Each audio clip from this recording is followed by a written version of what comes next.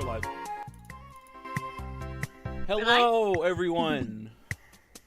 Welcome to day 2. You guys see me in OBS? Yes, day 2. I am your host, Annie Slug, here with Keki. Hello. And I hope you all enjoyed day 1. Remember that day 1 is available now, video on demand on the Newgrounds Festival. Finishing my monster there. Because it's already 1 p.m. Wow. Yeah, so hope you guys enjoyed.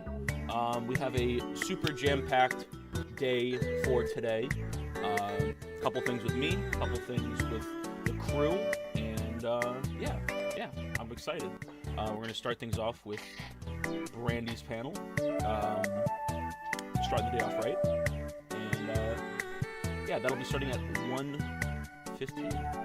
Right? So yeah, let me show off the stage here. Show the beautiful people coming in. Talk to the folks. We were just talking about how much we love the Discord music. It's so good.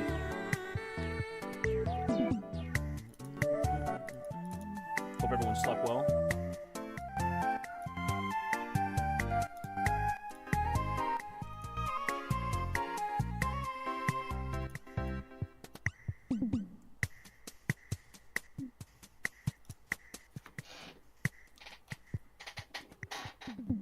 You hear that? That creak right there? Do you hear it? Yeah. The creek? Yeah. Don't be fooled. That's not the trap door in the corner of my room slowly opening as Grimblow tries to escape. I thought no, that was the support that's system my on new your chair. Yeah, it's the new chair. Because you're like 600 pounds, right? Are you like 600, 700 pounds? I haven't weighed myself, but the last time I weighed myself, I was a kid in high school, so I assume I'm at least twice as heavy now. So you're like 1,200 pounds then. You know, if I had to round up, yeah. No. Yeah. Could be me. It's like I'm like probably the most fit person on Newgrounds. It's actually a little crazy. I had to think about it. I was like, is 1150 rounding up or rounding down? You're supposed to round up on the 5. Yeah.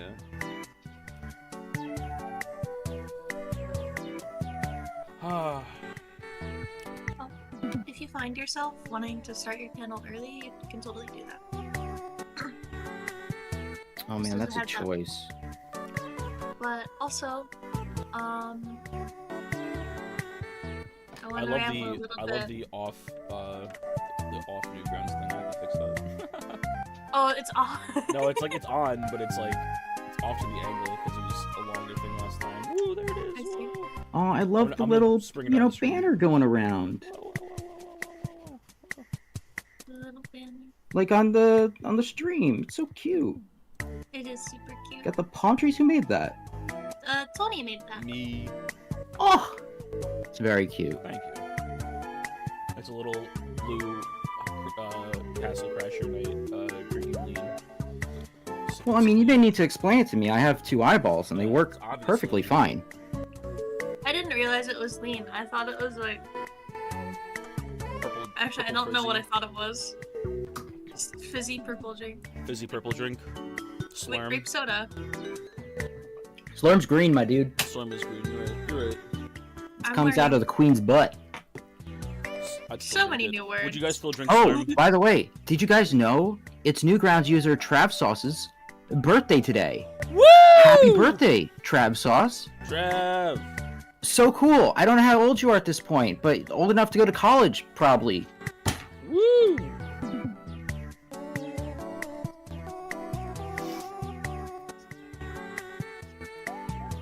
What? Did anybody else hear that? Hear what?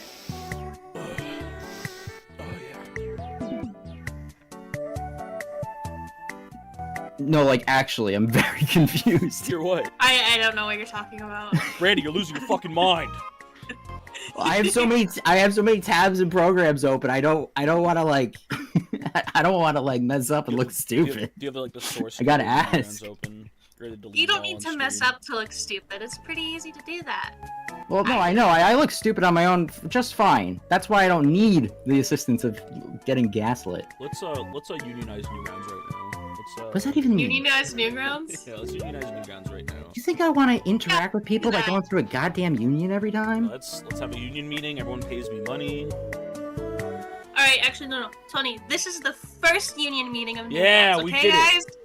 Let's go! Who wants to be a part of the Newgrounds Union? Mr. Tom is in there, standing at the concession, plotting his oppression. Did you say Mr. Tumnus? Tumnus. No, Mr. Tumnus Tom. Fulp. Tumnus Fulp. Tumnus Pulp. That's his new name, Tumnus Pulp. What would a Newgrounds Union even do? Exactly. What even the hell are you talking about? It would finally tear us from the. It would honestly, actually, technically. Yeah, systematic oppression. I'm with you, but it's technically is unionized if you think about it. We do pay supporter fees, supporter tax. We'd end the taxes. That's not for like a collective to act on our behalf. Yes, we line his fucking greedy pockets. I don't think you know what a union is. You know what? I know what this union would do. I went to 3rd grade. I know what a union is. But you should explain it. Me or Brandy? Oh my god, yappers! Bunch of yappers over here. Cut it short, miss. Holy shit, you guys are... Listen, I'm saving my throat for 1:15 and not a minute sooner. Oh. That sucks. I have a very grating voice. If I talk for longer than an hour in a row, people might lose consciousness. I'm like the mandrakes in Harry Potter. I didn't see Harry Potter.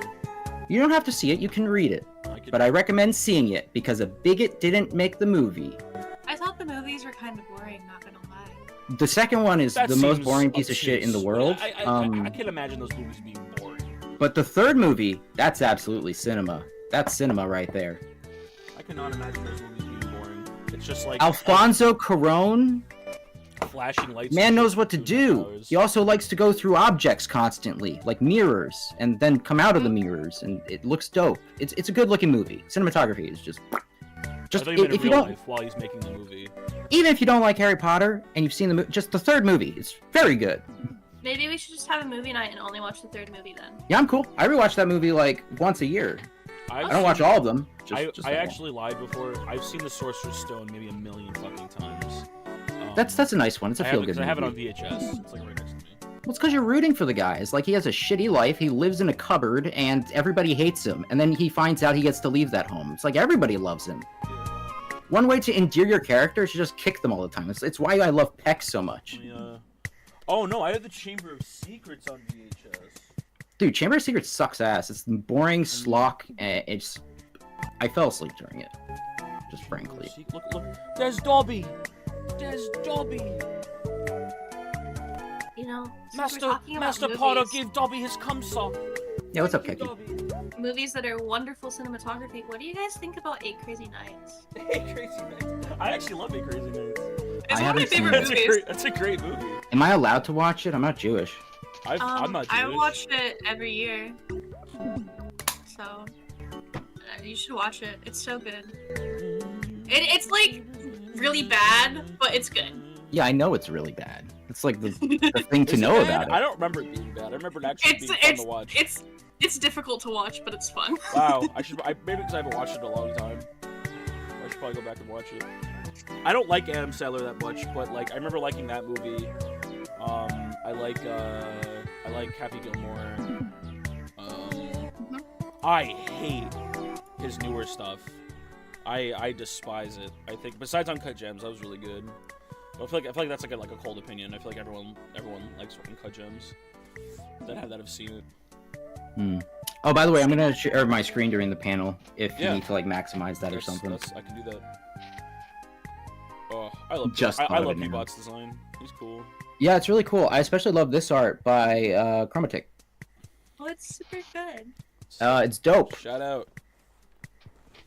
Yeah, this was for the Rumble reveal jam. I don't remember if this one won anything, but I just think it's dope. At least I got front paged. Oh, yeah, well, yeah. I mean, that one way to assure yourself to get front paged is to... Well, actually, it's not even true anymore. It used to be I would hide little Tankmen in my thumbnails, and then a mod would see it in the art thumbnail and be like, "Oh, Tankman, yes!" And then I get front page. That was my strategy when I was competing with people. Yeah, I was competing with people like Matt Lopes, who always gets front page because he's fantastic and nobody can match his style. And I was like, that's my strategies. I'll just put little Tankman and Newgrounds references, and then they'll have to front page me. But that doesn't work anymore just because of the sheer volume of people who have come year after year since I started. Yeah, it's almost doesn't work anymore. There's too many fucking posers around here, cramping our style. Nah, dude, I love Newgrounds and everybody in it. I feel bad for people who act ashamed that like Friday Night Funkin' brought them back to Newgrounds. Yeah, like, that's a people weird who go, thing, right? Actually, I had an account before that, so I really enjoyed it before. It's like, don't be embarrassed. It's awesome. Like, I'm glad that's what brought you. Like, you don't have to change the truth. Nope, I'm not gonna go, oh, you're not a real fan. Peasant. No, I'm gonna do that because I'm level 51 and you're goddamn nothing. You're nothing! That's my proof that I've been here. I think I'm like level 19 or something. I'm a scrub. I'm a little scrub. I don't interact with the site enough. I've been trying to force myself to do that.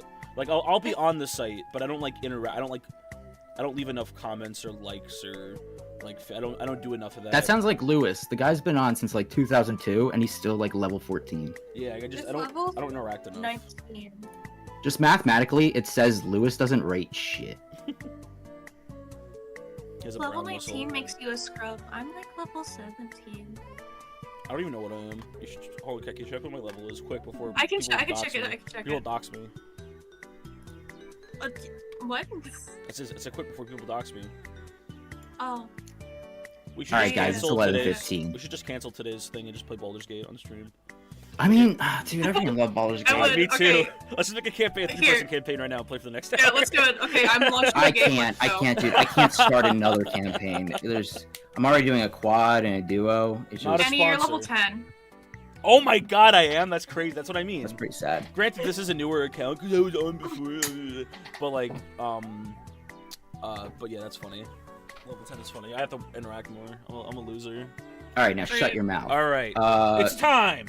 But feel free, if there's questions in the chat, feel free to just like prompt them to me. You can interrupt me at any time and I'll just resume like it was nothing. I'll be around. Because I'm that amazing. Alright, everyone enjoy the problem with peabot. Welcome to the problem with peabot. First of all, I just want to wish everybody a happy Robot Day. Happy Robot Day, everyone. It's a lovely day. It was started by Mind Chamber 16,000 years ago. And to this day, we celebrate robots like the ones he created, like P-Bot and M-Bot and the other bot. And D-Bot and G-Bot. Don't forget G-Bot, he's always pinging you to renew your supporter status subscription. Always and forever. In fact, he won't leave my friend EmuZip alone, and it's... honestly... Can we talk about the problem with G-Bot real quick? That guy is a creep. He only comes for money. Only. He never asks, like, how are you doing? You know, what's up? Hey, how's the dog? How's the life? How's the wife? It's always, where's my $2.99? Like I'm some whore. Anyway, this is a panel that I'm calling The Problem with Peabot. Oh, clickbait. My name is Brandon. I go by Brandy Buizel on sites like Newgrounds. I'm currently hosting the Live Action Jam, which you've probably seen on the front page. Yeah, I make stuff. Sometimes for money, but I make stuff all the time. So, the problem with Peabot, just to give you a brief summary, is we have this thing on Newgrounds called Daily Awards. We love them. Daily Awards are awesome. It's a great way to show who did the best each day, every single day. It shows the top 5 creations in any category. That's movies and games, sometimes audio. Yeah, audio can actually win the award. It's very rare, but you need enough votes. And then Peabot, he just calculates and tallies the results of all the reviews and scores of what was published that day, and he spits out the top 5, and it usually comes to major disappointment. And that's because we get shit like lewd thirst traps, straight up porn when it shouldn't be there. We get crappy content. We get shit by somebody who has 100,000 follows. That's basically like they just press record on their phone for 3 minutes, move some shit around in Photoshop, and then hit publish. And then, you know, because they have 100,000 people behind them, it just ends up at daily first. Because, and you're like, hey, that sucks. Why does Peabot do that to me? No. The problem's you, okay? The problem's not with Peabot. He's a goddamn calculator. He ain't doing shit, okay? Freaking Peabot does math. He just goes, review score? Views? Amount of reviews? Good. and he just tallies it for us. The problem is, Newgrounds is a curated site. All the content is curated, it's no algorithm, but we're the ones who curate it, and you're doing a shitty job. Like, what did you want me to do? Problem with peabot. You want me to prosecute a calculator? On Robot Day? I'm gonna get fleeced. Now, for those of you who aren't educated in this shit, and don't mind if the background flops between whatever my desktop wallpaper is, because I have tabs and tabs open. But this problem started with a little lady called Maxine. If you're not familiar with Maxine, this was a little thing that happened in 2018, where this won daily first. And me and Ninja Muffin were super pissed. Here it is.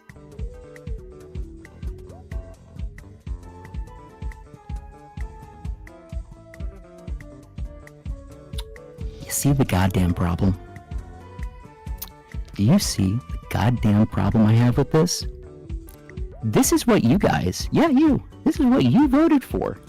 In fact, this rating is much lower than it was the day of. I have screenshots of it. It had a 4.9. My God. Let me just... What is... Anyway, so yeah, the problem is you guys. You're the problem, you're doing a bad job. Okay, great. Well, how can we fix it? How can we do a better job? Well, that's what I'm gonna talk to you about, stupid. But there was a point that was made on Twitter by Phantom Arcade when me and Ninja Muffin were complaining about this originally in 2018. He said, well, Newgrounds is, well, Peabot is just a calculator. You know, Newgrounds is a site that puts the stuff that people want to see at the forefront. So I'm just like, yeah, that's a great point. What's the solution to that, you know? And the solution is just, you gotta review stuff lower. I know that sounds mean, but hear me out. By the end of this, you'll be a believer, you'll be convinced that you should rate your content lower. Not necessarily your own content, but all content on the site. It's a fault of the community. It's two main problems here when we get stuff like this in Daily First. It's one, the fault of the community, but two, it's also a fault of the system. And I'll get into that. It's not a lot of the system's fault, but it's slightly a bit of a fault of the system. You know, it's not the system's fault that everybody's horny as shit for no reason. You know? That's not their problem. And it's not like the creator's fault either. When you have creators who have like hundreds of thousands or tens of thousands of fans who are at a clear advantage because, you know, if you like that creator, you're going to give them a 5. You want to say, I love the work you did. But, you know, that doesn't quite make sense. Is all of the work they do a 5? Why do we feel that we have to give everyone at least a 4 to feel like we're saying good job? We're training ourselves. Listen, the average score on art pages today is ridiculously high. I want to show you a couple different pieces that I created. Here's an art piece that I created way back in 2017. Digital painting. It took me a dozen hours. I worked really hard on it. It got some nice reviews. I felt like I deserved a 5. You know, I felt like I did a good job. I don't even post stuff on Newgrounds if I don't think it's at least worth a 3. Here's another example. That last one, it got a 4.7. This one got a 4.7.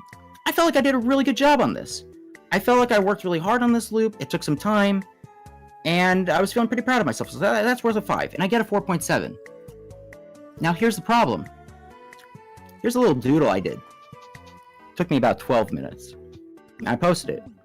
It's got about the same amount of favorites, same amount of views. It's got almost a 4.4. Why is the disparity between the best of our work, the average, and our worst work, why does the disparity have to be everything within 4.0? 0.3 of a difference? We have a scale with 11 levels. We can vote anything from 0 to 5 stars with half stars in between. Why are we only using 4s and 5s? I don't understand it. It makes me a little bit flabbergasted, quite frankly. But I digress. I want to talk to you about A-rated submissions first. Sometimes content slips through on peabot, and a submission will get rated daily first, or any of the daily top 5. And then the submission will be viewed by a moderator and they go, oh shit, that shouldn't have slipped in. And an A-rated submission will have won the award. Now, A-rated submissions can't win the daily awards, but an M-rated submission can. So we assume, some people are sneaking in their M-rated submissions, sneaking it in and not changing it to A because they're being malicious or something. And then a mod has to fix it. But now it's taken that daily award away from somebody who might have really deserved it. Daily awards make us feel good. Like it's a little shiny thing that pops up and it reminds you, hey, you did a good job. I love daily awards. It makes me happy. I collect them and I treasure them. It makes me feel like I did a good job. In addition, it's like the site saying I did a good job, as well as the reviews by people saying I did a good job. It's acknowledgement. And that's not our fault, that we want it. Now, some people, like Tom, have the solution where, oh, well, maybe the creator should just opt out of awards. There's a checkbox for that. But, you don't necessarily have to opt out of an award. You shouldn't have to opt out of an award if you feel like you did a good job on something, And maybe, sure, some creators are sliding in their A-rated submissions that get changed later, and that takes the award away from somebody who made like a student film or something worked really hard on, and it bumps them down the list, But is it always their fault? Are they always maliciously sending these submissions through as M-rated instead of A-rated? Well, no, actually. There was an incident that happened in May, and I'm mostly at fault for it. I wrote a review on a submission called Torque Out 2. And it's rated M, and justly so. At one point, it was actually changed to be rated A. And when it first came out, I had the response of, Tom, I want Peabot's level 2 status revoked because he messed up. And I'm not going to play the content because it's clearly like fetish shit, But it's not A-rated. And the problem is, it should be. You see, A-rated content is automatically filtered out. But when you judge a submission to be A-rated, you'd think, oh, well, if I just put in the bubbles, it'll work itself out. It should be A-rated. But the thing is, you have to lie to get a submission to be A-rated. This submission is M-rated. Here's the creator themselves showing the bubbles they ticked. There's not lots of nudity. Sure, it's fetishy, but it's fully clothed. It's not lots of nudity. The system decided it should be M, and a mod had to forcibly change it to A, which is lying about the content. And then it got changed back by Tom because it's not. It's not rated A. It belongs in the M category. But it shouldn't. We almost scared this person off on the website because I wrote a review for the submission. I wrote a review that was just like, and it got deleted now. I deleted it now because it brought so much hate to the creator that it almost scared them off the website. People got mean, and I'm sorry that I started that. That's one of my bad. But I said, blam this piece of shit. This is disgusting. I hate it. And it's because it's fetish shit that I'm not into. I think it looks bad, and I don't think the content or the quality is worth it. I would delete it. I'd blam it. But, that's my opinion. If it ended up in the A-rated category and never went to dailies, I would have never seen it on the front page. It would never have, offended me so. I'd never be curious to click on it. It would be in its own content realm with people who are expecting it and want that stuff. But the way that they're writing their content out in the rating system, the only way to get an A rating is by ticking the lots bubble when you submit on Newgrounds. Here's a submission for movies. All of it's ticked. Violence, explicit audio, explicit text, adult themes. It's all ticked on lots. Nudity on some. It's rated M. The only way to change it to A is by ticking lots. It's the only way. But that's not the only not safe for work content that exists. You should be able to leave it on some. What I suggest, and this is the part that I say this is the fault of the website, the fault of the system. We need a checkbox. And this was something that I want to credit the creator who we nearly clicked off the website. This was partially their idea. And I was like, oh, that's fantastic. You're right. this is a great idea. We should have a checkbox that just says, hey, this is intended to be not safe for work content. This is intended for adults. No one under the age of 18 should see this content. It should not be presented to them. Now, I don't hate A-rated content. I freaking love it. If you check my Twitter, don't, but my Twitter likes, it's very clear. I like A-rated content. Sometimes I make A-rated content. I work with their Pixon sometimes and release like straight up hentai. I was a judge for the Newgrounds treasure hunt this year. And the thing that I made win was a porn game. Because it was so exceptional of a game. I have no bias against it. Which is why I feel like I have to speak out when I think A content is misplaced. I have a lot of not safe for work artist friends, and you'll see in their Twitter bios and their Newgrounds bios, it'll say 18 plus, minors, DNI, do not interact. Hell, their Pixon has a safe for work alt because they don't want their fans to get crossed over. There are people who like the art, but not necessarily want the porn, or people who like the art but are too young for the porn. And they keep those accounts separate because they genuinely don't want kids to see it. So it's the fault of the website here that there's no option that just tick not safe for work, and it should automatically overwrite the rating to be A. It's a simple solution, and it'll cover a lot of bases. But, you know, A-rated content slipping by, that's not entirely the fault of the system. We have thirst traps and low-effort work by popular creators, and that is the fault of the community, of you guys. Now, Tom suggested this in the thread where I went back and forth with the creator of Twerked Up 2. And he suggested we remove the daily awards, which I thought was ludicrous, because the daily rewards make Newgrounds special. And he also said something about removing ratings. And of course he's gone back on that, but the idea that you would remove ratings from Newgrounds makes everything about the site go away. We have a rating system to tell us how good we're doing, or like how good others feel we're doing. It lets us show progress. We should be able to see ourselves improving through the rating system. We have tiers, 11 different buttons we can click for the system. It's not a like or a dislike. It's a goddamn 0.5, 1, 2, 3, 4, 5, everything in between. You know, it shouldn't be treated as a like or a dislike. You shouldn't be saying, hey, I like this creation, and so I'm giving it 5 stars automatically. Here's a creation that I particularly like. It's a good one.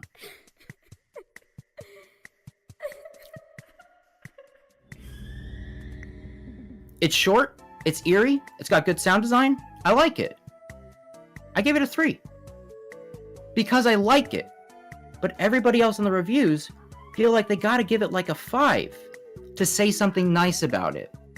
It's almost like the stigma that if you rate something lower than 5, you have to justify it. You have to say what's wrong, what can be improved. And I hate that. That's stupid. A goddamn 5 means it's goddamn amazing. You see, before we had this beautiful slider by Ivan Almighty, which I love. It shows every mood that you can reflect yourself. You could look in a mirror and see what your face is when watching videos and just rate based on that. It's beautiful. I love that Ivan made this.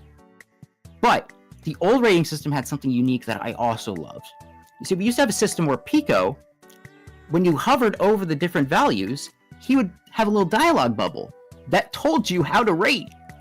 He had a little dialogue bubble where Pico literally says how he feels about a submission when you click on each one. He would literally say things like, blam this piece of crap. That's a 0.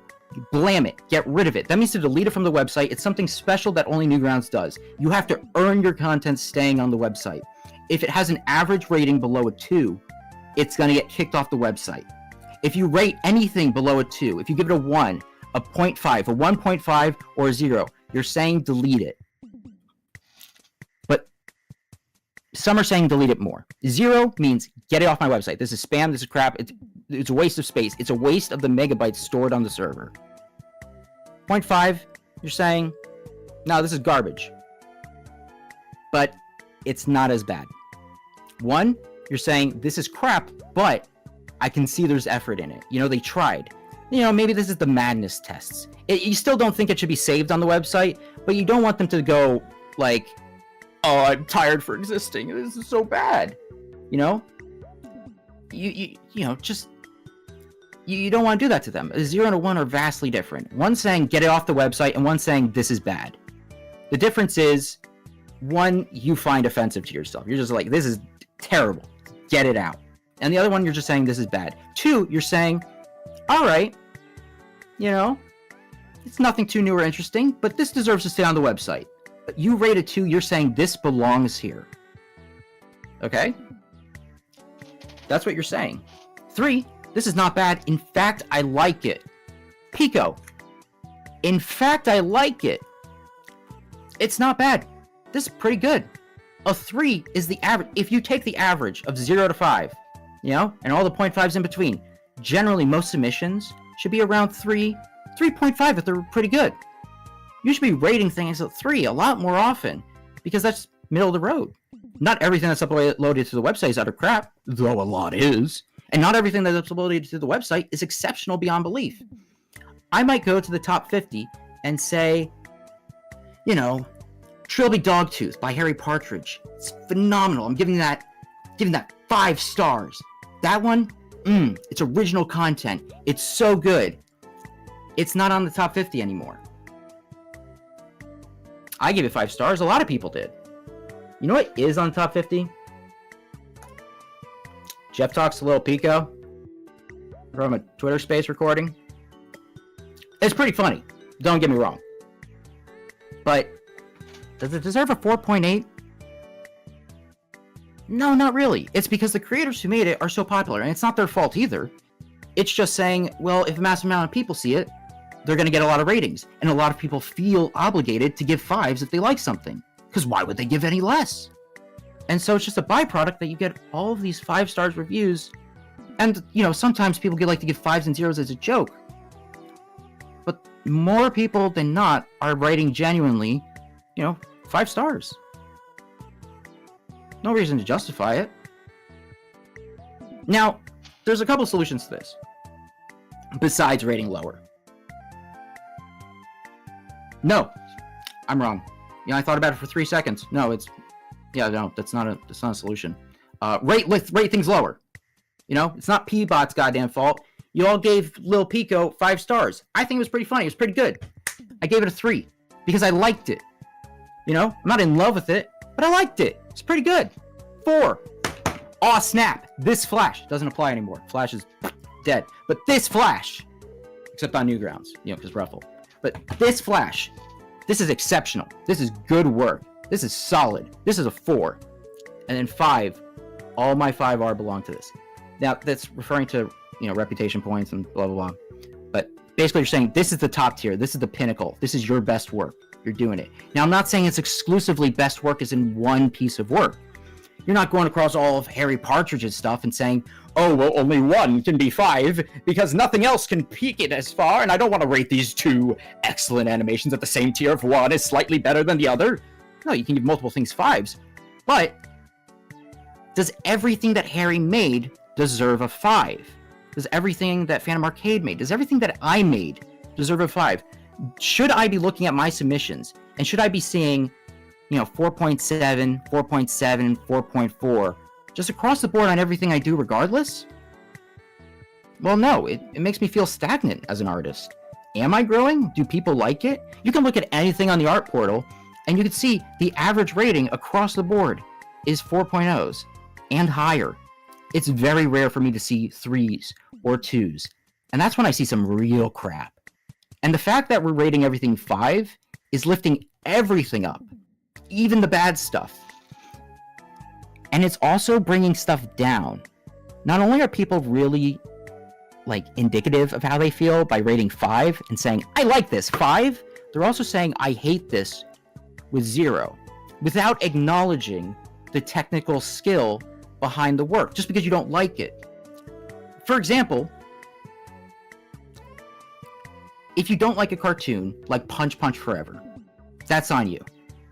It's not your humor, or you don't like it, or you have something personal against Speedo. Whatever the reason. You don't like it, you give it a 0. But you shouldn't, because on a technical level, you should be able to at least appreciate the skill, the quality, and the look of the animation, its duration. You should be able to acknowledge something about it that says, I don't want to bland this. Because when you're saying 0, you're saying get it off the website. Delete this. It's bad. Surely you don't feel that way. Maybe you feel, this isn't for me, I don't like this. Or even like, I hate Japanese, I want it dubbed in English. 0 stars. Well, at least acknowledge, that it doesn't deserve to be deleted. Give it a 2. At least say, this deserves to be on the website, even if I don't like it. It's the same deal as giving 5s. People are too willing to give 5s and 0s and write those reviews. Now, why do we see that as all of the reviews? Why are most reviews 5s and 0s? There's a dichotomy. And there shouldn't be. Again, we have 11 levels. But all of the reviews seem to be like 4s, 5s, 0s, and 1s. Why is there nothing in the middle?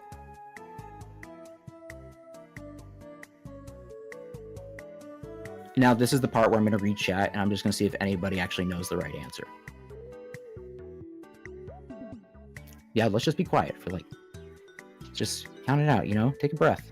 I'll take a sip of water. I'll wait. The dichotomy. Why do we see people write reviews that are always 5 or always 0? That's the question. I'll take another sip. Luxury of mine. Just a little luxury. Anybody know the right answer?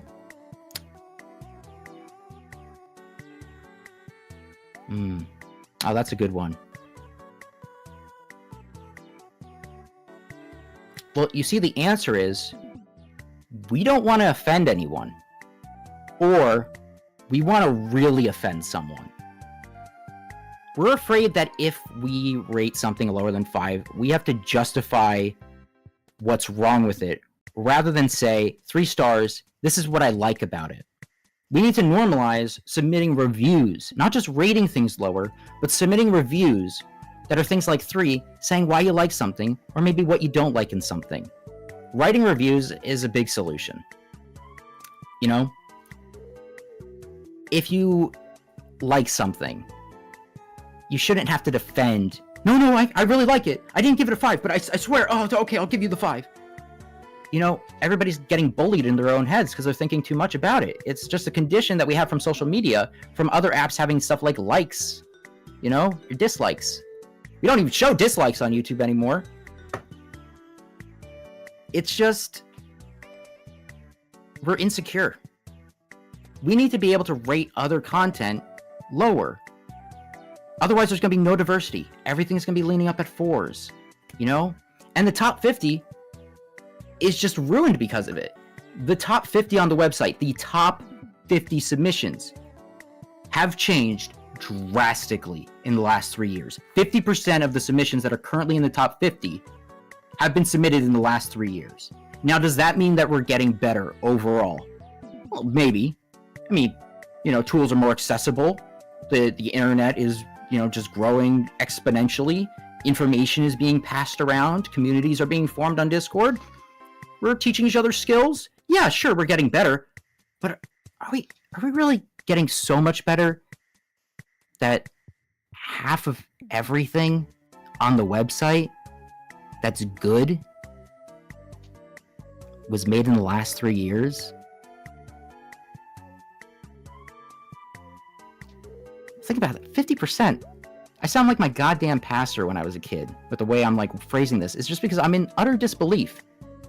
50% of the highest scoring submissions have been replaced in the last 3 years. I mean, some stuff, yeah, sure. Like the Madness trailer, that was incredible. Vaultware, it's a really great collab. And, collabs are another subject where, it's got a lot of artists behind it.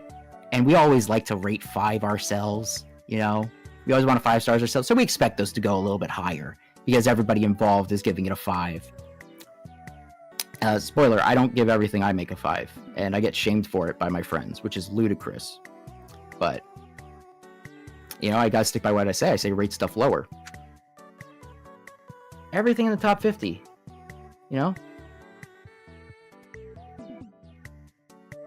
It's just...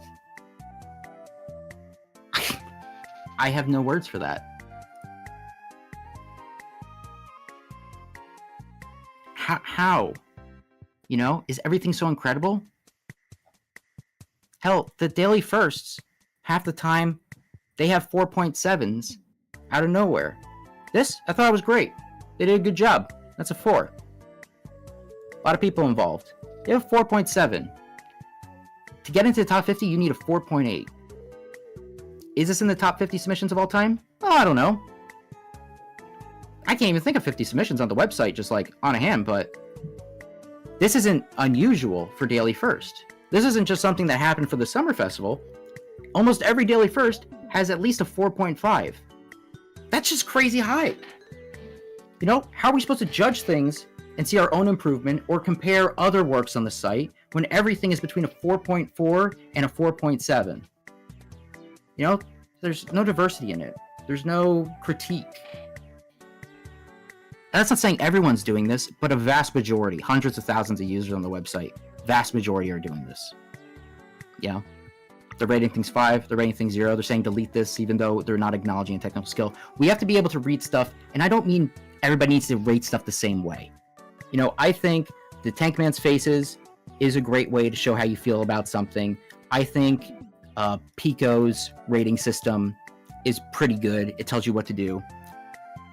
We don't have to all rate objectively, but we should start learning to rate things lower. And yeah, we all have biases towards things we like or things we dislike. And I have a bias too. I'd say I have about a half a star bias. I'm generally, when I rate stuff, I generally am close to what I feel like they deserve the average rating score to be. And sometimes I'm right. Really popular stuff, I tend to be a little bit lower. Really unpopular stuff, I tend to be a little bit higher. But generally, I try and aim for what I think the average score should be. This is what I think it's worth for its work, its skill, the time, the actual presentation, what it is. This is the average I think it's worth, with about a half point, you know, leaning either up or down depending on my biases. And that's the thing about biases, is I had a friend bring this up. They're like, well, you know, I can't not give a 5 to my friend. It's like, well, no, of course not. You can't give your friend less than a 5. What do you want to do? Stab him in the heart? Well, goddamn no. Just because you're not giving a 5 doesn't mean you don't like it. In fact, I have a story about a friend. I have been rating all content, my own content. I give myself 3s relentlessly because I don't think that they deserve much, you know? I'm trying to find a good example. Yeah, here's a short film I did in school. Oh gosh. No, that's too high. That's a 4. We did a good job. We didn't do that good of a job. But that's the half a star bias, you know? I feel like it's worth a 4, but I remember working hard on it. I gave it a half a star bias. You know? Over here's a little jam submission I did. Got about a half a star bias. I think it's about a 3.5, maybe a 3. Half a star bias. You know, I rate myself lower too. You know? We should learn to rate ourselves lower and our friends lower. You don't want to offend your friend, but here's the thing. You don't understand how powerful it is to praise your friends when they feel like they don't deserve it. Alright, here's an example. My friend Doggle. Doggle on the website. He's been getting better. He likes to dabble in voice acting and art and 3D.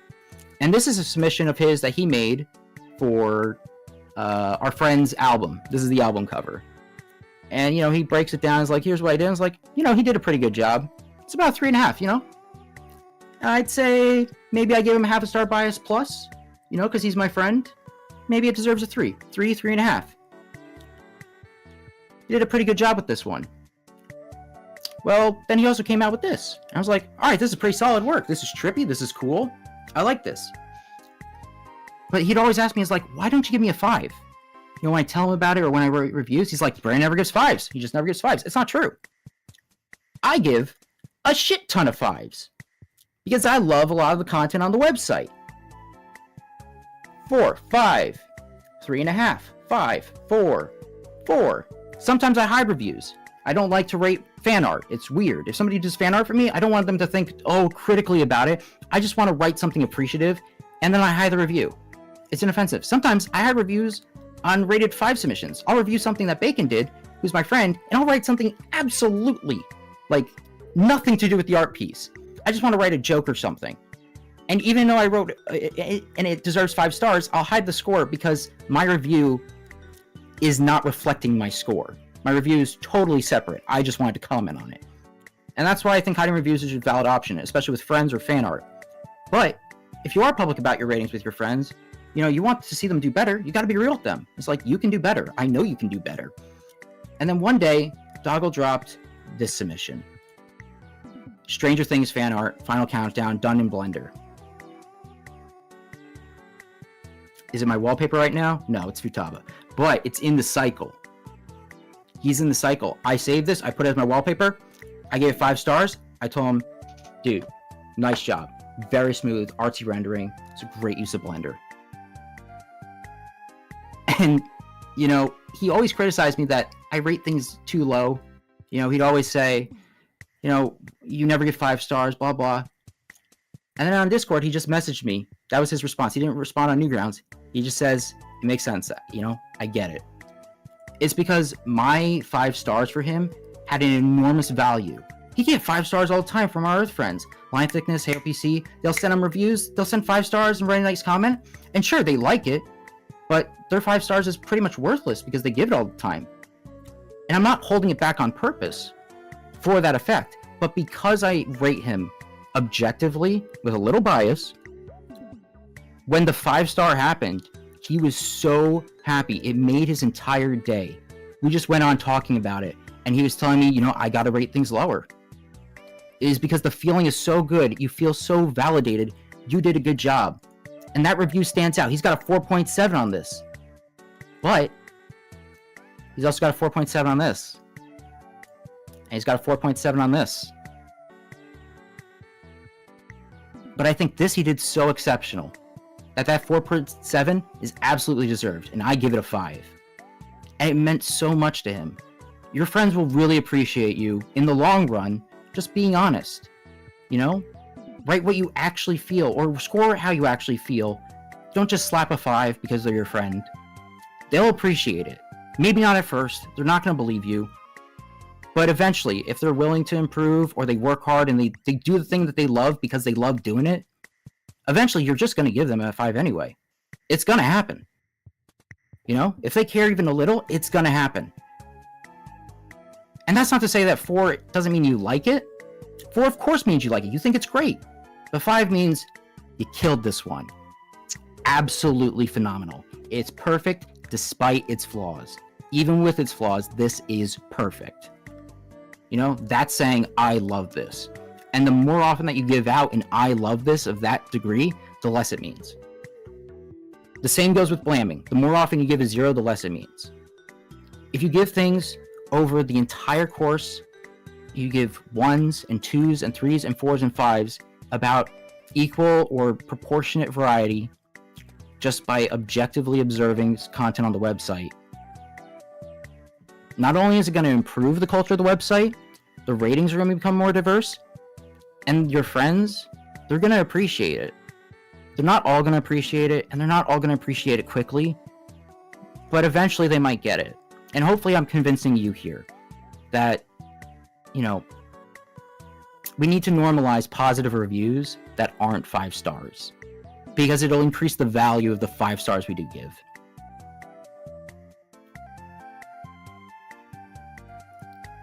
Now, if anyone's open to any questions, you can feel free to chime in. That's a majority of my tirade. But in summary, Peabot's not at fault here. Peabot is a calculator. It's you. And I mean that lovingly. It is you guys. It's me too. I'm not perfect. I have biases. We all do. But we can still rate objectively with our biases. Just think your bias is a little less valuable. maybe it's just worth half a star or 1 star. You think it's worth a 3, but it's your friend and you like them, maybe just a half a star more. Give it a 3.5. Because that's still saying, according to Pico, hey, this is pretty good. I like this. And if you're giving it a 2, you're saying, this deserves to be on the website. Even if you don't like something, you can acknowledge and give merit to the technical skill behind it. Even if it's not the... And I say technical skill, and I'm not trying to lord it like, oh, the technical proficiency of I've been to 12 major art classes and I do life drawing every day. You're saying is like the technical skill, I see that what they're doing, I see they're trying, and I see they're going to get better. This is 2. It's worth being on the website. I save this. This will be here. And then stuff like 1 and 0, you're saying, all right, delete it. 1, you're saying it's not ready yet. You're not there. Improve. And then when they finally are ready and it doesn't get deleted off the website, if they keep trying, if they're not somebody who gives up, if they keep trying, they'll feel really satisfied being like, all right, I finally made it. My little crappy cartoon is good enough. Now I can get even better. Now I have like a baseline. This is where I can start to improve. Or I give it a 0 if it's absolutely crap and spam and you're just doing your duty to protect the portal. You know, you're saving the megabytes, you're saving the server that Tom has to pay for with his Castle Crasher royalties. A 0 is you doing your duty. A 0 is an I don't like Sir Paylo, Spooky Mud sucks. You know, you can at least acknowledge it's pretty good. One comment here, not a question, but a comment, and I think it might be something you agree with. Yeah, sure.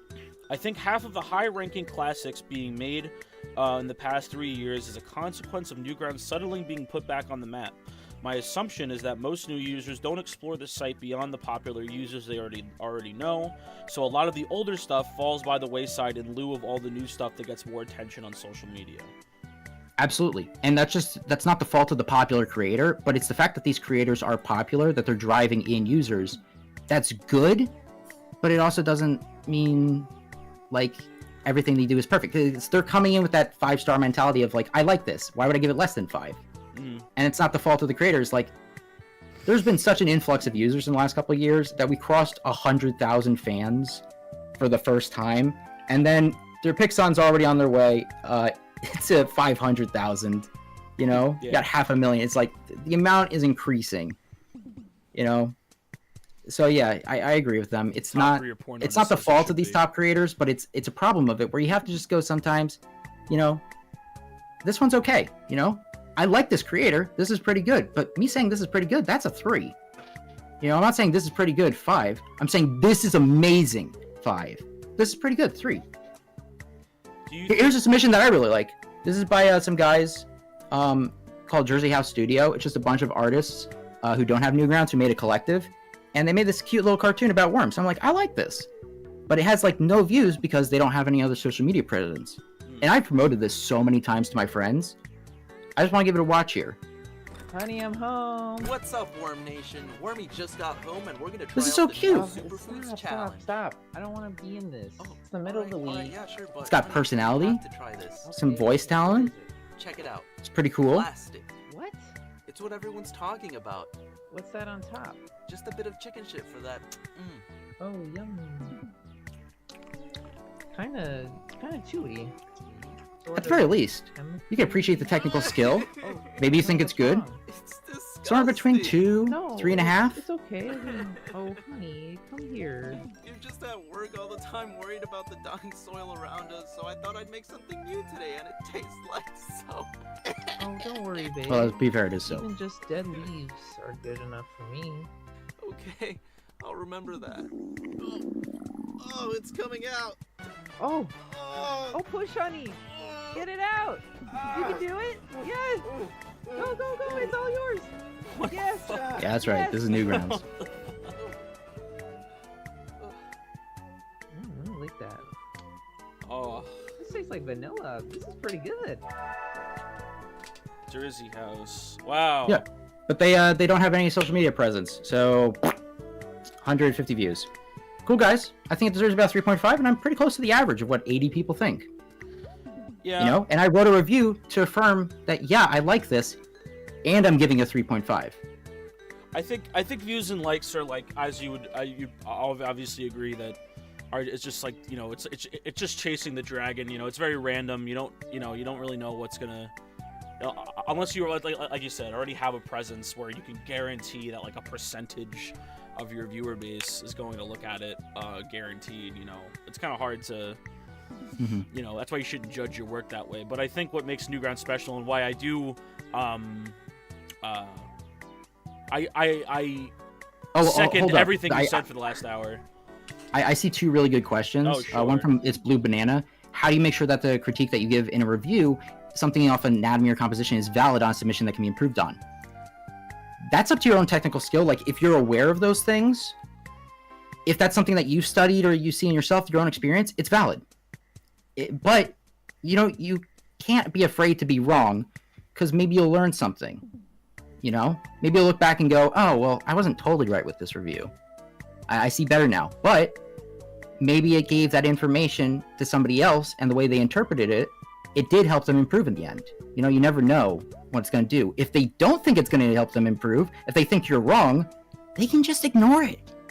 Or the good thing about like critique, a YouTube comment. Yeah, or the good thing about critique, whether it be quote unquote right or wrong, is that it encourages the person to at least like steel man their own art piece for a second, or like be their own. Yeah, just like look at it and think about it. Yeah, be their own. Like, because then even if they're like, you're like, do I deserve a 5? Yeah. It's like, what would I give myself if it wasn't me? Also, this ties into Believe's Fox. Their question is, how should reviews be accurately given if the reviewer is limited in certain areas of knowledge, like audio production? That's exactly me. I don't know shit about music or audio. I can tell you when a podcast is edited right, but beyond that shit, the audio portal is mostly me unaware giving 3s, 4s, and 5s. If I think it's really, like, my bias is a little bit higher because I'm less informed, I'm less knowledgeable. But the more you know about your own craft, the more that you can appreciate the subtleties and say, this is more of a 3.5, or this is a 4.5, or this is a 2.5. It's not quite a 3 yet. But you're also a consumer still at the end of the day. You're a consumer of the art. Like, it's like, if you don't like it, you don't like it. Like, you don't have to, like, your opinion doesn't have to be, like if you're trying to die in a hill, yeah, you better have something to back it up. But like, if you're just like, man, I didn't like that, like, that's totally valid. There's nothing, you're not like, you know, I think it's also fine to be like, it was fine, I guess. Like, I there's sometimes I'll give 3s where I'm just like, it was alright, you know. Yeah, no, Micro Bihan is asking, is it valid to rate animation and genuine 5 baseball? Blah, blah, blah. Whatever your reason, you can absolutely rate 5s. I'm not saying not to rate 5s. Everybody's rating system's a little bit different. Mine's a little bit lower than most, but I think everybody in general should relate lower because everybody's leaning a little bit too high and not touching the rest of the scale. Your bias might say, yeah, I mean, I could see technically this is like a 4, but you're like, there she is. This is kind of legendary. It was so good for its time. It's like, yeah, I'll bump that up. Maybe a 4.5, maybe a 5. You know, maybe your bias is a little stronger than mine. Instead of half a star, it's a full star. Just don't let your bias overwhelm your objective rating. Don't like look at something and go, you know, I think it's a 3, but you know, it's got history, so it's Ed's world. I'll give it a 5. There was a call to action that Tom Fulp made a couple of years back where he said, hey, there's a bunch of new users on site, and you know, maybe and he was pointing out the top 50. He said maybe we should all go back and look at some of these top 50 and some of these older cartoons and redo our ratings, because back then when I first joined the site, there was still a submission in place where when you submitted a rating, it was stuck and you can't change it. You couldn't change your ratings until like 2018. Yep. Like at all. Yeah. And then when he released that update, he was like, maybe we could go back and re-review some old stuff, because a lot of stuff's leaning pretty high in the top 50. Like a lot of Ed's World's up there, and it's like, we love it, but Spares isn't that good objectively. Is it a 4.8? Ugh. Yeah. No. Because also if you're saying that is a 4.8, when Ed got super good and did Hammer and Fail, and that shit was dope, that also got like a 4.7. And you're saying Spares is better just because of more history? That's gotta hurt. Imagine being told that thing you made 7 years prior is better, even though you know it's objectively worse. It's not a good feeling. Also, Chroma, I'm not accepting art critique during the panel because the panel's short, but feel free to send me stuff on Discord or wherever, Twitter. Weird. You know? Are there any other questions that you picked out that you like? you know, there weren't a whole lot of questions. A lot of it was just kind of commentary. And the only main one that I felt was worth mentioning was not saying all the commentary is not worth it, but the one that I read out that mentioned, you know, off-site influences, I think is important to also, like, you know, keep in mind. But yeah, no, I fully second, you know, what you were saying is, you know, it's a rating system. It's not a like on Twitter or a like on Instagram. It's like it's there for a reason. So I totally like I use my favorites thing as a like. That's like if I want to look at this later. Yeah, that's exactly what it is. Because that's how I like things on social media. I don't just like every post I see. I like posts that I want to look at later, or like. Well, good. You'll notice this on Newgrounds. On my profile, I don't have a tab that says, you know, latest favorite art. I have latest favorite movies, latest favorite games, latest favorite audio. I don't have a latest favorite art because I feel like that list would be so overwhelmingly big. I'd feel bad if I left anything out. So I just never favorite art. Ever. But that's what it's for. Hell, playlists have been improved, and now that's even better. And you can use that shit to keep track of what you really like. You know, the score isn't the same as favorites. And I'm glad we have different systems for it. We just need to treat them differently. You know, we have to recognize that there's 11 levels. 0.51, 1.52, 2.53. All the way up. I'm not going to count it. That's boring. But you get the idea. You know, try and think a little bit objectively despite your bias. And then, you know, apply your bias. It's like a half star toward, like, I like this. This is my jam. Half star up, maybe a full star up. Or, you know, I don't like this, but I can appreciate it. Technically, objectively, I'd give it a 3, but I don't like this. I don't want to send that signal. 2.5. You know, 2. It shouldn't be deleted from the website. Give it a 2. Yeah, I feel like also I think the knowledge that, oh, if this gets rated too low, like, it could get kicked off the site. You know, I don't want that to happen. You know, I feel like a lot of people, you know, I think rightfully are like, oh, geez, like, that's like, you know, do I want to give this thing the potential guillotine or even give it the chance of getting it? You know, so that's probably why people rate high too. Is like, hey, like, I like this a lot. I don't want it to risk, you know, because, you know, especially. Well, there's also corrective voting. Like, for example, you'll see something that's rated lower than you think it should be. You'll see the average score and you'll go, I think it should be higher than a 3.5, so I'm going to give it a 5, so my vote's worth more. Stop it. You're the problem. No. What are you doing? You can't correct voting like that. You're worth nothing. You're one vote. Just rate it. The thing is, if you all start rating accurately, it'll solve itself. Yeah. You know, we'll lean towards the better average overall. We just got to be a little bit more honest. We don't go do corrective rating. We don't say, all right, I like Spooky Month, but this is a little high. Maybe if I give a 0, that'll help lower it. People do that. It's stupid. Yeah. It's goddamn stupid. Just go, oh, I'll give it a 0 because the rating's too high. I need to lower it. You're not, like, who are you helping? Just give it a 4 or 4.5. It'll get lower. You know, if it's got a 4.7, it'll get lower no matter what you give it if it's not a 5. Also, Forge Frog says, do you think Rotten Tomato style, you know, separate critic and audience rating? No, because that's dumb. Critics, I mean, anybody can be a critic to an extent, and everybody's in the audience. Separating them just sounds like a whole extra list of confusion, and it's probably the kind of shit that makes Tom think about deleting the system. No, I don't think that's a good idea, especially because a lot of times critics aren't people who make stuff. And sometimes the people I respect the most, their opinion of, is other people who make stuff. You know, I want to hear what they think. But they might not think of themselves as critics because they just make stuff. And then people who think they are critics only consume and can't appreciate beyond that level, like, what goes behind each cartoon or game. You know? It's like, you don't have to be a game developer to be a game critic.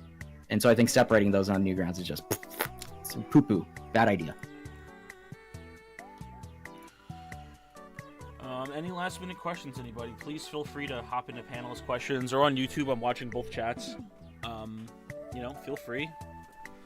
Oh, and also, I admit that I have my own advantage. Creators who have more fans than other people, Like, for example, I have like 6,000 fans.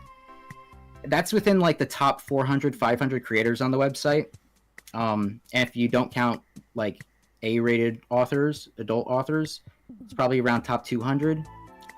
And so I'm at an advantage that a lot of people don't have, is that a lot of people will just see my stuff and I'll tend to get 4s. It's hard for me not to get less than a 4, no matter what I post, which is kind of crazy to me, you know? Because how do I know I'm doing good? Is nobody's rating me objectively anymore? But it also makes me feel bad. I feel conditioned to expect a 4. Because if I don't get it, I feel, oh, what did I do wrong? Because it's so prevalent. We need to not only rate things lower, but we have to be prepared for that expectation to shift. We shouldn't all be trained to expect a 4. Otherwise, we're going to always be disappointed. You know, we got to normalize these levels over time. What's your opinion on people who rate a 0 on submissions but then slap it with a positive comment?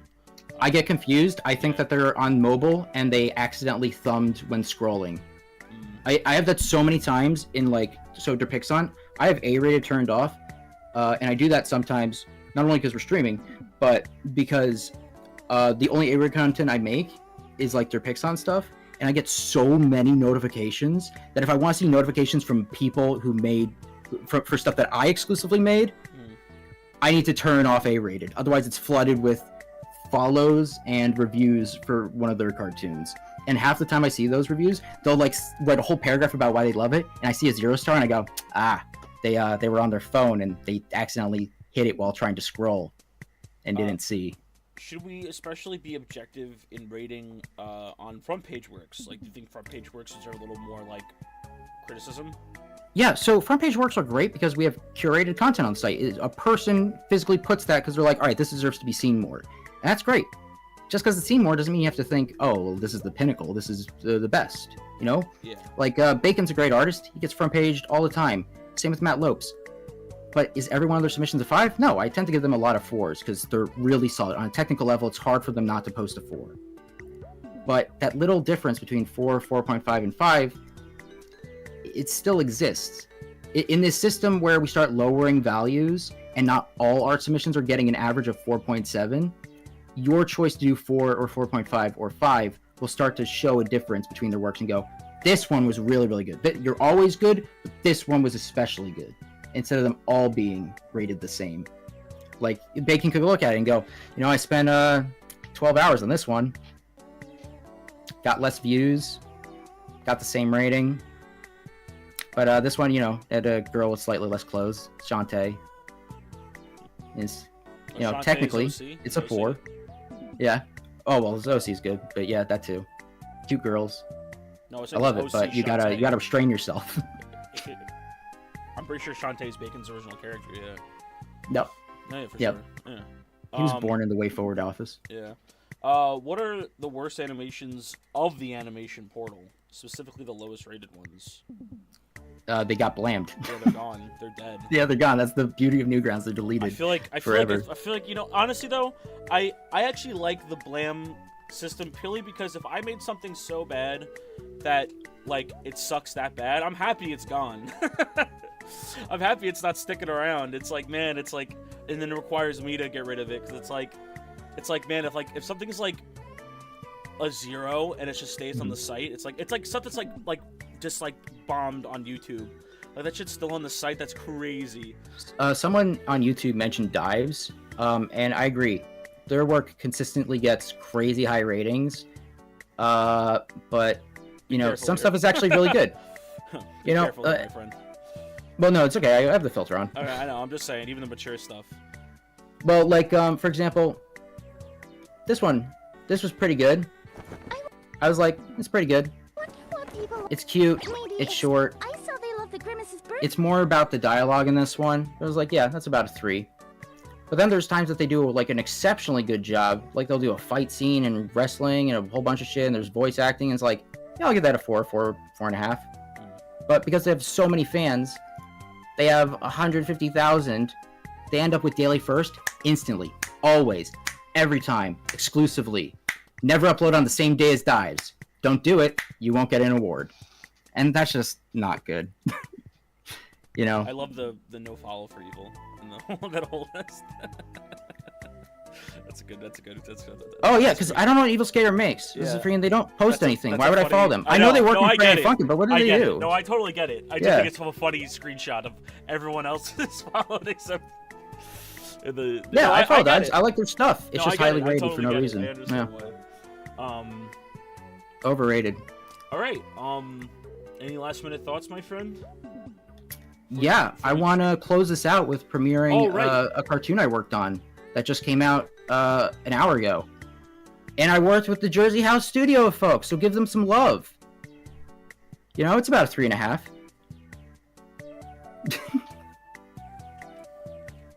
See, I do it. But yeah, you should give them some love. You can find it on my page, but you can also find it on theirs, and you should follow them because they make some really cute content. Like the worms eating shit, and some other cool loops. Like this one called Traffic Jam. It's real cute. Love it. Great job. But yeah, I thought I'd just end it on a new cartoon. Oye, Ricardo, ¿quieres ir por unas chelas después de esto? Sobres. ¿Me das un ride? Ay, ahí viene Juan. ¿Quién es Juan? Juan, el güey que trae paraguas como gorra. El otro día tenía un aire acondicionado amarrado en la cintura. Oye, Ricardo, ya por fin resolví nuestro problemita de calor. ¿Qué hiciste esta vez? ¿Un traje de hielo? ¿O una alberca de niños llena de limonada? Mejor, me deshice del jefe de Chevron. Mike Weird. A ver, ¿cómo que deshice? ¿Lo hice desaparecer? ¿Qué? Sí, Vito. Ay, por fin. ¿Te chutaste a alguien? ¿Por qué, Juan? ¿Por qué? ¿No ves que su compañía lo estaba haciendo todo más caliente? La verdad es que era lo más fácil, pero... ¿Entonces qué? ¿Vamos por unos virongos o qué? Si tú manejas. ¿Por qué me lo dijiste? No quiero estar implicado en tus pinches crímenes. Ricardo, ¿Sabes qué pasa si me deportan a Sinaloa? ¿Lo sabes? respira, tranquilo. Compa, mira, cierra los ojos. ¿Qué? ¿Qué me vas a hacer? Nomás ciérralo, deja de quejarte. Ok.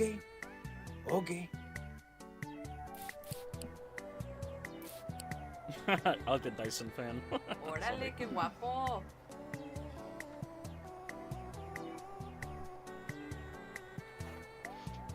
But yeah, that's been my time. Thanks for Love it. coming, guys. That was awesome. That was very funny. I hope you like the problem with Peabot.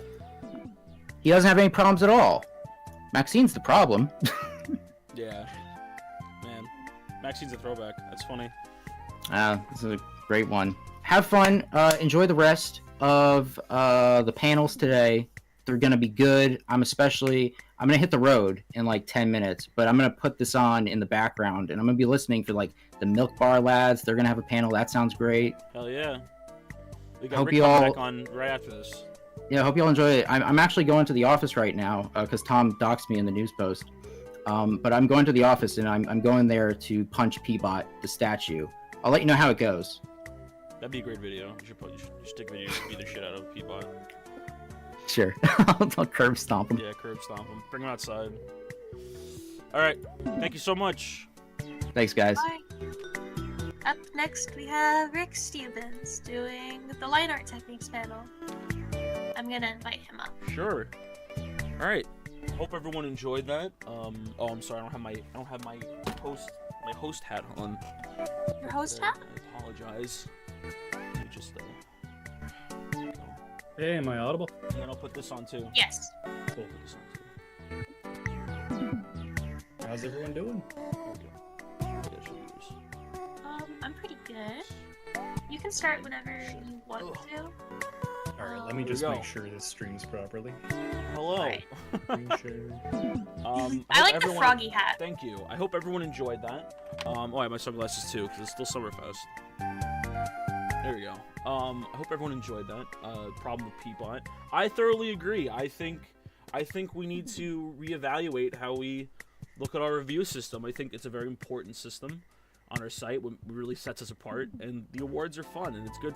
It's always fun when someone that deserves a trophy gets a trophy. You know, that's kind of the gist of what I'm sure Brandon was talking about.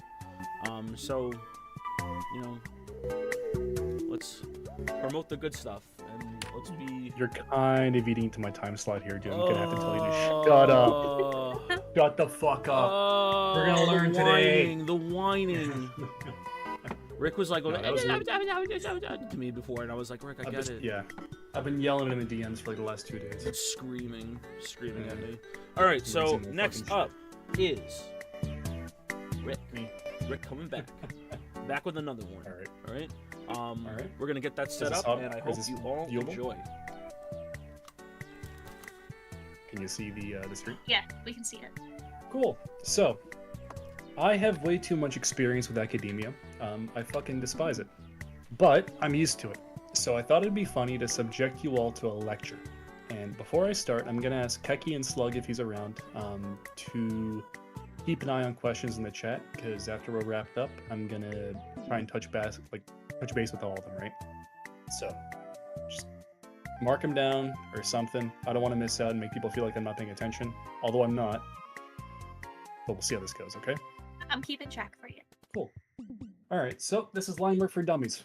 We're gonna wax poetic for a bit. We're gonna chat around about meaningless crap, and eventually at some point you might learn something. We'll see how it goes. So, what the fuck is line work? I don't have an answer yet. Let's see if we can get one. So, the best way to arrive at a conclusion probably is to work in terms of narrowing it down. We can start off with the sharpest comparison in terms of approach we can find. What are we trying to achieve when we set out to ink a piece versus when we try and paint an image? Well, at its fundamental level, working in this medium carries the intent to project a three-dimensional or stylized three-dimensional scene or composition on a two-dimensional surface. We all have our own little internal mechanisms on how to picture and lay things out, with stuff like perspective grids, deconstruction to basic shapes, direction lines, all that complicated crap that it takes a lifetime to get anywhere with. But once your internal view is built up and you're ready to lay it out and it's complete or close enough to form, things tend to diverge based on approach. A painter will observe silhouettes, block out forms of tones and how they project onto his canvas, often in sort of a defocused form, and then narrow down on the details. A sketcher and an inker will do a similar narrowing, but instead of with a blocking brush, with simply lines. Lines are the simplest way for a person to start a projection. Pointillism can suck my nuts. Really just an expression of contrast. But as opposed to how a painter uses contrast between objects or blocks, a sketcher will use contrast to denote an edge. An edge is somehow the simplest and most complicated bullshit thing on earth. I'm not talking about the geometrical definition bullcrap or waxing poetic like Plato here, not trying to be Euler. An edge, when you're drawing, is the end of something and the beginning of something else. A painter's edge is the side of his block, the corner of his brush, but an inker's edge is the two-dimensional line he's laying down. It sounds like inane bullcrap, but hear me out. What is the object here? To the painter, it's the tonal mass, and to the inker, it's the line itself.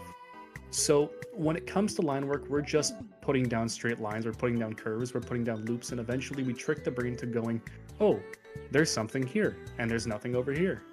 We picture the human arm or the human eye and say, oh, the outer bicep ends here and the tricep ends down there, and it folds over itself like this, and I'll just mark that crease. And we can sort of arrive at the conclusion that this is what line work is. It's using these wacky two-dimensional things to trick the brain into thinking something's there when it's not. And somehow we can do this better and better and better until we get really good at tricking everyone's brains. So, that's well enough. Very different techniques. What about inking versus sketching? Aren't inking and sketching both doing this? What's the difference there? So, let's take a break from the pseudo-intellectual wank and nail this down more technically. Both can be loose, but a sketch is looser. Both can have variations in opacity, but a sketch more so. Line work and inking typically work in absolutes. A line is here, and the rest is blank. But a sketch can be shaded and blended, with pressure on the pencil or charcoal having far more of an impact on opacity. In my personal opinion, a sketch is an impression, while line work and inking is a refinement. So, from this, I think we've arrived at something enough to draw on for a decent answer. Line work is the refinement of a sketch, underdrawing or mental impression to define a figure, a form, or object we're trying to detail. So, with that perspective, let's have a look at a few examples to see how we can do this effectively. Like I said. So this is Franklin Booth. Let's use a similar approach to how we started. We'll look at some polar extremes of style and then see where they converge. This is the work of Franklin Booth, a very talented engraver and inker from the turn of the last century. Engraving as a medium is literally the engraving of metal or wooden plates to make prints, and this leads to incredible sharpness and detail in the final images. Booth uses traditional techniques like hatching, varying line weight, etc., but in my opinion he does it exceptionally well. His lines don't really change in thickness all too much, like you would see in something like an ink brush painting, we'll touch on that later, but rather he has a broad variety across the work itself.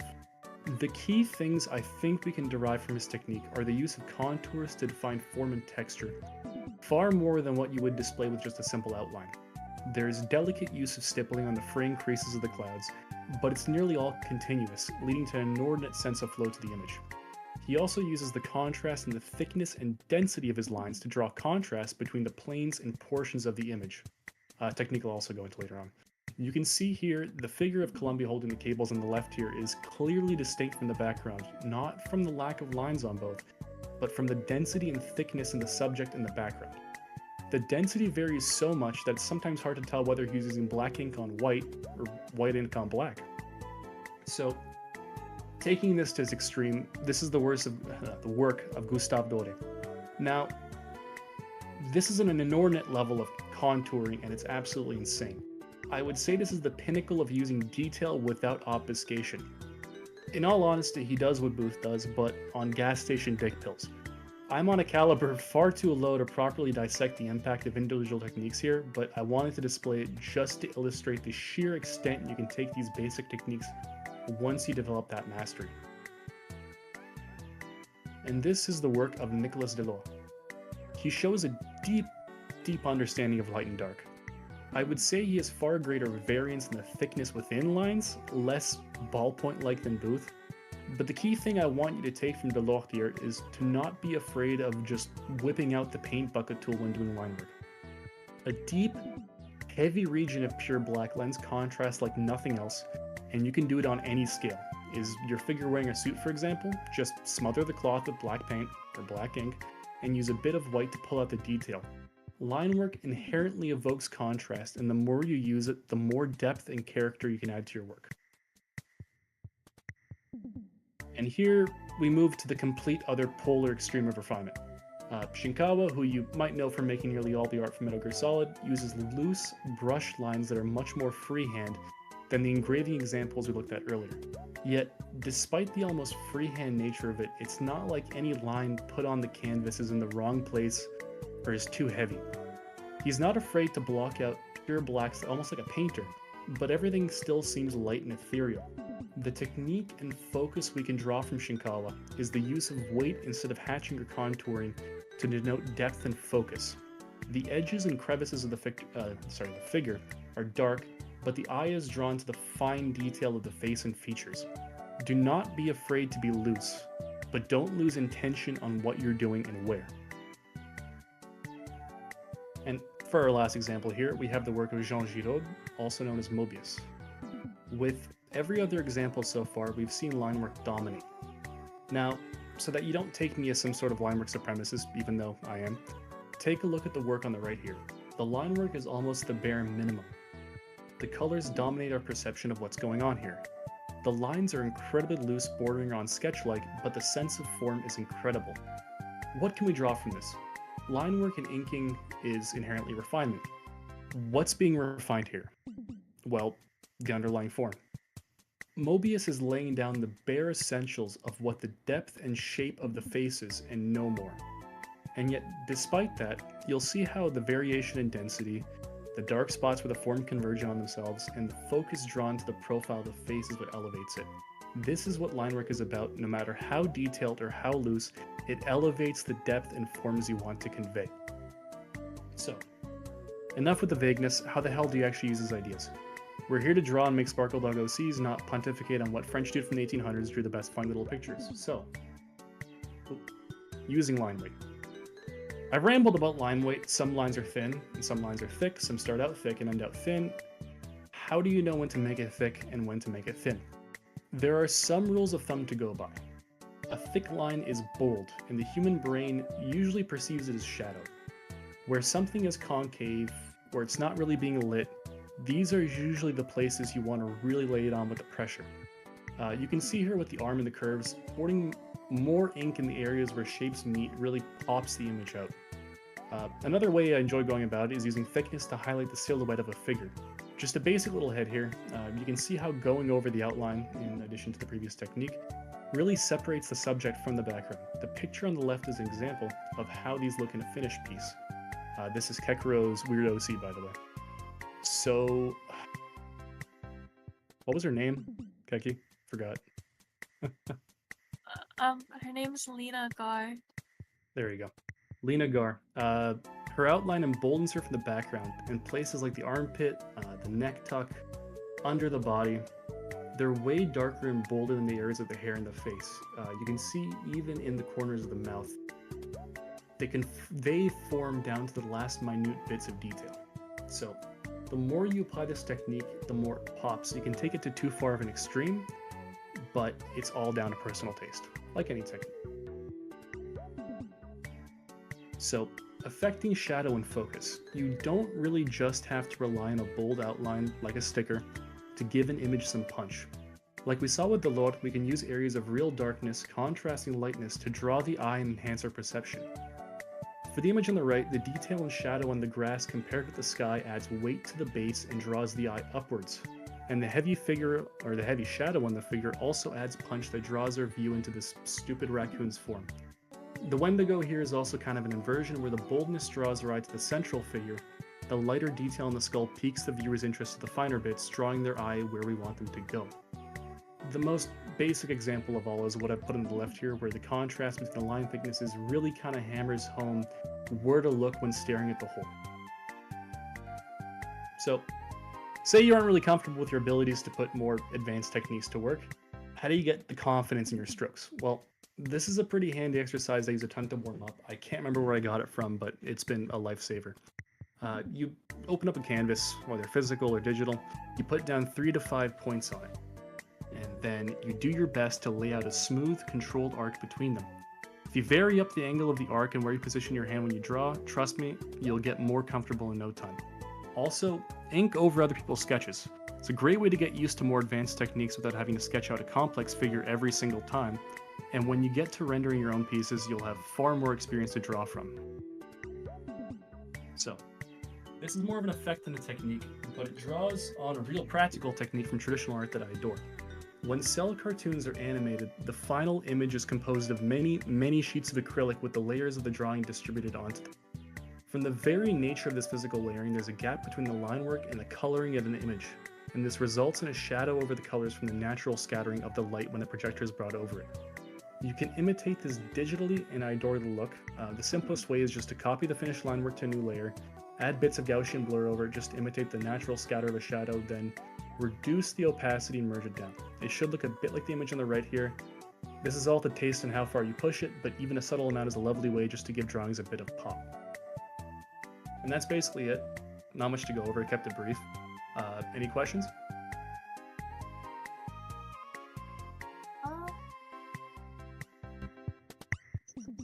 There weren't any questions on a YouTube channel.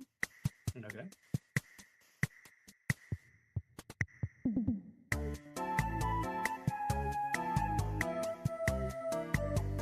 We'll give it a sec, people are typing. Yeah, give it a sec.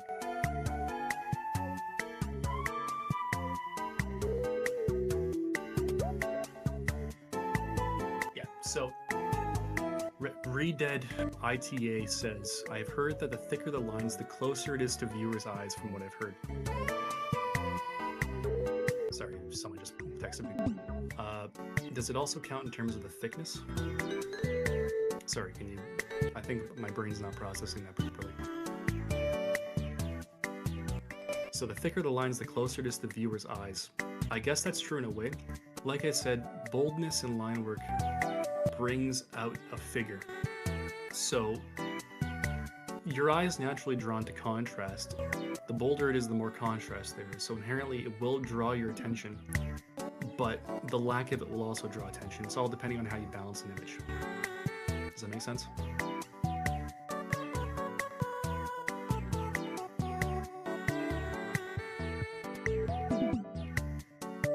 Oh, by the way, Keki had a great idea. If you want to put your line work in the chat, we can go over and have a review and see what we can do. I know some people were asking for art reviews earlier, but I feel like it might be more appropriate here. Yeah, of course, whatever. Is there a difference in applying line thickness in traditional art versus digital? So, something I've personally noticed is digital does not have the feeling of ink. When you're inking physically, you're literally moving a substance around. It does have a different texture to it and a different feel, depending on how your tablet's finished. There's more resistance in the page. That just comes down to what you're used to. There also, I do find, you'll see artists like, who's the guy who made Berserk, Miura, I think it was? A lot of Miura. Yeah. When a lot of them transition over to digital, they rely heavily on the page itself and the medium they're drawing on to give texture to the line work and to the color itself. When you move to digital, it's just ones and zeros, right? Not literally, because there's RGB values or whatever, but it's a lot sharper than it would be, and it's not distorted by physical phenomena. So you'll have to rely on different brushes a whole lot more, getting used to different pressure sensitivities, as opposed to a pen, which is inherently more tactile and you can get used to it, much more intuitively. What is the best way to do art studies, let alone on something like line work and line work specifically? Are there any other exercises you can advise to improve said works? So, like I said, when you say studies, I'm assuming you mean like, still life kind of crap. But when I talked about inking other people's drawings, as long as you don't publish it, it's fine to trace in this situation. Line work relies heavily on muscle memory in general. This is why, people, when they buy a new tablet, myself included, they get screwed up for a while, because the pressure curve is different, feels different. It's like painting with a marker as opposed to like a ballpoint pen. It'll screw with you a lot. The main way you can build up muscle memory in general with anything is practice. That's why doing line work over existing images is a great tool. Even if you just do it bare bones, you can feel free to do that. Try out different brushes a lot.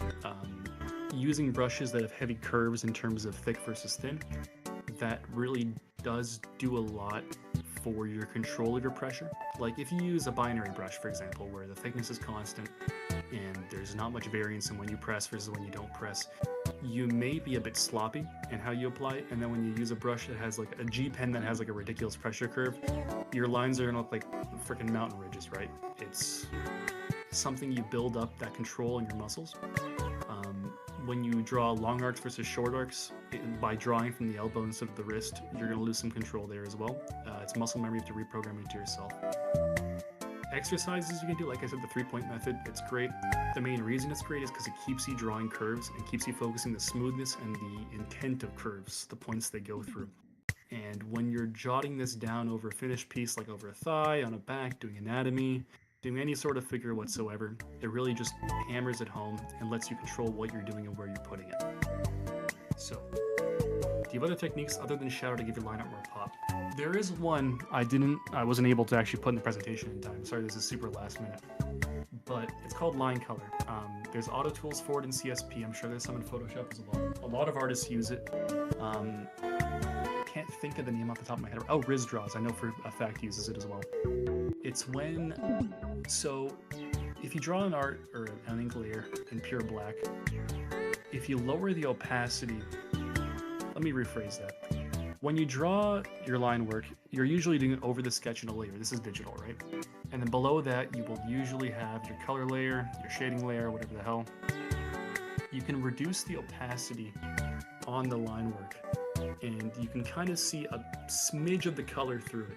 The line work's still bold, it's still the defining edge, but it's not quite a pure black. There are auto tools to take the colors below a layer and apply them to the line work layer itself. So like, if the line work is going around like a blouse and the edges, or the blouse itself is green, it can tint the corner of the line work on the corner of the blouse itself more greenish. And it does make a drawing much more colorful. You reduce a bit of edge to it, not pun intended, I know, but it does cut the edge off a bit. It blends it all more together. It's a very useful tool. I have an auto script. There's ways of doing it manually with you copy the line work, you create a mask out of it, you take a copy of the color layer itself, you multiply onto that with the mask, and add that over as a screen. It's complicated. Just look up auto tools. I guarantee it's a one click and makes your life a whole lot easier. other than that, let's see. A technique I often use actually is framing with line work. So, Keki, if I post an image in chat, can you stream it? Yes, I can. Okay, cool. I'm just gonna pull this. This is a good example. Oh wait, I think Tony, you're the one actually streaming to YouTube. It's up to them. I'll put it in general chat here. He's gonna put an image in general chat. Can you put that on YouTube? On the stream? Awesome. Let me know what's up. Sorry? Do you want me to do it? I'll do it. Just open it. Oh, okay. Just don't know how to open it. My Discord is very unreliable here. Let me know if this is visible. Screen. Is this showing up?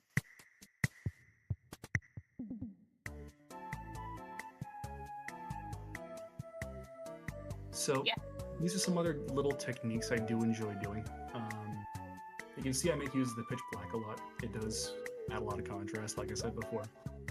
The hatching there is sort of like a modeled thing.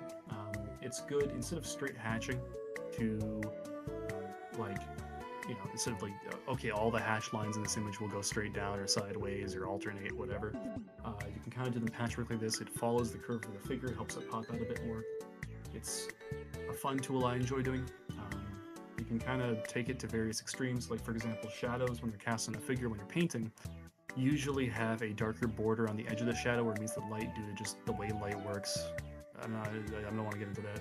But with this technique, because of the inherent borders in the patchwork, you can kind of specify that dividing line a lot more, and it kind of lends the shadow some more weight than it would just drawing straight hatching. Another thing too is I do like doing this framing with line work. You can do this with the paint layer obviously as well, but when you blend it in with the line work, it just tends to pop more. I can't put my finger on why, but it is the case. These little outlines are always great. Like I said, emboldening them on the figure itself is great too, but if you go over them again and again and again, you get these cool patterns, kind of like topology, like a map or something. I do enjoy that a lot too. Yeah, pretty much.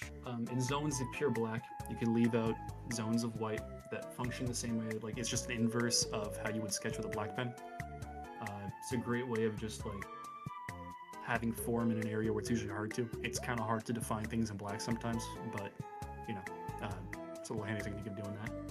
I can't quite think of anything else at the top of my head right now, but those are some fun ways of going about it. Sorry, let me just check for some more questions. Have you tried drawing on a smartphone or tablet before? I have. It sucked ass. Mostly just because, like I said, muscle memory is an important thing. Everyone can get used to whatever they work with. People paint with, you know, bodily fluids. If they can do it, you know, you can paint on a smartphone. But it's just, with modern tablets and all that for digital illustration, they have a lot more sensitivity in terms of pressure. Smartphone tablet doesn't really have pressure sensitivity, if you know what I mean. There's some to it, but it's not nearly the same level as, like, you know, an intentional drawing tablet. iPads, I've heard, are decent. People use those for illustration all the time. But I just use crappy, like, you know the dollar store, like, nipple pens you get, where it's like, oh, it's like a finger, but it's a pen? Do you know what I'm talking about? It's one of those things. It sucked. I hate it.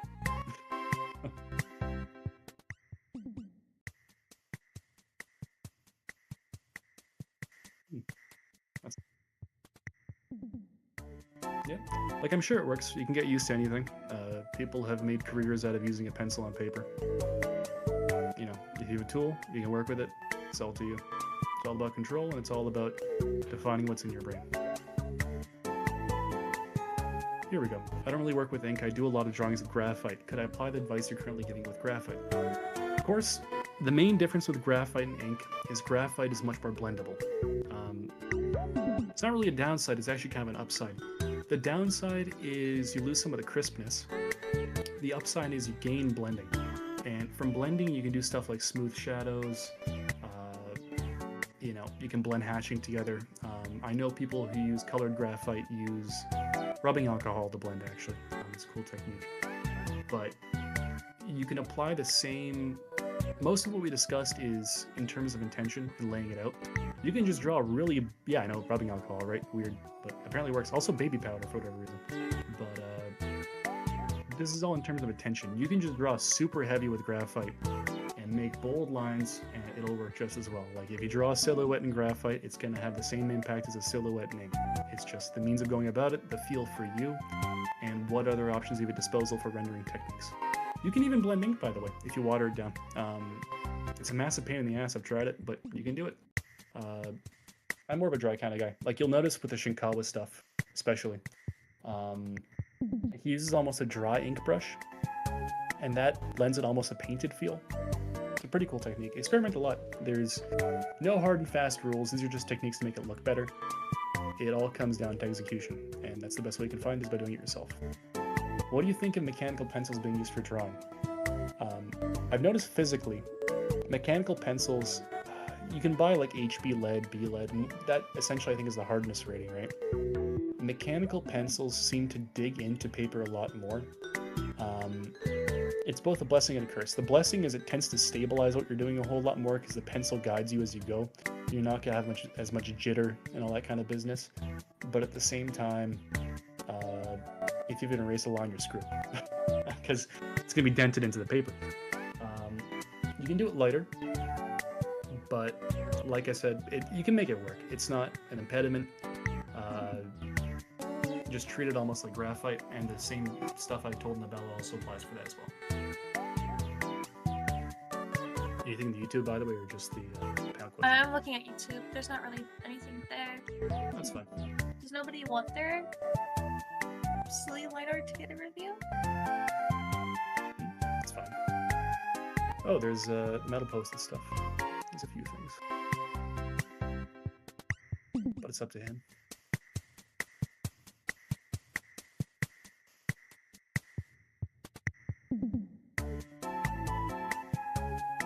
Sorry, I'm waiting on someone typing out here.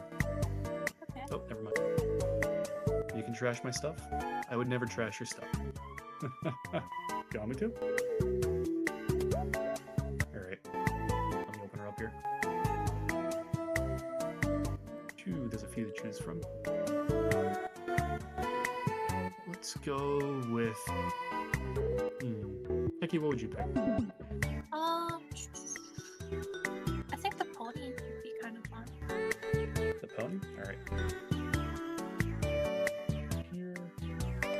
I'll save it just so you don't have to stare at my browser while doing this. Okay. Green. There we go. Is that visible? Yes. Alright. So, just an impression leading back. Good use of the darkness in the figure. It does pop it out in terms of a silhouette. Let's zoom a bit more in.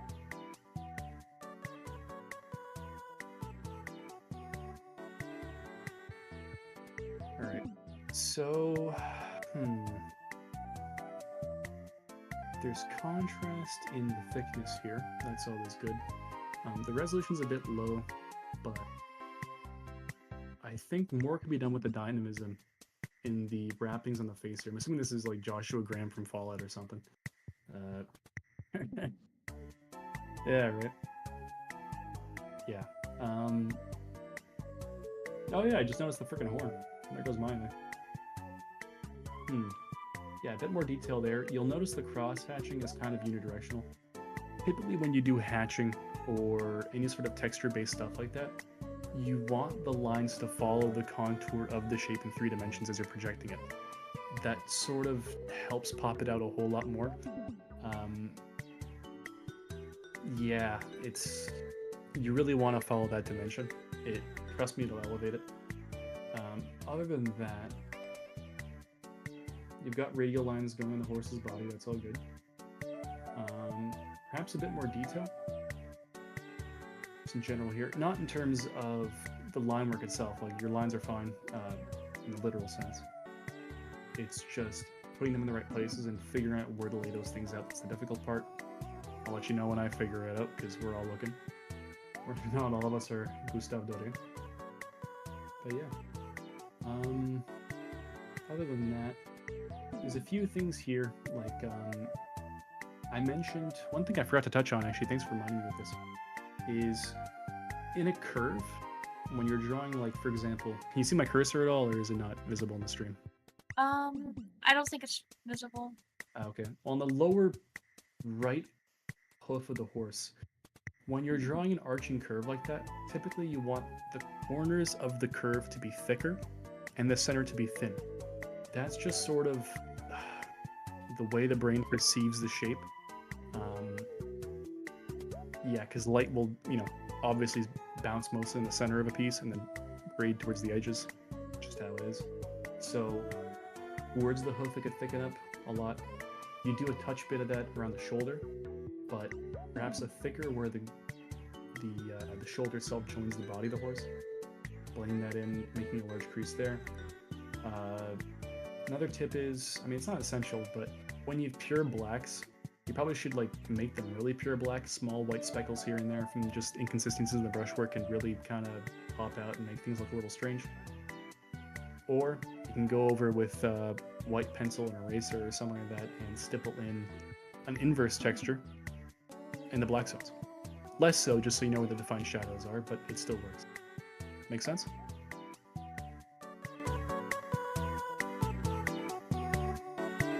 Are you gonna put liners? Jesus. Yeah, I'm gonna put some of the line arts that I've done. Please lambast me. Okay. For everyone. Full time that bad? Yeah. Okay. When's the next panel anyway? It's 3:45. Jesus. Let me save these and we'll open it up.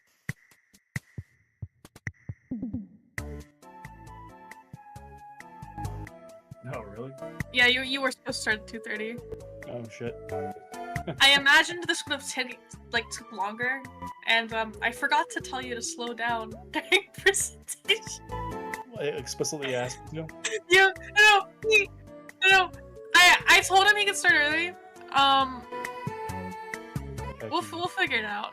Yeah. It's okay. Do you really have to fill time between every single panel? No. Yeah. See, exactly. I just want critique. Yeah. Schmucks. Alright, Sachiko went first, so we'll do hers first, if that's okay. Yeah. There's a couple questions, though. Oh, are there? Let's go to those first before we go on with the rest. They're in panel questions. Okay, tips on how to keep patience when drawing. That's kind of like a life philosophy thing, isn't it? Do you want the self-help motivational stuff or the actual stuff? Self-help motivational stuff is like, make sure you don't have distractions, get in your own little mind space. For me, it's like meditation, so you just kind of zone out while doing it. But in terms of practically, just stick with it. Tell yourself to tough it out. The more pieces you finish, the faster it will go. The more confident you'll be and the easier it will go. It sounds like jerk-off advice where it's like, oh, just fucking do it, but it really is the best way. Eventually your tolerance will go up. What's wrong, slow?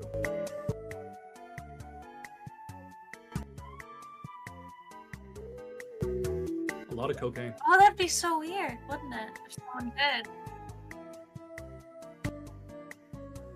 Yeah, that'd be stupid. It'd be awful if you guys went back and listened to the old festivals and learned from those as well. What if they had an A in their name? That'd be such a coincidence. Don't most people? Anyway, that's basically it. I know for me, I often have problems, the line works never where I actually quit. For me, it's colors. Due to you saw the panel yesterday. I'm colorblind as hell, and so is Keki. When I get to coloring, I just lose all gusto. But you just gotta stick with it, unfortunately, because practice is the only way to get better. Obviously, make sure you're in a good headspace when you're doing it. No one wants to be miserable in drawing, because, if you're not getting money from it, what's the point? Just to make yourself pissed off. Oh, Pam has one here. I'm not sure if this is asked, but since I was out for a bit, do you have any tips so the hand doesn't tremble too much when doing line art? Making lines more accurate is where you want them to go. So, there's two parts to that. There's a steadiness that's involved in the physical muscle memory, and then the physical brain connection involved into moving where you want it to go. A lot of people have tremors they can't control. It's actually surprisingly common. It is what it is. We're all kind of stuck in the bodies we got. There's physical tools and digital tools you can do to go about it, get rid of it a bit. There's tactile, like sleeves you can put on your hand just to make sure your hand doesn't jitter too much and makes it more even when you're pulling if your hand gets sweaty. For digitally, there's most like art programs have stabilization. It's not perfect. It will average out your movement as you're going, and you're gonna find that it slows down a lot too. It kind of sacrifices accuracy for smoothness. Everyone has their own trade-off for that curve. Draw the line where you will, but it can help you. I turn it on for some brushes that are overly sensitive. For some, I leave it off. Like for example, pencils, I leave it off completely because you want it going where you want it to go. Otherwise, just practice. Everyone's line art's kind of chicken scratchy and jittery once they start off. It's just the nature of it. We're doing, like, when you think about it, art is a very complicated thing intellectually or neurologically. We're taking this thing in our heads, we're trying to map it out, we're trying to make our arm move in a weird way, holding a weird stick to crank out what looks like a projector screen, right? It takes a lot to make your brain get used to that. So just put the work in. If you can't reach a threshold you're comfortable with, try those other tools. They exist for a reason. They'll help you out. Making lines more accurate as to where you want them to go. The exercises I mentioned, it's a great tool. Otherwise, practice, practice, practice, practice. You will find that even subconsciously, without thinking about it, you will improve your accuracy on where you draw your lines. It's just the nature of the mind-body connection. Okay, another one here, Believ's Fox. How should line art be considered when doing illustrations for tattoos? Keki, do you have any input on that? Okay, so how should line art be considered when doing illustrations for tattoos? So, when doing illustrations for tattoos, what you really want is your line work to be like clean, right? And you want to make sure that your lines aren't too small, or like cluttered, because if they're too close to each other, you can kind of end up with the ink bleeding into each other, and it gets a bit muddy and looks not that great. Especially like 10 years down the line, Oh yeah, as you age, it bleeds out into the skin and just kind of gets defocused. So make sure none of your details are too clustered together and that your lines are clean and as crisp as you can get them. Yeah, makes sense to me. Sorry, I figured you'd have experience. Pretty with straightforward. I do, but Nope, that's makes about sense. the best I can say. Yep. I mean, listen, for tattoos, people have been using like a sharpened stick, so it's Yeah. it's you can do what you want, but there's ways to make it easier.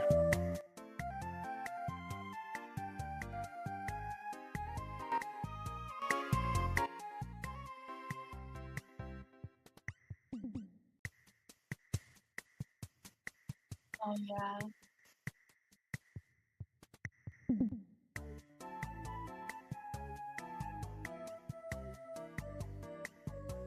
Or just buy a really big stick.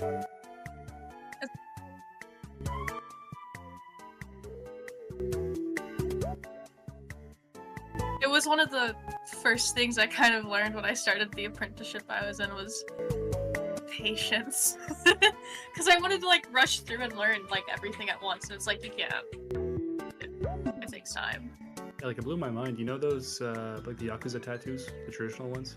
Those Yeah. are all stick and poke, which is absolutely freaking nuts. The amount of time investment there, and just the design in general, making sure it doesn't bleed out, making sure the lines are crisp. That's like insane. Actually, It's a little scary. Yeah, no, it is. That's why they do it, I guess. Oh, I'm not sure if this was asked before, but how about line work in the background? Any difference between that and a character? So, like I said about the contrast thing, typically you'll want to vary up your tone or your mood or your style when you move to a background because you're going to want that contrast. You can do bare outlines, you can rely on the colors to pop things out, or the tones whenever you shade it. But, for example, if your figure is light, put extra line work in the background. Make things bolder, make things thicker, to the point where it pops out the foreground image, and if it's the opposite, vice versa. You can do it super loose, make it light, and the figure will also pop. It's just getting it out and elevated so that the eye isn't confused as to where to go. Does that make sense? The techniques are the same, by the way. Like, just stippling, all the physical things to do are there's not much difference. You can approach textures different ways, but those are all learned skills. Anything in general chat? General chat. There's a lot of stuff to read. Yeah. Oh, alright. Do you want to do that? Yeah, we can start doing that now. Alright, cool. Screen share.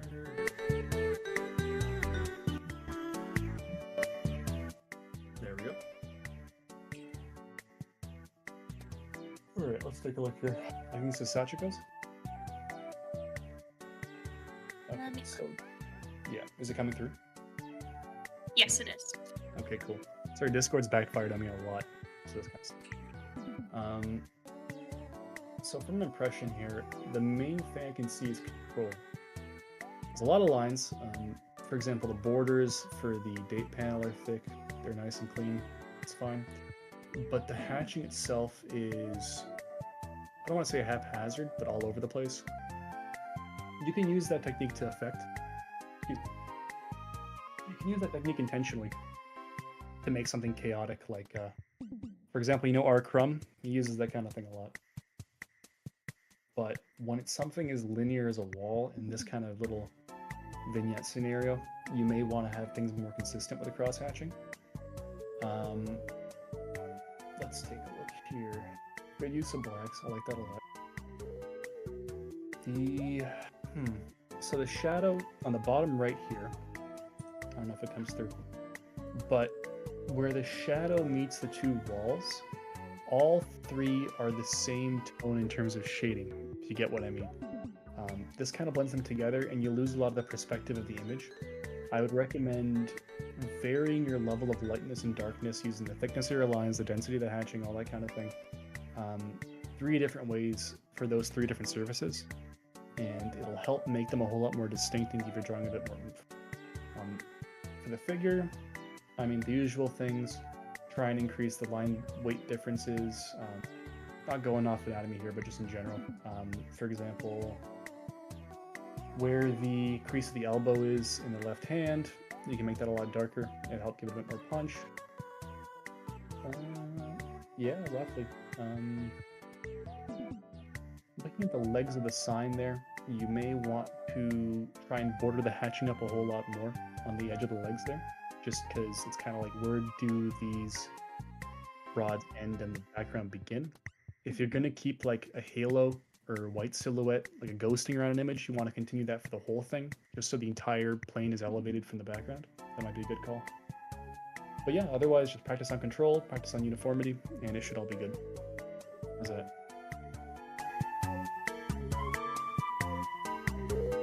Next one, who is next? Let me check again. I guess it was you. Oh, that's unfortunate. Is it? We can skip you if you don't. No, you can do it. Which one? I'll do one of them. Whichever one's first. I think it was the girl. They're both girls, I think. Okay, one of them's not a cat. That's a very good point. Here.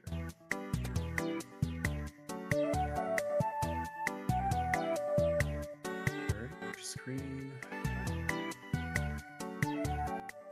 There we go. Alright. So let's zoom in on this bit because it's very cool.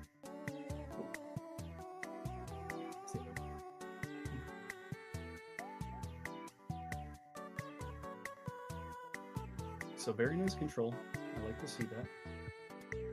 The contours of the dress and the hatching for the dress follow the folds of the dress. You may want to make the line work more consistent around the bottom part where it meets the belt. I think this is, were you going for sketchiness or were you going for like a more detailed, crisp? I was trying to do more detailed and crisp. Okay, well, it's like stuff like that, you really gotta, you know, focus in on. For sketching stuff, it's fine. The brain gets the impression that this is where the dress ends and the belt begins. But that part will be like a heavy crease, and it'd be good to have a thicker line there, just to kind of pop it out and make the plane difference shift between the blouse and the belt a bit more. I do like what you're doing here in the left corner with the satchel. That, with the lines being thicker on the corner of the satchel, that's exactly what I was talking about with the silhouette. It makes it pop out from the braids in the background. You can really see it's in front, if you know what I mean. Yeah. Really nice touch. You also did it with the arm here, which worked really well. Nice hands, by the way. a bit more darkness in the corner. Is my cursor visible? I swear it is. I saw it on the screen.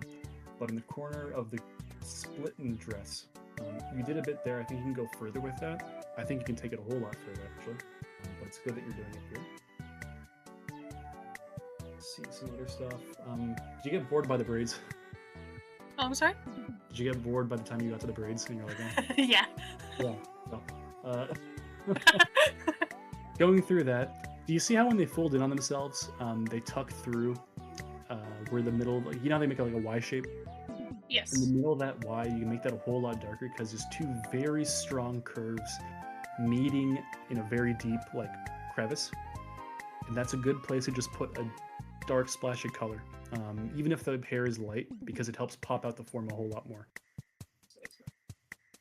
Right, that makes sense. Yeah. Other than that, yeah, good use on the eyelashes, by the way. Making these regions dark, I always find is really, really nice. It's good. The neck. Maybe where the generally you want the darkest tones where the forms overlap the most. Where the front braid hangs over the shoulder. Doing a strong outline like you did for the satchel or the arm there would be a really good way of just elevating that a bit more out too as well. With that ribbon around the arm, I feel like it gets lost in the piece. There's a bit more contrast there as well. Definitely is. But yeah, no, it's, yeah, makes sense. All good? No, that makes sense, yeah. Okay, cool. Thank you. All right, let me save some more pieces. We'll take a look. All right, who's next? Ronic Razor, was it? I think it was Ronald Fraser. I wasn't sure if they were wanting that critiqued or not. Let them answer. Let's see. Pico, save it as well. Ooh, micro. I want to touch on micros. Micro's really good. Stratomir. Oh, I like that a lot. We'll review that as well. Nice novella. Alright. How about we do 5 more? Is that fair? Yeah, that's fair. Just because I gotta go to the bathroom. Okay. Alright. There we go. We'll do Momotaro there. We'll do Chroma's Pico. That's a heavy nipple piercing, man. It's painful. Micro. We're gonna do Strato because I like this a lot, actually. Schizophrenic. I like it a lot too, Miro. so I'm glad that we're looking at it. Sorry, this last is gonna be random, so I'll just scroll up and down. Alright, Miro. Do that? Cool. So, Sure? would you? Did you post it? Alright, do it. Do You it? should get it reviewed.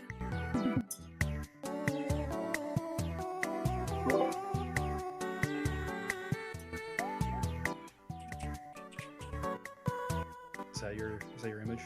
The bean getting hit through a wall. Hey Chrome, we'll get to you in a sec. Sorry, we're just waiting on Slug to post this thing so I can see it in the stream.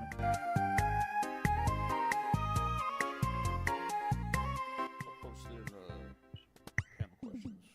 Yeah. Thank God there's background music on the stream on YouTube. Yeah. Alright, Ronick was not wanting their thing reviewed. Who wasn't? Oh, okay. Ronick, yeah. Alright. Yeah, no, Miro, I was gonna say I can review yours if you want still. Up to you. If not, we'll pick them up. Alright, cool. Slug, did you find it? Yeah, I'm looking for it. Alright, we'll just do the other ones in the background. We'll start off with who is first in the queue here. That would be Grizzly. You still okay with it?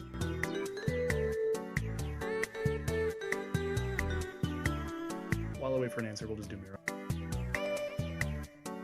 Your thing you posted, do you want me to look over that for line work? If not, it's okay. Alright, cool. We'll do that then. Cool. Alright, ship it through. So, let's take a close look. Love the splatter effects. It's a really cool, touch. It's like when you blow dry ink. You know what I'm talking about? I forgot the name for the actual technique. But you put it in a little tube and you spray it on. You mask off what you don't want to hit. Kind of like spray painting. Pretty cool. The texture is rather nice. Although I will say the thickness is pretty similar across a single line.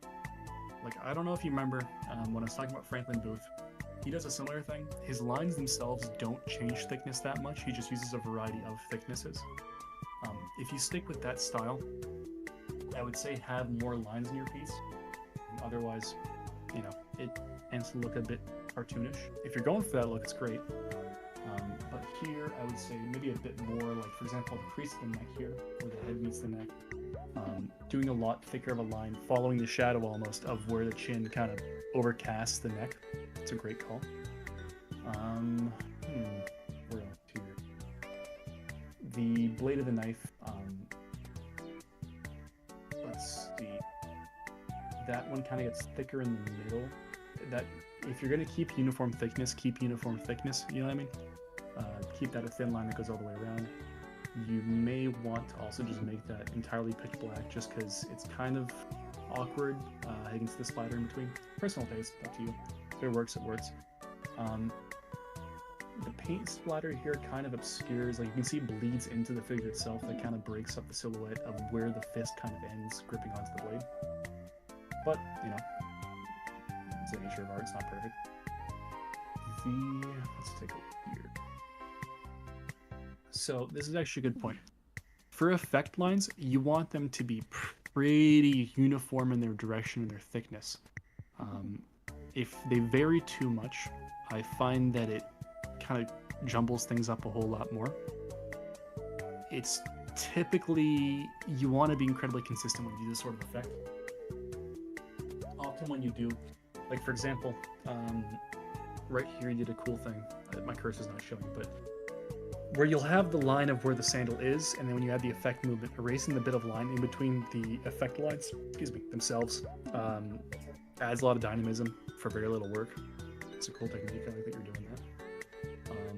For the bow and the leg here, perhaps choosing where to make the lines thicker and thinner is a good call.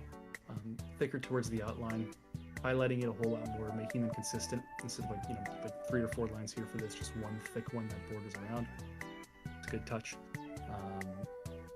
Where the ribbons meet the center knot of the little bow tie, that would be a dark area, and then the edges and perimeter around that would be lighter. That would be a good touch. But yeah, I think that's fair, right? Next is, who was next? Samira. Let's take a moment here. This is really crispy. This is good.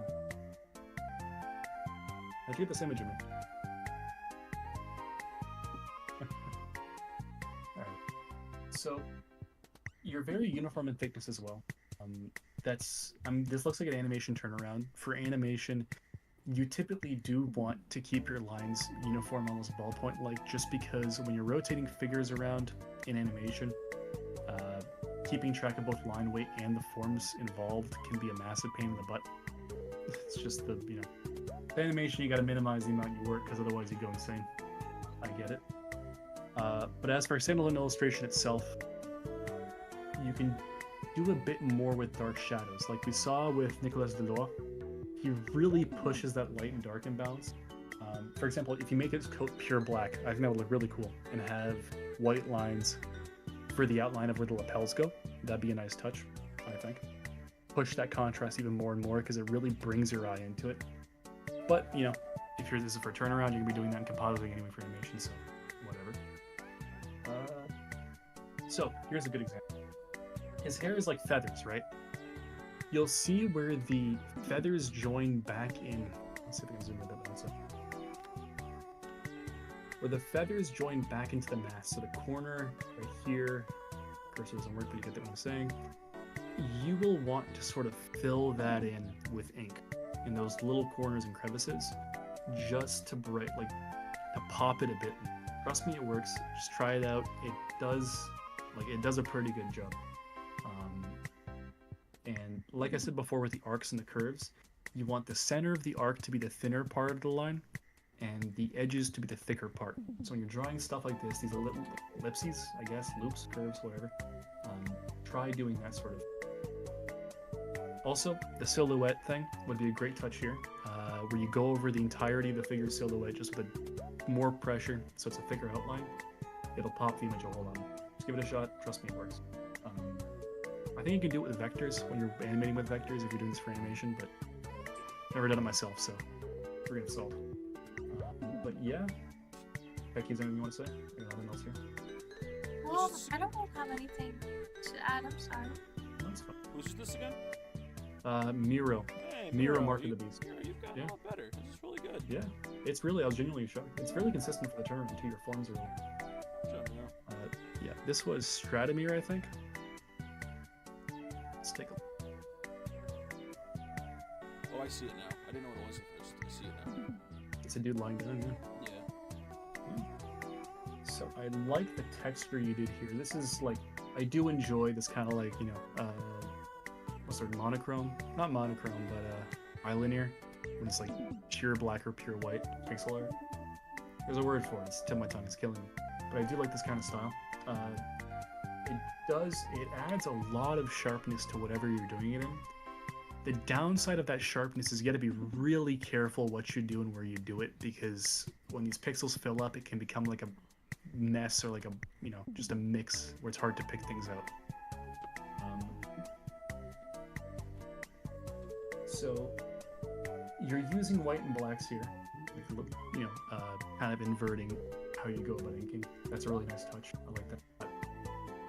You could probably do a bit more of it, perhaps around the left side of the figure just to differentiate it, but I think it's good enough. Is he laying against a bed? I know this is intentionally like kind of skewed. It's whatever he's laying against on the right side. I do like that effect a lot. The striations and the hatching, it kind of adds a lot to the surface. Instead of just like straight linear lines up and down from top to bottom. It adds texture, perhaps when there shouldn't be any there. You can do it more consistent, but then it becomes geometric, so I leave it up to your taste. It's a problem with a lot of pixel art. You don't have much to work with, right? Your wiggle room is very small for movement. You need to be very deliberate. For the, I'm guessing, pillows, something. Sorry, I'm drawing a blank on that. But maybe some more consistency with that. You can use the hatching to divide the folds and the cloth in the pillow. That'd be a good idea. Matching the contour, like you saw with, do you remember the clouds that were in Franklin Booth? That sort of thing where the hatching follows the curve of the underlying shape really helps things pop a lot more. Like I said, pixel art can kind of constrain that. It might be a lot harder to do, but, you know, I'll leave it up to you. I'm sure you can do something. Who else was there? So let me just... It was Strumwire, which you just did. Was it you? Did you post your thing? I put it in questions. Oh. My shark guy Holy shit, Stewie. and my older guy. You did the line haze. I can see it. Yeah. Yeah. It's a cool technique, eh? Love it. You can overdo it, but like, it's hard to. You know what I mean? Alright. I guess we'll do yours and we'll wrap it up because it's 3:15. Alright. Screen. Share. This is his cool ass shark. Yeah, he's It's a wearing cool a suit shark. because he's an important businessman. Yeah. Oh, just... oh. And then I have the other business guy, but he's a skeleton man in a tube. We'll do one just so we can end it off. Also, Yeah, I like no, this of one more. This is course. really cool. Is it on your Newgrounds? I'm gonna go favorite it after this. Oh, thank you. Yeah. My Newgrounds is on there somewhere. Let's take a look here. Over it. Alright. So, often when you finish the first draft of line work on image, you've defined all the stuff, you've gone over your pencil lines. You kind of want to make note on the planes of the image. So, for example, here, the front coat jacket, the inner jacket, I don't know what you call it, lapel, is on closest to the viewer. Then you have his arm behind it, and then you have what I assume is the inside of the coat behind that, right? And on those borders between the planes, you're going to want to use that silhouette method. Add a thicker line just so it's differentiated and obvious that, okay, this ends here. We're on to the next plane, then you have the detail of the hand and all that. Then you have the collar, or the cuff, sorry. Then that ends, and then the back of the coat. So putting dark lines around the edge of that hand there would be a good idea. Just to make it like pop out a bit more. Otherwise, it kind of, you lose sight of where things are. You know what I mean? Other than that, I like how you use the shadow where the sleeves overlap, the empty sleeves. That's a really good place to put it. Armpits usually, any sort of like sharp crease where things attach, it's a really good place to put it. Oh, someone pinged there. Oh yeah, chroma. We gotta get back to chroma. Yeah, skip mine. Make mine go away. Do chromas. No. We're gonna do one more note on yours. Let's take a look here. I'm just filling time. Are you? Don't have to. Okay, we'll go to chroma. Yeah, it's okay. Don't worry about it. Oh, actually no. I'm gonna say this. When you're doing hatching, like the corners of the vest there, use it a lot on one surface or don't use it at all. Because if it's hatching in one small area, in order for hatching to like be perceptible, you really want to make it obvious that it's an effect you're using, I find. So if you're using just a small, like it could be wrinkles or tears in the suit, you know what I mean? We aren't quite sure. So if you keep it consistent and keep it used, it'll have a lot more impact. Word. So, I know it's saved here. There we go. Alright. So, yeah, I know. Beautiful level 3. That thing looks like it weighs as much as a dumbbell. Yeah, he's doing curls, man.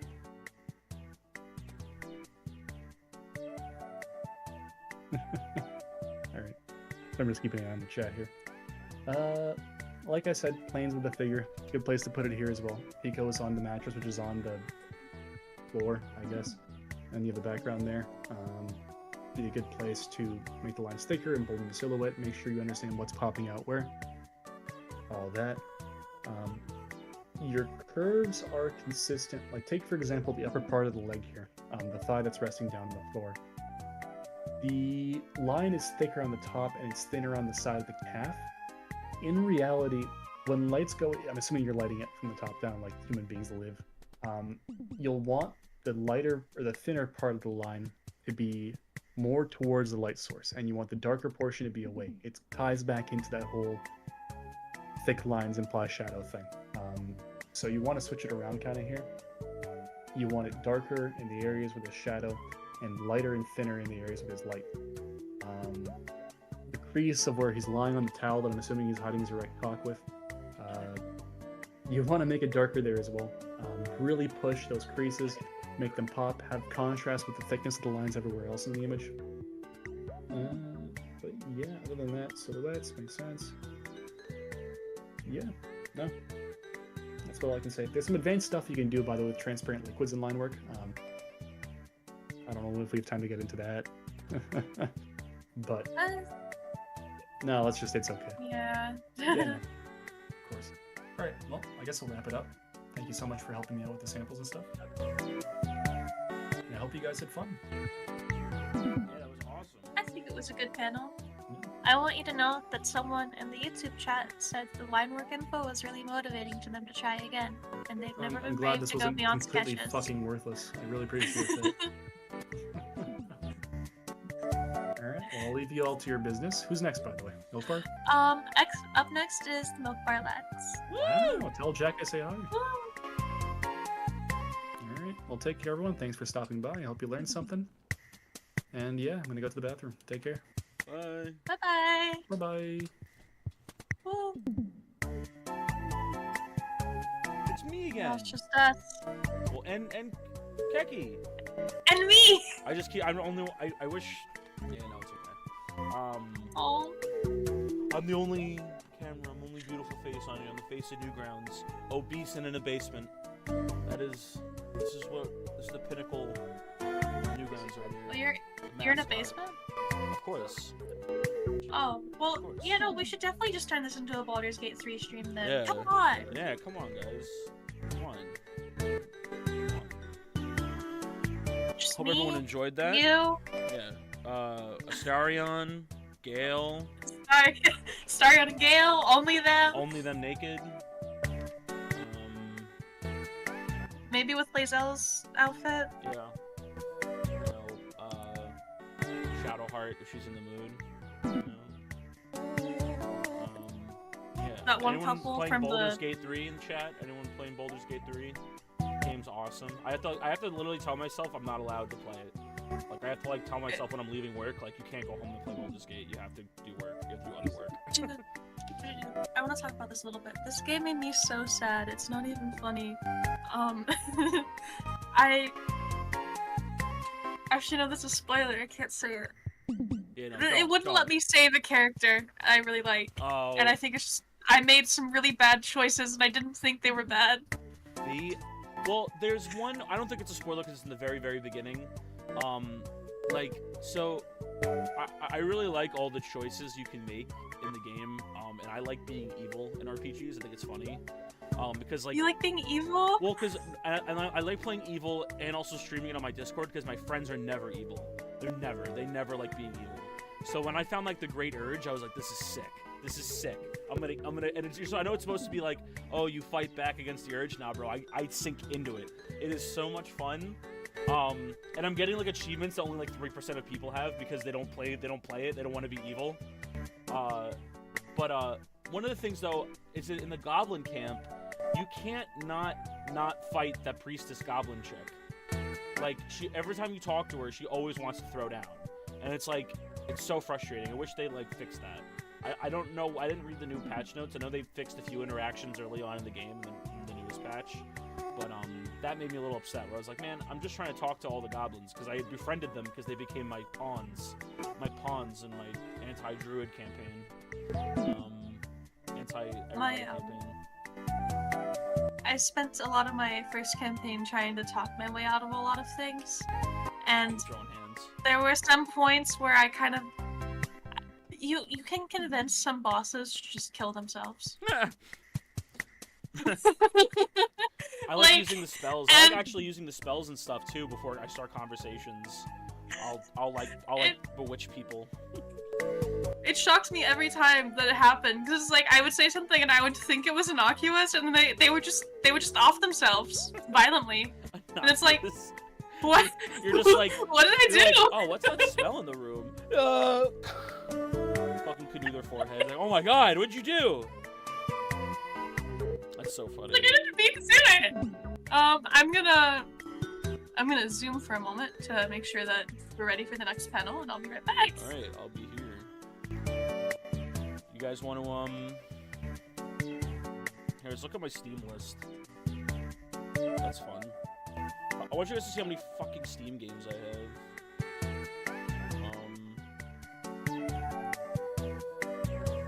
Capture.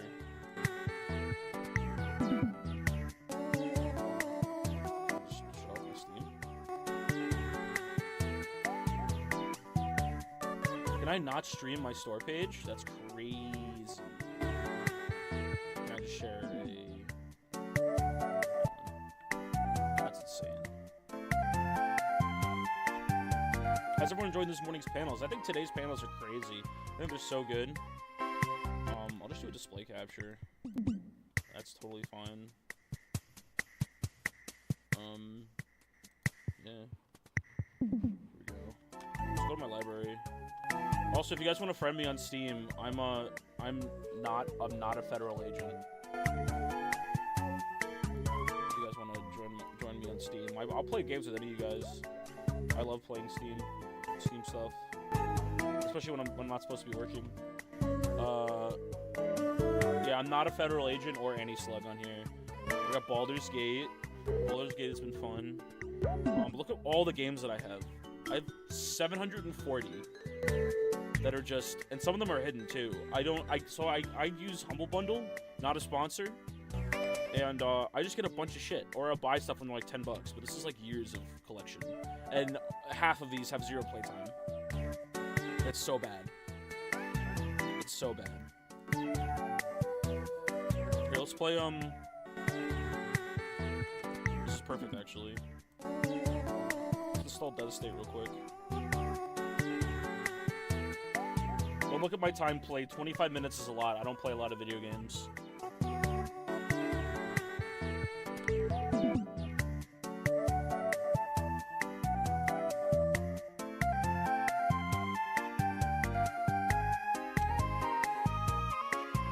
Can't see it right now? Can you guys see it now at all or no?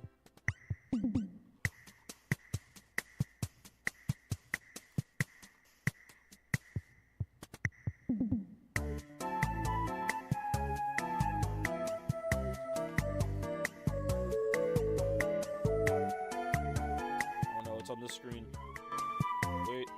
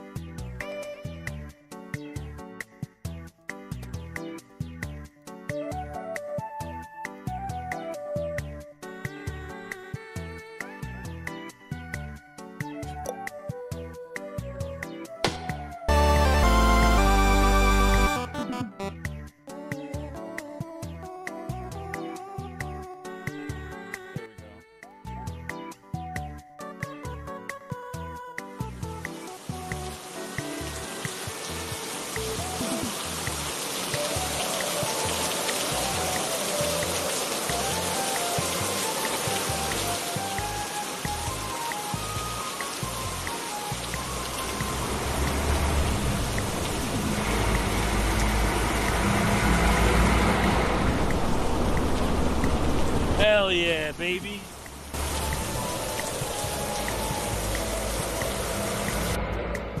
Oh, right. I gotta... Yeah, Discord people, hop on YouTube. It's just easier for me to do it on YouTube. Hop on YouTube, people.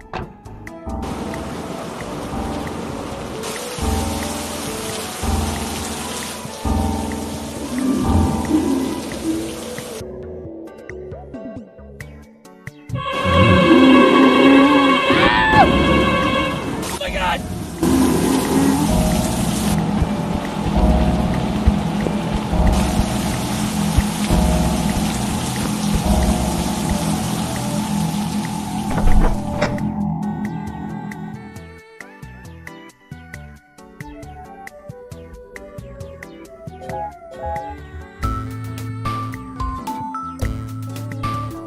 Alright guys, Jules or Jeff? Jules or Jeff, people? Alright. Jules or Jeff? Jeff. Time to go. Are you playing Devastator? Hell yeah.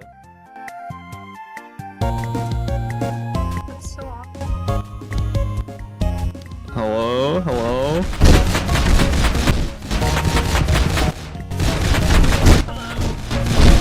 Hi there. There's Shredmire. There he is. How do I request this video? I'll just drag you up. I did because I'm really nice. Eddie, do we want to let you go until... I'm gaming right now. I don't know. You're gaming right now? I'm playing the best game on Alright. The best game. Best game on the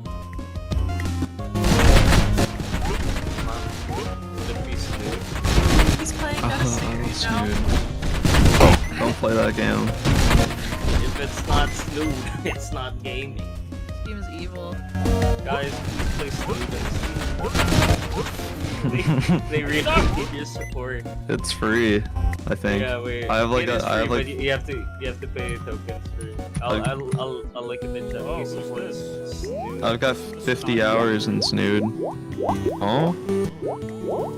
Someone says the game is very loud. The game is very loud. Apparently. There we go. What game? Oh, Oh wait, oh it's on YouTube. Oh, Oh. yeah, on Yeah, YouTube. it's only on YouTube. Alright. Yeah. Let me go get this key and then. this isn't Snoot. This doesn't look like Snood. This is Woo! Oh wait, It's not Snood. I wanna get the YouTube link so I can tweet it. Oh, I'll give it to you. Oh shit, wait. Whoa, who's this? Hello? Whoa. Goodbye.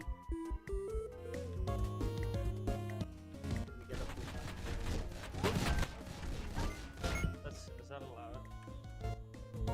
Cursing. Sorry, no Oh. cursing. We don't curse in Newgrounds. Thank you, Cookie. Okay, We wait. don't? Yeah, it's not a thing we do. That's a Twitter thing. Yeah, that's an X thing. That's an X.com thing.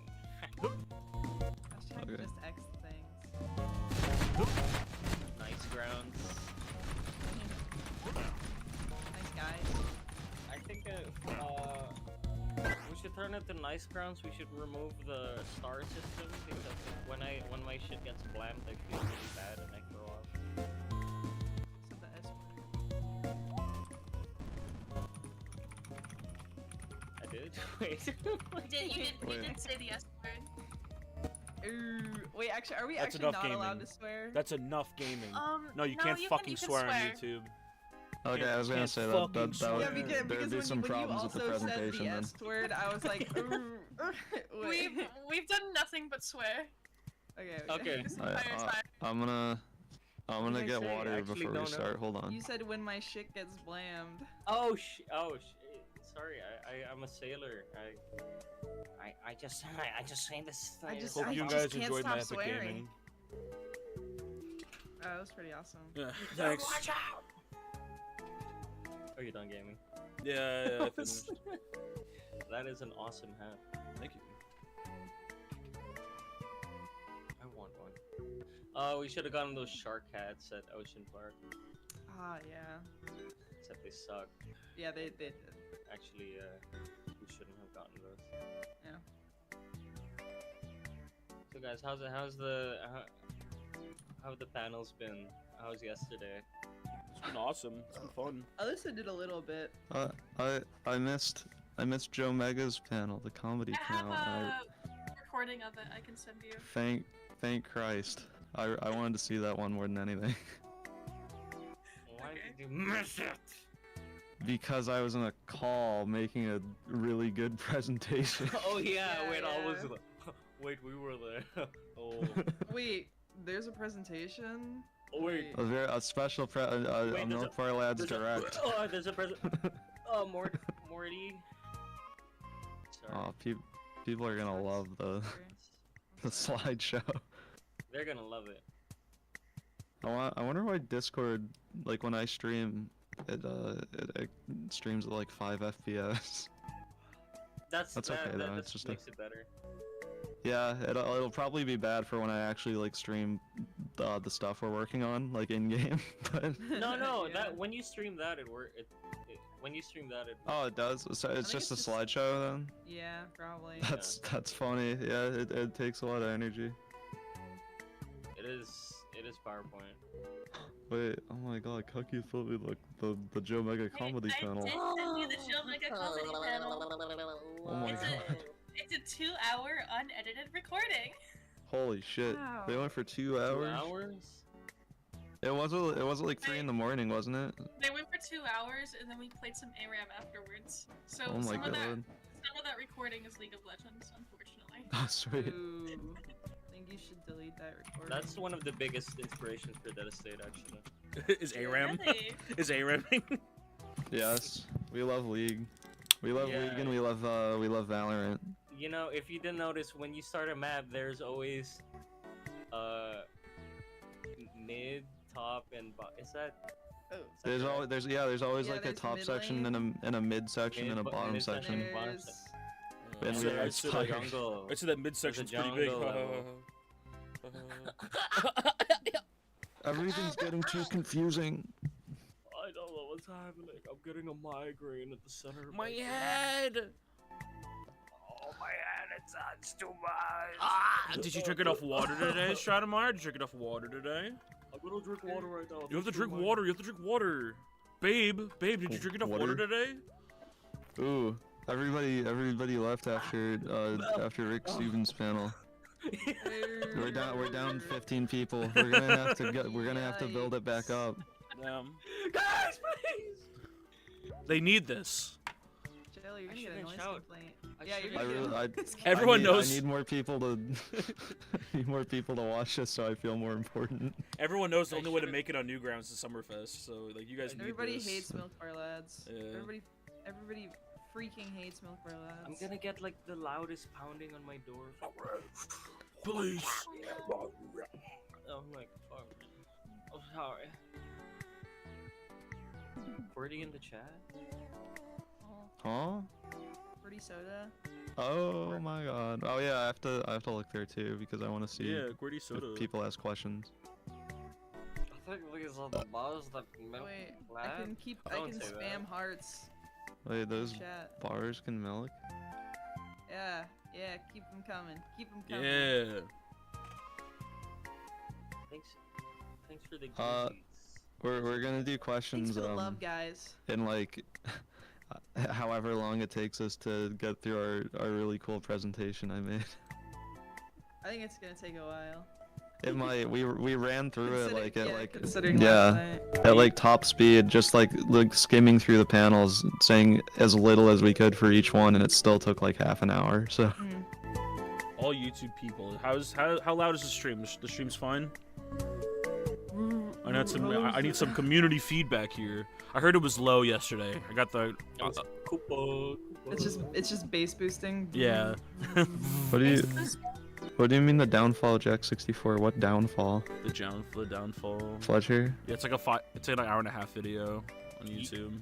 It's a whole. The rise and fall of Jack 64. I don't know what happened. No. Shame. Did Levi get in trouble? Did he get canceled? Wait, now it's not. It's at the bottom of the front page games on Newgrounds. It used to be at the top. What the hell? What did? Jack 64. Oh. Wait, Levi, I just realized Levi put like a message that I posted in our server, like in the description for that game. I'm gonna make a big fucking deal tomorrow. If nobody here did anything for my birthday, there's gonna be a lot of pain, more than necessary. Bridges will burn. Oh my god. We should post the actual Jack drawing. The actual Jack drawing? Yeah, the Jack dog. The dog? Oh, my profile picture? Yeah. Yeah, I drew the Jack dog. Where is That's it? just my actual dog. He's in the presentation. Like. Aw. Wait. Wait, retweet. Wait. Wait, here it is. I'm gonna be playing TF2 during the presentation also, so if I get like a little bit distracted, Oh, wait, that's... I can join you. Can I join you? Yeah, you can play too. I'll play TF2. Let's do a TF2 stream. I have it ready to go. Yeah, fuck this presentation, man. Can we finally wait? Hold on. Does what's his name? Saxton, does it work? Saxton Hill, yeah, they got it working. I'm pretty sure. I want to play that still. We haven't fucking. I mean, I know. It's just like, yeah, it's just like the original Saxton Hill mode, but now it's official. I've literally never played it because I never did like. It's really fun. I love Saxton Hill mode. Love Saxton Hill. No, you don't. Who did the cool artwork for like the YouTube stream? Was that Math? No, it was me. Really? Yeah. That looked like Math. Like math art. That's a compliment to you. I will take it as a compliment. I love math. Yeah. I've been staring at this beautiful blue night chilling.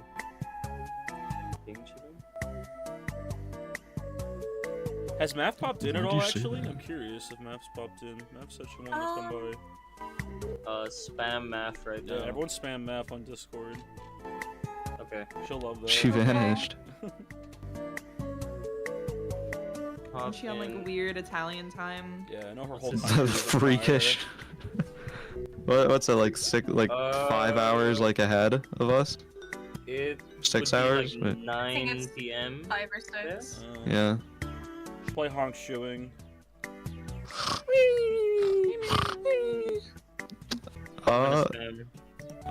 Okay.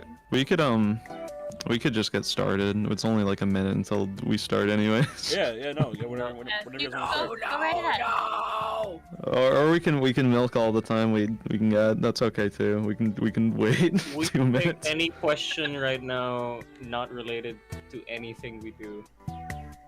Yeah. Somebody in the YouTube channel asked, "Can we please get some cutting sand TikTok video compilation?" Cutting Complimation? Oh, cutting sand. Oh, sand. I What? thought you said that. I was like Sans Undertale. I thought it was like, what the fuck? Well, Sans Undertale works too. Yeah. The kinetic sand cutting videos Yeah. and the slime. Oh, that's what squishing. that is. Yeah. That's funny. We're He's just got talking a about that. bush. You just- Somebody's requesting Subway Surfers footage at the bottom of the video. We might need Can we do that. that? I think I've never played Subway Surfers, so I think someone better than me should do it. I've never played it either. I played Temple Run when I was a kid. Milky Ace is a professional Subway Surfer. Oh yeah, wait. I can stream my phone. Yeah, can you stream your TikTok and then Actually, like on your phone and then I can do that. Yeah, and then like You have that Yeah, for hang like on. 30 solid minutes. I think we're Yeah. only actually able to stream one source at a time. That makes so it's sense. gonna though. have to- we'll figure it out. That's okay. It'll have to be Subway Surfers. Okay. Then, Yeah. Okay, yeah. The vote leans towards Subway Surfers over panel. Over. Someone in chat says over, play. I'm gonna play Talking Tom. I only have Subway Surfers on my iPad, so I don't have anything Guys, else. like, their attention span's going away. Oh shit, people are leaving. There's like one less person than I looked Okay, wait, before. hang on. I'm streaming my iPad to my desktop. It's our time now. Is it actually time? Is it 3:45? Yeah, it's 3:45. Yeah. Okay. Okay. I can start streaming the presentation that our intern made. Our intern, our unpaid intern. Oh, there it is. Can I stream that politician who blew his brains out? The guy, the one who like opens the envelope Bud in front of all Dwyer. the people. Bud and he- Dwyer. Yeah. It's like a The brown, Bud Dwyer brown footage. bag. No, Yeah, it's he's- okay. he's like- Everyone he's stand like, back. It's alright. if anybody's a stray, I figure this you should leave the room now. You should leave the room. No, it's okay. It's okay. Whoa, wait, my dog's really excited for the Bud Dwyer for the footage. panel. The Bud Dwyer Yeah. footage. Is that guy dead? Bud Dwyer, yeah, very. Very. Yeah. He He's really nice. He fucking Fortnite rolled himself on live TV. It was crazy. Oh Okay, the panel. It's real. The It's slideshow. This is we worked really hard, or I worked really hard on this. Yeah, Jack worked. He's late. Ace and Strodemeyer didn't do anything. Okay. Yeah. That's basically the summary of the entire Dead Estate process. Okay. Yeah. Wait, let me pull up my little notes so I don't forget where I'm at because I've got ADHD. I'm like a little zoomer. Wait. You should just read off your like Also, come ramen back tier one list for an hour. My ramen tier list. I should read my 34 pages of Mega Man reviews. Yeah. That's what the Okay. other half of the panel's for. Okay, now it's time to get serious. Okay, sorry. Okay. So, we're the Milk Bar Lads. I couldn't actually think of anything we should talk about besides just Dead Estate and like other stuff we've worked on. So that's what you're gonna get. This is gonna be like a history lesson. Yeah. We've been submitting stuff on Newgrounds for like, I don't know, like 3 years now, I think. Yeah. Like Bonkers was the first thing. Yeah, 2020. And without Newgrounds, we wouldn't have been able to make Dead Estate because we made it for the Halloween contest in 2020 to begin with. So, I want to start with introductions. So we'll go Stratomeyer and then Ace and then me. Okay, so here's Stratomeyer. Take it away. Hello, I'm Stratomeyer. I'm a artist. I'm a cartoonist. I'm an animator. That's all that's all I really do. I really like No More Heroes. I work on Dead Estate. I'm like, I guess I'm the lead artist of Dead Estate. I do a lot of character designs and sprite work on it. And yeah. That's it. Sweet. Thanks. All right. Next. Oh wait. Okay. What?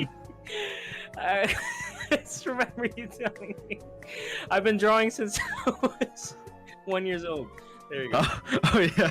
I forgot to throw that in. I should have started with that. Okay. But and this is all art that Stratomeyer has made. Yeah. He's really talented and skilled. Without him, we wouldn't be able to do any of the shit that we do. Well, actually, we would be able to work without him because we did before he joined. But that's a tale for. But he's a. Wait, I didn't want to interrupt you. So that's a tale that we'll expound on later. But he's a key player. He's a key player. Okay, next is Ace, Milky Ace. I am Milky Ace. I'm an artist, and I do character art and character designs for Dead Estate.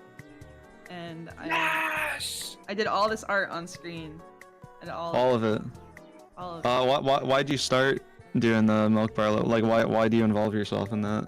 Like the milk bar lads thing? Because Jack and I were friends, and we wanted to make games to spite somebody, but. Oh yeah. Okay, let's avoid that. No.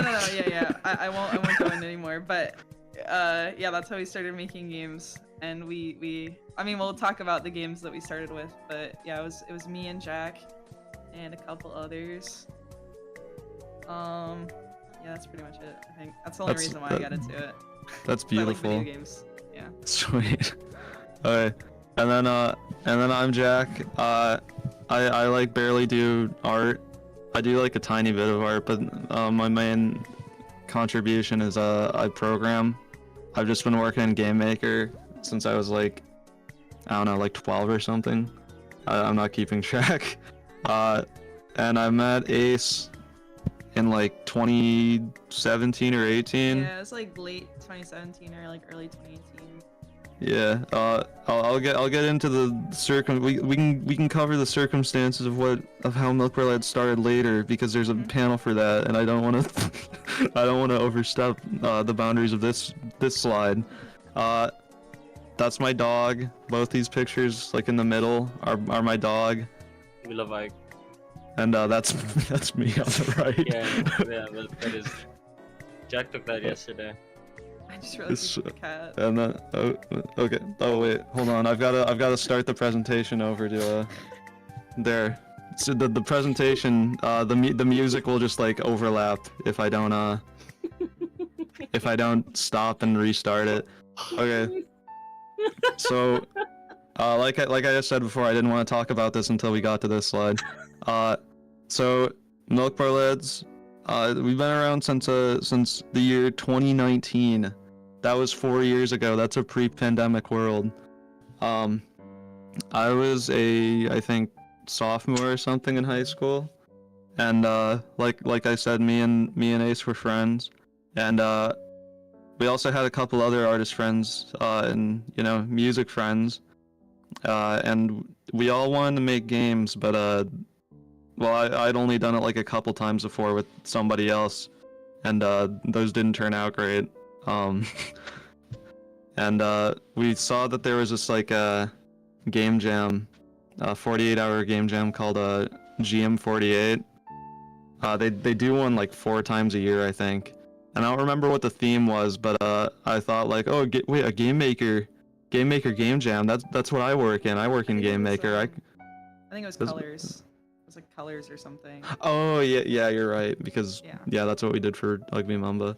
But but yeah, we saw there was a GM48 going on. They only let people work in Game Maker. I was like, I do that. So I was like, hey guys, and I like tapped my fingers together when I messaged all of them. I was like, would you work on the game with me? And then for some reason they humored me and they helped. Humored me. Oh wait, hold on. Okay, there. I don't want the music to mess up. Okay, so when we started, like I said, it was just like me and Ace, and then we also knew our buddy Gelox, who's still on the team. He's also an artist. He contributes a lot of like miscellaneous stuff. Like Ace does a lot of the character designs, but Gel kind of does whatever I would just throw at him, basically. Yeah, Gelox is like a multifaceted artist. Yeah, just like does a lot of sprite work and assets and animation, and is getting stronger by the day. And he's also European. And then there was Loud. He was also like a founding member of the group. He's not with us anymore. Yeah. And then there's Major. Major, he's still in the group too. He's always been our musician. I don't know what else to say about that actually. He's just always been with us. He cranks out music for all of our games and it turns out good. I don't know what else to say. He's a cool dude. Okay, so we wanted to participate in the GM48 game jam. So what did we do? Ugby Mumble won. This was the first game we ever worked on. Like I said before, it was these 5, and then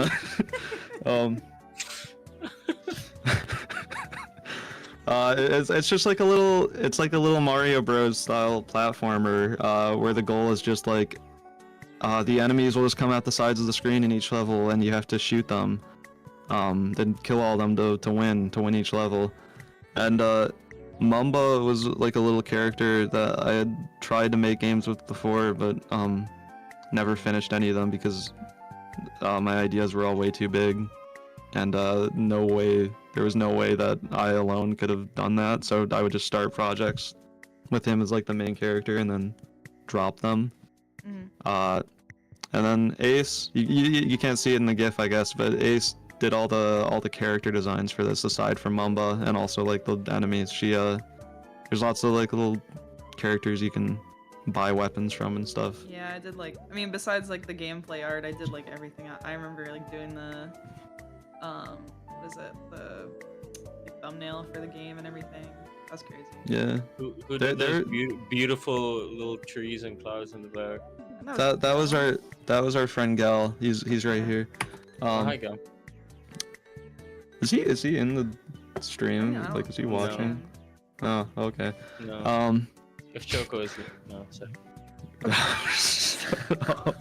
Okay. I lost my train of thought. Where was I? You're talking about Mamba. This whole thing is fucked up now. So we're turning off. Oh yeah. Can we restart from the beginning? Can we reschedule? Yeah, let's just start. No. Okay, Ace did like 10 different characters and like 3 different pieces of art for each one in like the span of 48 hours. I don't know how she did that. I don't know how I did either. I think that was crazy. 2 seconds. This was when I was like 16. Yeah. We were all just little. I almost said something bad. We were just little dummies. Please. We didn't even know what we were doing at this time. Or wait, 2019. Like it was 2019. Like we were just in high school. I would've been most 17, of us. Yeah. But yeah. This game got 7th place in that jam. I think out of like 70 entries or something like that. And that was pretty good. But it's really hard. It's not fun to play. Yeah. Okay. Like most so of the games. yeah, a lot of our games aren't fun. They're all shit. No, let's not be like that. Okay, sorry. They're really good. Please bye. After yeah, wait, do what Diego just said. Okay. After that, like literally 2 or 3 months later, there was another GM48. Honestly, Yeah. I don't even remember that much about this game, Mars Force 1. There were It had also something to beautiful do where it babes. was like your stats re-roll every time you die. Yeah, because the theme of the jam was like, it was just like respawning or something, and I had an idea that didn't work with it, and I tried to like, fit like a round peg into a square hole. I just made it so every time you die, your stats get re-rolled. That was stupid. Fit a round peg into a square hole. I guess Maybe that's the how other it way works. around, you can't. I don't know. Yeah, this one's like a blur. I remember Major was like sick or something.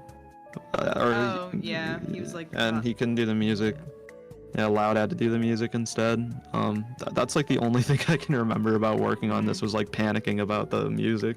Yeah, and there was like a what was the song we used? Oh, it was Come and Get Your Love. Yeah. There's like a funny MIDI version. Yeah. Diego, what do you think of this one? You played this one, didn't you? Yeah, I did. Do you like it? I like the beautiful babes in it. Yeah, thank you. Do you like the 3D car that I made? I do love the 3D car. It reminds me of that one little car game I was playing on my phone. That's it. That's all I got. Oh, the parking game. Yeah, the shitty fucking game that I saw on an ad. I was like, yeah. This looks fun. The one that I told you to download. I think. Wait. I think I deleted it. Oh shoot! I didn't mean to hit escape. Oh, this whole thing. It's over. Parking jam. Yeah. Okay, never mind. Wait, I have to go back to start the music over. Yeah. There. Okay. Okay. Game number 3. It's like already 15 minutes in. Jeez. Okay. This one. Ace and Strelmar didn't have any involvement in Inferno. This was like the 3rd jam game we had made in like 5 months or something. Me on this one. I remember it was because like, I forget if they limited the number of people you can have on your team to 3 people, or if the game just like called for that many people, because this was made for a game jam where it was like all your assets have to be 8x8 pixels. So obviously that kind of limits, like, who's able to work on it. Yeah. I was really proud of this one though. Not babe in 8 pixels. Yeah, no, you really can't. But I was really happy with this one. This was like my favorite thing we made for a while. It's not really a Metroidvania, I guess, because there's no like upgrades or anything, but it's just like a weird little puzzle action game. You're a fireball, yeah. Yeah. That was June 2019, and in that same month we did oh yeah, also LeBron. He says this game is a slam dunk. Okay, so in that same month we did Dwayne Crashers. Ace, take it away. Oh wow. So for this game, the theme of the game was to like kind of make knockoff games. Yeah. So we did like a knockoff of Castle Crashers. And I did all the character designs. The story was like 4 sisters trying to invade a building. Yeah, take and down older, Corpo. Yeah, it's like their older evil stepsister or whatever. Yeah, it's kind of like it's like Cyberpunk. Yeah. Yeah. And now it's lost forever. No one can ever play it again. Just kidding. You can find it on Newgrounds. No. This one is. Yeah, that's lost media. This is lost. Dwayne Crashers, you can check out on Newgrounds. It was the first Newgrounds game. Yeah, that was and uploaded by the Milk Bar lads. I remember. Yeah, this was also another jam game that we made in like a week or something. And I remember we submitted this one to Newgrounds, and I saw it got front paged, and I like freaked out because I I was like, is it? You were so excited you went to the hospital, actually. I did. I was I like- actually in the hospital during the. I remember. Oh, 'cause oh. wasn't this yeah. one? Yeah, this one Yeah. was the one. I think we had 10 days to do it, and like right in the middle of it, I had my. Or actually, it was right towards the start. I had a surgery. I had like to get my wisdom teeth removed. Yeah, I remember that. And Jack was like freaking out that I wouldn't be able to Yeah. get my stuff done. I was so angry that you had to get your wisdom teeth out. But yeah, I remember actually being like intimidated to put this up on Newgrounds because I was like, oh, I've never put a game on there before. What if people hate it? But people liked it. Yeah. People, Yeah, the only we got thing pretty about good the reviews. game is the inaccuracies of the characters. Like, we had the character stats and they all had like their weights and their heights, and I Oh, remember yeah. people commenting like, "Why are these characters obese?" Yeah, we didn't know about BMI. Yeah, I just put like random numbers for a lot of the weights. I think. Yeah. That's funny. Yeah, a lot of them had like a BMI of like 40. Yeah. We didn't know how to properly. That's funny. Or did I forgot. I forgot what I did actually. Whatever. Yeah. Oh yeah, and also it's called Dwayne Crashers because up to this point, in like all of our games we had Oh yeah, it's one. important lore. Yeah, we had one character in like all of our games. Blue hair. Yeah, with the last name Dwayne, starting with Ugby Mamba, and then there was one in Mars Force 1, and then there was another one, and actually no, there wasn't one in this game, but there is like a part where the word Dwayne is written on a wall somewhere, so that kind of counts. There's a Dwayne connection. Yeah, the Dwayne Burger connection. And then this game has a bunch of them, and this one in the bottom left, like the very bottom left, was actually in Ugby Mumbo 1, and then we just brought her over to this game. Yeah. And now she works at Dwayne Burger. Yep. Oh yeah. This game, holy smokes, was this one was like the first not jam game we tried to make. And we didn't finish it.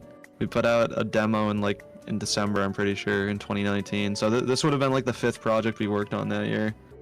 And then after we put the demo out, I think people just got sick of working on it, and I think we just didn't really know where to go with it, and I wasn't really a big fan of the gameplay. Like I wasn't super invested in it. I liked the characters and everything, but it's a little bit like messy and chaotic. But yeah, this game not finished. From. Yeah, this character appears in Devastate. I guess that's cool. Faith? Wait a From second. Devastate? Wait, an angel from Devastate? What a minute. What the hell? That's a faith. But yeah. You're weird. Wait, how did this game predict the COVID-19 pandemic? Oh yeah. Also this game has a Digby from Devastate in it too. He was in this game before he was in Devastate. Oh yeah. Oh, right. Yeah. it This has is where Digby Digby in comes it. from. Holy Yeah, shit. he's a shopkeeper. You can buy shit from him in the woods. Yeah. You steal from him. You give him a wedgie, you throw him in a locker, and you take his shit. Yeah. Alright, and then Ridgewood Road, this was our first game that we made in the 2020s. This is like around the time I met you guys. Yeah. Yeah, no, we were literally working on this. Yeah. I think it was this Or came it's- that we I think did I only this. knew you, Jack. I'm not sure. Yeah, we No, did 'cause this. I remember we were all talking like when we were making Ridgewood Road. Yeah. Yeah, we were like in a server or something. No, I remember there was this the horror game jam that we made this for, and it was like a week or 10 days or something, and that was in like April 2020, like right after the pandemic started. Yeah. But I started talking to Stratemeyer in like January, I think, of that year, and then like you guys like met each other like when we started April. working on this, I think, Or- because yeah, April, like that was the time we It was started. like the very end of March or like the start of April. Yeah, because we were working on this, and I think we were just like in a call working on this, and then Diego, you also just like happened to be in it, Yeah. and then that's how you guys met. I'm pretty sure. Yeah. Something like that. And then you didn't work on this one, but No. But I was very like, wow, you guys are so cool. You were supportive, I remember. Yeah. And this one, I guess because it was like a horror game, a good amount of like YouTubers made videos about it and got like 12, like a dozen views. If you make a horror game, there will be YouTubers who are hunting for indie horror. So they really like this stuff. Yeah, it's great. I love it. Play it on Newgrounds. Oh yeah, I put this one up on Newgrounds later, but that was kind of like a footnote, kind of. Yeah. Oh wait, I have to reset the music. Okay. Wait. Oh, speaking of. Since I met them, and then all of a sudden, we wanted to work on a game jam. I was like, whoa.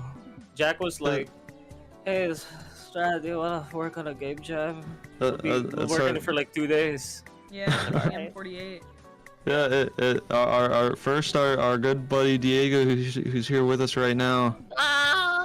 He joined up, and then like a little bit later, Diego introduced us to our friend Spicy, who's in the chat right now on YouTube. I think and Aiko's also in the chat.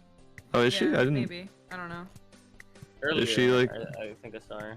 A different name? I don't know. But yeah. Diego joined, and then we had Spicy and Aiko join up soon afterwards, and I mean Diego's like basically the lead artist on the team now. Spicy does a lot of art too. She's kind of like in a similar spot to Gel, where she's nice enough to just basically do whatever I throw at her. Thank God. We need somebody like that on the team. And then Aiko's her little voice actress, and she also helps with like rendering stuff every now and then. Yeah. Yep. So yes, bonkers. Yeah, bonkers. Yeah, I did like the least work on this one. Actually, yeah, you did like a tiny bit of work, but yeah, if ever on Dead Estate you're like you got a tip that said play bonkers, it's not us telling you to play like bonkers crazy in Dead Estate. We're telling you to fucking play this game bonkers on itch and or Newgrounds. Fucking look for it and then play it, alright? Yeah. This was another GM48 game that we made in I think June 2020, and I thought it was like the best thing we'd ever made up to that point, but people hated this one. I guess because of the controls. Yeah, the controls are they're a little wonky, but I think you just have to get used to them. But I really like the controls, and I think we could probably do more of this mechanic down the road. Maybe. I would do like a little follow up to this. I really like Bonkers. Me too. I love Dr. Onion.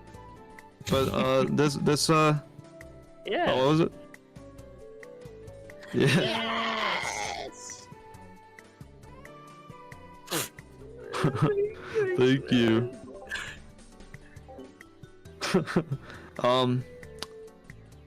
So yeah, this was the first game that Diego worked on. I don't think Spicy was involved in this one yet. Spicy, No. Yeah, no. Spicy only joined after Dead Estate. Yeah, or for Dead Estate. And Aiko, I'm pretty sure Aiko did the little voice for the little character. Of, Apple, yeah. And that was my first like sprite, like legitimate, because I was getting into sprite work mainly because of Lisa. Because Lisa really inspired me. I remember you talking about that. Yeah. I thought like this sprite looks a little bit Lisa-ish. Yeah, just because like how messy the sprite work is in Lisa. Because like I would always look at sprite work and I'm like, fuck, it has to be so specific. And then I played Lisa and I was like, wow, this is really messy freehand sprite work. Yeah. It's kind of beautiful. I could get into this, but I mean there are always rules you do have to follow.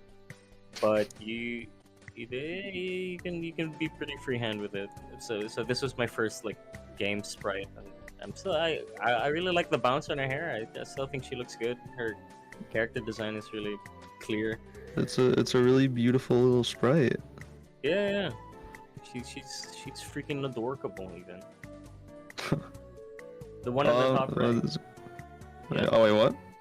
That the top right drawing is by Milky Ace. Yeah, I did.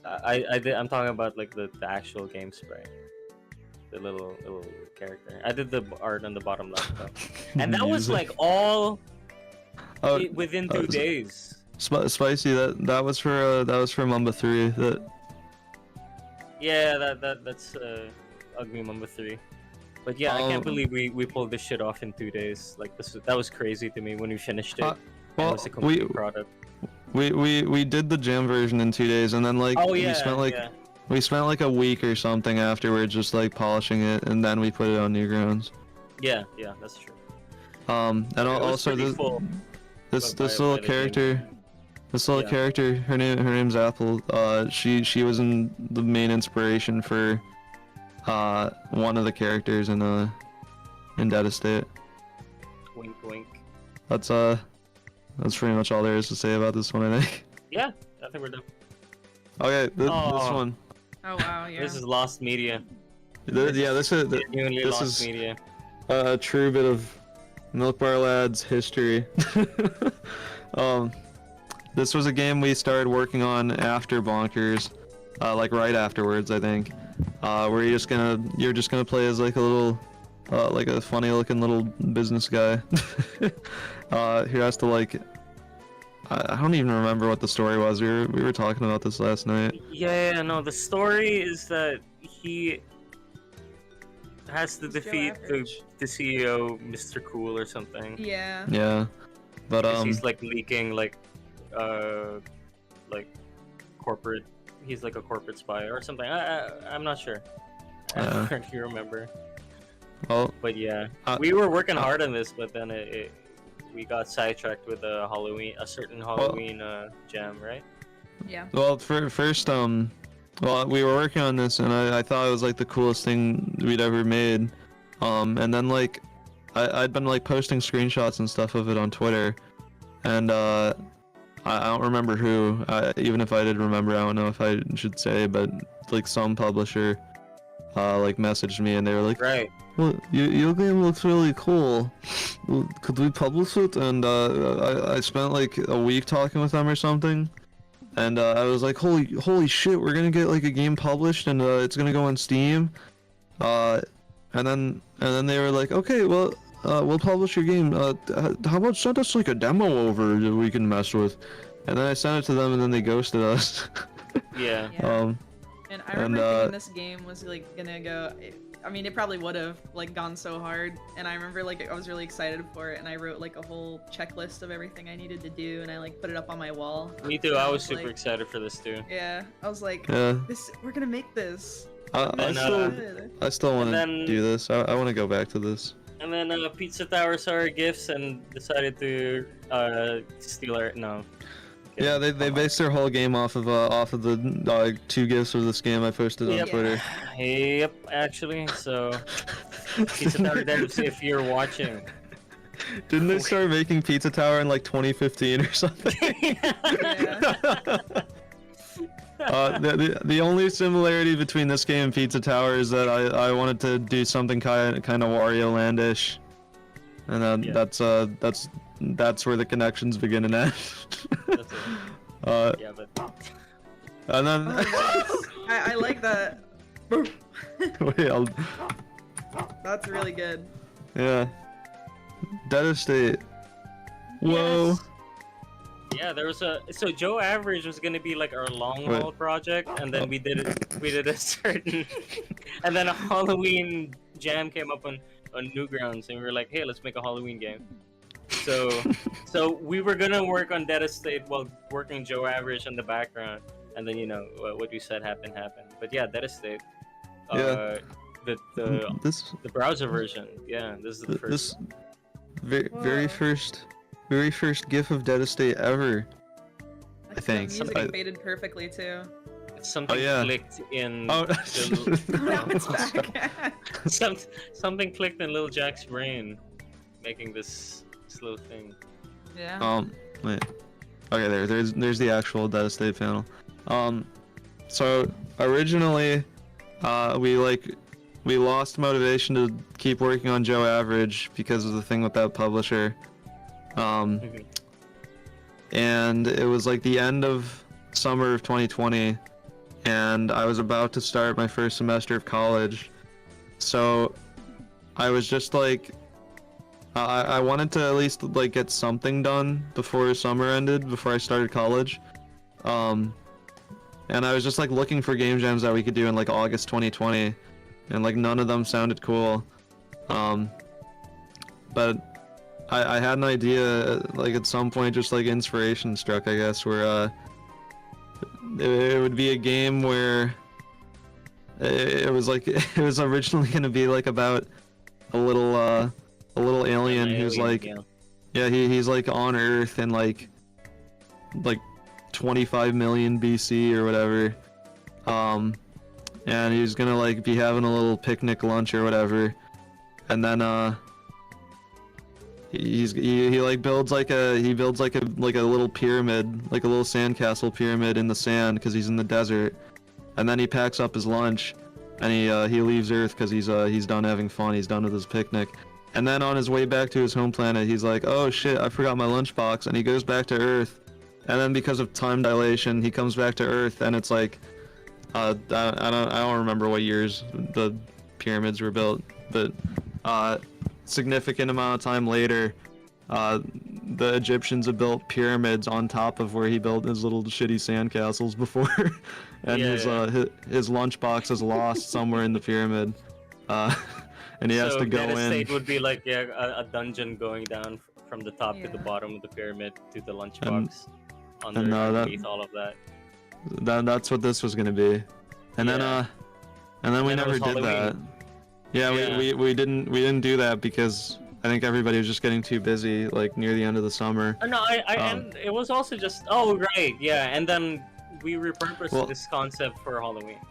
Yeah, I think in like the start of September, I saw that there's like the Halloween contest on Newgrounds that they do every year, and I was like, oh wait, I could like redo this idea. I could use, you know, what I've already made here, and just make a different game with it, one that's more Halloween-y. And we'd all been playing like a lot of Resident Evil and stuff at the time, so we basically just were like, what if Resident Evil 1 was like a roguelike, guys? What the hell? Yeah. What if Resident Evil was freaking like nuclear phone and gungeon and finding a that was honestly like the whole idea. Was just like I want to play like a Resident Evil kind of game, but it actually plays like Nuclear Throne instead. And that was like my whole idea. And we kind of cooked with it, and that was like when Tom Fulp and Johnny Utah like commented, we were like, oh, what the hell? This was the first game we'd put on Newgrounds since Bonkers. I think we put it up like October 27th or something like that. And like Tom and Jeff. Oh, what? Yeah, no, I mean just getting that recognition was crazy to us. Tom and Jeff, they both left reviews, and I was like, holy shit. But yeah, that is a classic. Wait, I feel like there's something I'm like forgetting. Oh yeah, Ace made a really cool character for this one. Oh yeah, Two cool characters. Two cool characters. Jules and Cordelia, and Cordelia was originally gonna be an old lady. Yeah. I think the only reason I played with that idea was because we just knew. Said witch. Well, yeah, it was witch, and then it was also just like we knew a bunch of idiots who commented on our old games that were like, "Why are you objectifying women in all of your games?" It's just because. So I was like, I mean, I guess we could like do something that's not like a hot lady, but eventually I did a design and Jack was like, that's it. That's the one. That's the one. She's perfect. And yeah, and the rest is history. Oh All my right. God. So. Oh. So So after we're gonna Dennis- move on. Oh wait, yeah, you can do this one, yeah. Yeah, we're gonna move on to like greener pastures. Milky Ace and I kind of wanted to continue with Dead Estate, but Jack was like, ever since the incident with Joe Average, he was like, I don't want to fucking go with developers. So I was just talking. We were just in a call, Yeah. and I was talking about my Tito John, and Tito means uncle in Tagalog. But Jack heard pizza. I know. I think that was me. I think Oh, that I was said- you. No, that was Yeah, you. I- yeah. I think it was said both of us. pizza. I heard Yeah. pizza. Yeah. You both said pizza. And I was Pizza like, no, it's John? Tito John. Pizza John? And then we were like, let's make Pizza John. It's about this big fat guy with his roommate, and like he's stuck in his apartment that's haunted, and different apartment rooms open to different dimensions, and he's like I think that's just trying to Silent save his. Hill 4. And he's trying to say, I remember That's just distinctly, Silent he's Hill 4. trying to save like his babe or something. He's trying to save a babe. Yeah, I don't remember. Something like that. So I thought it was like his pizza gets stolen along with like a random girl in his Yeah. apartment. And then, Yeah, he, yeah, and then something like, like he that, cares something about like the pizza. right, yeah, It was gonna be like a he's- Wario Land Shake It kind of thing, where like at the end of the game you'd get the pizza back, and the girl would like try to thank him, and he would just like push her over so he can get to his Yeah. pizza. Yeah. Yeah, so yeah, this is the game we're gonna make after Dead Estate, and it would have been really fucking good. Even But though we didn't have then like anything for this game. Yeah, but There's, like, no art for yeah. So Diego and Milky Ace, they both were like, we should work more on Dead Estate because it's like a good idea, but. Yeah. I really just wanted to do Pizza John, and I kept saying that, but then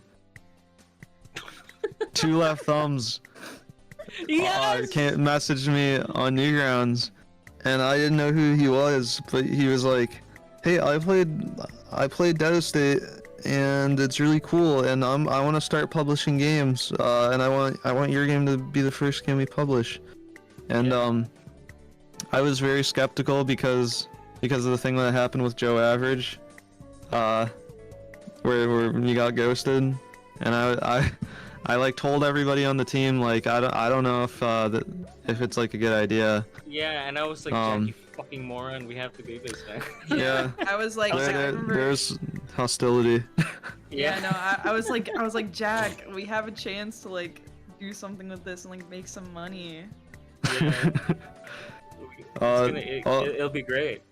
I was still hard pressed on Pizza John, but I was like, fine. Yeah. But I was still skeptical, so Because we I already just had a like, foundation for Dead Estate, we had nothing for Pizza John. well, Pizza John would have been cool though.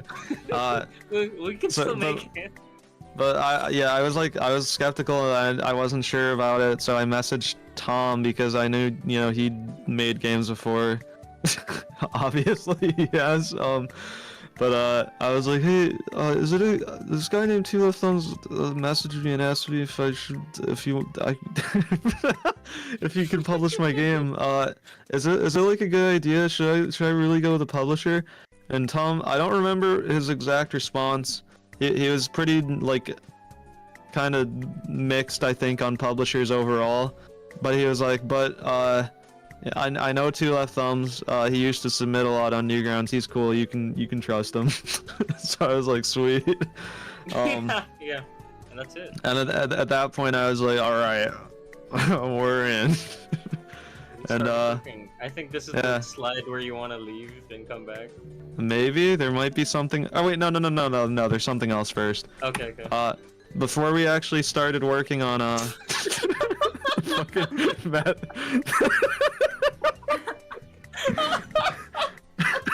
Okay.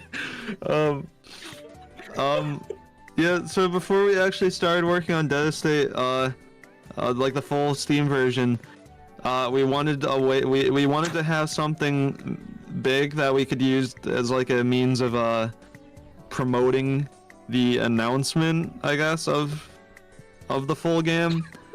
So it was like December 2020 at this point, and I think Ace, this was your idea, I think. Yeah, this was the announcement. This was the announcement game. Yeah, because I wanted to.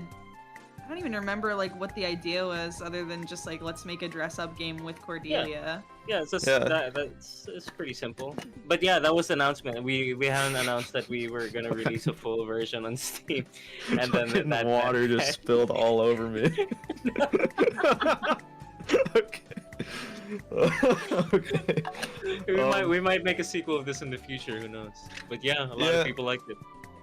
This A lot of people don't know about it. Every time I bring it up, everyone's like, "Wait, Dead State has a dress-up game?" Well, here's the thing. I think the people who knew about the original version of Dead State knew about this, and then when we released it on Steam and like way more people played it, that's when this kind of like fell under the radar. Yeah. It's just okay. But yeah, maybe another one of these in the future. Yeah. Perchance. And then also before we started doing the working on Dead State, January Pixel Month. Yep, it was Pixel Day on Newgrounds, and I really wanted to do something Mamba because we hadn't since Mamba 1 in 2019, and it was 2021 now. So I was like, I had a lot of ideas for like more Mamba games that kept not working out. And I decided to put my foot down and demand everybody on the team put up with my shit for this one. Yeah, but no, I really enjoyed working on this though. This is still one of the things I'm like most happy with, I think. Go guys, play Ugly Mamba 3 on Newgrounds. It's a labor of love. Yeah, I get it. It's like kind of like a basic run and gun game, but I still really like how it came out just because it reminds me of like a game that I would play on like a Game Boy Advance when I was little. Caro Blaster. Yeah, Caro Blaster is like the big inspiration for this. I love that game. Yeah, Ugly Mamba 3. I really like this one. Yeah, I'm super proud I wish I had more to say about this. The boss animations we did, but yeah, this is just like a good project. Oh yeah, it's a hard fucking game. Our good friend Spicy made this thumbnail up here where Mumba's laying down on a bunch of both of them because, on a bunch of breasts. Yeah. Oh wait, yeah. She rendered this one, didn't she? And you sketched it, I think. I just sketched it. She drew it. Yeah, that's what I'm saying. I don't know our terms. And she also drew the one on the bottom right. Yeah, the Avatar Way of the Water fan art. Yeah, James Cameron actually was heavily inspired by Ugly Mamba. All right, so after we were done with Mamba 3, wait, what time is it? Are we running low on time? Is it 4:30? What do we have? Like half an hour still? Okay, let's rush through this. Okay. Yeah, we're almost done. This game is unbelievable. But you'll have to find out yourself. Yeah, you play it. It's free on Newgrounds. True. Oh yeah, I gotta. Okay, there. Okay, so after that, we worked from January to October 2021, just working on Dead State. It took a long time. Well, at the time it felt like a long time, but looking back on it, I feel like 9 months isn't actually that long for a game of that size. Yeah, and we worked on the original Dead State for like a month. Yeah, Dead State 1 took like a month or maybe a month and a half. So you could say 10-month dev cycle, and then we released it. And it's pretty crazy. But we're still working on it, so. Yeah, it was just non-stop Dead State for like 9 months. Although at one point, like early on into the dev cycle, it was like my second semester of college ever, so I kept ignoring homework and stuff and just working on Dead State, and then at one point all my grades were F's and C's and stuff, and I was like, fuck. I've gotta like take a month and just focus on school so I don't fail. And then I did that. But after that it was just work on Dead State for months. Yeah. And then But there it is. It came out, and people really liked it, I guess. Overwhelmingly Yeah. positive. Like, our only thing is we worked really long on this, but we really didn't. I think we covered like most of what we could say already with the other Dead I Estate mean, panel. now we've worked really long on this. Yeah. Oh yeah, now it's been even longer. 2023. But we can talk about the updates in another panel. Yeah, like but, this one. Oh my god. Wait, is there anything else But we I should mean, say we can about? just summarize what we added in Dead Estate. I mean, like we added more floors, we added more enemies, more cutscenes. Oh no, that's Yeah. after. More characters. Yeah. A lot more characters. But yeah, it was a wild ride, and the fact that it's been like overwhelmingly positive for a long time is just crazy. Ever since it got 500 reviews. Yeah. All right. Yeah, okay. So, that's all we have to say. So, we do have to like wrap this up by 5 because there is another panel and it's 4:33. So, updates. We've been doing. We promised updates for the game because we had a shitload of ideas. That we couldn't fit into like the original game, or that I don't know, that wouldn't really fit by themselves into the original game, I guess. So we promised them like pretty much like right after the game came out, I think, and then we didn't start actually working on them. Or no, you guys started working on them. I didn't start working on them. Yeah, with the cutscenes and everything. Yeah, we were building until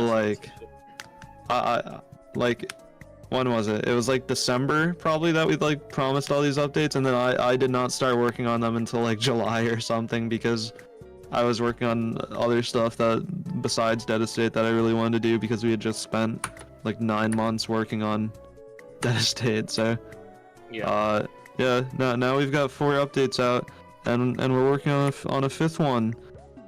Working on a 5th one that's taking forever to do because feature bloat. We had a set plan for this 5th update, and then I went way overboard adding new stuff to it because Diego drew a character I thought was really cool. Yeah. And I was like, we can't waste this character. I was frothing at the mouth. You were I showed you the Axel cutscene, and you're like, "There's only one thing wrong with this." I said she's too beautiful. Okay. Yes. I've got to pause the presentation at this point because I want to share like a tiny little bit of update 5. Where's Discord? Where's Discord? Oh fuck. I'm trying not to take too much time here because I want to like have 10 minutes to answer questions.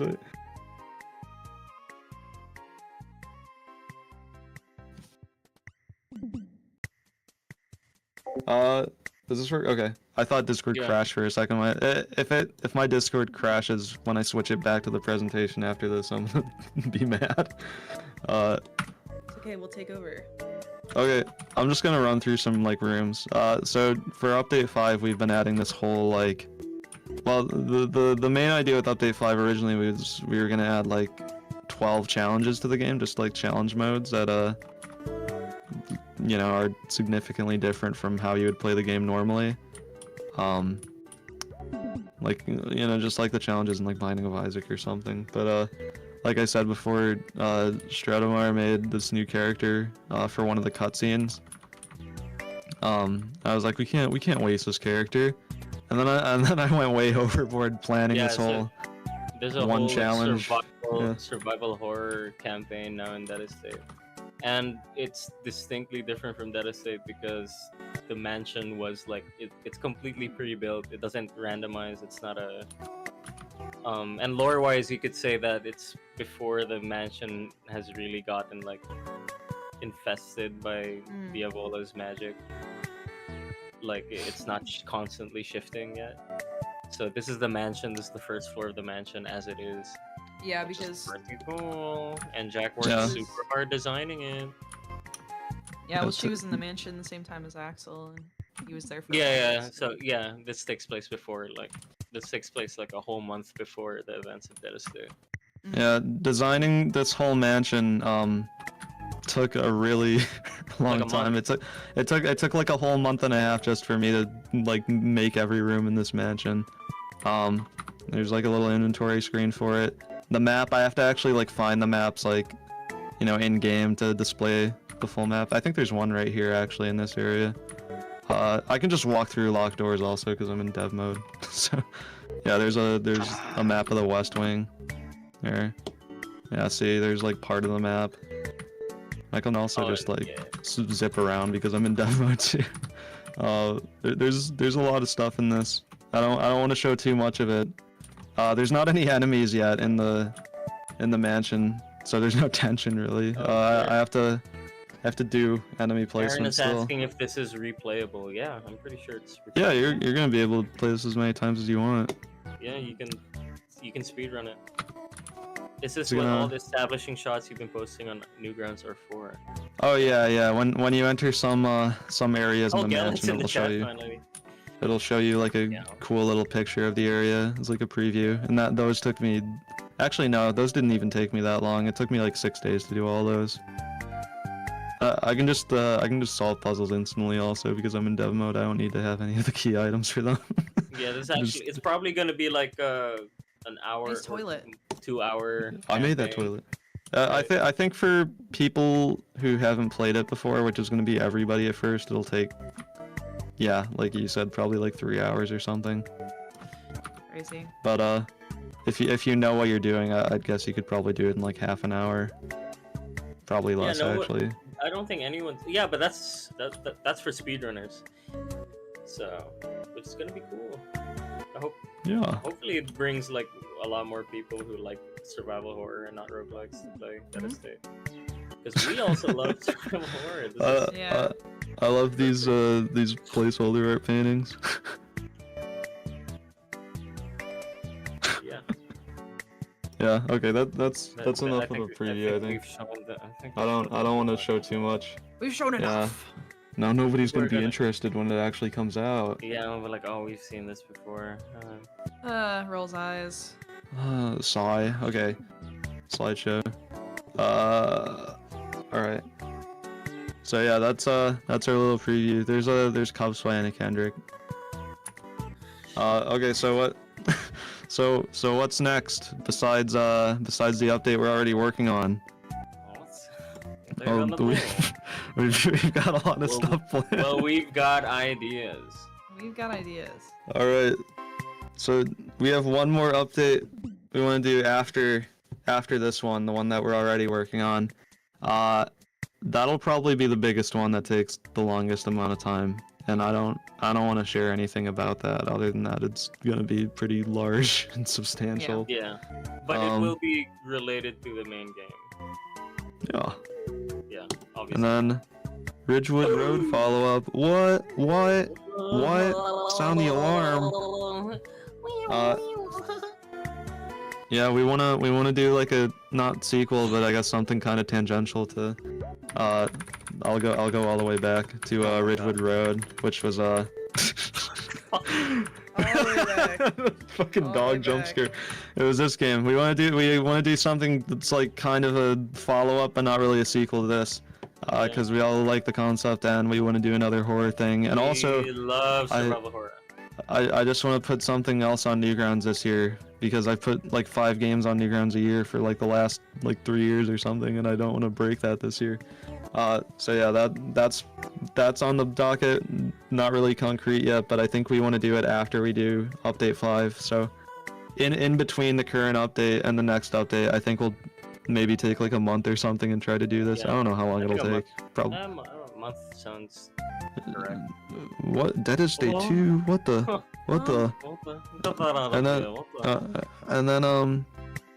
And then we still want to do console ports for Dead State 1. Those are taking a long time. I was gonna do them originally like just right after the game released, but then we planned all the updates and I was like, I don't know. I don't want to have to like keep updating like multiple versions of the game simultaneously. So we should just do the updates first and then worry about console ports later. So, for anyone ever asking, will it come to console? It definitely will.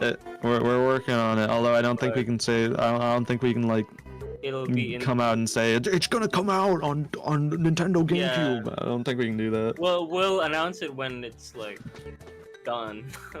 It'll be out when it's out. Okay. Sorry. that's it.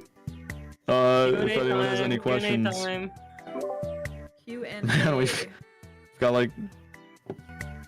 Yeah. Thank you.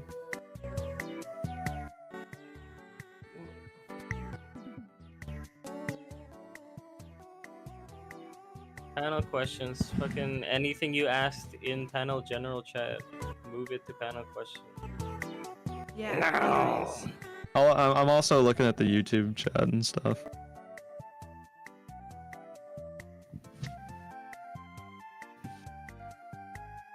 I haven't.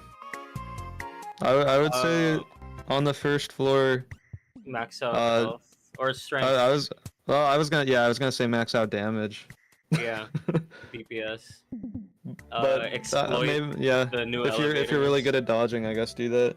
I'll say how to save scum. I don't know.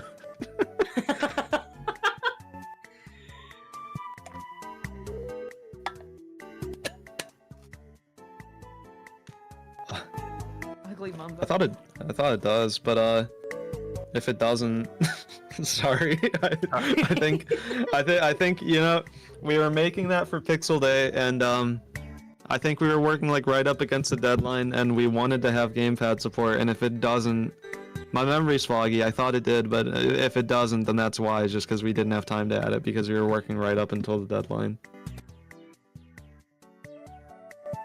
Like Guest characters character? like what? Oh, I mean, we kind of. I mean we've kind of talked about sort of Well, like we started putting in like streamers stuff and like the what is it, portraits and stuff. portraits of like streamers who played Dead Estate, but like we don't even really enjoy doing it that much, like because it feels kind of. Well, also, I mean, wait, with the costumes though, we have a lot of like yeah, we've done costumes that are just references to characters, or yeah, that too. Yeah, probably. Yeah, maybe one we'll day. have to contact Had a Vadim. state too. Yeah, That'll- we'll have to collab with Vadim God for that. That'll be like after we've finished working on like anything, like after we drop everything SFW, with the series, then we'll do that. And then we'll have a like a mass suicide after. Yeah. Jack. Ooh. It is playable. Yeah, it's Lost Media, but you can go on itch.io and you can play it and download it. Yeah, the true Lost Media is what Dom is asking in YouTube chat. Oh no, that's on there. That's you can still play that. That's on itch. Yeah. The Nonagon game. Yeah, it's on itch.io, I think. Nonagon Infinity.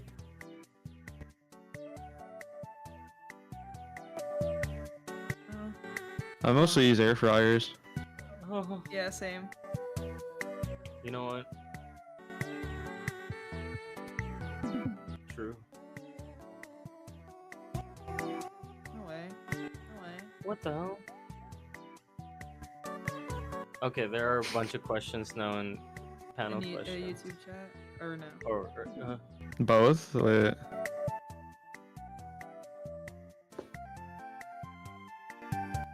I feel like it's a lot of work. I don't know. I've been playing Street Fighter lately, kind of a little bit, the new one, but other than that, I don't really care about fighting games, and I wouldn't make something that I don't care about. I mean, it would also be like a lot of animation and a lot of That too. yeah, and fighting games, like, they're really intricate. Like, yeah.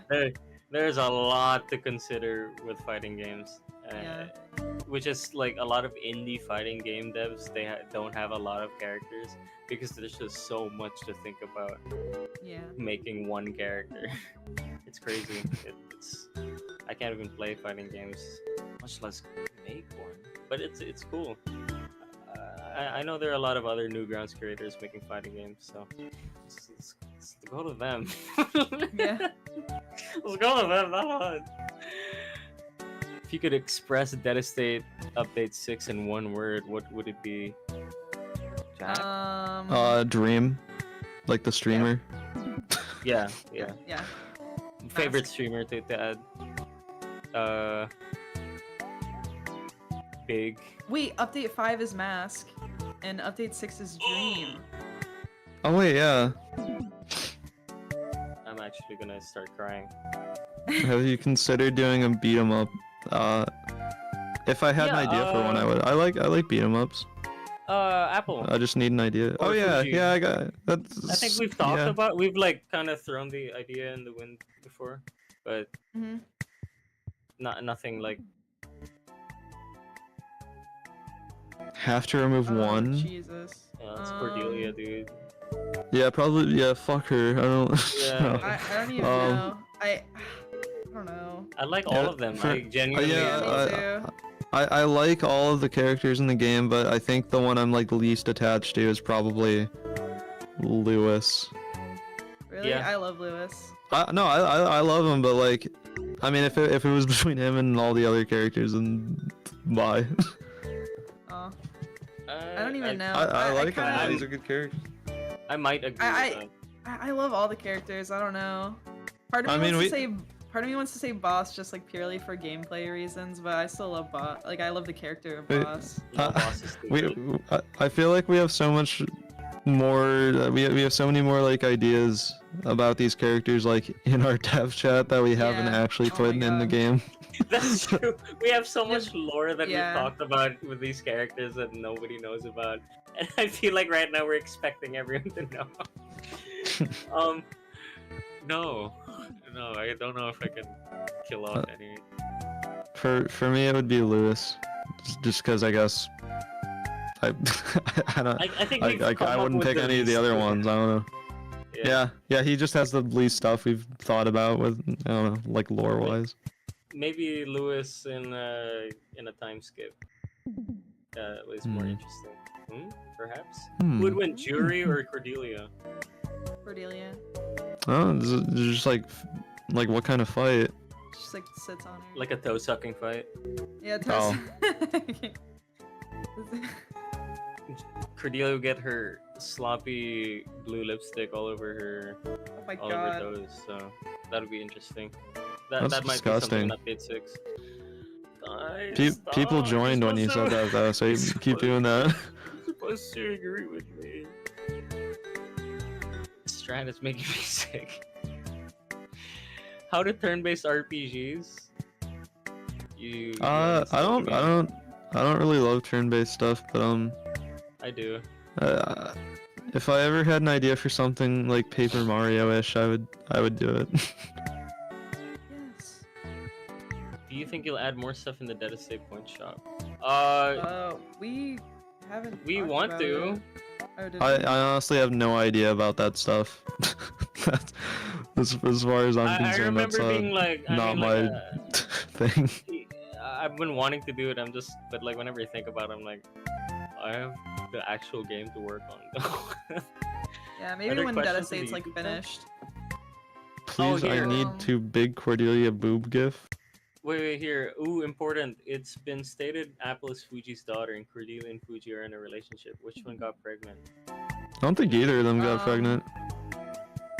I still don't know the answer to that question. Yeah, I've thought about it. Really I've thought about it, and I just do not have an answer for it. I think Apple's like a weird little magic construct. Yeah, she's a test tube baby. Yeah. Yeah, we can do that. Let's go with that. She is barren from steroid use. Well, because we talked about Apple specifically being Fuji's daughter. Yeah. So there would have to be some, I don't know. Let's not worry about it. Yeah, no, it hurts my head thinking about it. Jeff's license says Jeff Trucker is his last name. Yeah. Yeah. Yes. Ugby Bomba 2? No. No, that's not gonna happen. No. Never. I do still want to. Before we make Ugby Bomba 2. I still want to do Joe Average and Pizza John. Yeah. Ugby Mamba 4, definitely, but 2 no. Will Chris Pratt voice Mamba? Yes. I would be up for that. I'd be up for that. What achievement is the hardest to get? I remember when we first released it, the hardest one was the Lydia one. Yeah. You can't break any The pots, pots but, one.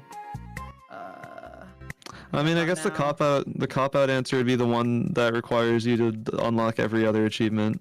Yeah. But that's not like a real answer. That's stupid. Oh yeah, no, the Lydian one is pain. Yeah. I mean, X Must Die is pretty difficult.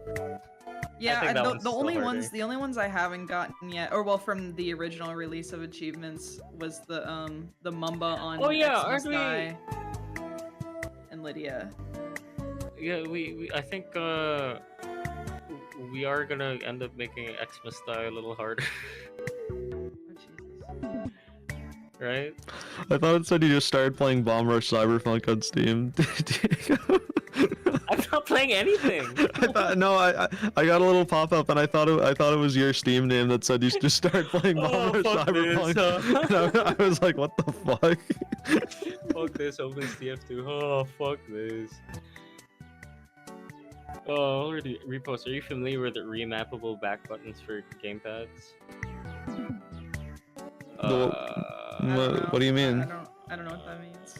I don't know what that means either. If you're playing Dead Estate on like a standard Xbox controller, you should be able to remap any action to any button aside from walking. That's and also aiming. Those are both stuck to the thumbsticks, I'm pretty sure. But if you're playing on not X input, I forget what the other one is. You know, if you're playing on like a PlayStation, like DualShock or DualSense or whatever, or like a Switch controller, then things might be fucky because Game Maker doesn't respond well to those. Oh, this is a good question. Has there been any features we scrapped during development and any we ended up adding back in? Yeah, we talked about I mean, this there's a last lot. night. I think, well, I mean, the one that I Boss. talked about is the wheel one. Yeah. Oh yeah. Ace had an idea. In No More Heroes 3, there's this like Wheel of Fortune kind of thing whenever you get a game over, where it'll spin the wheel around like on the game over screen, and some of the spots it lands on will actually let you revive with like one health or something. Yeah. Or some of them will let you, just for some of them will give you like a power up when you come back or whatever, and some of them do nothing. Which could work. Some of them really actually well like punish for, you, I think.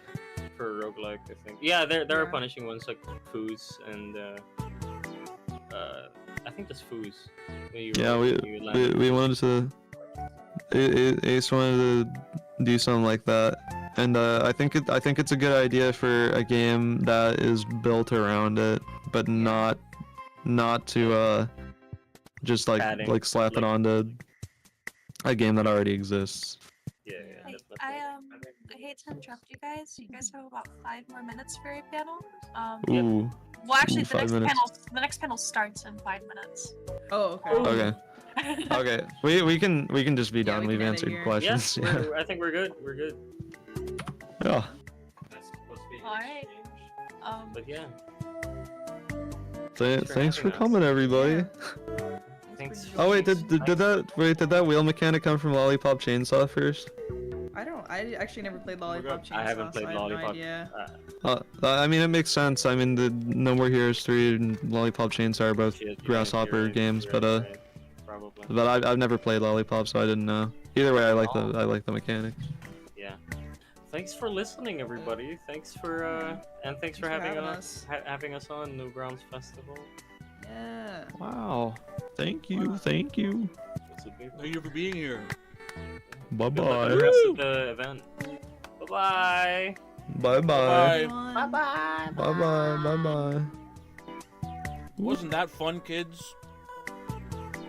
Man, sorry, I'm eating wasabi peas. Man, wasn't that awesome? I hope some bleak creep doesn't come in here to scare. Ah! Hello. Ah! Hello, Bleak. Can you Super hear me okay? excited. Yeah. Okay, You're perfect. fine. Perfect. What's the name of our panel again? Bleak's it's panel Oh, sorry. It's writing compelling characters. That's what it was. I forgot what the C word was. Yeah, that's the one. Super excited for your panel. Yeah, I I'm want to so see excited. more like writing and stuff on Newgrounds. It's something Yeah. I think it's cool. Yeah, I agree. I'll get the slides pulled up. I won't start just yet unless you want me to. You can absolutely start now if you want to. You want me to? Okay. All right.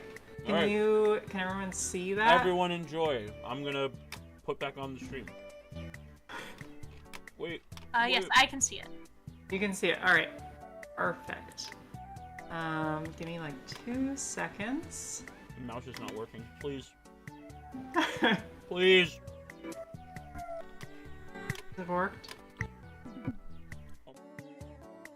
Okay. All right, we're ready?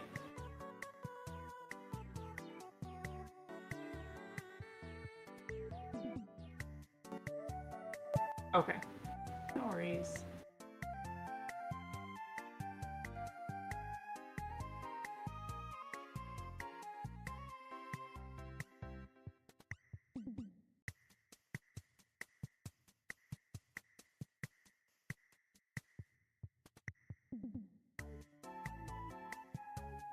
Sure.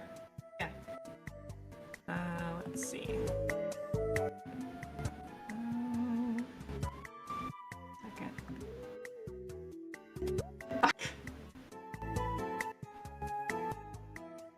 This working? Perfect. All right. So my panel is called Writing Compelling Characters.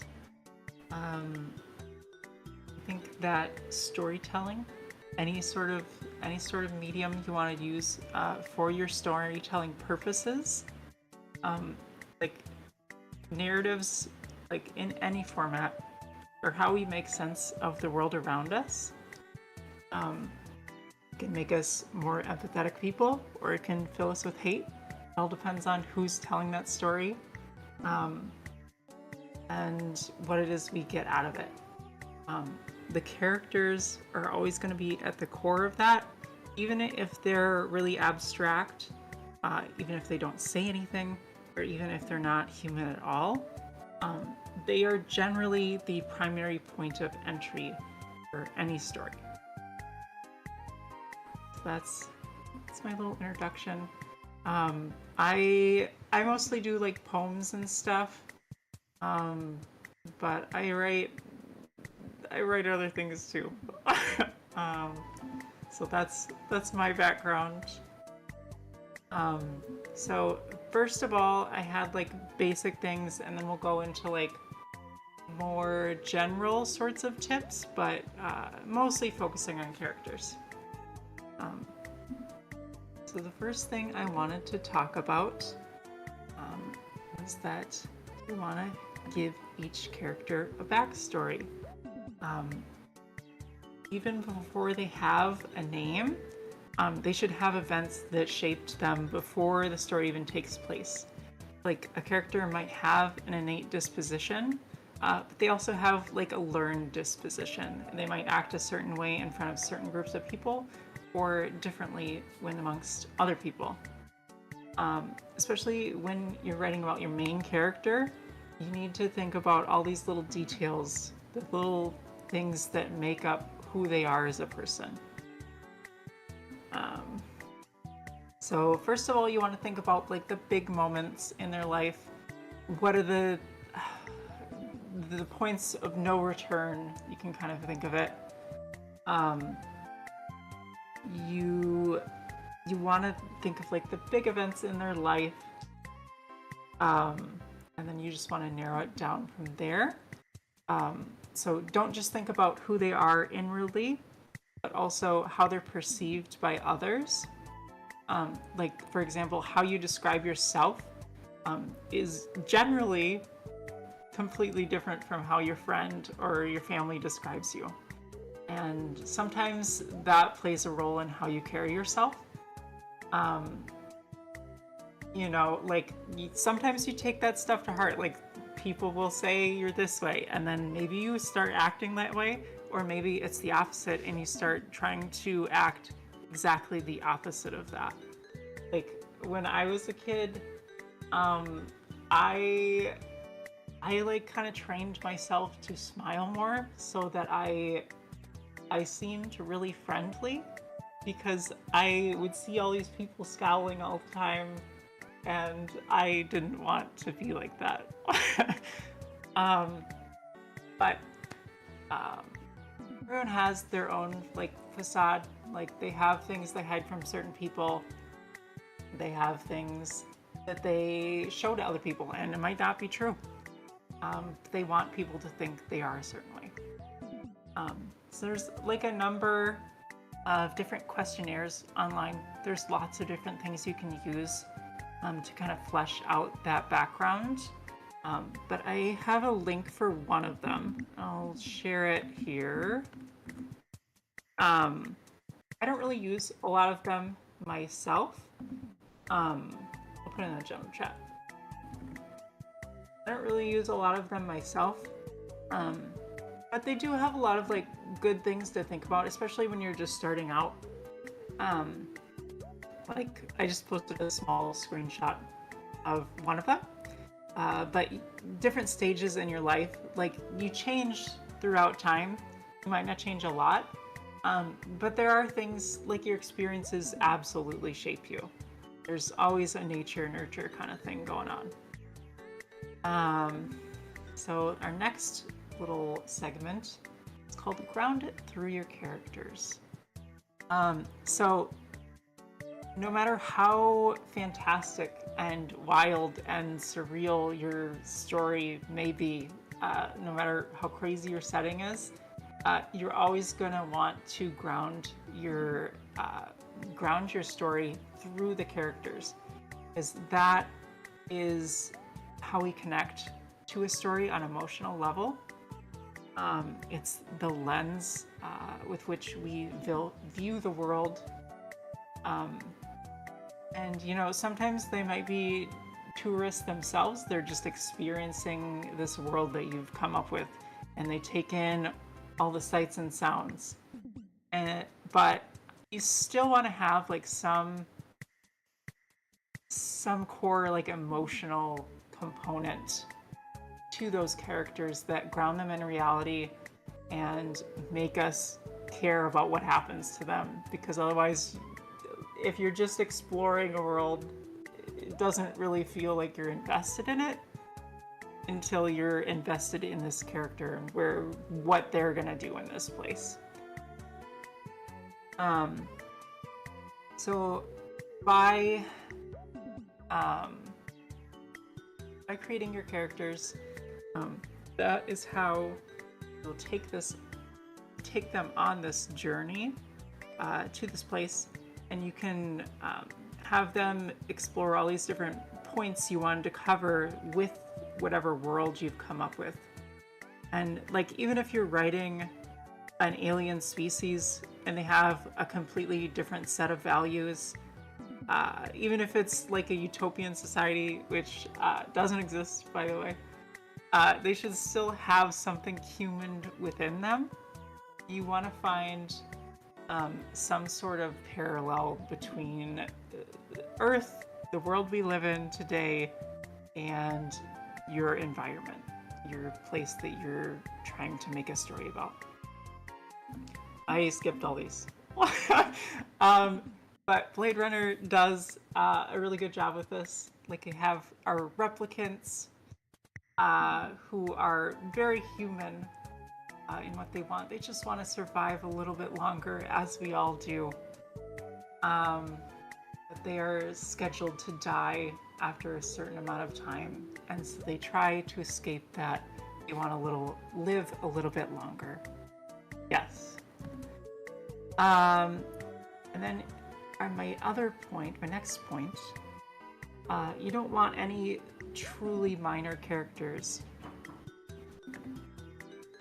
Everyone should exist outside of their relationship to the protagonist. No matter how small they are, you want them to feel like a real person. Like, everyone has their own backstory, motivations, and goals. They don't have to be like super detailed, especially if they're only in it for a couple lines, but they should, even if they do have like 2 lines, they should have something they want to get out of life. Like, you can just rough sketch what their goals are. You just want to put some thought into who they are as a person. And you don't want them to be just simple foils for the main character. Like, they can still be a foil, but you want them to have their own sort of arc, even if they don't get that far on it. Part of what makes a good world is that like, your characters within that world, they really feel like they've lived in this place.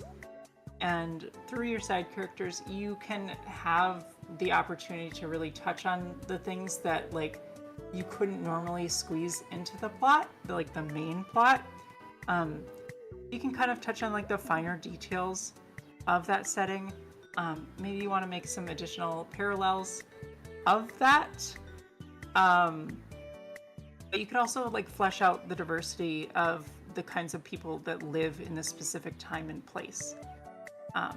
It adds more depth to your background, and the audience comes away with a richer view of the larger story.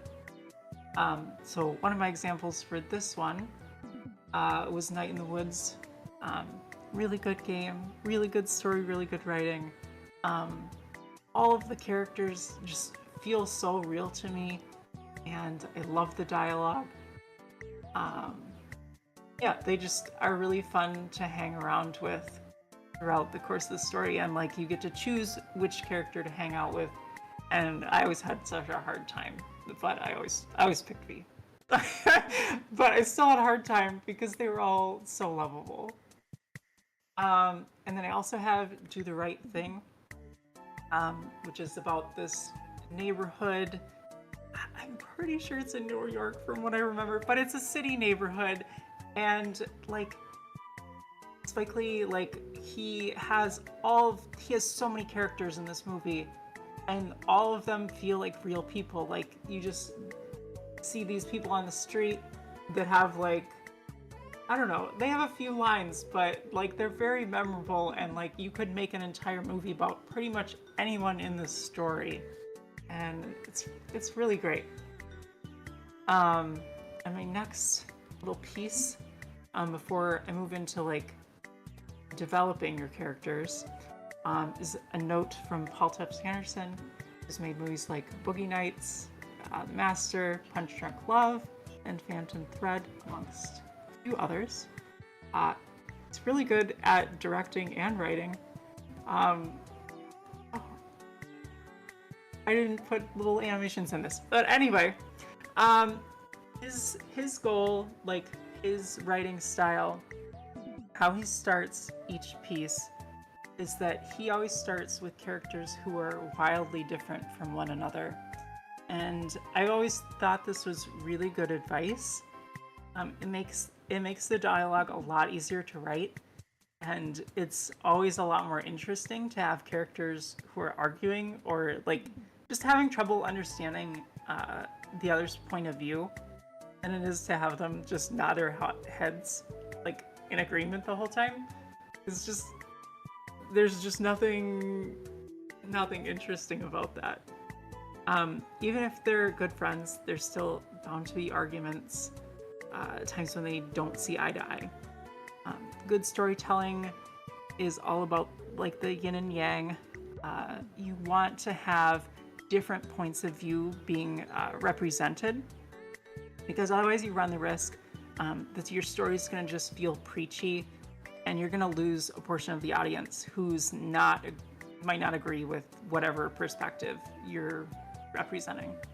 So in addition to whatever point of view you have as a writer, you also want to have some representation from the opposing side, because otherwise when people talk about whatever it is that you've made, they're just gonna rip you apart because you didn't touch on any of their points of view, and they're gonna say, this is what's wrong with your story, and you'll say, I just didn't think about any of this, is really what you have to offer.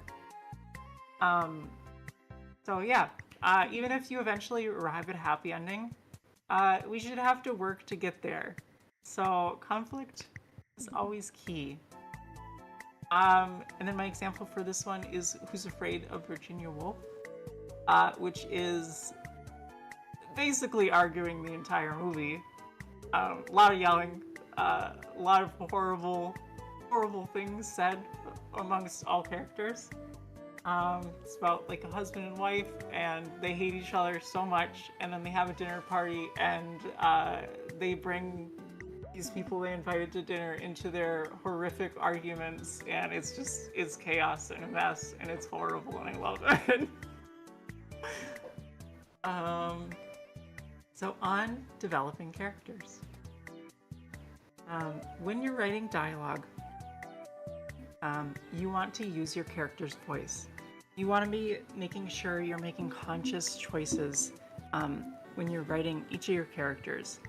A lot of inexperienced writers have a tendency to overuse more formal sounding words, which makes everyone sound the same, and it's also just, it's not the way that most people tend to speak. So whenever I write, I'll always play the conversations back in my head after I write them down, and I make sure it sounds natural to me. And also, you want to make sure that the word choices you're using for each character reflects the characters that are speaking them. So like any good character design silhouette, good dialogue should be its own sort of silhouette. You want to make sure you can kind of get a read on who's speaking, even if you can't see the character, even, even when they're just words on a page. So for this example, I had Dead Ringers, which is a David Cronenberg movie, so it's, pretty twisted. But it's got two twin characters, and they're played by the same actor, Jeremy Irons, but like the story is like how they kind of like, in the beginning they're like very much the same sort of person, and then they slowly split apart as one of them falls in love. But even before the split really happens, like you can kind of get a feel for which one is talking, even if they look identical. Like just based on their mannerisms and like what words they use. And I've always really liked that about it. Another thing, very important, actions also define characters. So, another thing that a lot of like beginning writers do is that they tend to like have characters like go on these really long monologues all of the time. And there's a time and a place. You don't want that for every conversation because it's not very interesting a lot of the time. Back and forth is really good, but also actions. Film and animation has always been very visually driven, and you can have these really rich characters even without a lot of dialogue or any dialogue at all if you're choosing the right moments to paint your portrait of your character. I've always thought that Genndy Tartakovsky is really good at this, like Primal in particular. He's very, very good at that. There really isn't any dialogue at all, especially in the first season. It's really just grunts and roars, but the emotions hit so deep. It hurts so much all the time. Yeah, and also there's a power in silence. A lot of times, like just a look or a gaze says so much. And sometimes it says a lot more than words, like even just the look. Like, you can say so much in the way you look at someone. My other example, if you don't want to see extreme violence, is Shaun the Sheep. Very much the opposite end of the spectrum, but no dialogue at all again. They really just do like a little sim sort of language. It's so good. It's always so clever, and yeah, the show every bit as good as the movies, which are incredible. Yeah, very good. Great characters. They really just have different shapes, but you can tell which sheep it is. And it's great. Okay, so next point is that you want to pull from your experiences. Don't want to make it sound like I'm suggesting that you should start doing like self-insert characters or anything like that. But it is really helpful to take some inspiration from your own life, and I do that a lot when I write things. Most of my characters are parts of me, different moments in my life, but you know, people change and it makes it easy to pull from things. Since they are your feelings or events you experience firsthand, you know them to be authentic, they are your truths. So one of my tips was to practice people watching. Also to practice being a good listener. I'm not always good at being a good listener, but I try.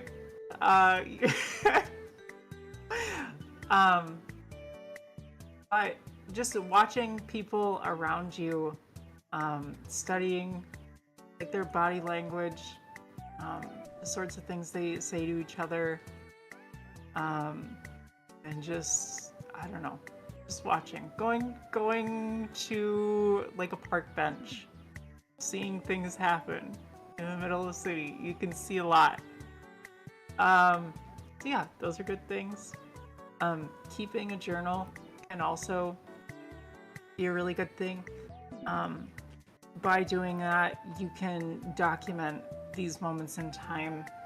And honestly, like, at the very moment that you feel them, the closer to the actual time that it happened, you'll probably get the most accurate representation of whatever it is. It might be a little more vivid. The emotions will probably run hotter.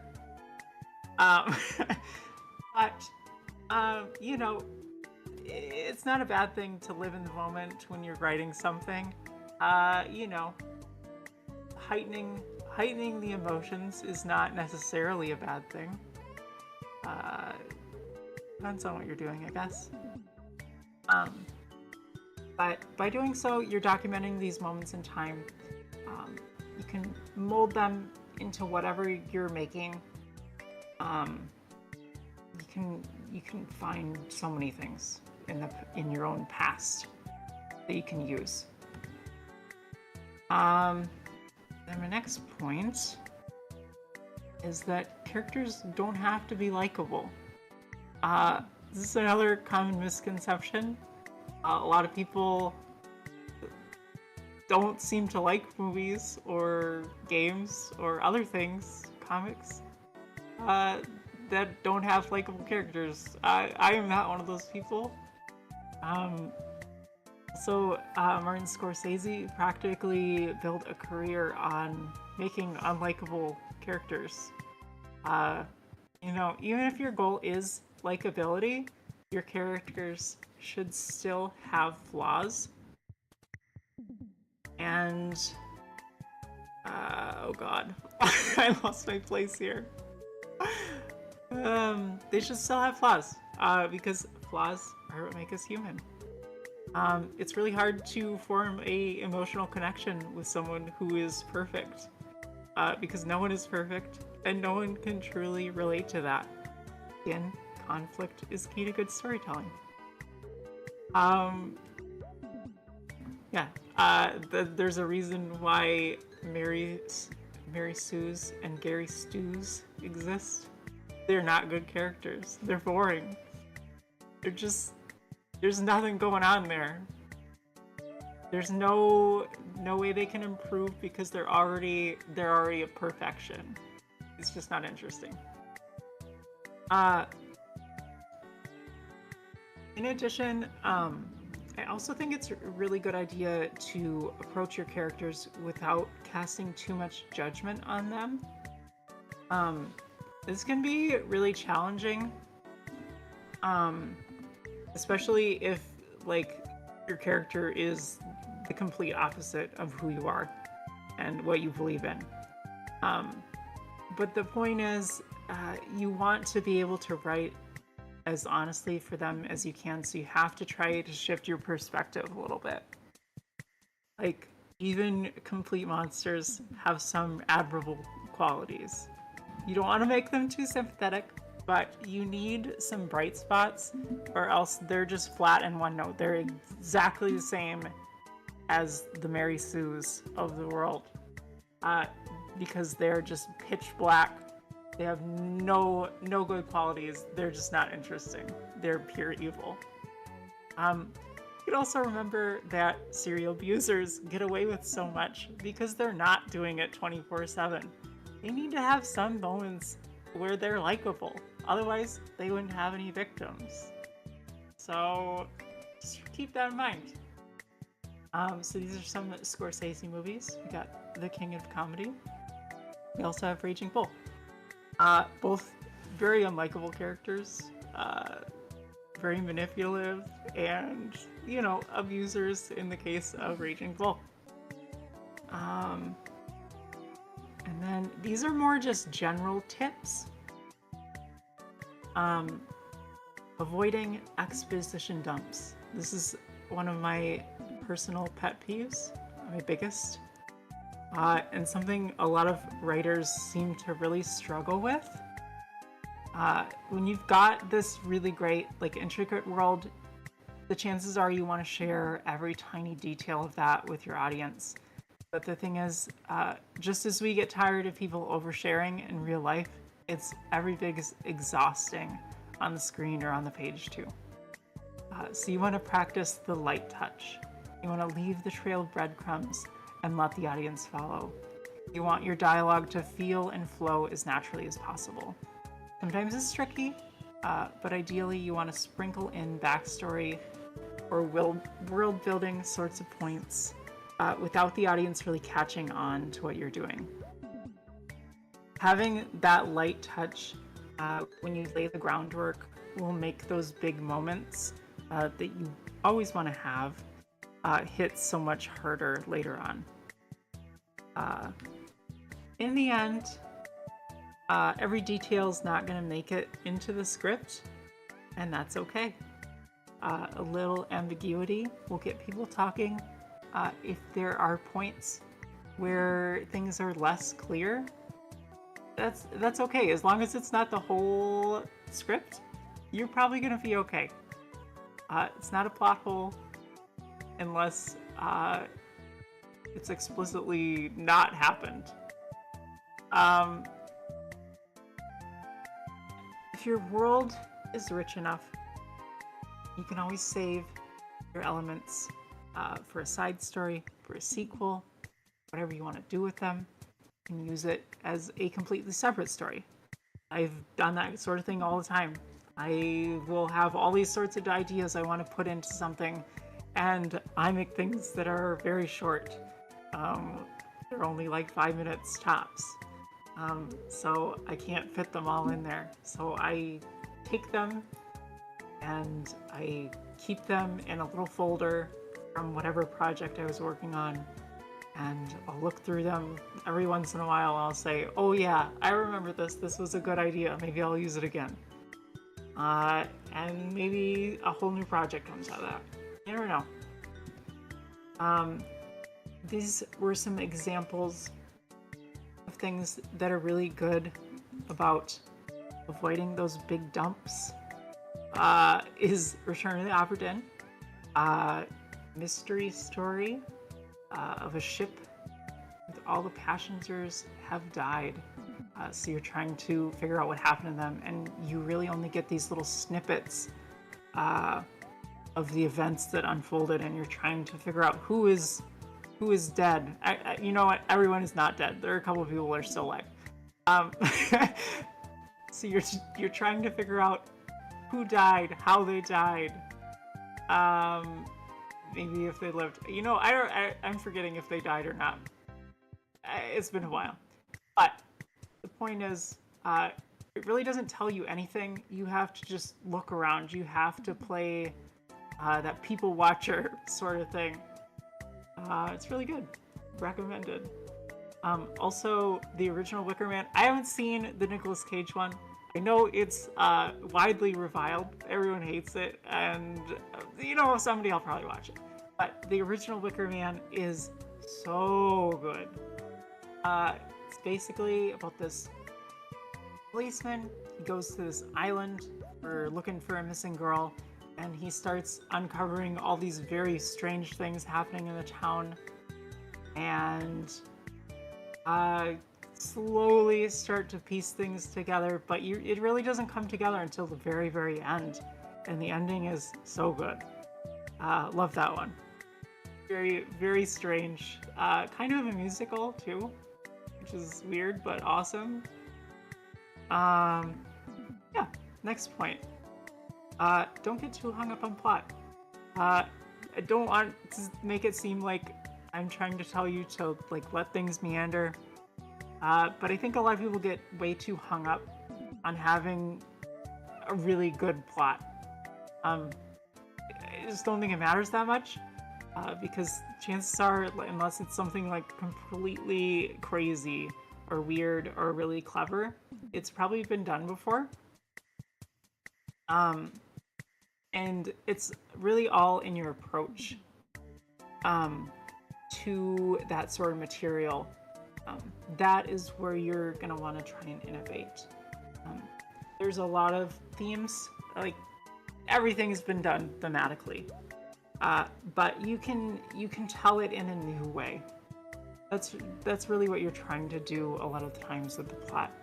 A lot of people are not going to remember minor points of what happens in any story, even if they really liked it, but they do remember how it made them feel. Like, they'll remember great lines or specific moments that really stood out and that set the project apart as its own thing. Sometimes you gotta just let things vibe for a minute, and you let your characters live in the moment, and that way the audience can get an idea of what these characters are like when they're not under pressure or out of their element. You want some idea of how they normally are before everything went wrong. So I have a couple examples. This one is not like it is if it's this, but it's Alice by Jan Schwenkmeyer, I think is how you say his name. But it's an Alice in Wonderland story, and it's got a lot of stop motion characters in it, and they're really crazy. There's like sock puppets with like false teeth and weird rat people, and it's amazing. And what's so cool about it is it's so different from all the other Alice in Wonderland adaptations, even though it's always been a surreal story. It's just really cool. I also have The French Dispatch. Wes Anderson he's always been really good with like visuals, but at the same time, like his newer couple movies, like his last two especially, have really played with structure in a really interesting way. Like The French Dispatch is set up as like a newspaper article, or a newspaper, and each little segment is its own article, and it's shot in different ways. it's really cool. I don't totally love French Dispatch. Like I don't think all of it works perfectly, but the setup of it is absolutely incredible. Really cool. Big fan. Another thing, this is my last point I really have, is to think in terms of cause and effect. So you begin your story with one or like a couple inciting events, and then your characters react to that. So you get this inciting event, they react, and then there's consequences to however they ended up reacting. And then this just sort of snowballs into something bigger over time. But through these consequences, through these reactions, they have to, they might pull in additional characters. You can have all sorts of things happen, depending on what they end up doing. The conflicts can scale up. You can have additional conflicts come in to play. And as you continue the story, you want to have some of the, like if you have additional side plots, additional side conflicts, you want to have some of those probably resolve themselves along the way. Otherwise, it might just be too much. But yeah, it gets exhausting if there's too much going on for a lot of people, but I kind of like stress. So I might enjoy it. But you just think in terms of action, reaction, and then you know, someone else is going to react to how you reacted. It's just a chain reaction, very much. So my example for this one was Good Time. It's about a guy and his brother, and they rob a place, and he's trying to get his brother out of jail. And he just constantly is thinking on his feet, making crazy choices, and he just gets further and further away from his original goal. But he's always adapting to whatever situation it's in, and it's kind of great to see. I really like that one. But yeah, that's about all I had. We can ask questions, answer questions. I don't know. I can help you with reading questions off. Cool. Yeah. So first off, if you have any questions, make sure to put it in panel questions, and we'll go as such. Let me see if there are any in there right now. Oh, I could have sworn I saw some other ones.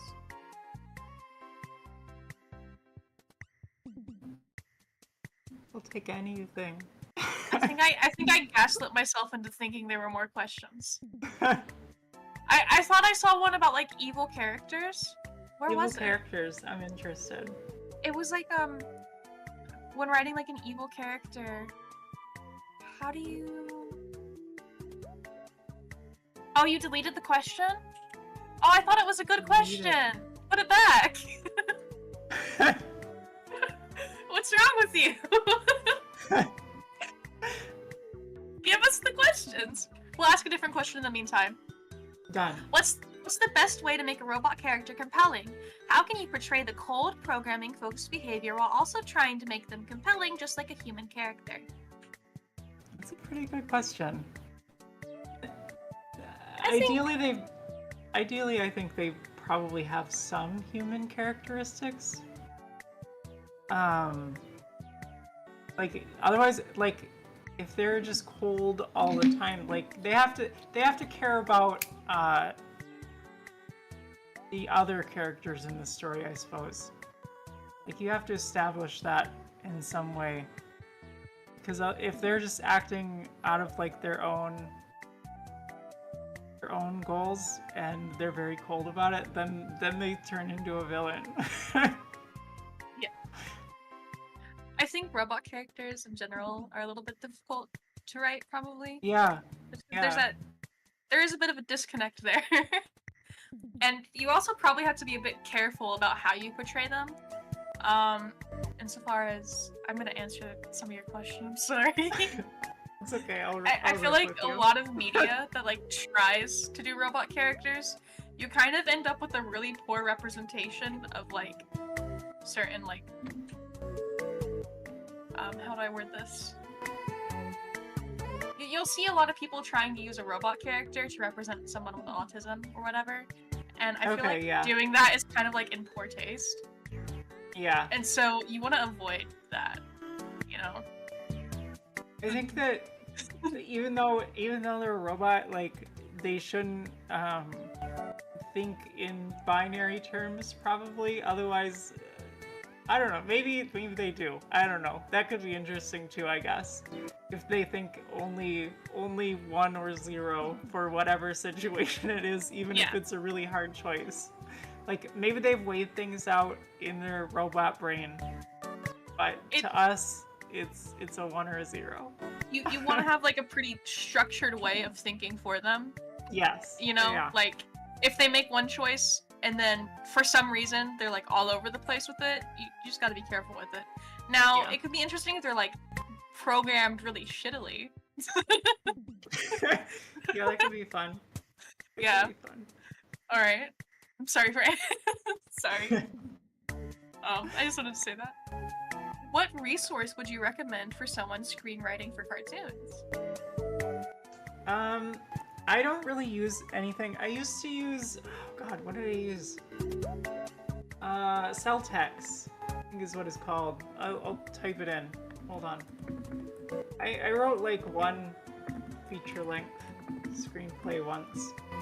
I have one that's been sitting around forever that I have not finished, but it exists. I need to finish it. But this site is good for screenwriting.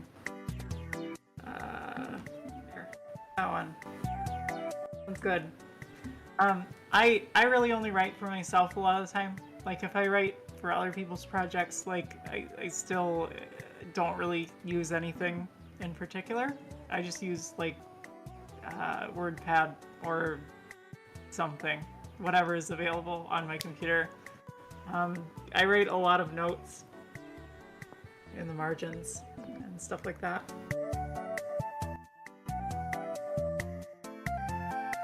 Okay. What advice can you give when writing a character who's a kid, probably 7 to 10 years old? I think that just kids in general, like they're learning about the world, they imitate what they see other people doing. If it's adults, if it's other kids, they still imitate them, no matter who they are, really. So you can get them doing things they don't understand really easily because they're just imitating. They don't know what this stuff means that they're seeing, but they're seeing it and they're trying to make sense of it by imitation.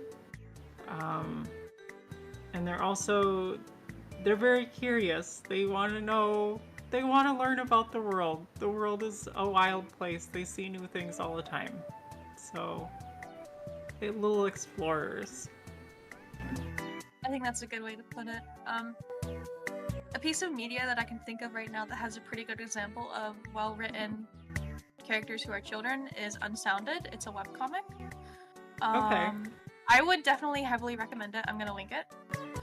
There's quite a few characters in that series who are children, and I think it handles them pretty well in terms of, they do replicate the things the adults around them are doing sometimes, and they don't always understand what they're doing. Yeah. And it's just what kids do, like you said. It is what kids do, yes. I was also thinking of AI for like kids and robots. like a lot of people, I'm in like this movie Discord, and everybody's been rewatching Spielberg's AI recently, and I kind of want to rewatch it myself because I remember really liking it as a kid. But it's very much in that vein of children. It's a robot child learning about the world, and he sees a lot of terrible things. It's good. I see.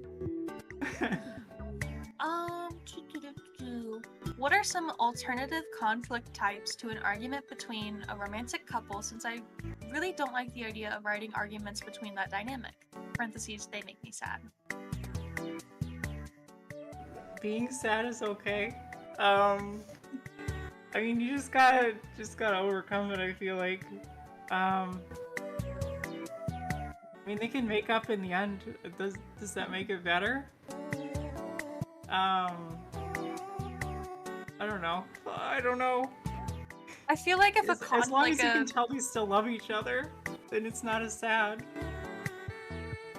I feel like if a conflict is like making you sad or evoking some kind of emotion, especially when you're writing, it is potentially a good thing, you know? Yeah.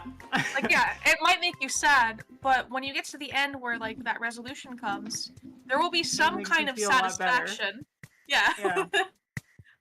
It's kind of like this weird thing where like if you're happy all the time, it kind of reduces the impact that feeling has. I feel like, especially like in writing, it's, you know, it's that same sort of yin and yang thing where if they go lower, when they go up, when they hit the mountain again, then it feels so much better.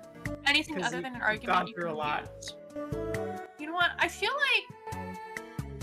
like Bleak, actually, you've in one of your previous like things you've worked on, have used something other than an argument in your media, right? I probably have. Probably. I'm thinking of Us. I know there was an argument in Us, but yeah, I feel like that wasn't the only conflict type. If you want to talk about that a little bit. I can talk about Us a little bit. Yeah.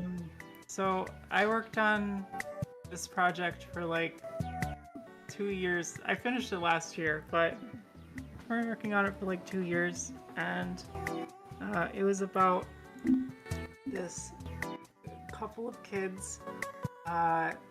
One turned out to be trans. So like in the beginning of the story, they're both these girls with flower names, and they really want to be the same, and you know, it doesn't work out because one of them is trans, and like they don't want to be the same. So there's some conflict with that, and then it's like they don't know if they're gonna, like, they eventually become romantic, like at the end of the first episode, but like later on they don't know if they're gonna stay together because their body's gonna change, and I don't know, there's like some people break up and they didn't really have a lot of arguments, but at the same time, like maybe their goals have changed. Like they might just be on different paths. Like sometimes you just can't take the same path anymore. I don't know. There's a lot of ways people break up, because like I've broken up with people before, like especially like my last girlfriend. Like it wasn't that we didn't care about each other anymore. It was just that it wasn't gonna work. So I don't know. Like we're still friends, and there's no real hard feelings, but sometimes it just doesn't work. Okay. Chroma, does that kind of help you a bit? Us is really good, by the way. I kind of excited. I need to tell you how much I like Us. It is one of my favorite things I've seen on this site, and thank you. I adore it so much. I just there are alternatives to arguments. Like sometimes it's just people go on a different path and they just may not just agree with each other on certain things anymore. It doesn't all have to be fights, Chroma. Like it can be silent disagreements too. Yeah. Sometimes you like also you just don't talk anymore, you know? Yeah. You just grow away from people, and you know, It like, just I don't know if you were this way, but like high school friends, like I only talk to like a couple of my high school friends anymore, and it's not because like we're just different people. I haven't talked to them in forever. We just grow apart, you know. Oh yeah, no, I don't talk to any of my high school friends anymore. It's two different entirely like worlds of lives, you know. Yeah. It's just sometimes it changes. Well, you know, when people break up, they can also get back together at a later time. This is true. I like Yeah. 96% said competitiveness is also interesting. I agree. They can't. They never get back together. Anyway, back to Okay. the panel. All right, I'm gonna focus on a bit of a different question now. I don't want to spend too much time on one question. I'm sorry. Does creative writing work best with a keyboard or pencil and paper? I usually like I'll have a lot of ideas like while I'm at work or outside of my house. I'm in an apartment, but beside the point. But I like to keep little notes as I have them because I'll forget otherwise. So I'll write on paper then, and then I'll come home and I'll put them digitally somewhere. I think it's just easier to organize things digitally because you don't lose anything unless you have a hard drive break or something like that. So I usually use like my computer to write things down in the end, but I start out on paper maybe. Awesome. Yo Bleak, how you doing? Wanted to ask a silly little writing question. How would you say is a good way of having a short yet meaningful drop into the chaos and bounce it between multiple characters and do well?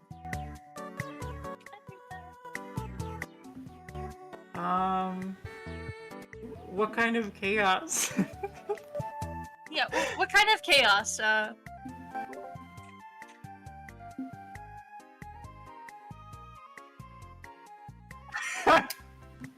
All right. I could work with that. How do you solve God's plan, Bleak Creep? How do you solve God's plan? Do you think Eve really was responsible for all of our sins? That bitch steal my rib. I think that's true. Oh, they're gonna explain chaos for us. They're right. typing. I see it. Perfect. You ever used a typewriter before? I own a typewriter, and it doesn't. I mean, it works, but it needs more ink. And I used one as a kid too, because I'm old. But I remember when I was really little, I took so long to write a full page of this stupid story, and then I had my mom read it, and she read it in like 5 minutes, and I was like, oh man, that took me so long. I'm so sad. Right. So they say kind of like normality being swiftly taken away, the characters coping with the chaos happening until the end of the story. Okay. Like short So, intro, like- but good and meaningful. Okay.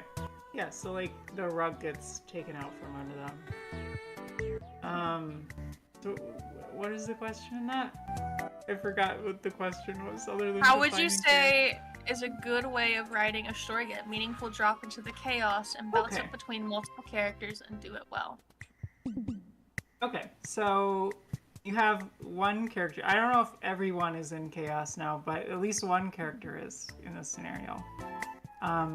So generally, when you lose everything, you're gonna be trying to scramble and get back to this sense of normalcy.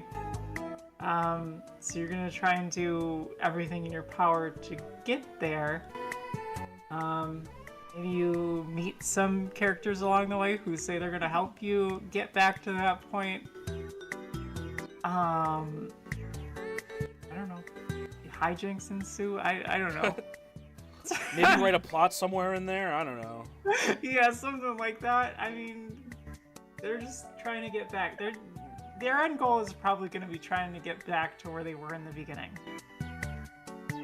Is my guess. Alright, I'm gonna read Praise Bob's question. We're getting kind of close to 6 o'clock, and so I'm gonna try and we're gonna run a little bit close to the next battle, but you know. So Praise Bob says, okay, I'm putting it back. I know you already talked a bit on writing bad people and the fact that you mostly answered it. And the fact you mostly already answered this question I asked, but this is a question specifically about villains and antagonists who are absolutely vile people. Like actual garbage of humanity people without making them completely one-dimensional about their bad doings. And I'm talking about serious crimes like murder, torture, you know, etc., etc. How do you go about writing terrible people? But my second question is, who is your favorite written antagonist in any media? Ooh, that's very difficult. I'll have to think about that for a second. But yeah, I would write this horrific person exactly the same as I would any other villain. Like, they're gonna have horrible, horrible tendencies, but they're also gonna have some things that are admirable. Like maybe they're a head of a mob, and you know they're like ducks. They're probably bad. But at the same time, they organize this whole thing. They're keeping it all together. They're heading it up, and they're someone that other people can rely on to make things right. Maybe they like orange juice and tropical sliced cold cuts. Yeah, I mean, they're gonna have some qualities that other people like them for, even if they're terrible. And like, you gotta find the good in them. You gotta find the good, or at least something that other people would think is good, and then play that up a little bit. At least touch up on it.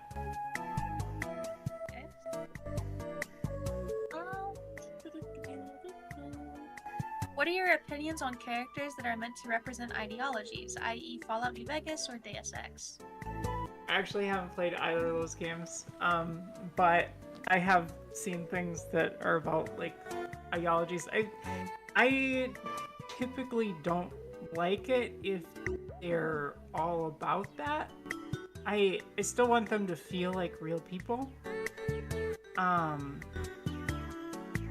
Like, they can have something that almost like completely defines their character.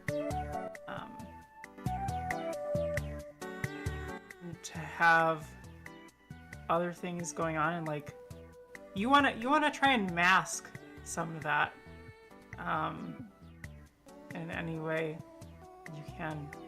You don't want to dilute it so it's not recognizable at all, but you don't want it to just read like this is what this character is. He's this or she's that. I don't know. Have some empathy. Okay. Yeah. Have some empathy. Have some empathy and learn that people know if real life people aren't two-dimensional, maybe your writing character shouldn't be two-dimensional. Listen, if you're not an empath, you're just never gonna be a good writer. Unlike me, who's like the empath ever. I'm such an empath. Not gonna lie, but kind of true. Kind of true though. Okay. So, Ham says, right now I'm trapped on figuring out how to puzzle things to move a part of the plot forward. I got all noted and concepts visually, but I'm stuck. Do you have any tips on how to move things forward, like getting out of the block?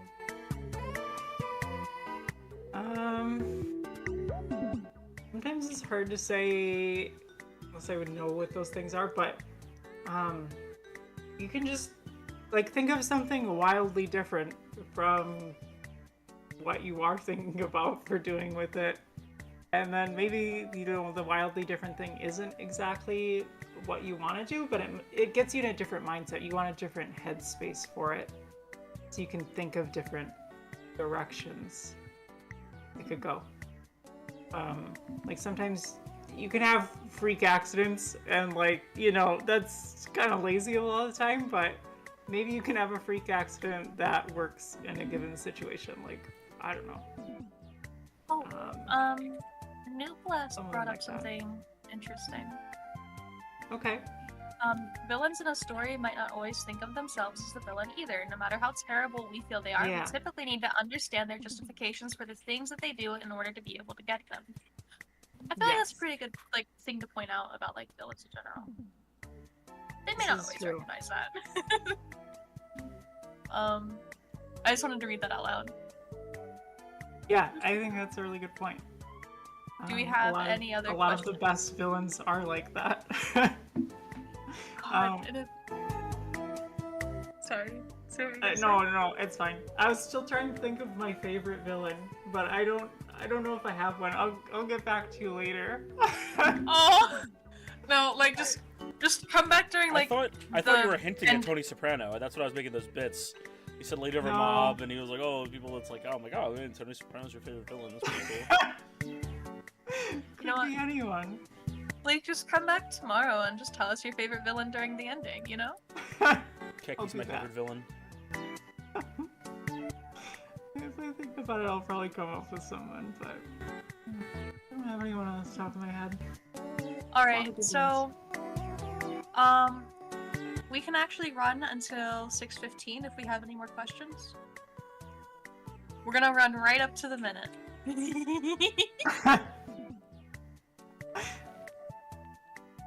It's gonna be super fun.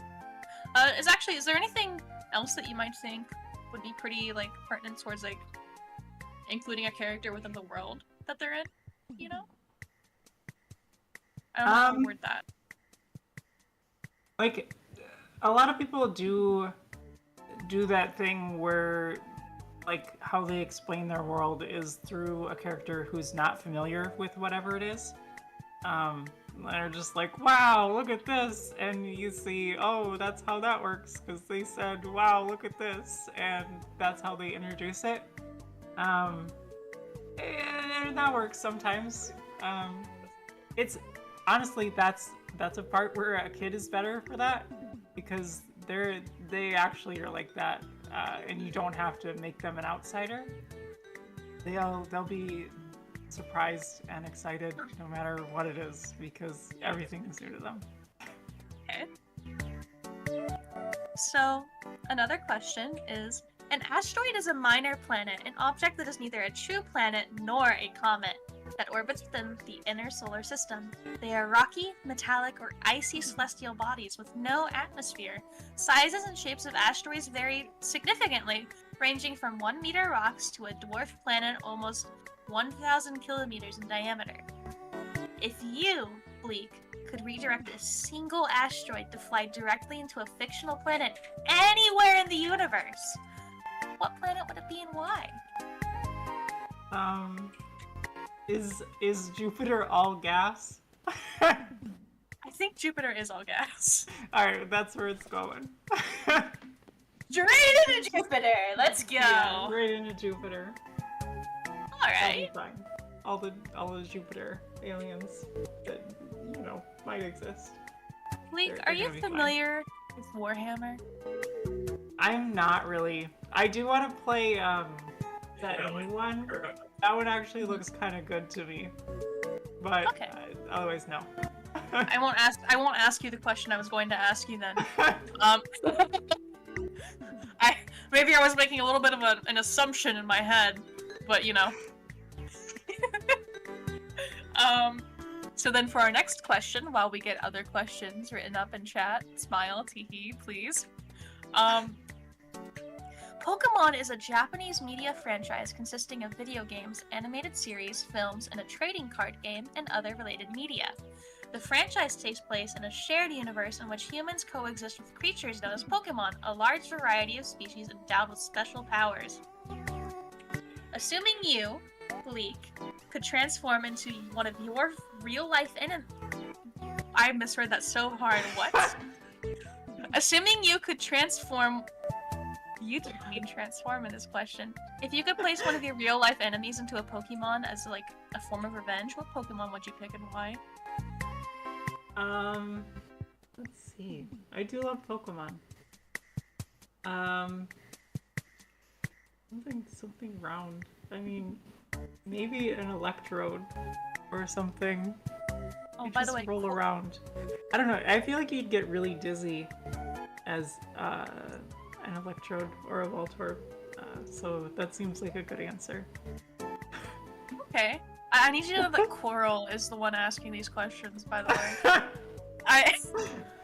I'm not very familiar with Coral, but I really like them. Good vibe. You're like my favorite person in attendance right now. I need you to know that. Favorite villain in attendance.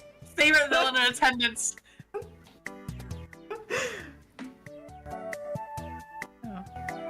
At Kekiro is friends with Bleak and a former mod on Newgrounds. What? What does that mean? I'm so confused. Are you? Oh, you're saying Coral is? Oh, yeah, I know they're friends with Bleak. I think. When I was like, I think when I was planning the festival, you actually like suggested that I maybe like ask Coral about something. I don't remember what it was. A few people did. I think it was like for music, right? Because you make music, Probably, right, yeah. Coral? Let's bring Coral's very Coral good up right now. beatboxing. Hey, bestie, wanna take the stage with us? Come on up. Love it. You're our surprise guest for the next 12 minutes. How are you? I think her mic wasn't working, so she might not be able to. No! I've been ruined! Oh, so funny. You know, you can just type and I'll read it out for you. That's fair, though. Alright, I'm voicing Coral now. Alright. Right? I am the voice. So, Coral, how are you doing today? Oh, Hi! Okay. This is my Coral voice. Okay. Hi! Ah! With like 5 H's. GIF of a child screaming in a teacup ride.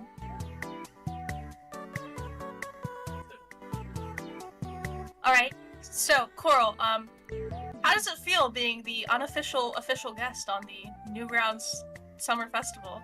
This is a bad idea. Every idea I have is a bad idea. Like, all of them. I'm nothing but bad ideas.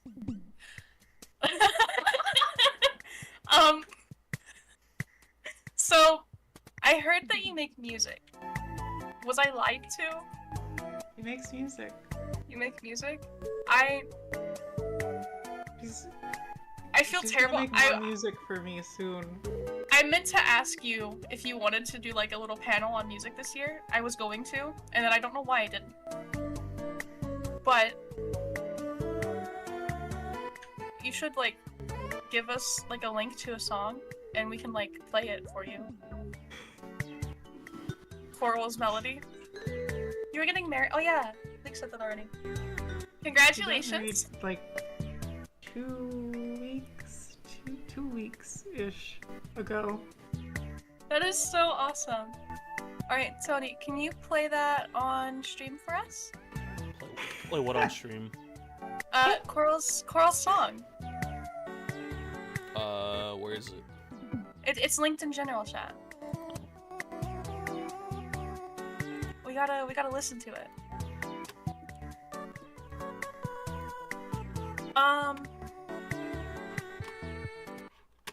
Alright, here we go. Oh yeah. This is so exciting.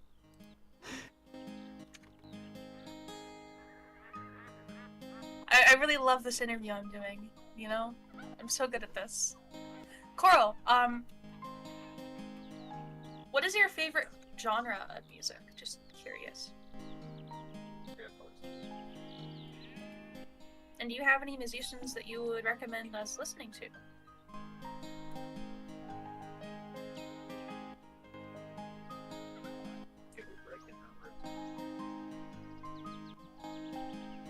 jazz or funk or grindcore? I like jazz and funk. I think they're fun. I did not know you liked grindcore that much.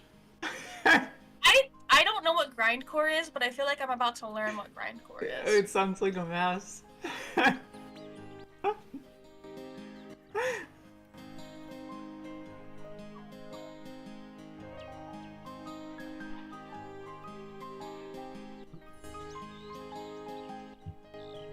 Just give him this grindcore.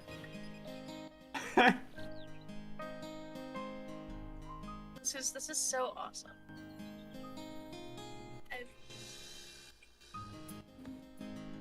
Okay. So, do we have any other questions for Bleak or for Coral? Coral is part of the panel now.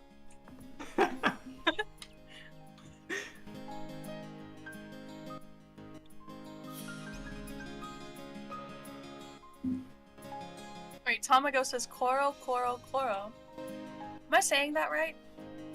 That's right. Alright. Awesome.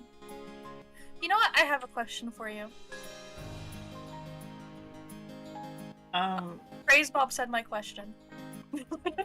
We've been friends, mostly since, like, we started working together when we started working on Us, a couple years ago. Well, like, 3 years ago. But we really didn't, like, become friends until the third one. Because it was sad, and I knew it was really sad, and she took a long time to make the music for it. And then we, like, she didn't know that I was trans, but that's how we bonded, and I was like, oh yeah, I thought you knew that. And so we've been friends ever since. And I'm working on something new, and she's gonna make more music for it. You know, I just think I have another like question pertaining to writing and stuff, though I'm gonna word it super poorly. When it comes to writing media, like around like LGBTQ stuff, do you find that like sometimes there's certain expectations set for media, like written about like within that certain topic, where like people expect it to be really good, and they set the expectations really high, and it makes it a bit difficult. Oh, I feel like my expectations are never high for that. Okay. Honestly, like, there's just isn't that much of it out there, unless it's like what does exist is usually like fanfic, I feel like. So my expectations are generally not high. Okay. But there's definitely some really good ones out there, and you know what? I think a lot of them are sad. No, a lot of them are sad. That's something. It's a bit interesting to look at. A lot of it, where it's just like a lot of it's very sad or melancholic or just bittersweet. I wanted to like do something a while ago and maybe discuss it with someone. Like a lot of like older like lesbian like novels specifically. They usually just like are sad, or they end poorly, or if they're not written by a woman, they're written by a man for very, you know, odd intentions, and you can tell.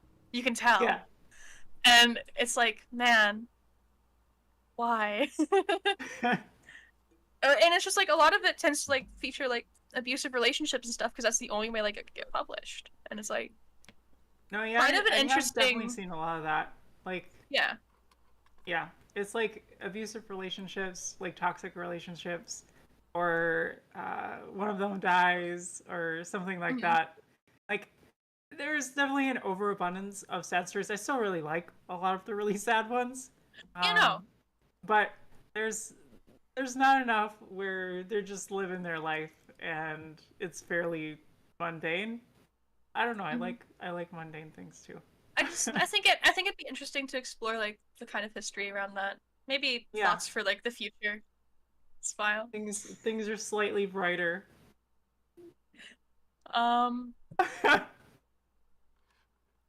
Whoa, Bacon said hi, but they said with a /J, and also they're not even here. So Hello. Oh, Madoka Magica. So let's talk about that for a little bit.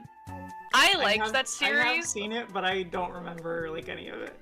I liked that series when I was in high school. I adored it so much. I hate how it ends. I don't like it. I don't think it's well written. And I really like only I'm not gonna remember the first episode, and I vaguely remember the last episode. I don't remember anything that happens in the beginning. I'm not gonna like Or the explain why I think it's poorly written. I think it's obvious why I think it's poorly written. But I think it's poorly written. The art in it is very fun. It is fun. Yeah, it's nice. To quote someone, let me think of the quote exactly. Sorry. To quote someone, let me find something to quote though. What was it? Madoka Magica and the effects on the world have been disastrous, you know? Something Industrial Revolution? I don't know. Alright. Alright, so in about 2 minutes, we're gonna have a very cool panelist come in. And we're gonna be very silly, very silent. We don't know who it is! Oh, isn't that spooky? I don't even know. So, yeah, I didn't tell any of the staff who it was either. Oh. Only I know, and I don't even know. So, get ready. Again, Bleak, thank you so much for having a panel. Coral, thank you for being the special guest. Slimy, thank you for coming in and not saying a single word. Oh, hello there. Back. But I'm gonna ask you to now mute yourself now that you're back. Okay. Bye, everybody. Thank you again, Bleak. I'm gonna move you to the audience, and in about 1 minute, we're gonna sit here in silence, and then I will bring up the panelist. Boop. I don't have to sit in silence though, because I'm special.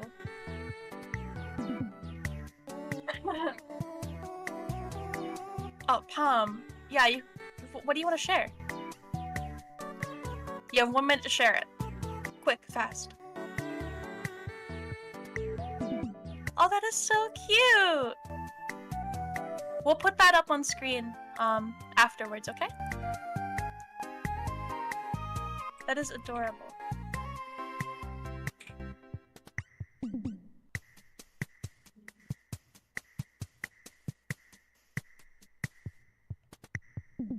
Hello, everybody, and welcome to the Redacted Panel. I'm your host, Stan Pie, and today we're going to be going over a very important topic in this wonderful Newgrounds Summer Festival. But first, let's take a moment in the chat, whether you're watching on YouTube or watching on the Discord server, to put it up some clapping, some hype, some love for our organizers who've taken over the Newgrounds Summer Festival since Lil Spook and I passed it on to the next generation. So let's get that moment real quick. Let's celebrate our hosts who've been making this thing happen and have put on the show for you guys this weekend. So yeah, as a general note, yep, I'm just gonna be doing this thing solo. You guys know how I do. My voice is a little bit shot because I've been participating in a bunch of stuff throughout this past week. And so it's very rare for me to lose my voice, but it happens. So please bear with me. If I'm too quiet, I suggest raising the volume on me. And aside from that, let's go ahead and get this thing started. So today's panel topic is something I feel is extremely important for everybody to learn about. And I'm going to start sharing my screen in just a second so you guys can learn a little bit more about it.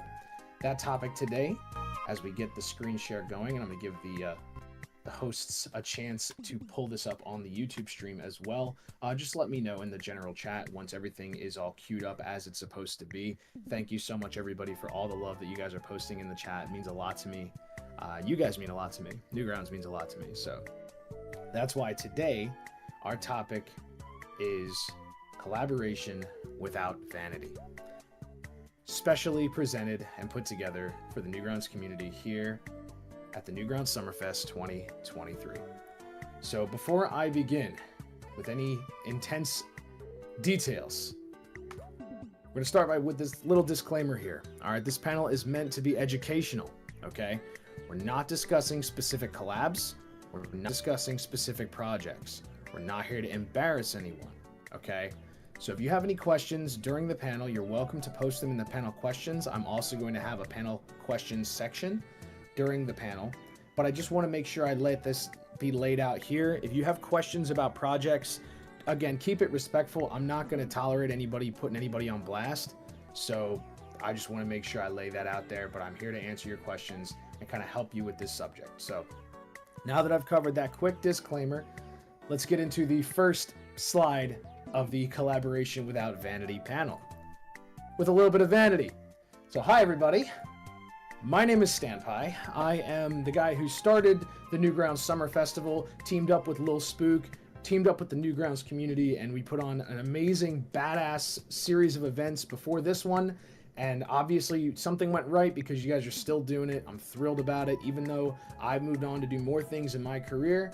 Coming back and seeing that this thing is still happening is what this is all about. And so I just want to also say thank you to all the pieces you see in the background of this slide are things that you guys gave me for my birthday one year or snuck into different projects. I wanted to just say I always, ever since I saw them, I saved them on my computer. Thank you to everybody who gave me a piece of art back then. It's meant a lot to me. Yeah, we got Lean Pie in the back there. That was Slimy Goo made that particular piece. One of my favorites ever. So yeah. Who am I? I'm Stanpai, as I mentioned, so I do a lot of different things. I work in a lot of different fields, so I'm generally I call myself a digital media red mage. I work in a lot of different industries and fields with that, so mediums from video to animation to voiceover. The only thing I don't really do is produce music, so that's pretty much where it's at. I'm here to kind of talk about some stuff. I've got a lot of experience with project management. Yeah, Red Mage moment, shout outs to the metal in the chat. But this is really where it's at, just talking about how to get through these projects a little bit. Now, as for why I'm hosting this panel in particular, Newgrounds, especially in recent years, you know, it always had a place for collaboration. There are a lot of tools for collaboration as well, but especially more so in recent years, I'm noticing an abundance of collaborating going on, sometimes where it is needed, sometimes where it's not needed at all.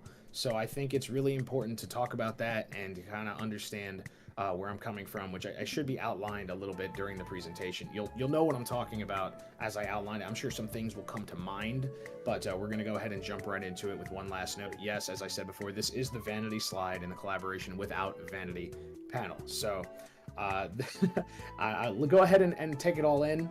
Take it all in. This is your moment to let me stroke my ego for a moment. Woohoo! All right, now about someone else, I want to quickly dedicate this panel to my friend Nelly Fluff. I don't know where you are. I love you, homie, forever. You the best. You the best. I miss you all the time, wherever you're at. If you see this, I want you to know I think about you all the time, and we are all shouting in the chat. If you guys want to show some love, you can drop that emoji as well, the dancing emoji on the server. We've got the dancing Nelly Fluff.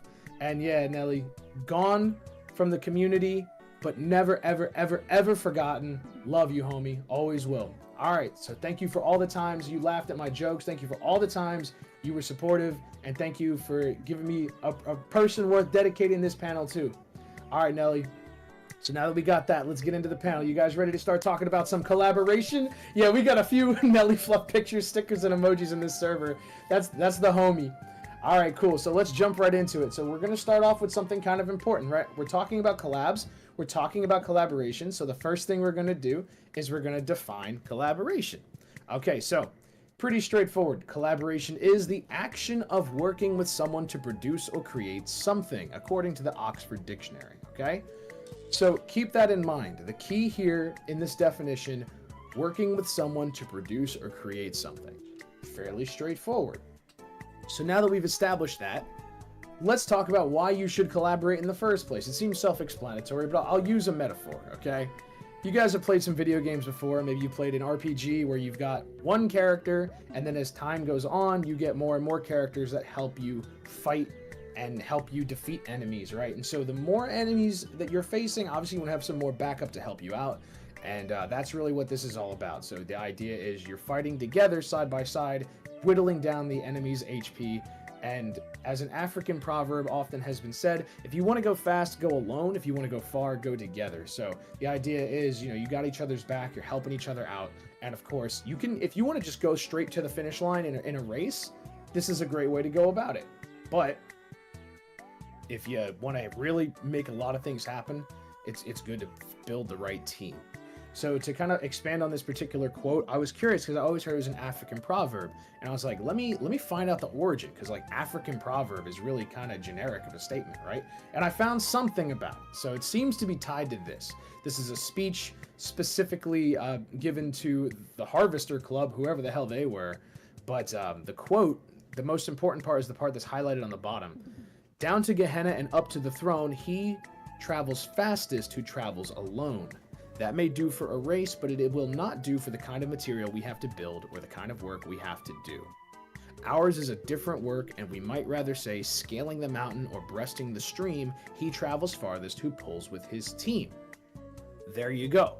So the idea is, of course, if you're running in a foot race, yeah, you want to get to the end fastest, but when you're dealing with certain challenges, if you know, trying to move like a heavy box up a mountain, right? It's helpful when you've got someone to hold the other side of the box. It's so straightforward. Why do I even need to explain this? Well, it's very significant in the world of collaboration as well. So, in short, collaboration is a means to achieving your goals faster through the distribution of labor. Okay? That is the real takeaway of collaboration. So now, what is a vanity collaboration? So we got four general descriptors for a vanity collab. All right, so first up, they're collaborations for the sake of collaboration. They're collaborations that do not serve creation. They're collaborations with no clear benefit, and they're collaborations that only exist to serve ego. Okay, so I'm gonna break these down a little bit, but again, collabing for the sake of collabing, like why are you working together in the first place? Remember what the reason for collabing should be. It doesn't serve creation, like if you're getting something made, why, right? No clear benefit, self-explanatory, and only existing to serve ego. That one's really important. I'm going to touch on that a bit more in a bit. But first, let's jump on to the next slide here. Put simply, vanity collaborations do not prioritize the act of efficiently creating something. Again, efficiently. We're talking about getting the job done quickly and efficiently. All right? So now, what the hell am I talking about? What the hell am I going on about with all this? Well, I'm saying a lot of fancy, nonsensical words and making up a bunch of definitions about things, but what am I going on about? Well, to elaborate on that, I'm going to go ahead and drop some scenarios of good and bad, in my opinion. All right. So let's start up with scenario number one. Scenario one, we got two people having a chat with each other.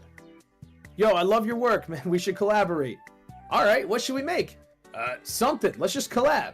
All right. So here we have the fundamental conversation is I want to work with you because I like what you do, right? But they didn't really have an intention for working with this person other than they just really like that person, or they really like what that person makes. So right here, this doesn't really make any sense, right? It can be used as a good launch point to think about how you can collaborate, but a lot of the time when people just do it for the sake of doing it, there you go. So Yendor, and yo, this is it right here. Yendor, I'm going to give you a shout out because you brought up one of my most specific points about this slide I wanted to talk about, and that is exactly in the music industry, right? It applies to all industries, but this is huge in music, okay? So let's talk about an example, right? People always wanted to hear Michael Jackson and Freddie Mercury. Great. Cool, let's put them in the booth together. Well, that didn't go so well. Turns out the two of them did not have things to bring to the table that the other could work with. Because as soon as Freddie showed up, he saw that Michael Jackson brought Bubbles to the studio, and he said, "You brought a fucking monkey, I'm out of here." So, yeah, that's basically the idea. Not always should collaboration simply happen. In the rap game, it's everything, right? How many times you heard Mr. 305 on an album?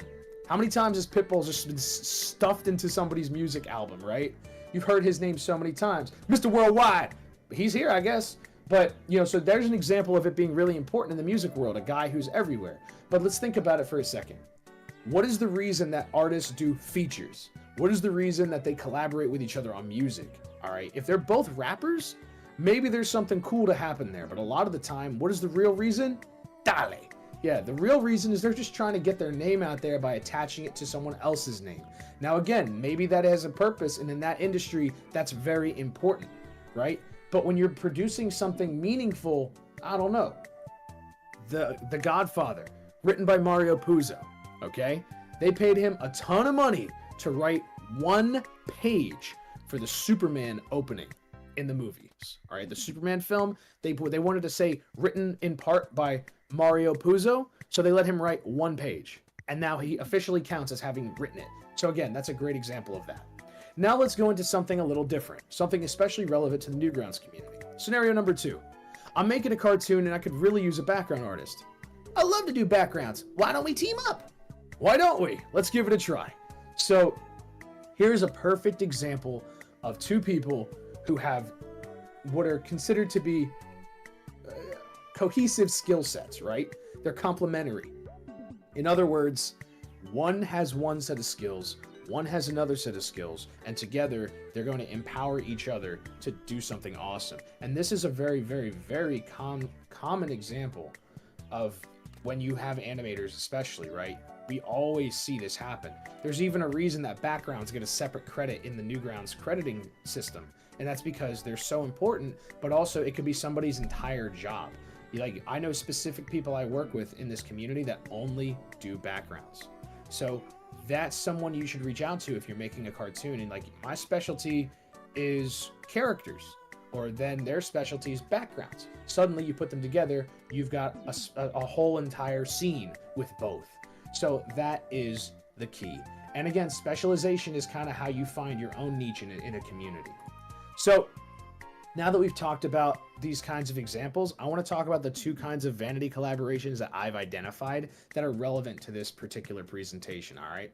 And again, if you guys have any questions if I say something that kind of resonates with you or you want a little more elaboration, please drop the panel questions in the panel chat. I don't have the YouTube open, so if I can get one of my hosts of the festival to please just paste a question from YouTube in the panel questions, I'll answer those there as well.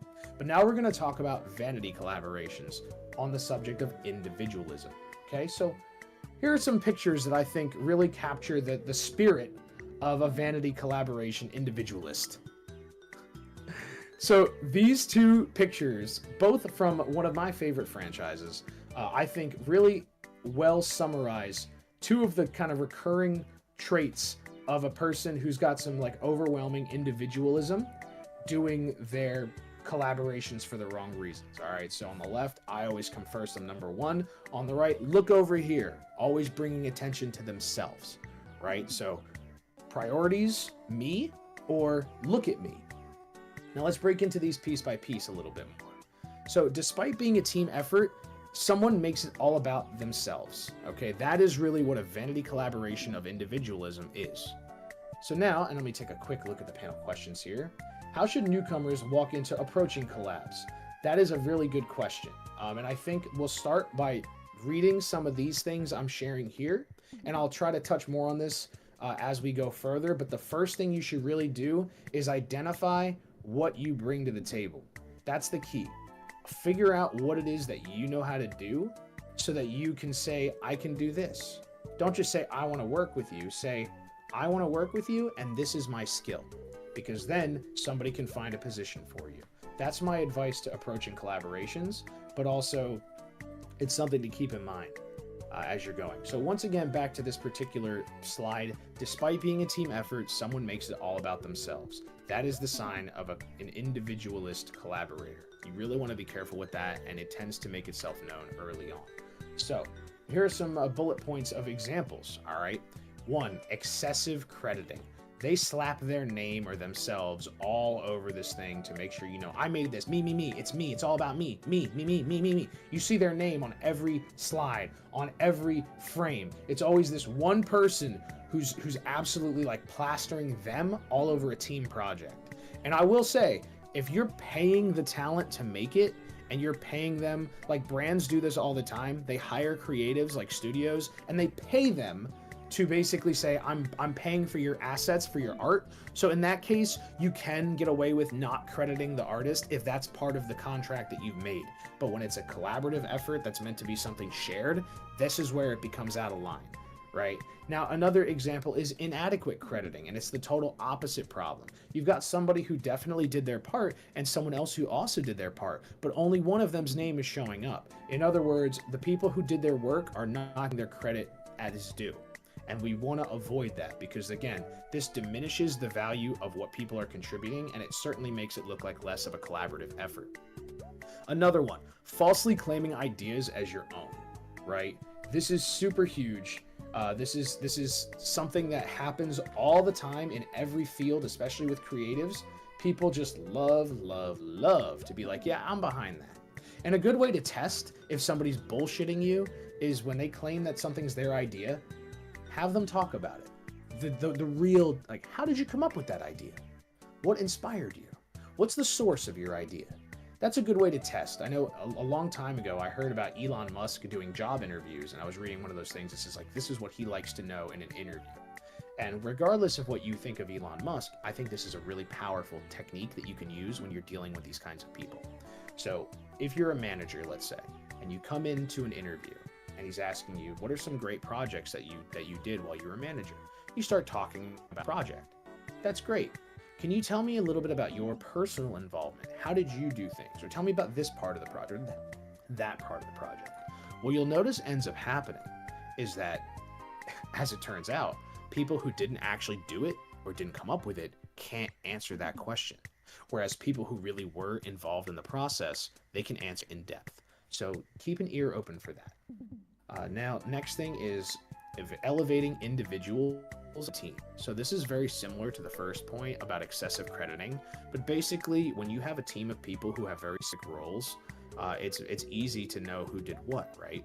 So then why are you constantly wanking like one particular person? This is a good example where you have maybe somebody who's popular on the project. Someone who didn't ask for it, they didn't go out of their way into the famous person that happens to be on the project, but because everybody knows their name, they keep like pumping up that person.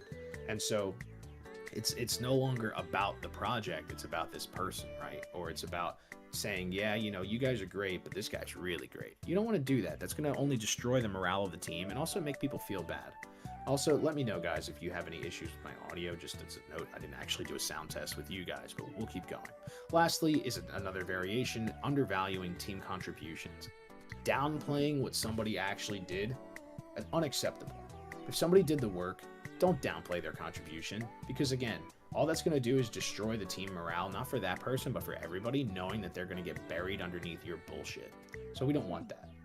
So Bob asks, if you're someone who is inexperienced and becoming a director of the project, maybe due to internal conflict or unrelated to the project issues with the previous owner, how do you go about taking the torch and holding position as something's new director? That's a fantastic question, and I actually will be talking about that a little bit later. So Bob, if you can please repost that. You'll know when, I promise. I will answer that question directly in great detail. So some solutions to the issue of the deadly individualist, all right? First up, respect your team members. It's very simple, but just respect what they're doing, right? Also, be realistic about who's contributing what. Give appropriate credit where it's due, and respect the team members once again. At the end of the day, respect is really what keeps people on a project. A lot of the time when someone quits something, whether it's a job or something else, is because of the people they were working with, especially whoever their manager is. So the last note, if it's all about you, or if it's all you, why did you need to collaborate in the first place, right? If you're so awesome and you're behind everything and you're the man and it's all you, I'm such a king, bro. I'm the master of this situation. If it's all about you, then what do you need teammates for? You know, and that's really the problem. You want to build a team, not build a little bit of a posse who just like constantly spend the day like worshiping you. That's terrible. So now let's go into the other kind of vanity collaboration. I call this the vanity hires, okay? This is something that we see in the professional world and in smaller collaborations in terms of like professional this and that. So the vanity hire refers to when somebody brings people onto a team just to inflate the number of people on the team. That doesn't have anything directly to do with the quality. It's just making the participant list bigger. So again, some examples include you have a massive list of team members, right? You jump into a project, especially if it's in the early stages of the project and you haven't really got anything on paper yet. Why do you have 50 or even 100 people there? That's insane. All right, that is so unnecessary. Having that many people when something hasn't even gotten off the ground yet and is not even barely more than an idea is a very, very big red flag.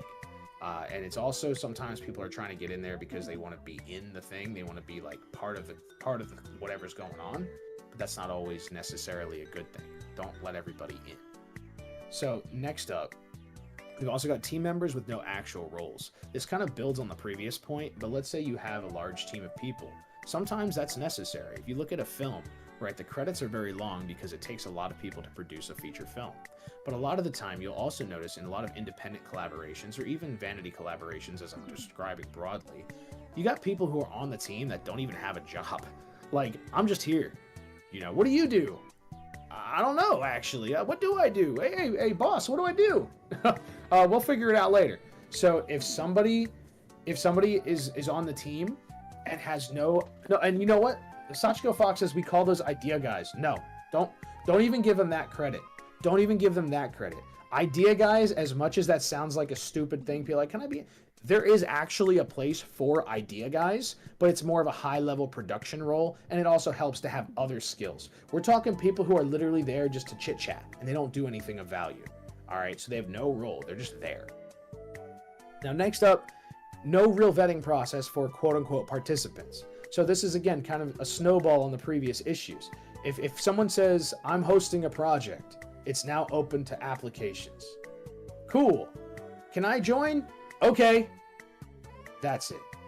Metal, yeah, you're called creative consultants and it actually pays a lot. You're 100% right, Metal, and that's kind of what I'm talking about on the don't dismiss the idea guy, but have more skills than just being an idea guy. You have to have a broader understanding of certain media and things like that. But yeah, consultants are basically literal idea guys, but they get paid because it has value. Anyway, no vetting process. So you've got a bunch of people raising their hands to join the project, but then like, what did they actually do? The next step, project is more social than productive. So you're not actually bringing any value there, right? What are you doing? What is it that you're doing? Are you being productive at all? That's pretty important. So we definitely don't want to have a social hour if you're just chit-chatting, because not only that, the social aspect can distract from the productivity aspect, and that defeats the entire purpose of collaboration, right? You're working together to get something done more efficiently. If you're wasting all your time dicking around, then you're not being productive. Lastly, the number of participants is emphasized. So when you have an amazing project coming up, or you feel like you want to really hype up your project, if the main highlight of this project has nothing to do with anything but we got this many people working on it, why is that the highlight? Why is that the most appealing thing about your project, right? Why are you inflating the number? Does the number correlate to quality? No, it doesn't, does it? So let's talk about some solutions. First up, keeping it a tight ship. Don't have people there who don't need to be there. Too many cooks in the kitchen does spoil the broth, but also can slow down the cooking process. Do not add members without specific jobs. If there's someone that you want to work with, figure out a job for them before you bring them onto the set. Thoroughly vet applicants. If someone raises their hand to say, I want to be involved, and then doesn't actually have any credentials, you know, if someone tells you you've got no credibility, like, you want to at least be able to say like whether or not you have credibility, right? Some people do, some people don't. Okay, and Micro Behan brought up a good point here. I find it dubious when everyone is just doing fuck all, but then when someone speaks up that they should be working, so that someone gets labeled as toxic and gets dragged, some even publicly. And I'm gonna tell you something. That's already a sign that you shouldn't be working on that project, or at least it's being run by the wrong person. And that's also usually what leads to people who are actually productive and working quitting. So the last thing is just remember quality over quantity, right? It doesn't matter how many people you have if they're all garbage, right? If you have the A-team or the Avengers or whatever the hell, notice that all the people on those teams are literally supposed to be like amazing. That's why they're working together. The A-team is not the A-team if any of them are less than an A ranking. If they're a B member, then it's the A and some B's team. or it's the A and some B's and a few C's team, or it's a bunch of C's team and some guy doesn't even have a letter because he never submitted the first assignment. So we don't want that. So yeah, make sure that you're vetting your people and make sure the ones that you let in are genuinely good. So TDW says, I'm thinking about it more. I feel like those vanity projects are the reason that can induce jealousy on those that see that and want to lead their own collabs but could do a better job at that. I'm going to tell you outright, TDW, I don't want to call it jealousy. But I have absolutely been motivated to do stuff based on how much I disliked how someone else was doing it. If you're sitting there and you know that you can do a better job, spite is a better word for it, but it's like, I guess it's like a hold my beer moment. Right? It's, hold my beer. Well, let me show you how this is done. It's not always spite. Sometimes it's because you have something that you believe in and you feel disrespected by the quality that was put out. So it's not always spite. Sometimes you have something that means a lot to you that you're very, very passionate about, right? And it like means the world to you. And somebody takes that thing and they just make a mockery of it with what they do. That could be a motivator for somebody to say, no, I'm going to make this project because they didn't do it right. And that's totally acceptable. It doesn't matter what your motives are as long as your outcome is the right thing, right? As long as your outcome is something productive and meaningful. I mean, even hater projects, like projects made literally just to hate on something, they had to put effort into it most of the time. I've made projects like that. Literally, you go on my Newgrounds account, there's at least one cartoon explicitly meant to parody and dunk on another cartoon that I had feelings about. I'm not going to say which one. You'll figure it out quick. But anyway, that's kind of the nature of this entire thing. So it's certainly just remember this key point when you're building a team or working on a team. If they're not actually contributing, why are they here? All right, so that's hugely important. So these are just some general notes about collaboration to keep in mind that will be kind of helpful for this particular subject. First up, always put the project first. That means that every time you make a decision, you're doing it for the sake of the project. Focus on the finished product, right? Don't lose sight of what your end goals are. Yes, it's fun to play draw pile once in a while, but remember why we're here. Scout people based on their abilities. When I build projects, if they're not applying, I'm also looking for people and looking at their work and saying like, okay, I can see how this particular skill would apply to my project, and I'll contact them. Limit social chats in project servers. We have 1,000 servers where you can just chit chat and be friends with people. It does not need to be the one where you're focused on your job, right? Leave that stuff for the other servers. Adhere to deadlines. Deadlines are everything. If you're working in the professional world, they're called deadlines because if you don't make that deadline, you're dead. Your career is over, you lose money, something goes wrong. The deadlines exist for a reason. All right, and if anybody's ever worked in anything serious, even school is meant to teach you how to stick to deadlines. If you're not adhering to deadlines, you're not doing things right. 9 says shoutouts to Google Calendar and Trello. I agree with that. It's a good anything that you can use to keep the goal on always in sight. Intrapath mentions that's a good thing about game jams. They have hard deadlines. Exactly. That's a fantastic. Okay, and then lastly, oh no, not lastly, but be willing to part ways if needed, right? Sometimes it's just not going to work out, and I think one of the worst mistakes you can make is trying to force it to work when it's just not compatible, right? Whether it's a bad breakup or it's a project. Sometimes you're just not meant to be together, and it's okay to part ways. And finally, the same as the first point, put the project first. Okay, so now as I'm getting into the questions section, perfect, I see some questions already. This is from Ancient Magus Guy. Do you believe there is a higher emotionally driven risk factor between collaborators who are friends as opposed to those who are just professional acquaintances? Some people lose friends over shit going south in a project. I would say that there is a higher emotional risk in the sense that it could absolutely mess up your friendship, but I also think that there needs to be a level of maturity when you're working with professional, quote unquote. There has to be an ability for you and your colleague to disagree without it being personal, right? I'm a person who always says something when I see something's wrong in a project. I speak up to the project organizer, or if I'm not the organizer myself, right? I'm vocal. And when people will not, I know like to what extent I could be going too far.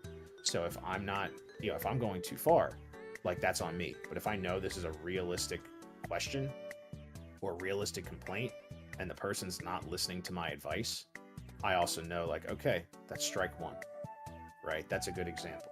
So I think just always remaining cool and level-headed and not getting heated. Passion is definitely real when you're in a project, especially when you're pouring your heart and soul into it. But I mean, let me just ask you this question, right? Think back to when you were in middle school, high school. You had a group project. College is a big one. You had a group assignment, right? Did you ever find out that your friends who were on the same team as you were not going to pull their weight? Just think about that for a minute. Think about those times when you were in school and you had a group assignment and you were put on the same team as your friends, and then suddenly, they're not doing their assignment. Well, I don't want to get a bad grade. Bro, we're friends. Like, you're screwing up my grade. What are you doing? Unfortunately, that's not a problem of yours in the sense that, like, you didn't cause this, but obviously that person just doesn't care, right? And I think that's a good way to kind of learn more about the people you call your friends. You got some people you will never agree with, you'll never like, you'll never think you're friends with, but shared conflict is one of the best things to forge real meaningful relationships. It happens on sports teams, it happens in the military. You got a guy, you hate his guts. You never want to see him. You never want to associate with this guy. But you know that when the bullets start flying, when that whistle gets blown, this guy's going to be the one guy that's got your back. You might hate each other, but you know that when it's time to be serious, you're not going to let the other guy down, right? Those guys are honestly better friends than the asshole who's not going to do his job. And that's hard to believe, but you just got to know where to place people in that kind of a world. I hope that answers your question a little, like, pretty broadly. I mean, ultimately, you are running a risk when you work with some people. You'll find out things that you may or may not like about how they conduct themselves professionally. And again, it's okay to part ways. Be like, yo, man, you know, sorry to drop out on this. I've been thinking about it. I'm not really feeling the project. I think that I'm glad that we gave it a shot, but I think I'd like to just put this on the, table this, shelf it. I'm good. If you, thank you for letting me work with you on it. I'm just not really, I don't think this is for me, and as long as you're doing that early on, you're fine. One of the biggest things that I always say when in my projects is, like, I'm not going to demand things of people other than doing what they said they'll do.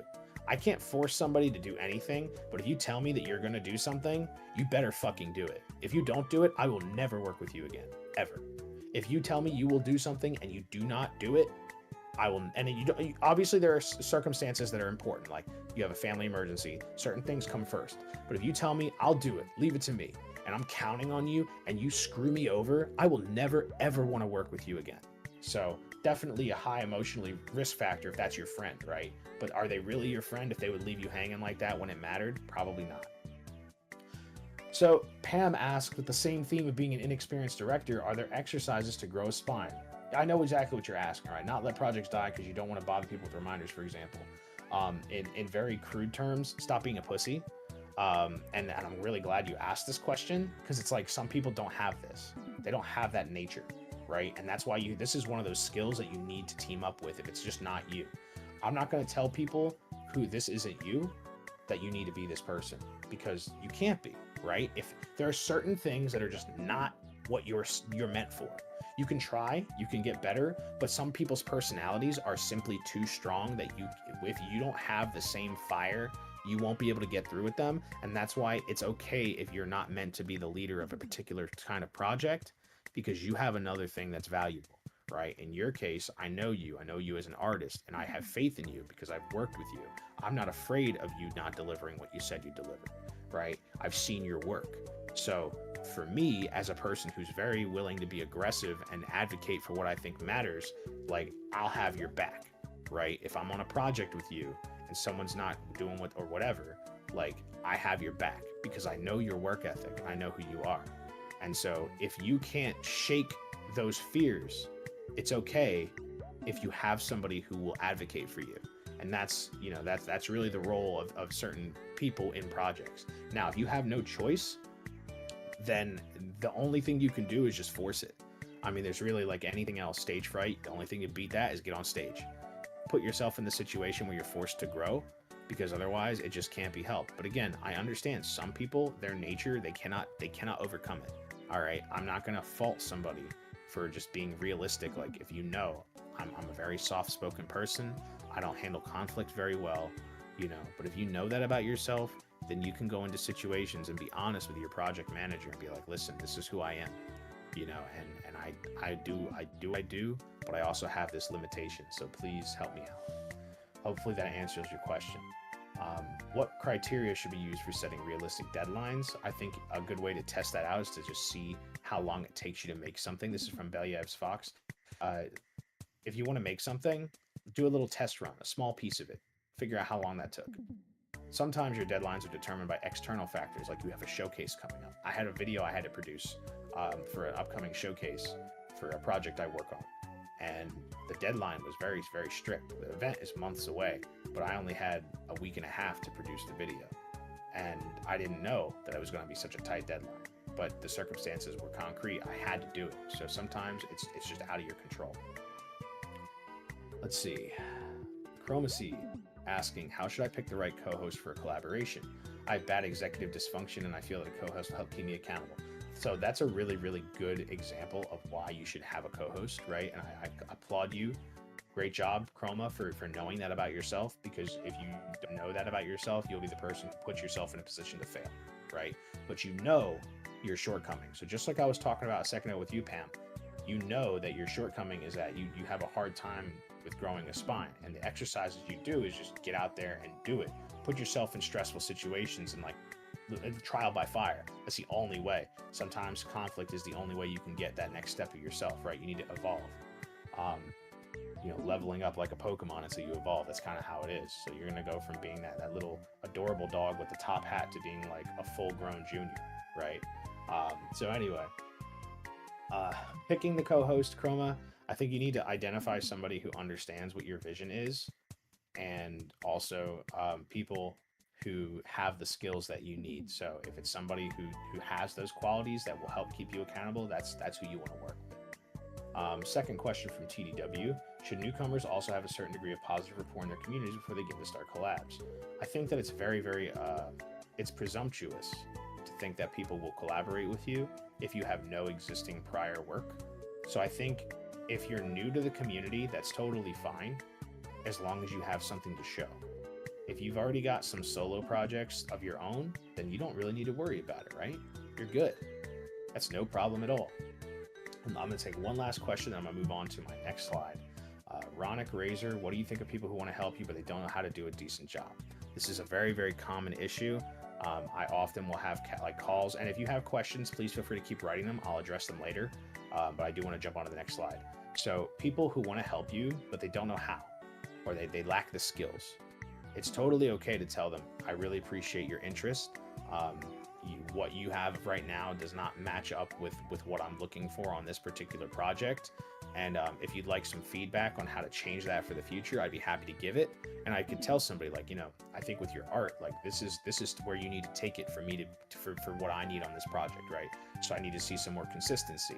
I need to see some more examples of your animation skills. I need to see you do a little bit more before I can take you onto my team. But again, that's because of the kinds of project I run. I have a very strict vetting process before I let anybody join. All right, cool. So now I hope you guys have gotten some good information. But let's go ahead and jump into the conclusion of the Collaboration Without Vanity panel, because we have a second panel to present. Surprise, motherfuckers, it's project management, hosted at the Newgrounds Summer Festival by Standby. I'm going to talk about project management in general. So this is going to be more of a continuation, but more focused on the actual management side. You can see why I was asking these particular questions to be later. So yeah, this is a 2-for-1 panel. This is about project management specifically. That way you don't have to worry about the vanity thing, right? So I'm going to talk about some general project management tips before we get into the nitty gritty, and I'm going to let you guys ask questions again. So real quick, do you want to lead a project? If this is you, raise your hand, right? Put something in the chat. Say yes. I see a capitalized yes from Pam. Hands up from Blue Banana.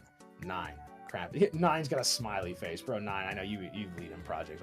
You're a one-man army, bro. I know you, right? That's hilarious. So in any case, let's get back into it. So obviously you guys, a lot of you are interested in running projects, right? So let's talk about some key points. Before you begin, why do you want to lead a project? What kind of project do you want to lead? What skills are needed to make it? When does it need to be finished? And who will you be leading? So let's go into these one by one. First up, why do you want to lead a project? All right. What is the reason that you want to lead a project? Obviously, a lot of you want to, but why? That's the most important question you need to answer before you start leading anything. It's like, why do you want to lead it? Why do you want to be in charge? Why do you want that responsibility? What is the purpose for that level of personal agency, right? So I'm seeing like variations, and you don't have to tell me that answer, but you need to know that answer yourself, because if you don't have a purpose, it's very easy to lose your drive when you're doing so. So why are you leading that project? In the case of this picture, right? Why are you leading the parade? Because you're the hero, right? And this is supposed to be a happy parade. So you're spreading joy, right? And that's the reason. It's because you're just the right guy for the job. But sometimes you just never know. So we're going to jump on to the next thing, which is what kind of project do you want to lead? I will give a quick shout out to anybody in the chat who can tell me what these icons are from specifically. But these represent the kinds of projects. PSP, PS3. So I'm going to give it to Sketched Out because PSP was specifically the cross menu bar that I ripped. But yeah, the cross menu bar is the greatest UI ever on any console. And I don't know why they stopped using it. That thing was flawless, right? Awesome. So anyway, back to what project do you want to lead? You want to do some kind of an art project, music project, some kind of film or animation, the controller, right? For gaming, what kind of project do you want to lead? And this is important because obviously you need to know like what you're going to make means who you're going to need and what skills you need, right? So ask yourself this question. I want to lead a project. Okay. Why? And what project? Okay. So answer those two questions for yourself. Right. Next up, what skills are going to be needed to make it? So here we got an example of a handful of different specific programs and skills that are related to just digital media specifically. And I think it's important to understand, like, really be realistic with yourself. I want to make something. Okay. If I had to do it alone, what skills do I have to make it happen? What do you know how to do? What skills do you have to make something? So for those who don't know, these are icons from different programs, Photoshop, After Effects, Premiere, things like that, Clip Studio Paint, Blender, Adobe Animate, Java, C++, A-Sprite, Final Cut Pro, Maya 3D, and FireMaking from RuneScape. But anyway, these skills are all critical to survival and also to being able to produce things in the digital space, which is why I chose these in particular to share with you guys. So answer these questions as you're looking at your project. Now we talked about the deadline. When does it need to be finished, right? So this is important because obviously you need to understand, like, when is my thing going to be done and why does it need to be done by then? Sometimes you need to understand, like, I set for myself some life deadlines for certain goals I have. Like, if I don't achieve this by this time, it's time to pack up and do something else, right? And so I had that for voiceover. I've had that for different things. On my list of things I really wanted to do was I really wanted to host a convention. So, like, why did I make a Newgrounds Summerfest?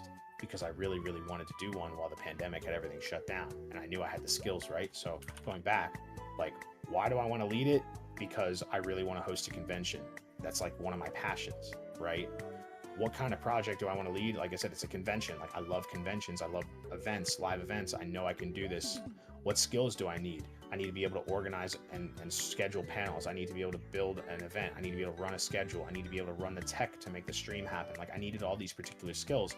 And I also needed to know, like, when am I going to do this thing? I set my deadline. I wanted it to be summer because if you spend too much time, boiling whatever you're boiling, you're going to be overcooked, right? So I said, like, it's a Summerfest. I'm going to do this. Actually, the turnaround time between concept to execution on the first Summerfest was, like, honestly a little strange, but because it was so fast. But that's just because I know my own work ethic. I knew I could do that.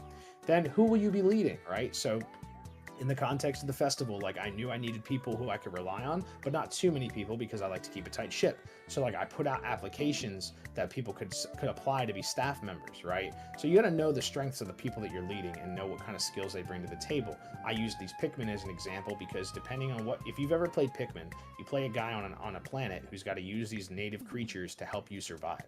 So, like, the red ones are immune to fire. Thank you. I agree. Pikmin is literally like one of my favorite franchises ever. But anyway, yeah, so the red Pikmin is immune to fire, right? So obviously that's going to be the one that carries you off. Yes, it's exactly like colonialism. It's literally colonialism. Thank you, Rick, for pointing out what was the subtext. Then you've got, you know, the Swolitariat, the purple Pikmin, who can carry the same as 10 Pikmin put together. The yellow ones are immune to electricity. So you got these different obstacles, and you got the right people for the job is kind of the idea with this panel, this particular slide. So you want to make sure you got the right people in the right positions, and you got to know who they're going to be. I had those applications open. I interviewed the people based on who I thought was a right fit, and it happened. Now, I have this important question because this is something you were asking about earlier, Pam. Do you have the guts? Okay? Do you genuinely have the guts to be the leader and have everybody looking to you for guidance, to be the one that everybody's going to count on to make the decisions? Guts. It's a little when I put it in context like that, it changes it, right? You realize, like, this is an entire skill set that is required to be a leader. Leadership is not something that everybody is naturally, you know, into. I personally find it very fun. I have the guts, all right, and I've proven it.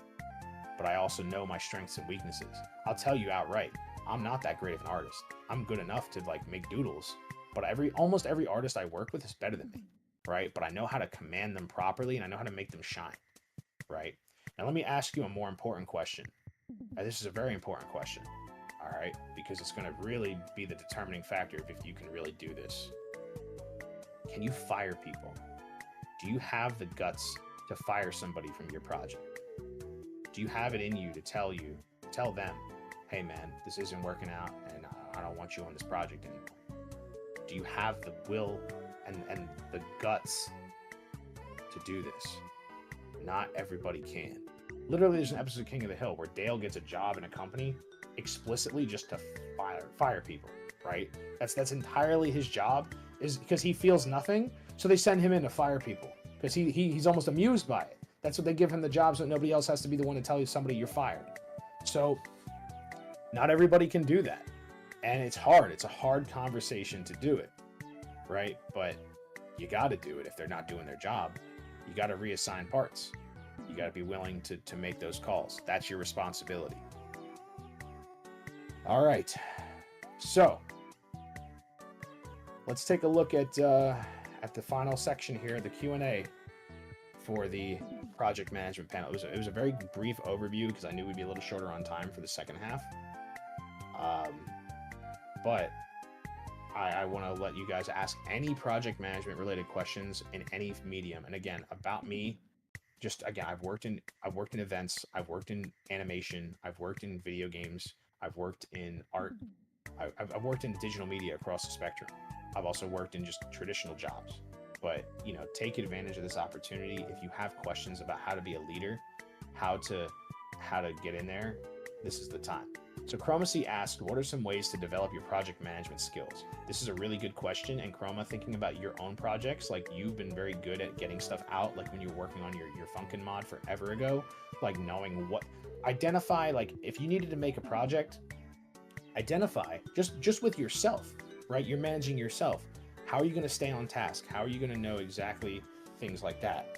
So you got to know who you are. You got to know your style, things of that nature. So developing your project management skills, the simple thing is to make projects. As you get better and better at it, you start at letting other people be part of that project and get practiced in commanding their actions and their abilities. You'll know pretty quickly some people you really will regret you should have never worked with. Some people, it's like they do the job great, but God, you hate dealing with them. And that becomes hard, right? It's like, I'll work with you for now, but I don't think I'll call you back next time. Like, it happens a lot. It happened to me in my past quite a few times. It's like you're dealing with the devil, you know? Okay, so let's see. Rick asks, how do you feel about specific management tools like Kanban boards and Scrum shit when applied to art-based projects? Look, man, I'm gonna tell you the same thing. It's like any other tool in any other field. It doesn't matter what you use as long as it works, right? Did the Romans have Kanban boards? Did they have Scrum software? No, they still did a lot of things, right? So all that matters is that you have a method that works for you. I know a lot of different things happening, and you know, you just got to have a way to organize your thoughts, right? So the next question from TDW, are design documents essential for the focus of the project? As long as you clearly have a vision and you know where it's going. I mean, you think about any particular subject, right?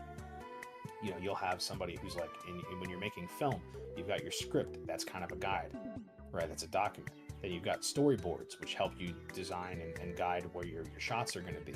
So like those documents are very valuable to help you stay on track. But also, some people, they just operate on the fly and they're able to do things. But when you have a lot of people working with you, that's where it can be a lot harder if you don't have a way to outline what it is that they need to be focused on, especially if you can't give them just a concise list of their tasks. I highly, highly, highly recommend, if you go on YouTube, Masahiro Sakurai has his channel about making video games. Those skills translate to all industries, especially creative. I highly, highly encourage you guys to check that out. So, next up, Krampus. How do you go about setting deadlines for passion projects? You can be more lenient. You also want it out in a reasonable amount of time and not trapped in development hell. I think that really depends on you. For me personally, I look at it from a few standpoints. How much work do I want to put into this? How hard am I willing to keep going, or just release it? And I mean, one of the longest I've ever done is like, the Crypto Fantasy 7 is like longer than I usually spend on a cartoon. I was doing it like here and there. But I also knew I wasn't going to do it forever. I could have made that look way prettier if I had more time devoted to it, but I just wanted to get it done. So you have to decide for yourself, like, it's efficiency, right? How much time are you going to waste? How much time is going to cost you money? If you have a job, you don't have time to be wasting. So it's things like that. I hope that helps at least. But again, you have to kind of make your own decisions and decide for yourself, like, your own life. You got to know your own life, because I can't tell you the correct answer. But also, like, if it's something that you're trying to make that's relevant, you have to obviously do it before it's not relevant anymore. A little bit opposite on firing people. What happens if the project manager is not decent and you, the employer, hanging without a thing or too much to work on despite your skill, right? Yeah, that's often. Sometimes you'll see a mutiny happen where the project manager gets his ass fired, and people just like, that's where it takes a leader within the group, within the cohort, to step up and be like, yo, this isn't working. I've been that guy many times, because it's just like, again, it's like earlier we were talking about, this thing sucks. I could do it better. I don't even need to be the one to do it, but obviously you should not be the one doing it. So let's get somebody else in charge. And then you go about it a new way. But yeah, sometimes you don't have that choice. Like if it's like a job, right? And someone else has put them in that job, there's a chain of command. You can talk to your project manager. If they don't listen to you, if they don't change it, you can sometimes go over their head, and that's okay. Let them know, like, you screwed up. Like, this person's not doing the job and it's affecting the team.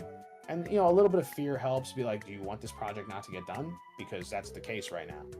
So hopefully that helps. Those are some answers. Yendor says Sigma 5 out of 6. I have no idea what that means. Neo Biohazard, what's the best way to communicate with the people on a project? As in, how do you make sure everyone's on the same page and there's no room for misinterpretations? A good way is to give them their assignment and then ask them to repeat back to you what they're going to do. That's a very good way to just make sure that they understand, right? So repeat to check for comprehension. Another thing you can do is just make sure that your instructions are fairly clear, and also ask them to do check-ins. So let's say you give them an assignment, and instead of making it like, all right, bring me the finished product next week. Hey, tomorrow, show me a sketch of what you're planning on doing, right? So that way, if there is an error, you can catch it before they wasted all their time. So communication, though, like, you just have to establish what channels work for you. I have some people who don't work well on Discord, some people who work well on email. You have to understand your people, and that is a huge part of it, which translates you to Believ's Fox question about social skills. Hugely important, because you have to be able to empathize and understand the needs of your group, while also understanding the needs of the project. Again, put the project first, right? So you need to be able to navigate that, and sometimes it takes a little bit of social skill to navigate those challenges. You might get somebody who's going to be really aggressive with you, who's going to be very hard to work with, and you got to find a way to make it copacetic if you have no choice but to work with them. Sometimes, again, you've got to deal with that person. But also, just being able to read your team and learn about them, the better you are at understanding your people and working with your people, the better your project's going to be. A team of people who are very well coordinated but like suck at what they do versus a team of experts who just have no sense of cohesion. Sometimes a team that sucks will put out something a little bit better, but that's because they have the missing element is compatibility. Let's see. Queen Boo asks, how do you go about committing to a project while handling an entire team? I've attempted a few times to get a project started and continuing it until the finish line with the team over my back, but they were unsuccessful because I have constant temptations to do something else. Ask yourself what the hell your problem is if you're trying to waste people's time like that. If I was working with you and you did that to me, I would be pissed at you. I'd be like, dude, you just wasted my time. You completely wasted my time. You got me to work for you. You got me to make stuff for you, and now you just fucked off. I would be very pissed at you. So you got to remember the fact that you are wasting people's time. And if you don't care about that, then fine. That's who you are, and I won't work with you. But if you do care about that, remember that every time you start a project, every time you bring people onto something, and you fuck off, you just wasted their time. All right? And guess what? That's the only thing that we can't get back. If you waste my time, you just taken a piece of my life from me that I will never get back. You could take my money, and I'll hate that. You could take my food, I'll really hate that. But you take my time, you can't replace that. So think about that before you do that to somebody again, right? Pam, how do you know when to ask for help in a project? I know I need help sometimes, and I've asked, but I never took the step of actually letting people and helping me actually, not to bother them, etc. So like, you really want to just not be. How do you ask for help without being a nuisance or feeling like a nuisance? The answer to that question is that you have to understand asking for help is sometimes going to be less of a nuisance than dealing with, the problems of, oh, I didn't ask for help, and now I have to tolerate, like, we have to make up for all the work I didn't get done because I kept my mouth shut. I consider it to be a bigger nuisance and inconvenience that somebody didn't tell me there was a problem sooner, because now I have to clean up their mess, right? I hate that. I hate that. I'll be more mad at you if you didn't tell me sooner. So that should be your motivation, right? You know that I'm gonna be pissed off because I could have helped this. I could have fixed this problem. I trust you, and that's the relationship that you're supposed to have in these kind of projects, is trust. You trust the people you assign to work with you. And I can tell you there are people in my life, whether it's a project or personal problems, right? We had an issue, and they didn't tell me they had an issue. And the issue got worse and worse and worse, and it caused significant damage to our relationship. You can't live like that. You have to see long term. You can't see short term. It's like raising your hand in class, right? You don't want to look stupid. But guess what? The teacher just asked you a question that's on the test. You raise your hand and you answer it wrong. The teacher tells you, no, that's wrong. This is the correct answer. The next day, oh look, the question that I got wrong in class that he corrected me on is now on the test. That is just like a perfect example of why you just gotta ask for help.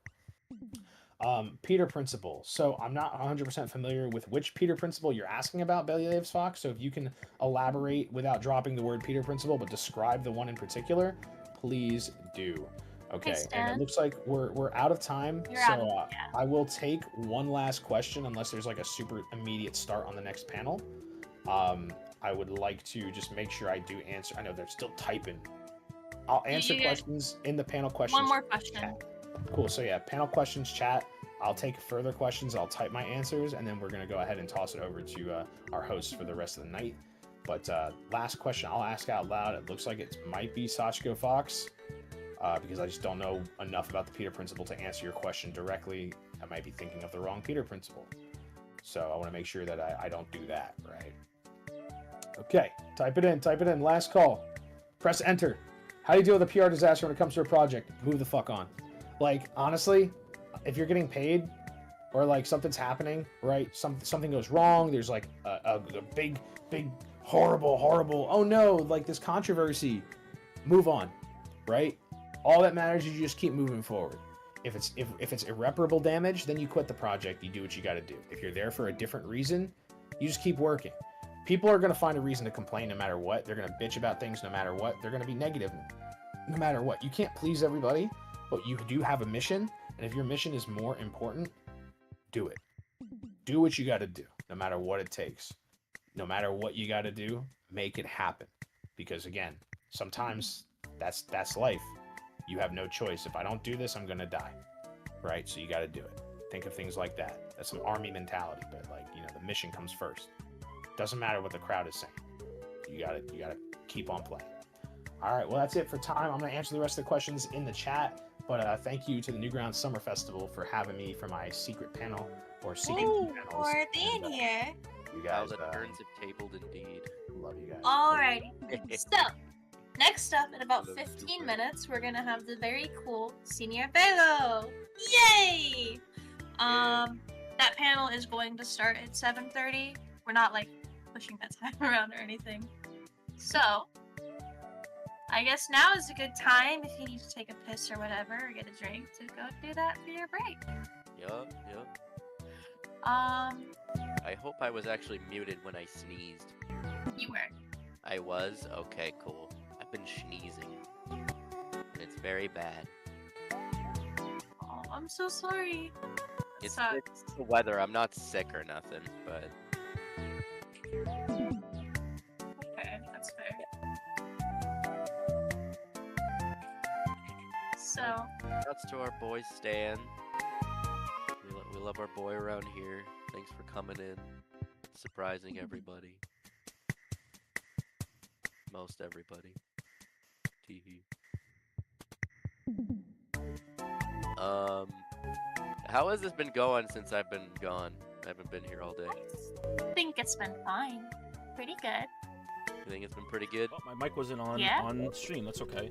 Yeah, we've been kind of killing it. We've been kind of destroying it, you know. Just want to go a quick little intermission and stuff. Intermission. I really wish I talked to Sakura more, honestly. Coral. Yeah.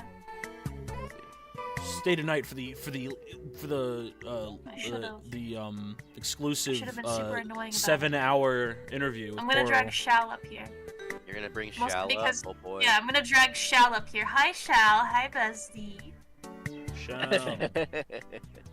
Oh boy, here he comes. Come on. Do it. Who loves Shal. the Newgrounds podcast? I love the Newgrounds radio Shal, you fool, you podcast. just DM'd Podcast me. radio. I know you're there. Unless you're like not actually there, and that was like a doppelganger. That was my Hey, Shal alt Shal, account. That was my Shal alt account. Skinwalker, My Shal bad. Walker. My bad. Sorry. That'd be horrible. So scary. Yeah, very spooky.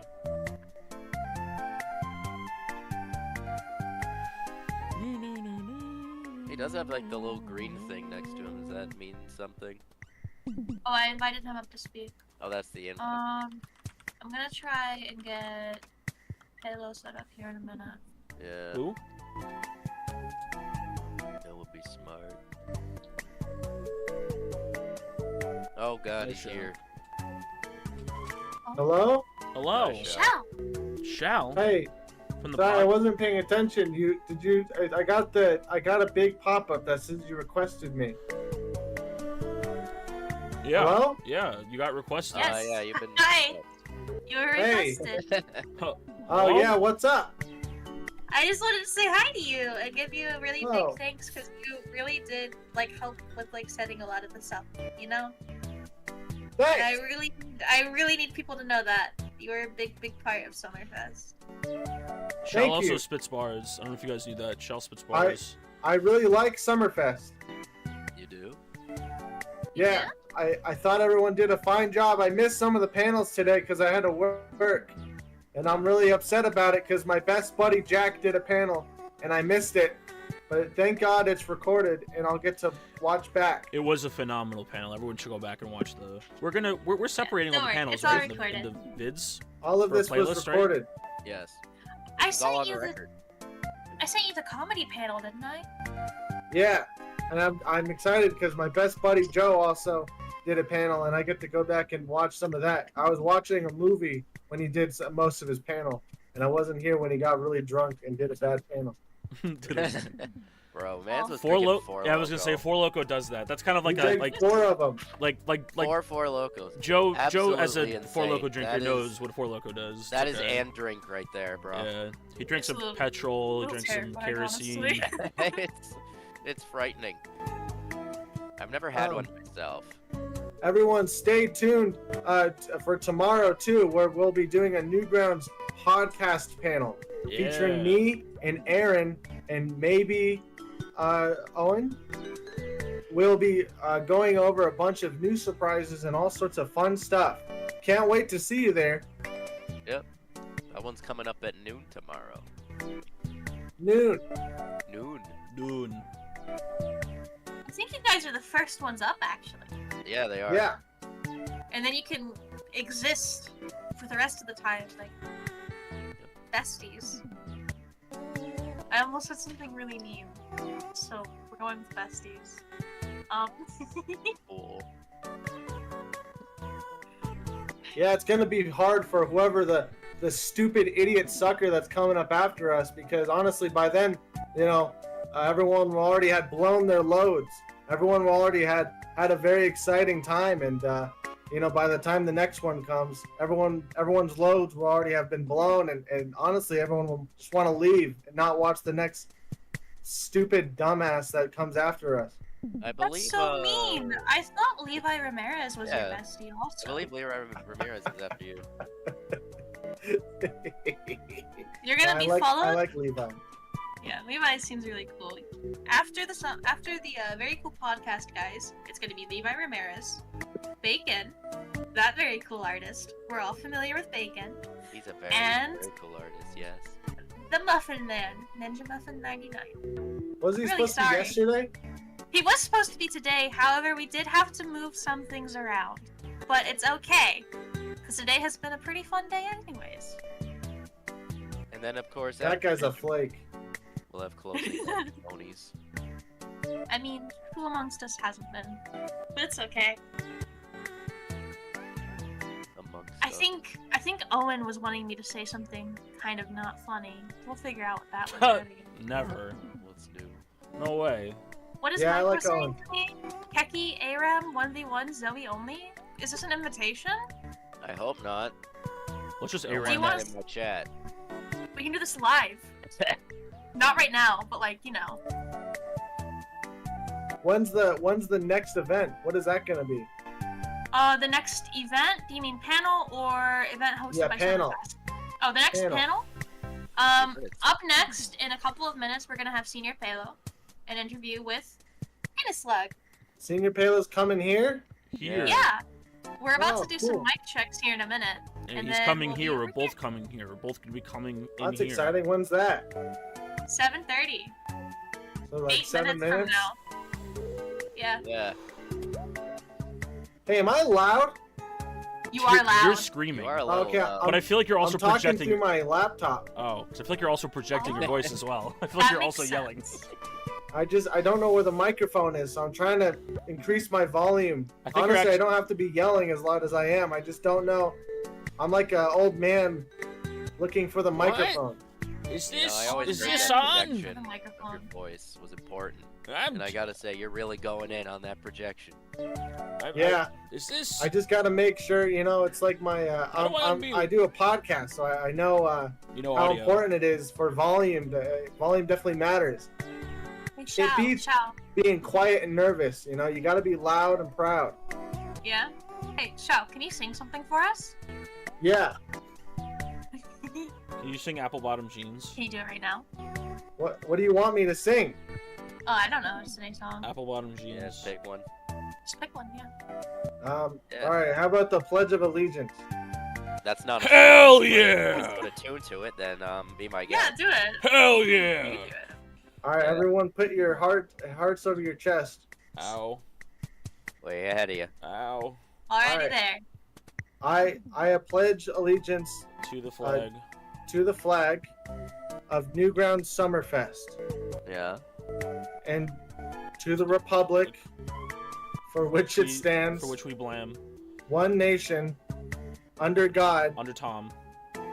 something, with love and courage and in honor of all of the Americans who died and all of the tragic wars that we've had. I see. Play ball, play ball. Play ball, yeah. Really well spoken, thank you. Thank you. I'll take my leave now. Thanks for having me come up. Can't wait to see you all tomorrow at 12 p.m. Eastern Standard Time for the Newgrounds podcast panel, where we'll be discussing very amazing things, and I'll have a much better mic where I'm not screaming. Awesome. Thanks, Thank Shao. you. Thanks, Shao. Bye. Bye-bye. Now back to What a ESPN nice DO young Show. man. Streaming your favorite sports here What a charming on YouTube. lad. Don't you think so? I love We might be Shao. starting Shao a little spits bit bars. after 7:30, but that's That's okay. Shao spits bars. We got time. We're just chilling. just chilling. Is he home right now, or is he in the We've got States? all the time in the All world, of the time. as long as we can gaslight ourselves into thinking so. Do we And know that the answer to that? is truly Dude, the essence what- of believing. What are you even talking about right now? I said, do Look, we know? I'm trying to just make it so we don't have dead air for a little Yeah, while. no, Leave but me like alone. gaslighting isn't a thing. All right, Come we're on. doing this joke. Is that it? We're gonna do. Wow, we're gonna do some that's a comedy. big I'm that's a not big word joking. for you, You Slimy. kids like Gaslighting's comedy? a We're big gonna word do for some you. comedy. This isn't a joke. It's not a thing. Chat, is gaslighting a thing? Put 1, 2, 3 in the chat if gaslighting's not a thing. But they say no, so it's not a thing. There's a 1, 2, 3. I Like- see. And like, I would never be wrong about something like that. I'm like, You know, we could, if we didn't want that, we could have just asked Dan to take more questions in the thing. I wanted an intermission, so That's fair, so that people can pee and do Yeah. stuff. pee and do stuff, and so How was that work, our Slimy? silly brains can True. deconstruct. Because we've had like a couple of panels today. Couple. How are you guys feeling about today, by the way? Yeah, how we feeling about Saturday? I have no idea. I haven't been here. How was work, Slimy? Everyone who's not slimy, how you feeling?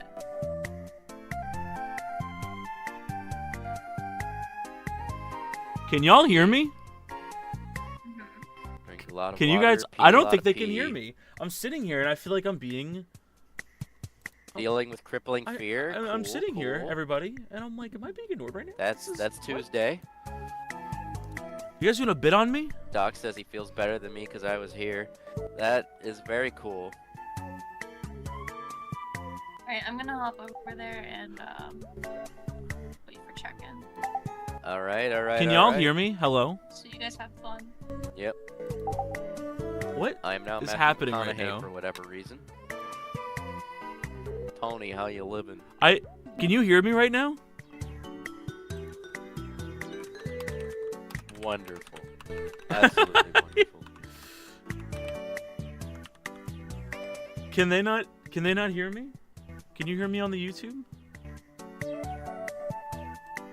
Oh, I can hear you on the stream. You can in the That's weird, stream? That's but not in here. Not in here? Oh, that's not good Yeah. at all. That's not good. I can I'm about hear to you on do. the stream. Is that why everyone? I feel like everyone's Not in been Discord. ignoring me. I'm like, what? This is very funny. I'm like, man. I'm like, bro. I'm getting like snubbed right now. So embarrassing.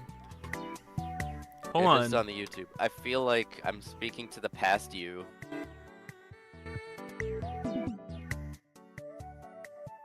Hold on. This is not good. We have to fix this, like immediately. Properties.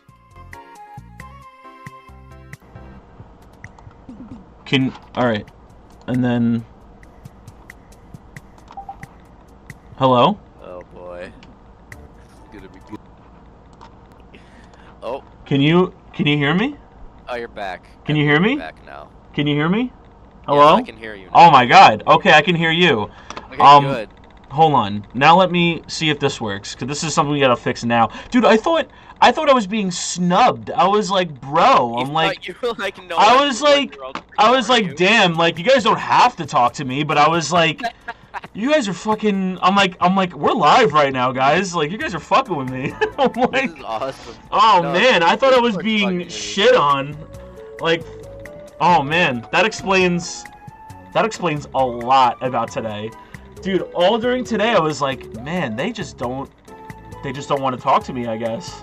Yeah, man. I was like, bro, I guess I'm let's thank God I have some self-esteem. I was like, all right, like maybe I'm just not killing it today. Maybe it's just not funny today. Yeah. How do I sound on stream now? Let me put it on stream. You guys might hear an echo for a You second. should sound the same on stream. Well, I'm using a different mic now on stream. Let me see. I was like, bro, I guess I'm Oh, I'm peaking like shit. Hold on. Yeah, you're peaky. We can hear you, but you're peaky. How about now? If I talk here, ah. Hold on. I have to wait for the stream to catch up. Hold on. I'm playing catch up too.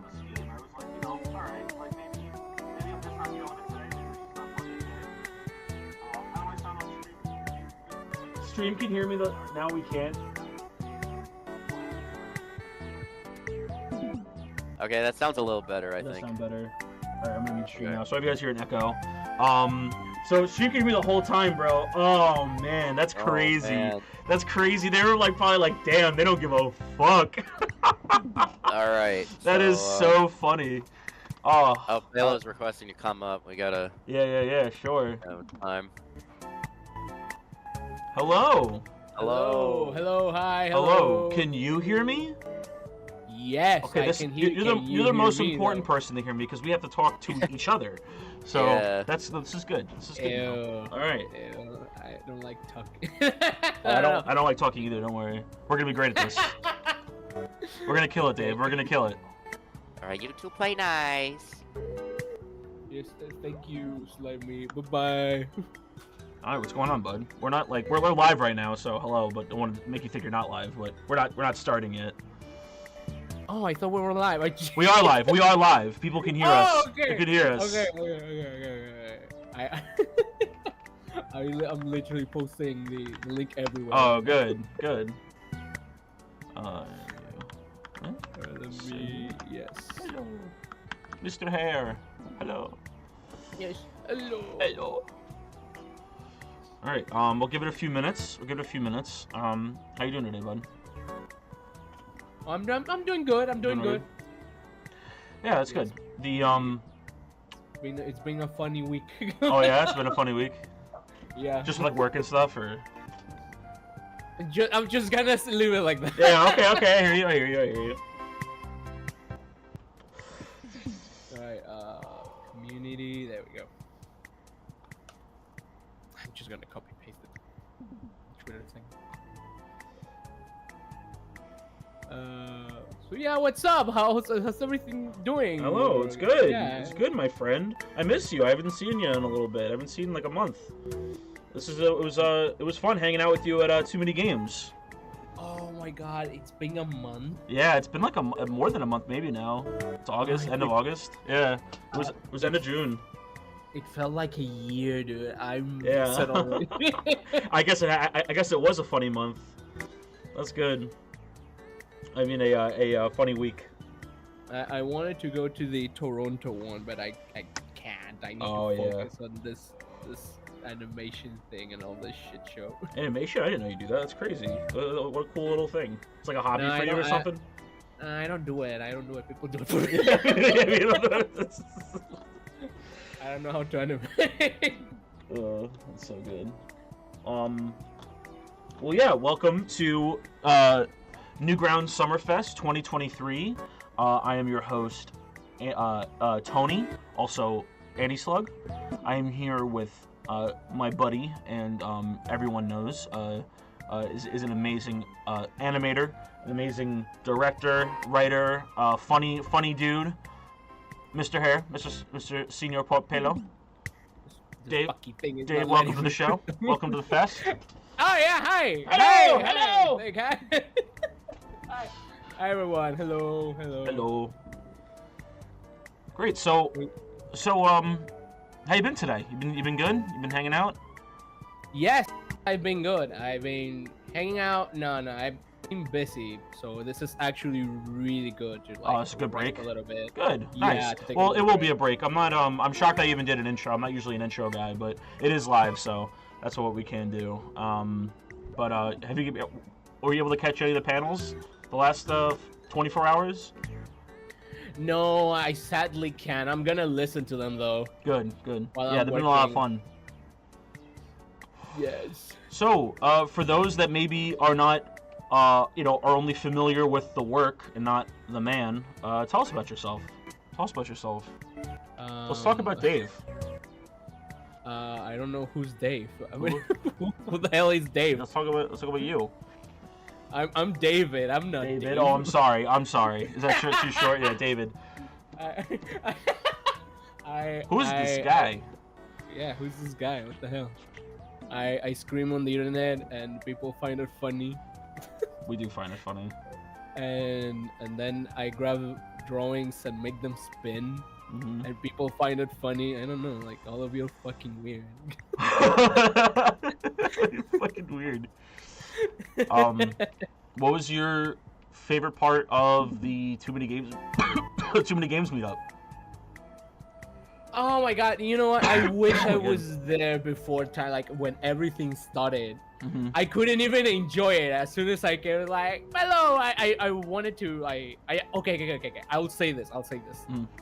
I found it really cute, like everyone putting their names, like a tag, and signing and everything. It was pretty cool. I wish it was on the party though. I remember there was a party on Monday, I think. Yeah, that was at the office. We all met up at the office, but yeah, we missed you there. But it was so fun hanging with you at the convention, waiting online for Charles Martin and from audio, and seeing oh my god. Yeah. I think Vinny was there, and yes, shout outs to Vinny. What a great guy. I love that man. Yeah, it was cool. I feel bad. I didn't know fully who that was until yeah, I know. I fully acknowledge it's a living under the rock situation. I don't go on Twitch, so I didn't know who that was. And people informed me, and he was very sweet. He's a very nice guy, and I started watching his stuff. He's very funny. Yeah, very funny dude. I had the luck. Oh my god, I can finally. I had the luck to actually be in line because I was the last one in line the first day. It was really, really crazy. Yeah, no, he was super cool, and it was awesome having the stage and having everybody come out. Yeah, so let's talk about some of your projects. Obviously, we all love Spooky Month. It's #1 right now on Newgrounds, the most latest episode. That's pretty cool, right? How did that feel getting the #1 spot? What? No. Do you not know that? Not. Do you not? No, I didn't know that. What? Oh, I double check. I'm pretty sure it's that's #1. not true. Nah. Legendary. Oh, No. Movies. Where is it? Oh, it just went down. It was number 2. Now it's #2. It was #1 though, as of yesterday. As of today, it is back in. Well, I'm sorry, Mexus took it from you, but yeah, as of yesterday, it was #1. It was #1 in best of all time. How does it feel? So, real quick question, completely unrelated. How does it feel to be #2 in best of all time? That's pretty high rating. I'm trying to find it. Where is it? On the portal. I don't trust you. Hey, no, you have to trust me. I'm looking at it. Spooky Month, Tender Treats. I promise. Oh my god, it feels so good. Oh, I'm happy to break it to you. It feels weird. What? Exclusive, everybody. I've just told Palin. Oh my god, yeah. so cool. And then Spooky Month 4 is #5. I'm taking over Newgrounds. Yes, you are. Your stuff's great. We all love your stuff. Oh, thank you. Oh, I was talking to Voices by Corey yesterday, and we were talking about it. That's why, as the time of us recording it, it was #1. Now it's #2, but that's still, you have #2 and #5. That's pretty crazy. Did you ever think, was that ever like a goal for you, putting animations on Newgrounds, like to get in those rankings? It's weird because my main goal with Newgrounds was meeting people and uploading stuff on Newgrounds. I never thought about. Listen. I never thought about getting into, I don't know, first or second place, like on the top. What? I'm perplexed by it. What? Oh my god. I don't. Yes, of course. I'm happy to catch this emotion so raw in the moment. This is beautiful. Jesus Christ. That's a big achievement when it comes to any community. This is out of two decades of content. That's pretty crazy. Is that so is with Spooky Month being at the point where it's at, do you want to take it even like how far do you see Spooky Month going, like with like production and you know, like you just see it getting better and better? I Or do you like know, where? man. Yeah. I just want to tell a story and that's it. Here's the thing. Okay, when I started it, I just said, haha, funny video Funny about scream. kids. Yeah, about kids going around and enjoying Halloween. It's not even Halloween or something. And then it just got bigger and bigger, and now I'm just telling a story. I'm not even thinking about yes, production. Yeah. Are you shocked where it's at? Yeah, I'm pretty shocked. It's just still weird because I've never expected myself to be in this position. Because I mean, I just shitpost on the internet. yeah, it's funny when like someone takes something you don't take, you know, you maybe in the moment didn't have that much thought into. You know, it's crazy how the internet like interprets what we put onto it. Do you, would you say that Spooky Month is like your favorite of your little children, like your little screaming children on the internet, or you know, or is it just the one that, you know, just so happened to get the steam? I'll say right now is my favorite project. But like for working on, I like working on Mucky. Yeah, Mucky. Yeah. Listen, I know Mucky's not on Newgrounds. It will never be. I respect Newgrounds that much. I cannot shitpost like that on Newgrounds. But yeah, I just enjoy being an idiot. That's why I enjoy Mucky. But as a project, Spooky Moon is pretty great. I have plans and I hope everything goes good. It's still hard because I didn't know how a production is. Please learn it. Please know about it, because it's now that I learned, I can understand where I fucked up and where I was doing things wrong. So yeah, this episode is gonna be late, probably at the end of December, and the worst scenario is next year.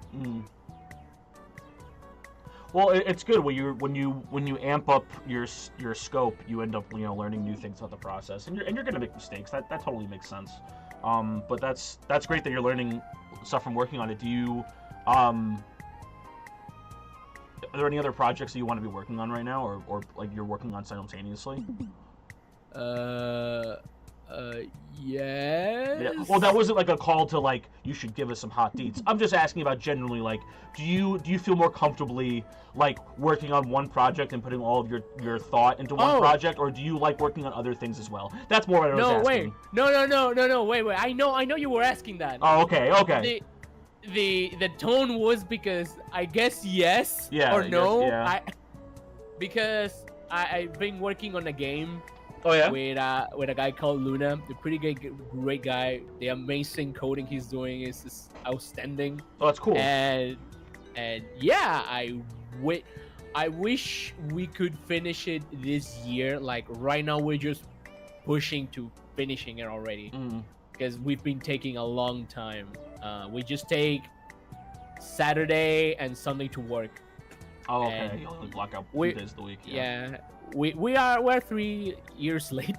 This game was supposed to be like short, like something hard, big but short. Yeah, it's hard. I always heard the saying that however much time you think it's gonna take, just double it, and that's a more realistic number. Because it's like, you know, you think you're gonna get done in a year, but it's actually gonna take 2 years, and then so forth. That's what I've heard. So, like, and not only that, but working slow, and also when something happens, it's like, okay, let's leave it like how we have it, and let's focus on our personal stuff. Yeah, we're taking it pretty chill, but right now, like, we're just pushing to finishing it. That's one. The other one, it's not that I'm working on that project, but it's more like I want to work on it, but I'm trying to stop myself and say, hey, I know you want to do a lot of stuff, but how about no? How about you finish what you have, and then you can jump on that. So, do you what are some ways you like to like blow off steam when you're like in that mode of like, oh man, I have to get stuff done, but you know, maybe I have to give myself a break. Like, what are some things that you like to do? Listen. Or does that not happen? Are you just a workhorse?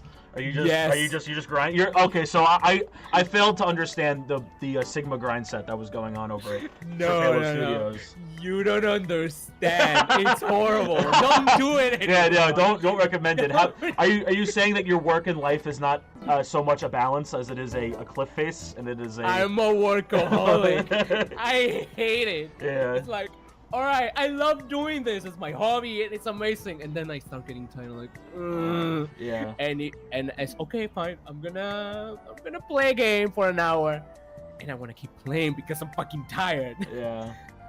And no, dude. If I don't work, I feel bad, and that stresses me more. Don't work a lot, guys. Please don't. Do you feel that an increase in viewership just adds to that anxiety, or do you not think about the numbers when you're working and it's all just the same? No, I don't think about the numbers. Before I did, and it is pretty stressful. The only time I've thought about views, it's not about views, more like what people can think about it. But that's pretty much it. It's a little thing that stresses me out. Besides that, yeah, enough. Fuck the numbers. Do you look at YouTube comments? Do you like actually look at the comments on YouTube? I'll mention YouTube because on Newgrounds, I know that there's a different air about comments, so it's not why wouldn't you look at them? But on YouTube, do you look at them on YouTube or no? It's pretty rare. It's basically getting on the mood. With Newgrounds, yeah, of course I look at the comments. Yeah, it's like it's gold. It's literally gold on Newgrounds. Even when they insult you, it's gold. Yeah, well, that's because they usually have a reason. Not very few people are like, you know, unless it's so obviously like a troll meme or something. Like, you know, even the negative reviews are good.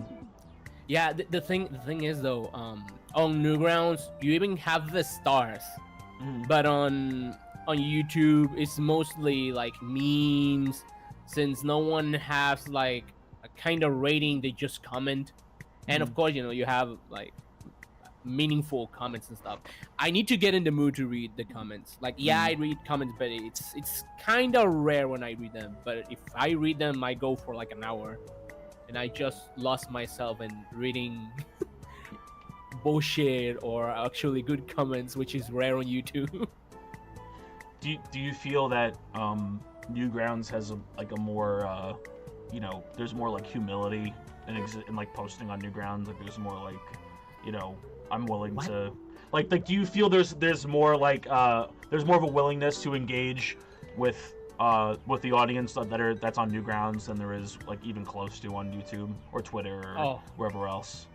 Oh, hell like, yeah. Do you feel more like, do you feel like you're amongst your peers is what I meant, like more like humility? Like, do you feel like you're amongst your peers when you're on Newgrounds? Yeah, dude. On Newgrounds, you can get like a really bad comment, but it's from the community, and you take it as, you know what, this guy is an artist, or this guy has seen a lot of stuff, and he's giving me, I don't know, maybe in a shitty way. Yeah. But they're giving me a good advice. But on YouTube, no. YouTube is the comment. It's bad because it's bad. Do you like posting on YouTube? Or do you feel it's like a necessity of like it's like where else would I put it? Like when it comes to like trying to like put it out there and make money or no, get an audience? No, if I'm thinking about like money, I will just post the popular stuff. I should already done a Among Us video, which I really want to do. Not for the trend. The trend is kind of dead. Yeah. But because I have a funny idea. Calling it Among Us is not about Among Us at all. Just probably at the end, and that's it. Is there anything like right now, like any like trends or like jokes you've seen recently that you want to like you have like an idea for that you want to make a video for? No, hell no. I try to avoid the trends as much as I can, because, all right. Imagine this, right? So you have a trend right now. Is what's the name? Scooby-Doo toilet. What?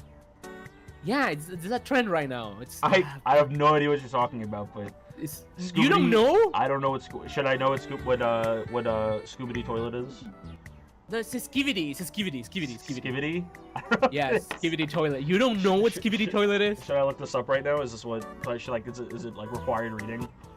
No, you should. I'm a teacher, guys. Right I'm a teacher. Right now. I'm old. I don't relate to the kids. I'm sorry. But go, yeah. So like that's a trend right now. Yeah, go ahead. It's not even a kids thing. Oh. It's such a shit post, and the shit post. story is actually good. But it's called skivity toilet, so you're like, what the fuck? I'm not gonna watch that. I remember I was on stream and someone is like, oh, watch this, and I'm like, all right, I watched the first episode, and I'm like, you know what? I'm not gonna watch this. It's not funny. I'll watch it later. I watch it later, and I'm like, oh, it's really good.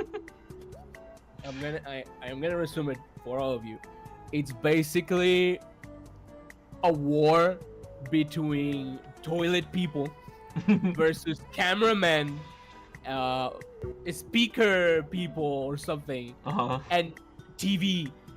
It doesn't make sense, but it's really enjoyable to watch. Besides the whole meme thing and the music that repeats itself, but it's really good. But yeah, no, I don't want to make anything about that. that's fine. I wouldn't have asked about that specifically, man. That's funny. I gotta watch that later. I'm sure it'll be a good read. A good read. Are there any like animators that you're enjoying right now? There's not. No. Oh my god. I love that. I love that answer. No, you can get that answer if you want. No, there's not. No. I don't have an answer to that actually. Okay. Fuck, because I just when I watch an animation I just enjoy it and that's it. Oh, you don't think too much about the creator? I mean, sometimes I do, Sometimes. depending if I watch all their content. Right now you have Speedo. Right now, shoutouts to Speedo. Yeah, Speedo's sick. Speedoru. Speedo. Who has his cartoon. As soon as I watched the cartoon, I got so happy and I watched his entire like content. Yeah, that was great. And basically it's like that. Like if someone uploads oh wait. There's one animator. No, I forgot. No. Okay. There's one animator that uploaded like what's the name of the video? Like Skibo. There's this guy, right, and playing some kind of a game, and he loses. Oh my god, I can't do. Oh, give me the try. Okay, yeah. The guy sits down, and he starts playing. He's like, oh, this character looks gay, and the character gets angry. Oh, well, why are you calling me like that? And it's a virus. Wait. I have it. Summer Night by Sandbag Anim. Oh my god, it's really good. It's really, really good. Where can I send it? Put it in panel questions. Let me check if he has a Newgrounds. If not, then it's okay. Blah blah blah blah blah. Yeah, he doesn't. All right. Ooh, we should make him get a Newgrounds. Where do I put it? In panel questions. You can put it in panel questions. All right. People can see that there. There we go. Oh no, he does. It's on. He does have a Newgrounds. Oh, it does. Okay. Yeah. Let me find that real quick. Yeah, that was very funny. I love that. I love that video. It might not be the same name, but it's Sandbag on Newgrounds. Sandbag. Yeah. Okay. Let me drop it. Everyone go follow Sandbag. Oh, he only has that's a criminal amount of follows on Newgrounds. He's very funny. Yeah, like that video is hilarious. So good. Here, I'll put it in where is it? Why am I not? Wait, I'll send it. Do I send the? Yeah, I'm gonna send the. There we go. Oh, there it is. I was just so low in the. There it is, yeah. Fucking picture of Corey and Amy together.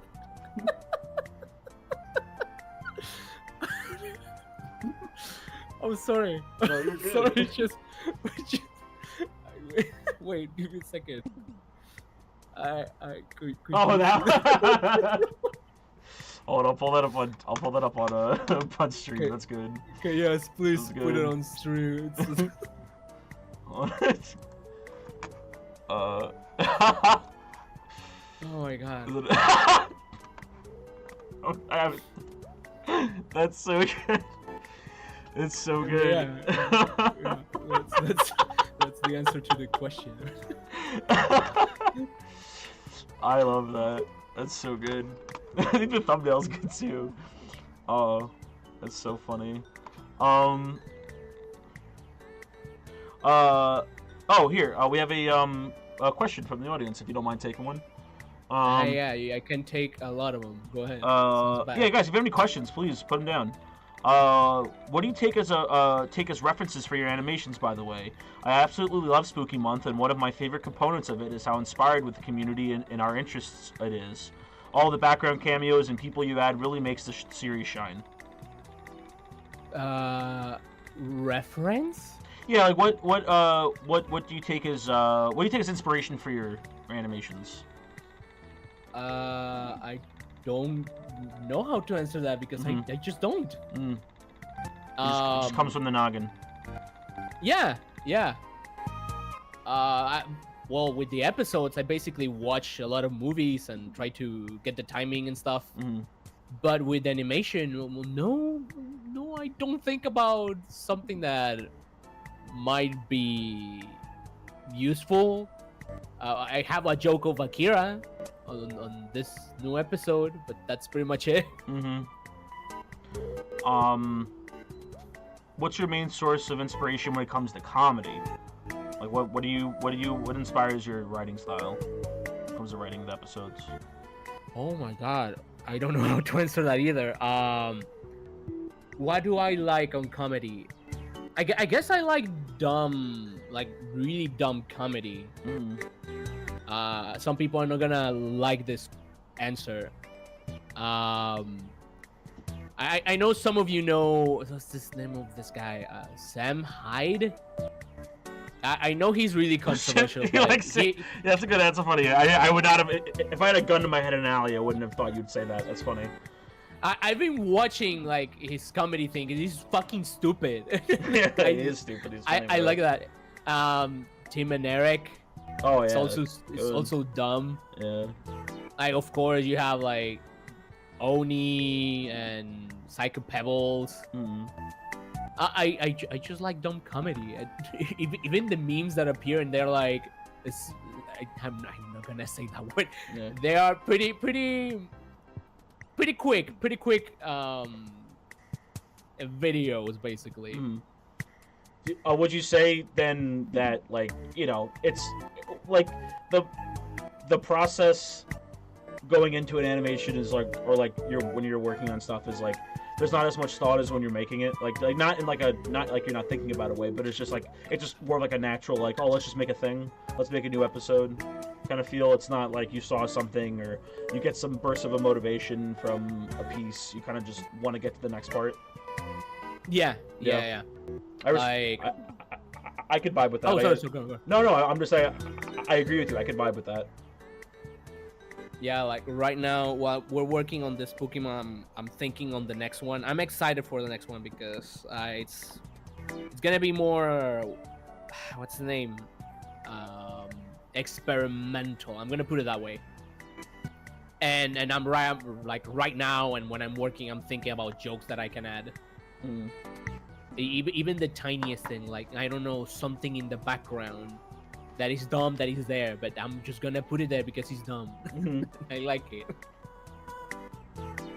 So you'd say you're like your own animation's like #1 fan. You just have so much fun making it.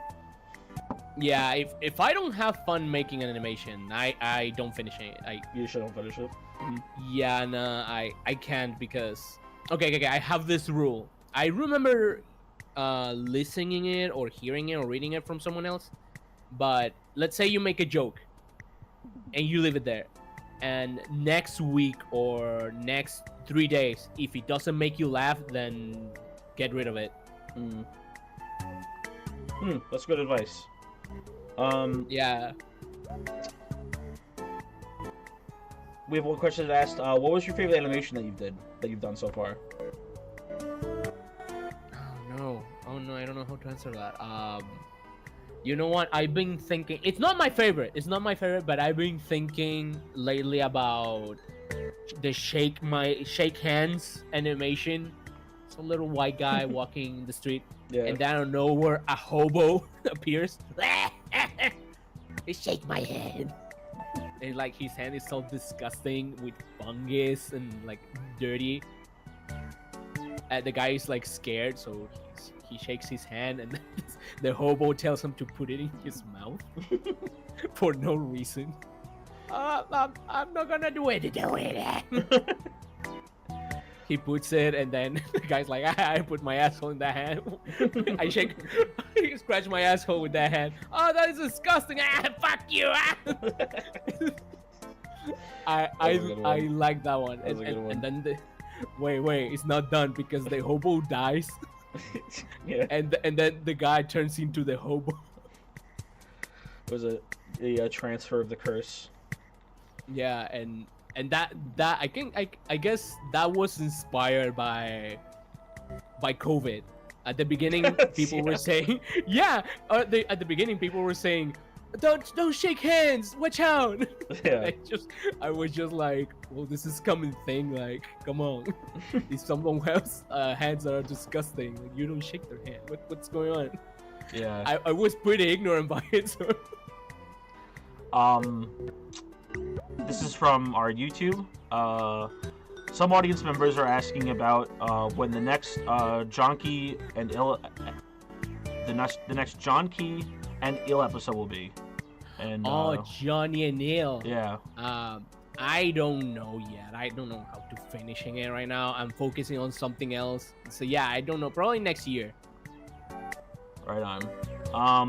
What was your inspiration behind Stocktails? I just listen to music and I imagine something happening, and that's it. That's it. Yeah, that's simple as it starts sometimes. When did you start animating, do you think? Like, what was like the first, like, you're like, I'm gonna start making a move? Around 13 years old, I think. Mm-hmm. Yeah, around that age. I always say 14, but that's because I remember one of my animations, but probably at 13 years old. That's when I started. Did you like it immediately? No. No, yeah, you're right? No, no one does. Yeah. No. Let me tell you. So I download Macromedia, right? Mm-hmm. And I'm like, all right, I'm gonna try it. Of course, I don't know how to do anything, so it doesn't work. I leave it.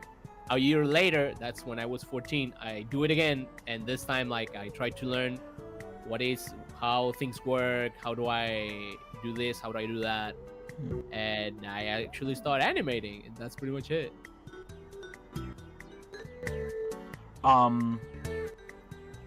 don't know, but that's using the software. That's not animating. But yeah. Yeah, I know what you mean. From YouTube, from Dupoot. Hi Palo, what do you think of AI? Is it bad, or should it be used for art at all? And if it could be used for art, etc. Oh, that's a controversial question. It is a controversial. We're getting spicy. We're getting spicy. Okay. I'm willing to say this. All right. For art, if you're looking for a post that is not on the internet, like on a site that is about posts, maybe. Mm-hmm. But no. I only see AI just for jokes, for example, like creating a scenario. That's AI is hilarious for that, but for art, nah. For voice acting, actually, there's drama about voice acting and AI. So I don't remember the name of this person, but if you find, just look for Scooby-Doo and Five Nights at Freddy's. There's a clay animation. It's not clay animation. It's 3D, but still. it's really good. Sadly, the guy didn't know anyone, and they used for some of the voice acting they use AI. Some people hate him because of that, and the guy's like, "Oh, yeah, I'm sorry, I'm just starting. I didn't know anyone and shit. I don't like using it, but I need it." And when you're starting, I mean, that's okay. When I was starting, I used like a horrible microphone. I used my own voice, and you can say, "Well, that's not bad." A voice actor can go and be like, why you're imitating me and shit." Like all can happen. So yeah, it's still props to the guy. Like he made an actually good video about Spookymon and Five Nights at Freddy. It is a shame that he used AI for that. A lot of people supported him, like, "Oh, I can voice for you. Oh, I can voice for you," and that's amazing. I love that. Don't get mad at people that don't have the tools to do something else. That's basically what I'm saying. And if you are mad, then support them. Yeah. Don't tear it down without giving the chance to build you up. That's I totally agree. How many? Speaking of voice acting, how many characters do you voice in Spookymon? Let me tell you a funny story. It's not funny. I got COVID, so it's last year I think, and my throat got fucked. So I'm gonna stop doing. Well, I'm not gonna say. I can't say the word, but I am not gonna do a voice of a character. That being said, in the past I did, I think 5 characters: Skid and Pump, Frank and Moloch, and Dooga Booga monster at the end of the animation. Nice. Do you like doing a lot of the voices? Oh, but of course, it's fun. Yeah, it's fun, right? Yeah. Nice. Oh, this is from Math. Shout out to Math. We love you, Math. Will you do any more Palo Talk / Palo Habla in the future? The ice cream one is my fave. I don't know if you... There's a video going around of me talking about planes in a Pillow Talks style. Yeah, I want to do another one again. I really wanted to do it, but I want to focus on something else and then start doing it. But yeah, I want to do another one. It's fun. What's your Oh, this is a fun one. From Cleo on YouTube. Hey Pillow, what kind of ice cream do you like? What? Ice cream. What kind of ice cream do you like, Pillow? The people have to know. Alright. First of all, fuck all of your ice cream flavors. Nice. The main one is vanilla. I don't want to hear it. Oh, so you're saying vanilla should be the only... It's just vanilla ice cream. Maybe chocolate. Maybe chocolate? Chocolate is my second place. Yeah, because with chocolate, people fuck it up with chocolate. It depends on what kind of chocolate they use. Vanilla is always good. Like, come on.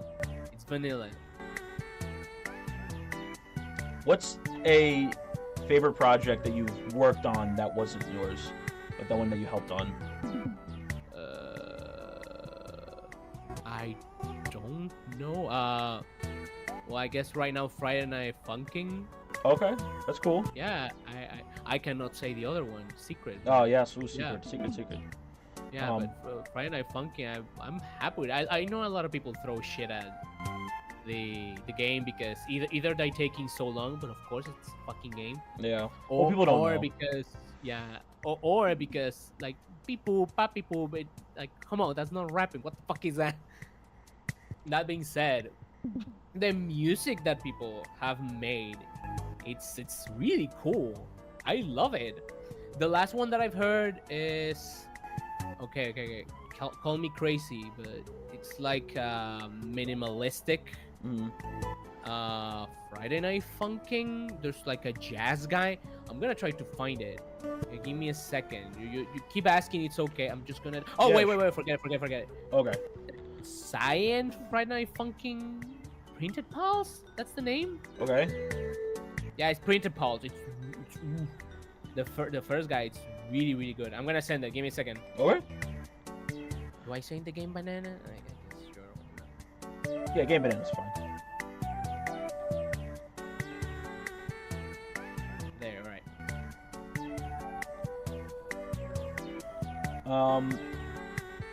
Here's someone looking for some advice. Looking for a voice actor for a character, but I don't want to start searching too soon in development, as a lot of people ghost or say no. Advice. So how do you, like, when do you feel is the right time to start looking for voice actors for a project? There is, well, that's a hard question because, okay, let's say you're young, you still don't know how to draw, or you have like an image but your art is not that good. Most people are gonna tell you no because the art looks bad. Because, you know, some people, like, the things that they work on look good and stuff, but there's never a time to look for a voice actor. I'd rather say, if you have the money, go ahead. A lot of voice actors are like, you know what, you give me money, I'll do it. Sure, why not? Yeah. Yeah, if you get the money, like, sign a contract, obviously it's like, you know, it's a little different than just, like, reaching out. Yeah, but I'll say this: if you don't have it, just do your own voice. It's okay. It's your project. You're starting it. Have like a pilot for yourself. Have friends or even your parents to voice or something. That'd be fun. Yeah. That's good advice. That's cool. Monkey Sands wants to know if do you like Parappa the Rapper? PS2. I cannot. Okay. I can say I like it a lot. I haven't played it though, so I just know that it exists and the music is good. You should play it. It's fun. It holds up well. Good game.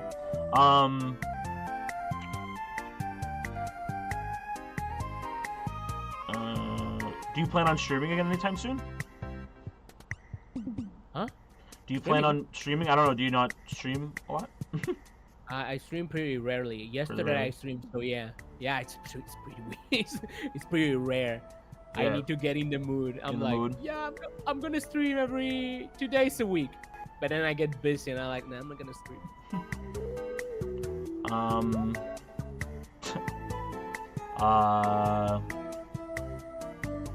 Why didn't you know Kypsiona was here? Oh my god, I love that guy. Let some questions come in, but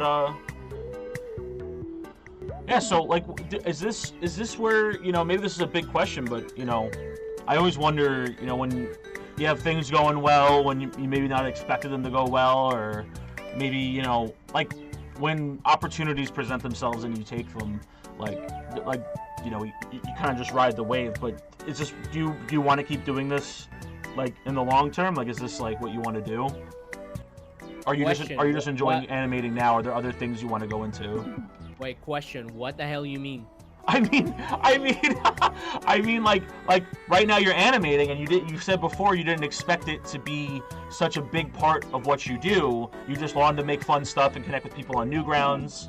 But like, so you took animation in stride and kept working on animations because it's fun and it's what you want to do. Do you want to keep doing this for the long haul, or is there other mediums you want to, again, do? Maybe you want to make movies, maybe you want to focus on games if you like making games. Like, you know. I want to make a movie. That sounds interesting. Hell yeah. Yeah, you want to make movies and stuff like that, yeah. I wanna get into video game making. A lot of the characters that I have, it would be fun making them for animation, but for some reason I want people to interact with the characters rather than watching them do something to another character. So yeah, my other medium that I want to start like getting into is video, like development on video games. Right on. But with animation, yeah, I want to stay here for like the long run. I want to keep doing dumb stuff, and I want to keep creating stuff. Okay, I thought you mean like if I want to keep making spooky months. Oh, well, that's, no. I meant just your art as a whole. I don't want to, No, wait. Let me tell you something funny about that, because as soon as you told me that, a little bulb just turned on my head. well, not turned on my head, but something happened. Someone communicated with me. And I'm pretty excited for what I can do with that permission. I never expected to do something like a collab kind of thing. I'm not gonna tell you with who. Okay. Yeah, no, none of you. Fuck all of you.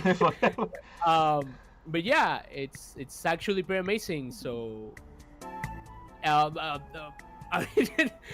know the question is not about like if I'm gonna keep doing Spooky Month, but if I finish Spooky Month and there can be collabs that I can really enjoy, I mean, fuck yeah, I'll do that. Yeah. You'll see what I mean when the thing comes out. Okay. Well, when I start the thing and it comes out, yeah.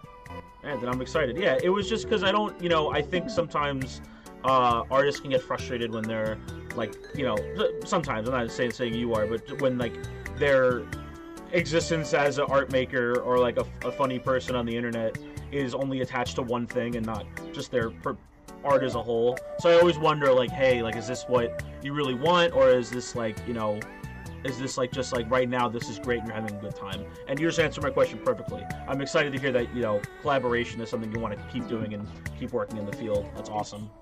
It's kind of strange because I understand that question, and it's scary because if I didn't enjoy Monkey, for example, will I still make it? I don't think so, and that probably can hit me pretty bad because I know how people like them, or how they like being this grotesque and absurd kind of animation, or video in this case. But at the end of the day, if people support you, they're gonna support you even in the littlest thing. Fuck, I made an animation about there's gifts, right? And if you pick one gift, there's just some thief comes and it takes you a gift, and now you need to go to an adventure to get the gift. I didn't expect people to like those characters, and it went great. It's in Spanish. Right. And there is people that want to know what the hell they say in English, and it's great. I love that. So yeah, if people are gonna support you, just go ahead and combine it, make something they like, and do a bunch of stuff that you like. Yeah. Do you feel like a balance? So you're saying that like a balance is what you want to go for if you want to while you're making things. It's not entirely just like what I want and what I want to do, but also like what am I putting out into the ether, Yeah, and sometimes like people hate making stuff for views, like they get sad for making the stuff or stressed. Yeah, if you're getting stressed, don't do it. Don't do it. Yeah, it ruins everything. It happened to me at one point, and I just stopped. You stopped making entirely? It just burnt you out? Or you stopped doing that kind of stuff? Yeah, like I stopped making stuff for like people and just making stuff for myself. And it's been doing great. I'm happy with it. So what's your movie idea? You're excited about a movie. You got any movie ideas? Yeah, so I have this movie idea that I'm not gonna tell you, but give me a second. Let me go for water real quick. Okay. Oh yeah, go for it. Thought I could snatch this movie idea, sell it right under room. Cause I'm evil. I'm evil like that. Why are you evil like that? That's so mean. Because I only care because I'm a predatory collaborator. Whoa, really? Yeah. That's so scary. Yeah, I'm a predatory. I only care about myself. All right, I'm back. Oh, guys, shh. Oh, jeez. Guys, run! Run! He's back! So, I think we got the answer before, based on your response, but I'll ask it again for this person. From YouTube, is it hard to balance your YouTube and your personal life? No. No. If you see YouTube as a job, probably yes. I don't see YouTube as a job. As much as a job it is, because it is a job. I guess because I am in a comfortable position at the moment, but I rather take it as, there's this site and I can upload stuff on that site, and that site can give me the cash, and that's great. I want that. I love that. I mean, I remember at one point, Newgrounds did that. I don't know if they keep doing it, but do what? Like monetizing the site. For what I remember, I'm not sure. I don't think people ever got monetization. I think maybe I'm wrong. I don't remember that being a feature. Yeah, but so you feel YouTube is just like, it's equal parts an archive and where you can send people stuff and people can enjoy it, and also like a means to an end for funding other projects. You don't see it as like, this is my career, I mean, it is my career. Well, I mean, like making animations is your career. YouTube's not your career. That's what I'm saying. Yeah, that's way better. Yeah. When okay, my friends call me a YouTuber, and I fucking hate them. You don't for like that. it? Yeah. I wanna pull out my gun. Because I like to be called an animator, but people do it because I'm on YouTube, and that's fine. I don't care. But yeah, YouTube, nah, animator, please, thank you. Yeah.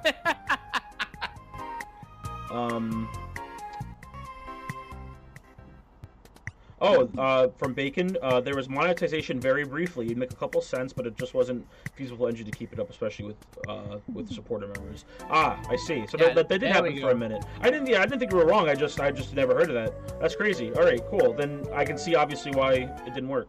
Oh, I'm back. Yeah, it would be cool if Newgrounds had monetization, but it's a whole world. Yeah, the money to fund that is just control. Yeah. The money needed to fund that would be insane. Hello? Slug? Hello? Oh man. Again? Am I here? Again? Hello? Oh no, did my bestie die on you? Oh my god. Yes, I think he did. Oh no! Oh no! I will be here. Hello? Hello? Wait. Oh, is he back already? I'm back. Hello? Hello? Can you hear me? Tony. Yes. Okay. We can hear you. We got so scared. Madone. Anyway, Discord. Okay, but whatever. I should have had like the little clock technical issues little screen pop up. All right, everyone on YouTube can hear me. Hello. More importantly, can we hear? Yes. Hello. All right. So, what were we talking about before I died? Before I exploded? That it would be cool. We can make money on YouTube. On Newgrounds. Yeah, on Newgrounds. It would be cool, but there's a whole world of controlling.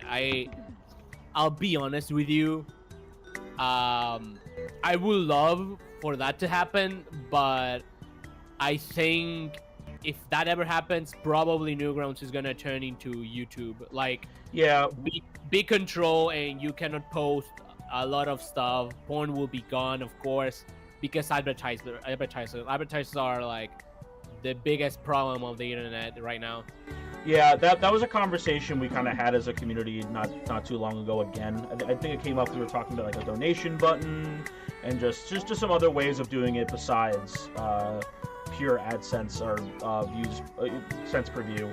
And we're just like, it's just better for the site and just the tone of the community and why people post on it if there's no money involved. I think it's just for the best, even though it's not obviously beneficial monetarily for content creators, but that's what YouTube's for. That's what YouTube exists for, Yeah, that's YouTube or Patreon. Or Patreon, yeah. Stuff like that, it's pretty good. If you like a content, listen. I wish I supported long ago Pizza Tower. I knew they had a Patreon. Yeah. But I don't like Patreon. I'm now using a Patreon. I'm now supporting people on Patreon. Yeah, if you like someone, just go support them. I'm doing it because I regret doing it back then. Yeah, it's yeah, I remember supporting the Kickstarter. I love Pizza Tower. I'm so happy the way it came out. Great game. Yeah. Yeah. Any more questions from the chat before I keep going? Before I keep being nosy? Well, wait. Before you keep getting more questions, about the movie. I didn't respond to the movie. Oh yeah, I thought you said you were gonna tell me. I didn't want to press. Okay, no. I'm not gonna talk about it because of obvious reasons, you know.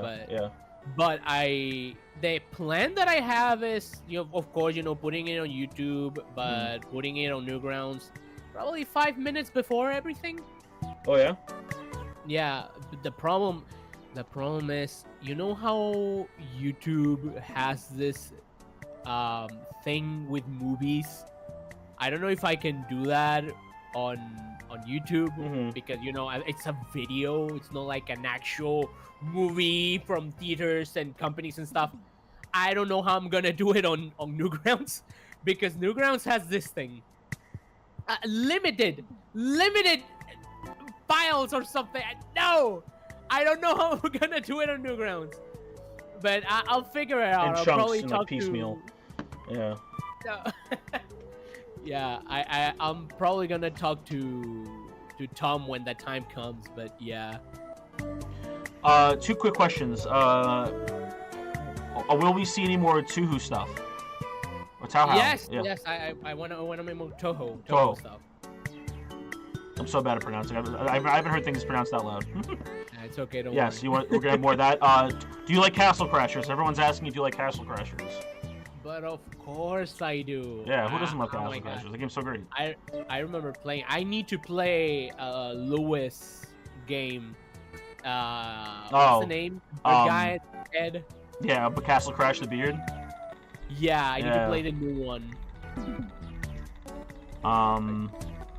Everyone got a bunch of yippies. Everyone's yippee, super excited. That you like Castle Crashers. What kind of games do you like to play though? Like in general, like what's like when you finally get that free hour that you allow yourself? What are you trying to pick up? Kinds of video games or a video game? Maybe it's a or however you want to answer it. Okay. Right now I am playing The Darkest Dungeon 2. Oh yeah, that game's awesome. Yeah, it's really good. I am trying to getting back into Dead by Daylight. Okay. I'm still not sure why with it. I wanna play Texas Chainsaw Massacre. I have it right here. And of course I play Team Fortress 2. Hell yeah. And What's your main? What's your main on Team Fortress? Yes. Right now I'm playing Other War. Yeah, I'm not liking the game. Here's the thing. I love what's the name? Tower defense games. Oh yeah. I love them. Yeah, but this game, not trashing on the creator, by the way. You can take it as a criticism or not. But this game made me play it on easy. What? Oh, you couldn't go up in difficulty. It made you play the easiest difficulty first. Yeah, I wanted to play on normal, but normal is way fucking hard. I'm just like, it's like I need to play it on easy first, getting everything, and then or getting something and then play it on normal. I'm like, what's this? Right now, I'm on the final level, and there's the final boss throws chains at the towers. I don't know how to destroy the chains. I'm mad about it. I'll figure it out, but yeah. Oh, what's your main on TF2? What do you play the most? Angie's the best one. Soldiers are overrated. Ooh. Every single soldier can smell my short circuits ass. Awesome. And get critted. Yeah, go get crits. Go get critted. Nice. I like Heavy. Heavy's my fave. Heavy's good. Heavy's awesome. Yeah, man, this has been fantastic. We're not fully ending yet, but what's a I'm trying to figure out how to word this. What's an idea that you have that like you just don't think you'll ever like make? Like, is there just like ideas that are like fun for you in your head that you feel like it's not worthy of making a thing out of it, but it's just fun enough to like play around with in my head? I've never had that. Oh yeah? Yeah. Probably like edgy jokes. Edgy jokes, Yeah, that's pretty much it. Here's the thing. I sometimes let's say edgy jokes, for example. Let's say I have one that is pretty bad. I try to work on it so I can still make it. Right now I haven't worked on it at all. But do you remember, just by any chance, the video about comedy? By who? By me. Oh, by you? Oh, I'm so sorry. Then no, I don't remember it. No, okay. So it's basically let's call it a parody of these new GNC videos that are pretty like go fast. Okay. And they combine noises and images, but then it starts turning into an eldritch horror thing. Okay. of a guy that is trapped looking at some smiles laughing, and then he turns into those smiles. That's awesome. I want to make something like that again. Something that starts funny and it turns into a horrific thing. Do you prefer being funny over anything? Like is that like your favorite type of making stuff? It's just getting a laugh. Yeah, I like being funny. And after being funny, then I like scary stuff. Like scary stuff. Do you think horror can be funny? Boo. Funny. Yes.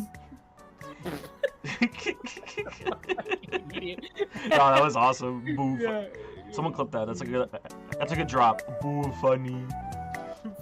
Funny. No, yeah. I mean, come on. You have Ghostface. You have Chucky. What else? Freddy Krueger. Yeah, he's pretty funny. Yeah, you can be funny and at the same time scary. Oh, would you ever do like a webcomic or anything like that? Oh my god, I try. You try. I am not a comic guy. Mm-hmm. Don't get me wrong. I love like sometimes reading comics and stuff. There is this guy. Oh no, and I forgot his name. No. Give me a second. I have the book right here. Okay.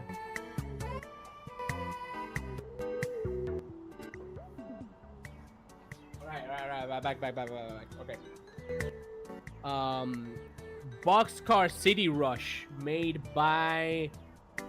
Where are you, my beautiful boy? Where's the credits?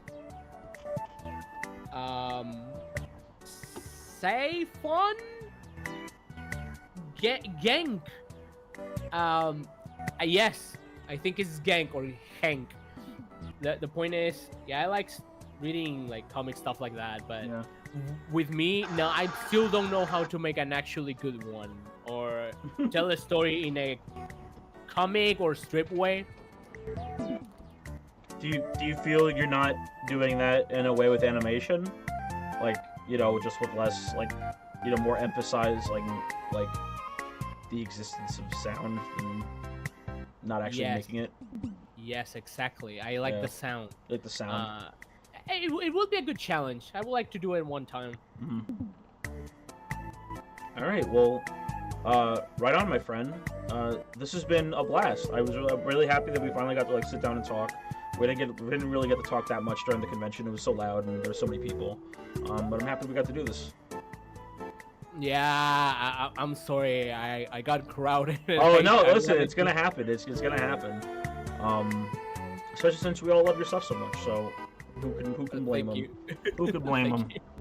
All right. Thank you, everybody. That has been our little show here. Keki's coming in. Hello again. Hello. Hello, Keki. Hello. Hello. We're over here. Hello. Thank you again, Halo. This is really fun. This was fun. Thanks to all of you again. Thanks to all of you. Thanks a ton, bud. Yeah, no, thank you, all of you. We love you too. Love you too. I love you too. Thank you, yes. Big internet hugs. Big internet hugs. No. I always get surprised people invite me, so it's pretty nice. You're one of the homies, man. You're one of the homies. Of course, you gotta be at Newgrounds thing. Yeah. Come down and hang out. Shoot the breeze. Just do a little stream. It's all fun. Yeah, we all have fun. I need to be more on Newgrounds, dude. Jesus Christ. Dude, you really should. I hear it's a neat website. I hate it. hate Why it? do you hate it? Huh? Fuck you. Fuck you. Fuck you. Curls fists and white knuckles fists in anger. Grabs screen. Draw and quarter this man. Tar and feather me. Yeah, tar and feather him.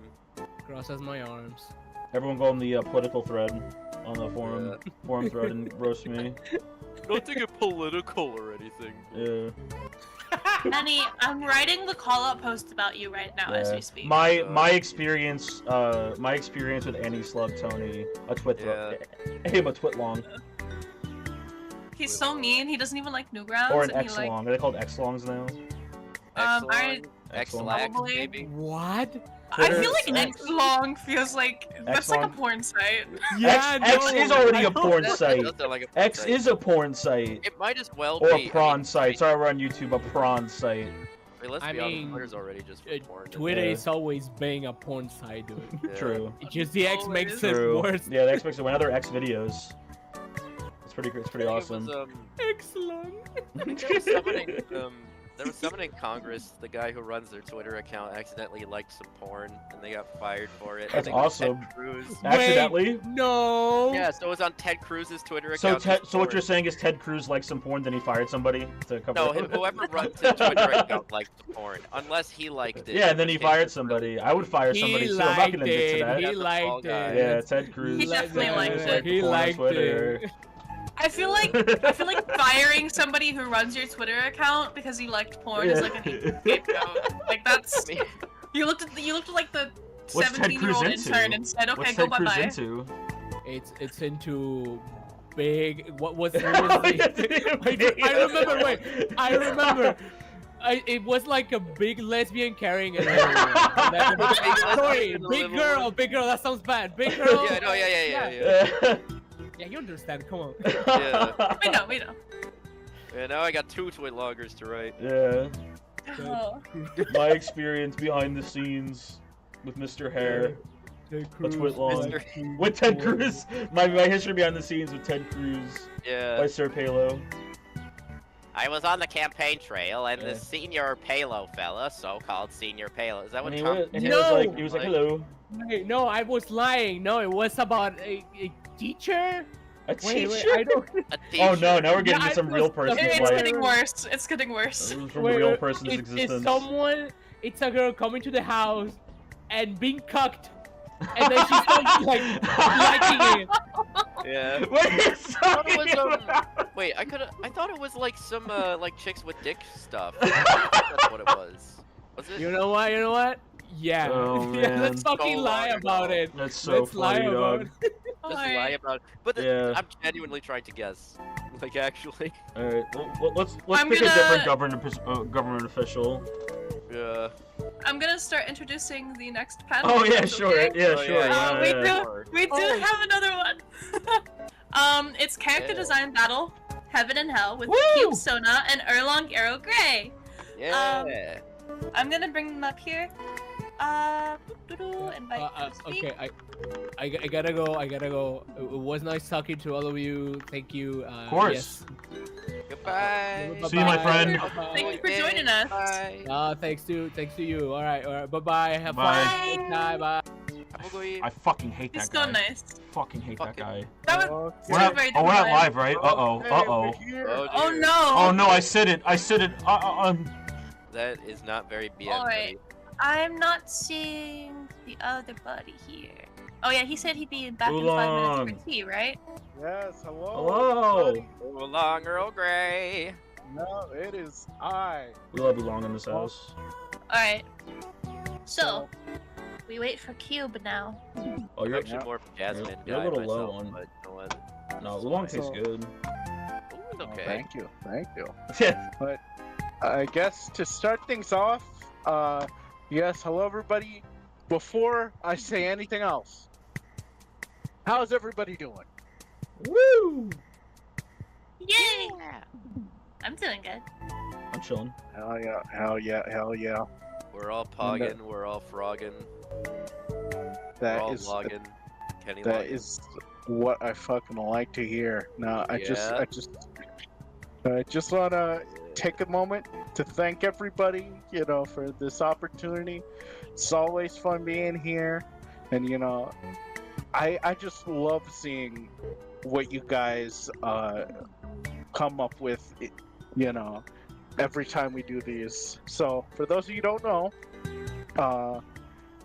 me and my partner in crime, we set up these two designs, these two themes, and the chat, everybody here has a chance to draw something for one of the teams, and the winners are the team who has the most designs drawn out. Now, these rules are very loose, and you know, you can draw for whichever team. You know, if you draw for one team and you're crazy enough to draw another fucking design, that's all good. That is fucking great. You are awesome. And we are, you know, let me get my my screen share going. Hell yeah. Yep. So before we you know, introduce the designs, let's see how this is working. All right, you're all set. See the screen? I'm gonna see a mute now. nice blank screen. Enjoy, everybody. I'm going to mute myself and get some ice cream. Sounds good. Sounds good. So, fellas, OC contest. I wouldn't call it a contest, but more of a I would say more of a challenge, because this is, you know,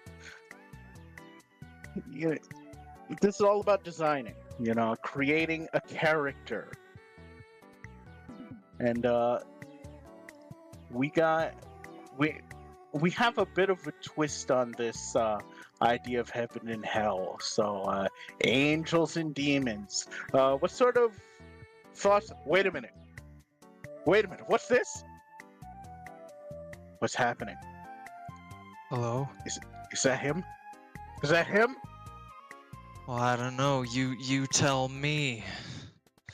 All right, I've prepared a bit of an intro, and I hope you guys enjoy it. I hope you guys are ready. Okay. Oh yes.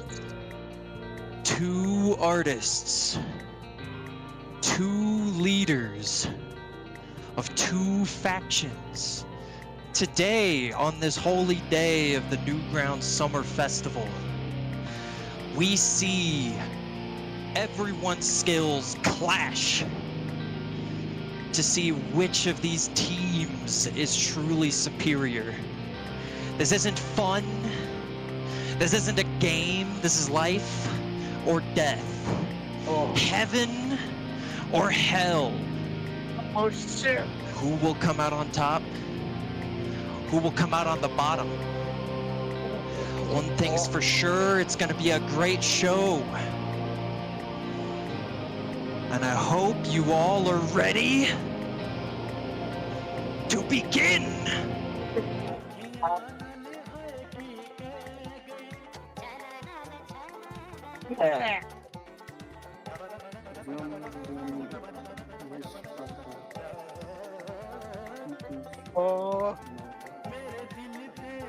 Oh shit. Yep. Yeah, the crowd fucking loves this music. The crowd fucking loves it.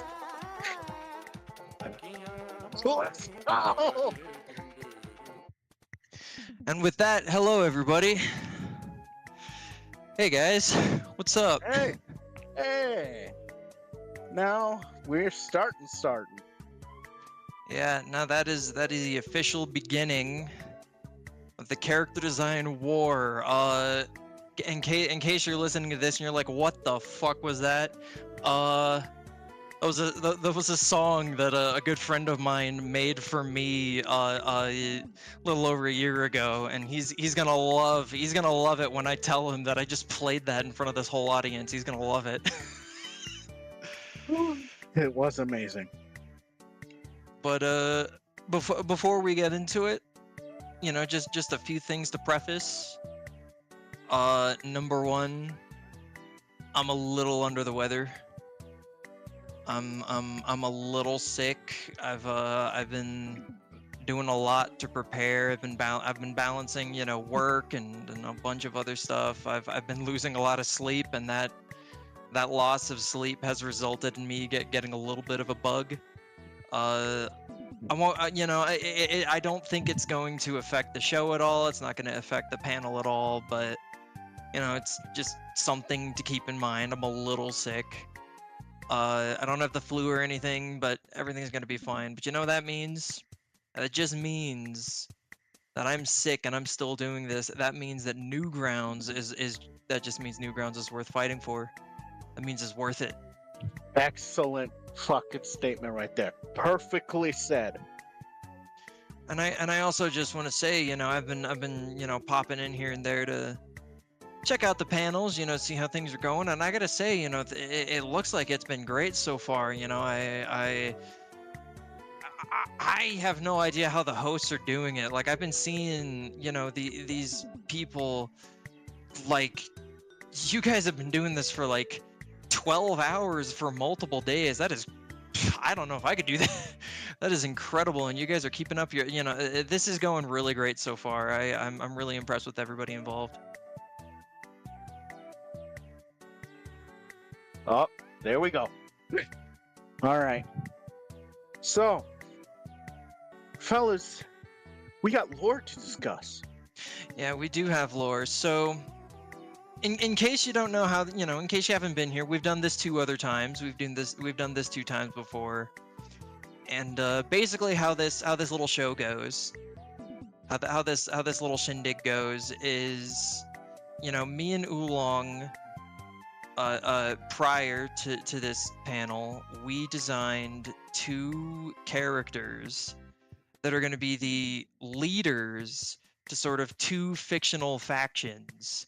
And, you know, these factions are themed, and for the rest of this show, you know, we're going to show you guys the leaders that we designed.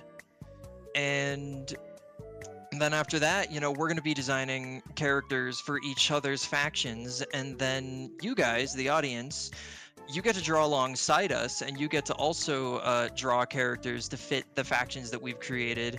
And at the end of this stream, you know, whichever faction has the most members, sort of quote-unquote wins. You know, winning doesn't mean anything, you know, it's just a little bit of a game. You know, it's been close the last 2 times we did this. Like, I think we've pretty much been tied every time we do it. So it's, you know, it's gonna be stiff competition. It's gonna be cool. That's for certain. Oh yeah. Someone is drawing in paint tool side. 2 people are drawing in paint tool side, baby. Yeah, I should start up my stream, shouldn't I? Yeah, because we're showing off your design first. Guess what? I can't. You can't? Stages works in a weird way. We can move to the panel room 1 potentially, but Stages only lets you do 1 stream at a time, so we can swap between you 2 if you want. Okay, that's that is silly. But if that's how it works, then we'll just have to, you know, work around it. All right, I'll should I stop sharing my screen and we'll switch over to you? If that's what you're cool with. Yeah, I'm cool with that. You know, I was thinking about that. I'm not sure. I think probably to make it the most fair, we should only count 1 character per person. And because if we just let anybody like go nuts, you know, it might get a little chaotic. You know, I mean, somebody might pump out like 20 designs, and you know, I don't know. It's not really about the individual, so I'm not sure. For now, I'm just gonna say maybe 1 character per person. But I don't want to stop anybody from having fun if they're in the zone. So I don't know. I'm not really sure. But now that I have the stage, let's get this up because I have, you know, I got some lore I got to tell you guys about that might. Okay, I hope I'm sharing the correct window. All right, I am, sweet. All right, so you know, we've got two themed factions, and this year's, you know, this stream's theme is heaven versus hell. And got a bit of a story, you know, there's a bit of a light story here to think about. And basically the way that I interpreted like hell, like angels versus demons, you know, is I wanted we both wanted central themes that we could sort of like tie everything together so that it's like unity and the factions have like an identity that we can tell each other apart. So the angels are going to be kind of plant themed because I came up with the idea of like God in this setting is the God tree. I kind of combined two like mythologies, you know. I combined Christianity with Norse a little bit, with Germanic, you know, Odin, Thor, and all that. So I kind of combined them together. You know, if you're a fan of Elden Ring, this one's for you guys. But yeah. So the God tree, I came up with like the direct like angels, the direct agents of the God tree. I kind of had this fun idea that they're like solidified tree sap. It's like resin, you know, it's solidified tree sap, and you know, we're basically designing the generals of like heaven and hell's armies. And this is the guy that I came up with. I came up with this dude. There he is. Sorry, There he is. There we go. I came up with this dude who is, you know, this angel that's made up of like solidified tree sap, and I've got a few, you know, there's some fun details in here that go into the theming of this guy. First of all, I kind of wanted his wings to look like, you know, some kind of branch or like you know, plant-like, so he has these like hanging leaves over here. And then his halo is in the shape of like a fruit, almost, you could say, you know, shaped like an orange or something. The thing that I'm kind of the most proud of is his sword over here, because I kind of use the same shapes and silhouette of like trimming shears for like, you know, trees and stuff, because he's got the two handles over here, and you know, the blade has a split in the middle, and then there's that ring. Those kind of look like trying to look like shears, you know, hedge clippers. And I thought that was kind of a fun little, you know, thing that I used to push the theme a little bit. Oh, somebody said bugs, eh? We'll get to that. We'll go into that. But you know, another thing that I tried to get across that maybe isn't super clear, but anything that isn't clear, don't worry. You can just say it's subtle. Oh, that wasn't communicated well enough. No, it's subtle. You just didn't get it. It's nuanced. Come on. But I kind of tried to make his body look like knight armor. You know, he's got these huge shoulders, and I really like horizontal lines. You know, it's almost like Colossus from X-Men. You know, I like these horizontal lines on designs, because you can also like see what I did here. You know, you can sort of use the lighting to imply like, you know, the depth a little bit of these horizontal lines. And of course, you know, the multiple eyes. I was debating on the pupils, but then it's like, I don't know if it would get across that they're supposed to be eyes, but they're also kind of supposed to look a little bit like fruit, a little bit, or just to sort of like invoke that sort of thought. Water droplets too. Yeah, or water droplets. Yeah, that could work. In fact, you know what? A great idea. Glad I thought of it. They're supposed to look like water droplets, you know, like dew on a plant. I totally thought of that since the beginning. Yeah. Genius. Aren't I a genius? But yeah, he is. One last thing that I wanted to sort of, you know, share about this design is since I'm already combining mythologies a little bit, you know, Christianity and you know, Germanic / Norse mythology. I also put a little thing on his forehead. Have a little bit of like Buddhism, Hinduism in there, just because I thought it would be cool, and I thought it would, you know, make the design look a little cooler.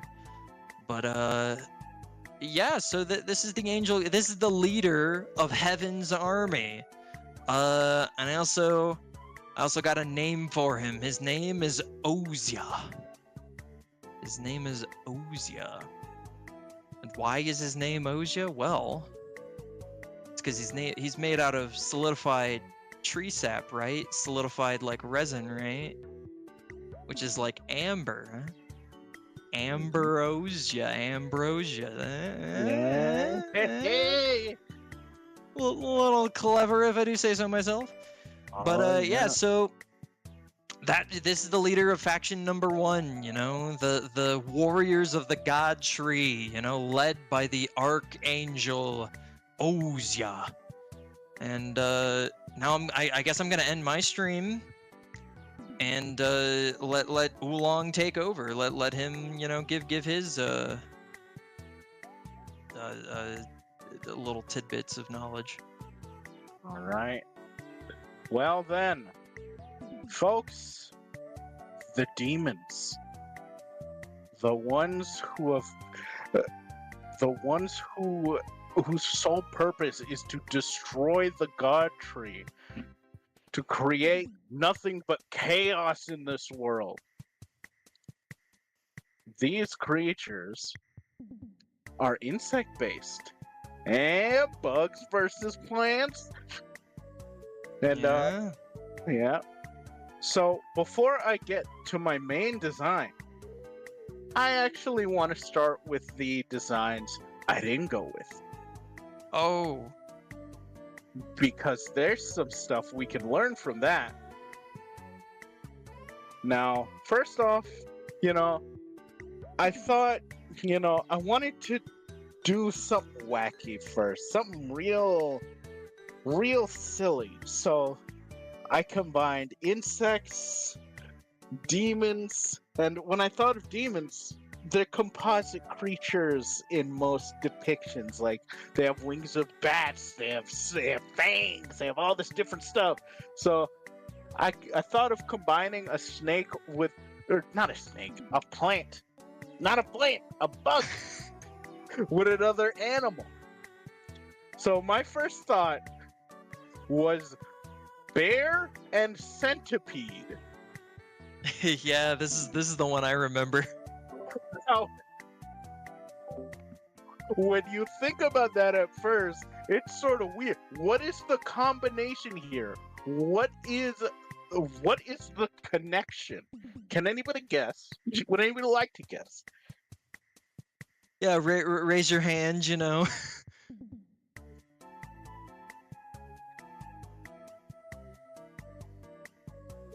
My guess is that bugs and bears are both scary. That is true. That is very true. But the secret, somebody brought it up. The mom tattoo that actually has a purpose here. Because do you know what the connection between centipedes and bears is? They're both very maternal. They both have this very strong maternal instinct. Like, centipedes they'll just curl up with their eggs, protecting them for as long as possible until they hatch. Just risking life and limb for their youngins.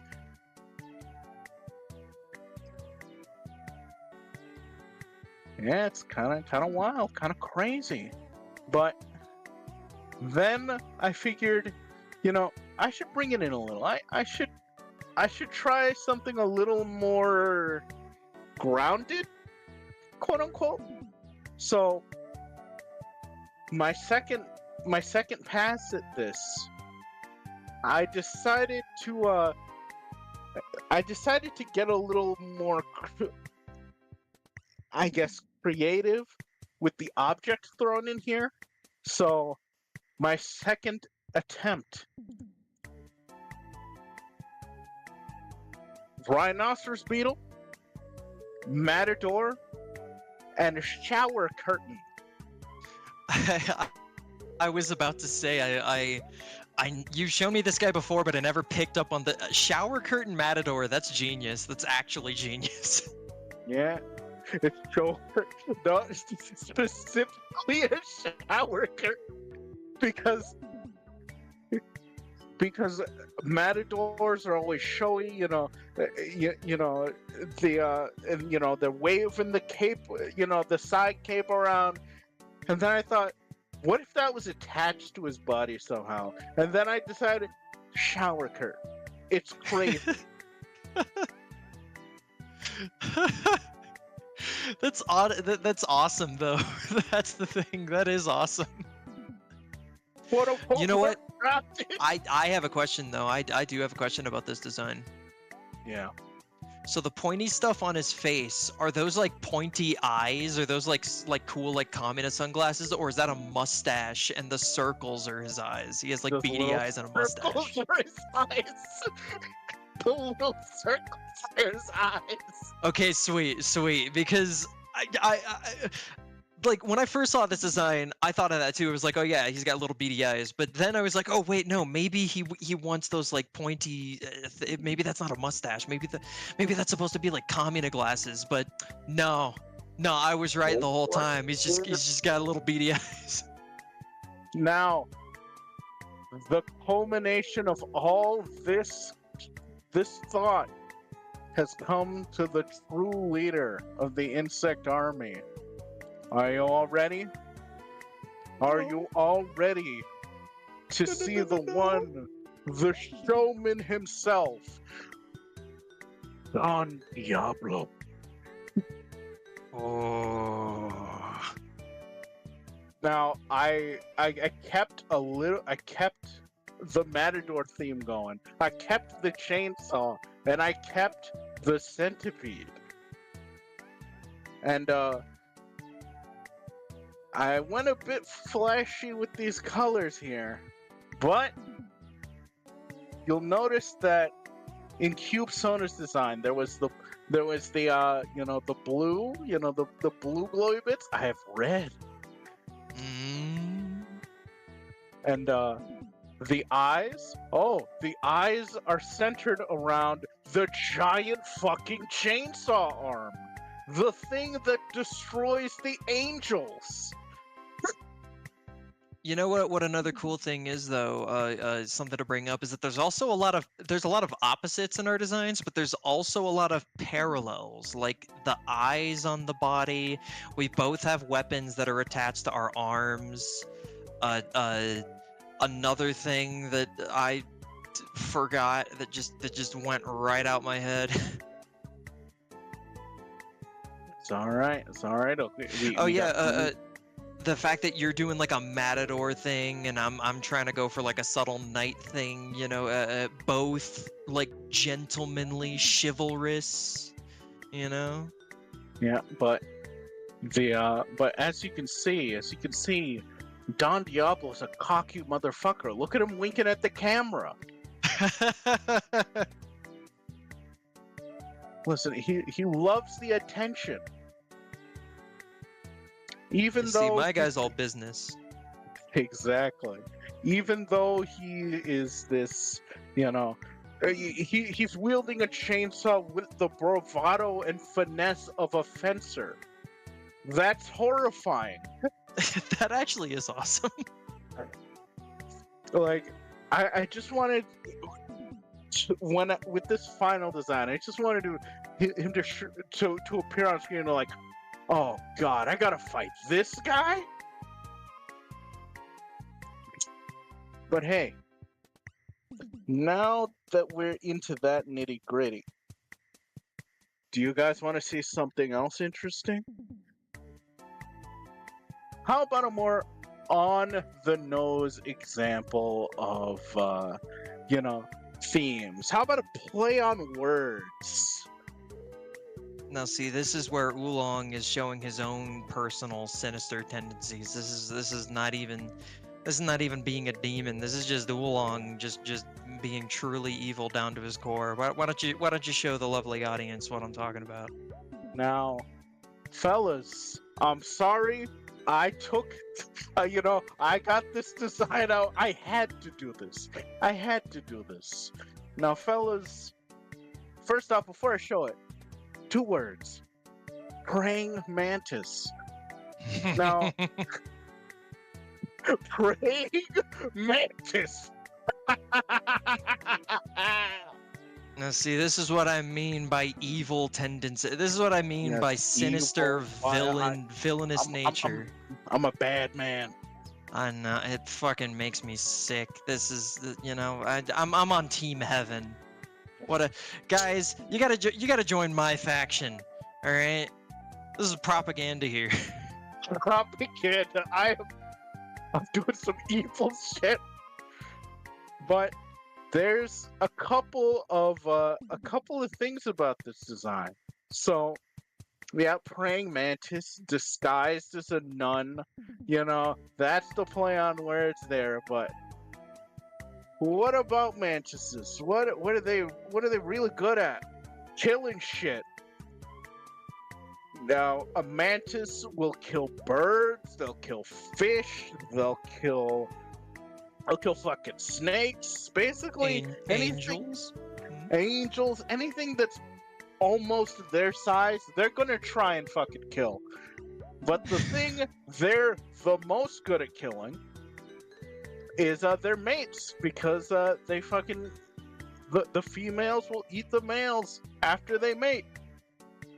And there's the little that's where this man-eater succubus. There you go. Oh, I didn't even put that together. Oh, hey. Doesn't stop it from being any less evil and unholy and sacrilegious to the god tree, but still, I can, a true gentleman, recognizes the strength of his enemies. Yeah. Now, fellas, you have your themes here. You know what? Should we post like the finished images of our characters in the general chat?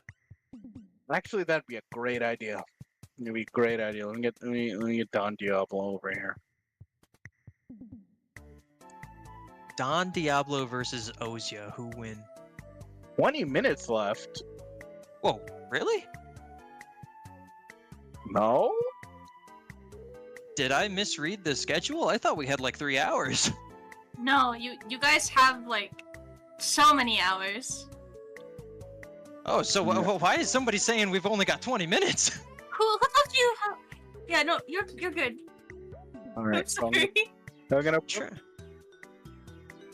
Oh, okay, 30 minutes. That's so much better. All right. Okay, so here are the bugs.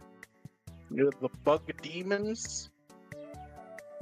Here is Ozia. Now we got something interesting, because now that we're throwing the gauntlet to you, we're putting the ball in your court. Now's your time to design a character. Yep. What are we gonna do in that time? We're gonna draw something for the opposite faction. I'm gonna draw a demon. He's gonna draw an angel. Well, not quite an angel. This is where we get subverting the design, basing something off of the other's design. Now, this is definitely this character, this individual I'm going to design is a servant of the angels. Not quite an angel himself, but the idea was just, I'm sorry, I gotta go in on this. I gotta draw the wise sage. Oh, okay. Farmer Jenkins. Yeah. The Methuselah, the Oracle, the one to guide the heroes is Farmer That fucking rocks. That rules. Look at his sagely cape. Look at his hoe. This man's got a hoe. I can't believe it. See, guys, we've got hose. All right, come to Team Heaven. Yeah. Also, this reminds me, there's a part of lore that I kind of didn't explain that I probably should. I didn't want anybody to feel super limited, with the heaven side. I didn't want anybody to be like, oh, I gotta make a guy out of tree sap. I gotta make like an orange, like transparent, like slime person. No. Because in my head, what I decided would be a good way to like not limit you guys too much would to be like, oh, the direct agents of the god tree, which you guys can still make. If you want to make like an amber, like a tree sap guy, you still can, but I just want to let you know that you have options. Is that these tree sap people, they choose those who are worthy to fight in the army, and they let them take a bite out of the holy fruit, a fruit from the god tree. And I actually did draw the fruit. So here it is in panel general chat. That's a little multicolored fruit that's straight from the god tree itself. And this angel owes ya. He gives you the fruit, and the fruit makes you bisexual. No, the fruit, he gives you the fruit, and then you are given divine power to fight against the armies of hell. So, just to let you guys know, I don't want to limit you guys, I want you guys to have options. Dude, I just watched Tree of Might yesterday. That's so funny. I've been getting sent so many, like, the guy who made the song earlier, he sent me a video from Tree of Might, and I'm just like, dude, I just watched Tree of Might for the first time. Okay, so oh shit. Let's something wrong? So is there a way we could send the link to these images into the YouTube chat? Oh no, wait. I can draw up links for images there for you. Oh yes, you're a saint. Oh, that I'm watching the YouTube chat. I have a question. Yeah. For their submissions, how do we want to handle that? Do we want them to?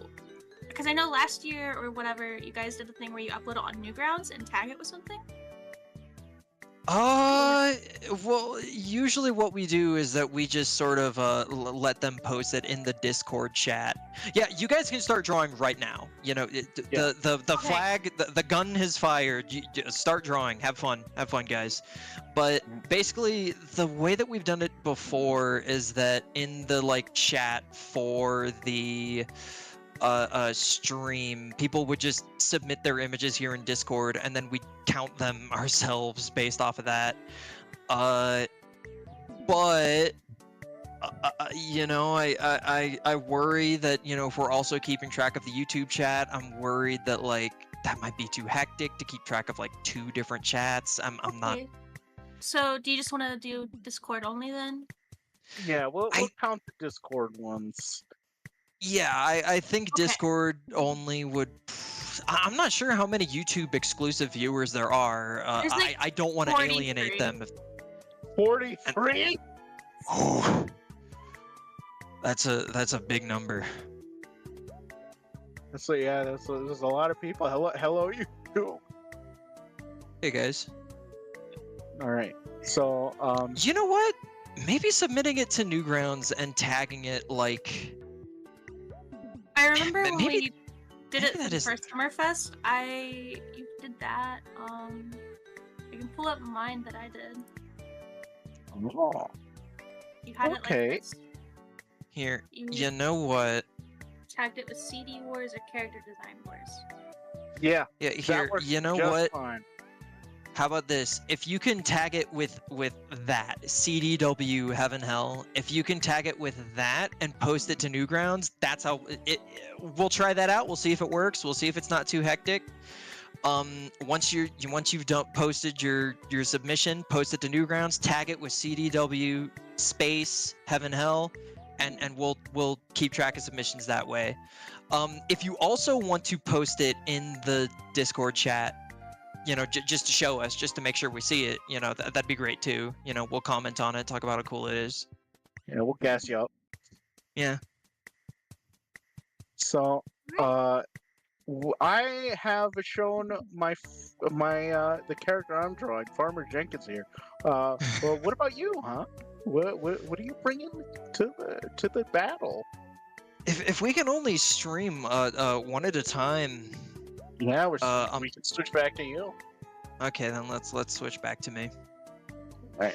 Now, I to keep in mind that I'm a little under the weather. I don't have like the flu or anything. I'm not like puking out my eyes or anything, but I'm not feeling great. So to make sure that I'd have something definitely ready for you guys, I did already sketch this out before, so I'm sorry if you guys were looking forward to the sketching process. I don't know if I'd be able to do, like, I just straight up don't know if I have it in me. I'm a little sick. Yeah, I'm probably, yeah, I'm gonna die next week. Thank God. Honestly, thank God. But thank the god tree. Yeah, there we go. But all right, let's get. I'm so stressed whenever I start streaming, as I'm so worried that I'm gonna click like the wrong window and then like a horrible, evil, naughty fucking window that I don't even remember opening up. I'm so stressed of just showing something I shouldn't be. But so my idea for the hell side is. Well, first of all, I should show you guys this. So I had an idea, because Oolong, he did that like succubus design, right? He did the praying mantis. So I was like, all right, well, I got to do like a little like accompanying design too. So I came up with like the lowest rank in Heaven's army, like the tree sap warriors. The tree sap crusaders. I came up with these little fellas are the lowest rank, where they're these little droplets of tree sap from the god tree. And I'm thinking, like, if these are like the main forces of the army, then their strategy for battle is basically just strength in numbers. They just swarm the demons and just smother them, just encase them in themselves, their bodies of tree sap. And you might catch on that that's a pretty obvious allusion to insects being fossilized in amber. Yeah. But by that logic, I was like, all right, I just came up with this strategy for Heaven's army, right? These like tree sap droplet blob guys, right? They're basically almost like a flood, more biblical imagery. It's like a flood of tree sap, But I was trying to think, okay, I just came up with the strategy for the Heaven's army. What can I make for the Hell's army that would completely counter that? So I came up with, if these guys, they're all about strength and numbers, then I came up with a living swarm. A living swarm, like that, millions of insects that are all sharing the same brain. It's one entity, millions of bodies. And I came up with that, and I've already done the sketch. I'm going to show you guys the sketch now. This guy. Oh my god! Because I also wanted to think, how can I sort of subvert expectations? I could have done like an Aldrich-esque thing where it's like a big blob or a big humanoid, but then I was like, no. You know what? I got an idea. I'm already having a little bit of Norse imagery here, right? I've already got like the god tree, Yggdrasil, How about some more Norse? So I combined the concept of Beelzebub, the Lord of the Flies, the Prince of Gluttony. I combined that concept with Fenrir, the Dread Wolf, the one who will trigger Ragnarok. Just because I came up with the Hungry Wolf, and in English folklore, they have this concept of like the black hound, you know, the English people back in the Middle Ages, you know, whenever they saw a black dog, they freaked out. They were like, "Oh, that's an omen. Oh, that's an omen."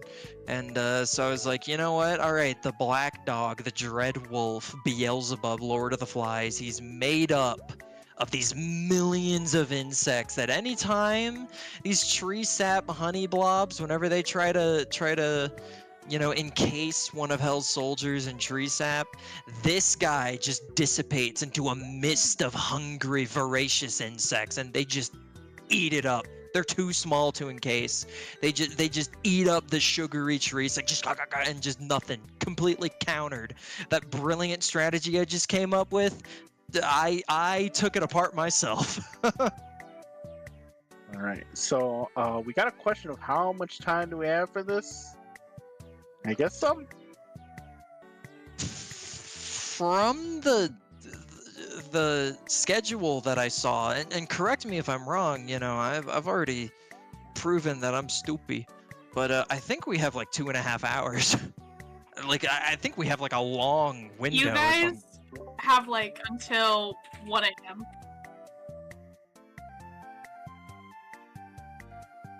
Like, yeah, there's a guy in chat who keeps being like, "Dude, you guys only have like 10 minutes. You need to hurry up. Come on, guys, you're wasting time." And I'm like, no. You guys have like until 1 a.m. Okay, sweet. We have hours. Okay, sweet. This is the perfect time to be sick. That's awesome. I love that. Yeah. We. All right. So with that in mind, I think it's time to eat some slime. Oh my god! Oh, I wish I had a big bowl of slime right now. There's a little Billy and Mandy reference for you, for all you cartoon heads out there. A little bit of Billy and Mandy. It's time to eat some slime. Wait, I'll be late. How about we start getting some general character design questions? Now's a perfect time. Yeah, we can answer questions. You know, we can do anything. We've got hours. If we, you know, we can jump up and down and do push-ups.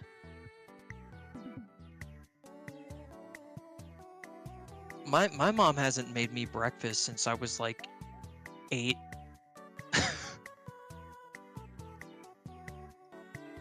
What did I have for breakfast? I reheated some curry and rice from the other day. You know what? Neo Biohazard just asked a really good question. If the person wants to draw more than one entry, should they do it separately or in the same post? Yeah, and you know what? I'm just gonna make an executive decision. If you want to draw more than one design, screw it. I don't want to stifle anybody's creativity. You know, you're still putting in the work to make a design, and we're not taking this too seriously, so go for it. However, if you do want, you know, all your entries to be counted, make separate posts. Actually, I think that would help a lot because we're gonna have a lot of entries to go through. So, just as a reminder, post it to Newgrounds. You know, don't just post it into Discord because Newgrounds will be how we, you know, count and tally up how many entries we get, and tag it. I posted it before, and I'll post it again. Tag it with CDW Heaven Hell. You know, include that tag, post it to Newgrounds, and we'll be able to count your entry at the end of the stream. And if you want your different like characters to be counted, you know, again, post them separately, because I don't think there will be a way for us to know just from like looking at the thumbnail whether or not there's going to be like multiple characters in there. Like we're not going to know on surface values, so it's probably better to post them separately if you're going to do multiple characters. And we'll count them all. Screw it. If you want to go ham, go ham. We shouldn't be limiting you guys like that. Yeah. Oh, panel questions. Oh, we got a good one here. So Bailey Dev Fox, how do you translate 2D character designs into 3D models? That's a good question, and there's a few different ways that we can take that question. I guess it depends on how you're going to present it. You know, how many different angles you're going to be viewing this 3D model from. Because, you know, if you think about like the Peanuts movie that was posted in like 2016 or 2014, I can't remember exactly when it was. But, you know, that movie was in 3D, but they pretty much like presented it like the Peanuts cartoon. So they just had it on one like straight up angle. So they pretty much made the models and thought about the logic behind it all with that idea that it would be all viewed pretty much from one angle. So that means that they could kind of design the 3D model like a 2D design. But if you're not doing that, if you're doing something like, you know, something that is going to be seen from all different angles, then you should probably think about the overall silhouette and think about like the main angles that you're going to be viewing these characters from. Because for example, if you're playing like a video game, you know, if you're playing like a Jack and Daxter, like, you know, run around and jump game, you know, you're mainly going to be looking at your character like from behind and up above a little bit, you know. But if you're going to be playing like a fighting game, you know, again, it's going to be that sideways perspective. And then you try to think about like, okay, you know, how far away, you know, what's the depth, you know, is if this guy's got like wide shoulders, you know, how is that gonna look from this angle in 3D? You know, should I try to have him posed in a way that his shoulders are dominating the silhouette? You know, silhouette is a huge part of character design. And if you don't know what silhouette is, it's basically like, you know what? I still have my stream open. I can illustrate this, but you know, a silhouette is basically like if I black out, if the character is just a black solid blob, you know, the features that are going to be visible from that black solid blob, you know, like I'm doing one of my boy Ozia here, right? So his hair is kind of like dominating his neck, his upper part. He's got those huge shoulders that I love drawing. I love top heavy designs, let me tell you. Then he's got those like kind of long, small, smooth legs. I don't know why I said small. Long, smooth legs that I kind of wanted them to look like roots. They were originally going to be a lot more root-like, but they kind of didn't look good, so I scrapped that idea.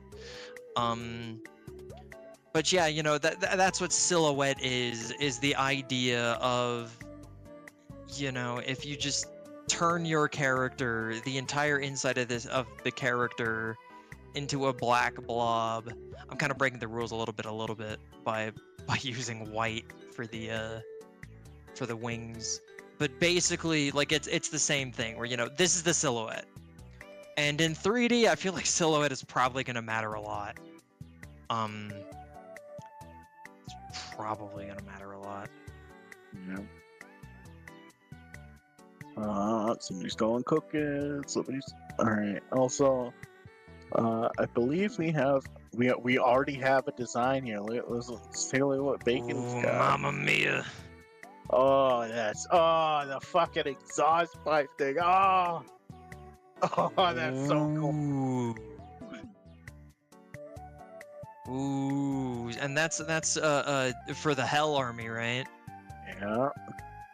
That's pretty sweet. That's pretty cool. Oh, also, somebody asked before, does the design have to be in Paint Tool Sci? No, absolutely not. You can do it in Paint. You could draw it on paper and then scan it in. No, absolutely not. Whatever medium you are comfortable with. Actually, you know what? I'm changing the rules right now. Everything has to be in physical charcoal. We've got hours. Go to your local craft store, get some charcoal, get some nice canvas paper, and your design has to be in charcoal. It has to be black and white charcoal. If it's not in black and white charcoal, then we're not going to count your design.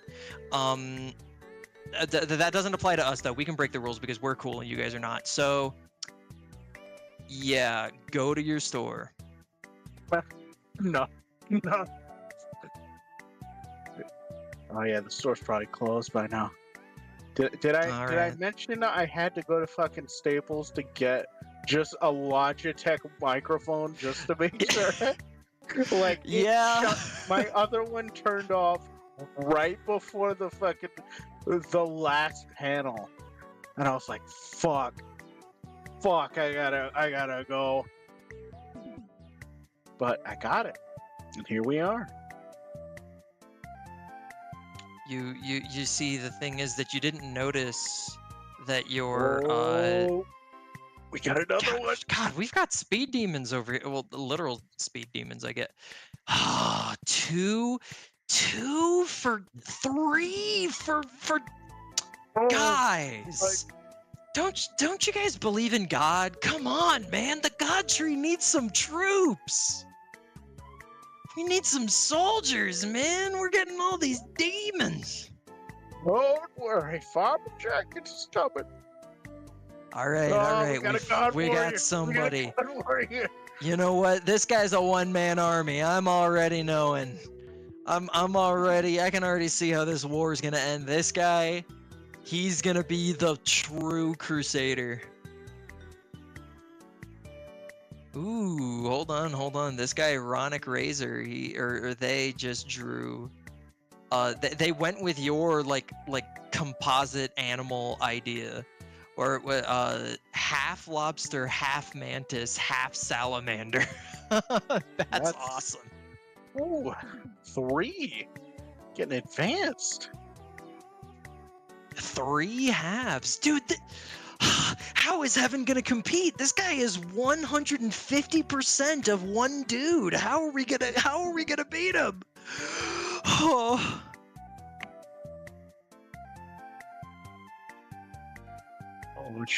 Oh shit.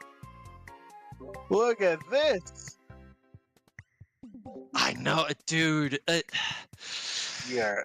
Christianity is really oppressed if you think about it, both in this stream and in real life, I need to make a correction because I'm dyslexic. You guys What's have until 12:15 a.m., not 1 a.m. Oh, okay. Okay, so that would be like 10:15 for me. Yeah, we have to cancel the panel. You guys gotta go. Bye. No, you have Okay. You still have so many hours. It's Yeah, we've only got 20 minutes left. How you are guys we gonna have do? 5 minutes left. Oh yeah. Oh my god, we've only got 5 minutes left. What are we gonna do? You guys are so doomed.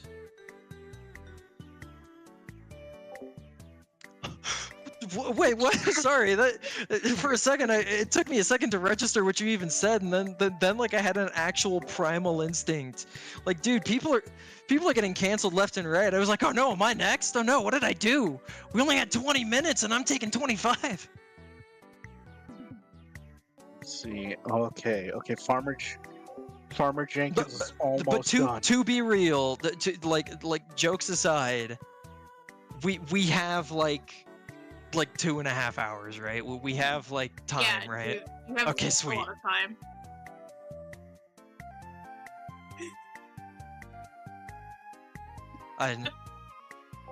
Well, you know what that means? I mean, somebody earlier, they basically, their whole stream was just watching Wallace and Gromit. That means, I mean, if we have a whole feature-length movie worth of time, we should just stream a feature. I could stream like a Dragon Ball movie. I could stream Dragon Ball Superhero. You guys want to watch Dragon Ball Superhero? The difference between you and him is his panel was not streamed. Oh, was it really? Yeah. No, I have a recording of it on my desktop, and that's it. That's awesome.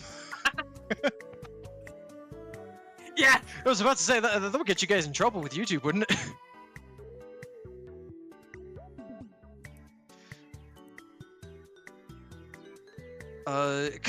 Dude, it's Wallace and Gromit. That stuff is probably like already for free on YouTube. I mean, Moomin is already. Imagine when Wallace and Gromit becomes public domain, dude. It's gonna be like 2035, and like no, it's gonna be 200 years from now.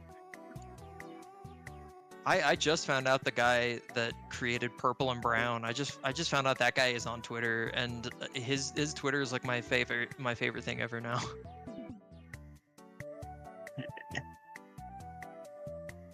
And in case you don't know what Purple and Brown is, oh, you know. Purple and Brown is the origin of the iconic chewing character. You guys know about the chewing character, and if you don't, oh, you will. Okay, yeah. I'm gonna need to be educated on that. But yeah, Wulong, if you want, I could end my stream and we could go back to you, because I'm just sort of piddling around. I'm kind of not doing anything. I'm not really sure what to do right now. All right, back to Farmer Jenkins. Yeah, Farmer Jenkins. That's important. We gotta know what he's up to. Wise sage Farmer Jenkins. No, let me tell you a thing or two. No, I'm not about to. This is an ASMR of Farmer Jenkins. You know what? This might be a fun time to talk about my one idea. If I ever became a VTuber, there's only one way that I'd want to do it. There's only one way that you could ever get me to do it. All right. So my VTuber avatar, right? Okay. Everybody's got like a big titty like demon person, right? All right. No, me. All right. I'd be the old prospector, right? Oh, I'd be the old prospector, and I'd be playing games. And I would keep playing until I find gold. If we can confirm that it's gold, that what I'm looking at, if it's an item or if it's a piece of the environment, if we can confirm for a fact that what I'm looking at in the video game is gold, I immediately end the stream. I go, gold? Gold! I'm rich! I'm rich! And then that's it. I just end the stream right then and there. Doesn't matter how soon it is. The game, like I could be like, okay, guys, I've got a big stream planned in like 7 o'clock today. Everybody come and see. And then you guys come up, and it's the prospector, right? And even if the game like starts with like, you got 3 gold, I go, gold, and then that's it. It ends after like 5 seconds. Oh, that's amazing. Speaking of Tom Waits, shout out to Buster Scruggs. When I feel like Buster Scruggs changed my life when I saw it for the first time. It was amazing. Okay. So how about you go a little bit, because you guys are drawing alongside us, and I think a big valuable thing that we could do with these character design wars is to go through the process of character design and talk about like tips or what you should be thinking about when you design a character, not just come up with one, but design it. So what's going through your head when you're drawing Farmer Jenkins, the wise sage? So, a lot of it just came from, I heard about the concept of, the heaven hell thing, and I was thinking, what is some way I can basically give, the guard army some sort of units that are connected to plants, but not exactly plants. And then, hey, farmer, perfect. Farmer, the farmer has a stick-like item. Oh, a staff. But like, it's a lot of just having an idea and figuring out how to connect it with this main plan you have. You gotta have some sort of plan going. A big part of creativity is kind of taking two completely seemingly unrelated things and then smushing them together and figuring out how they can be related, like how do you connect like a biblical oracle with a farmer?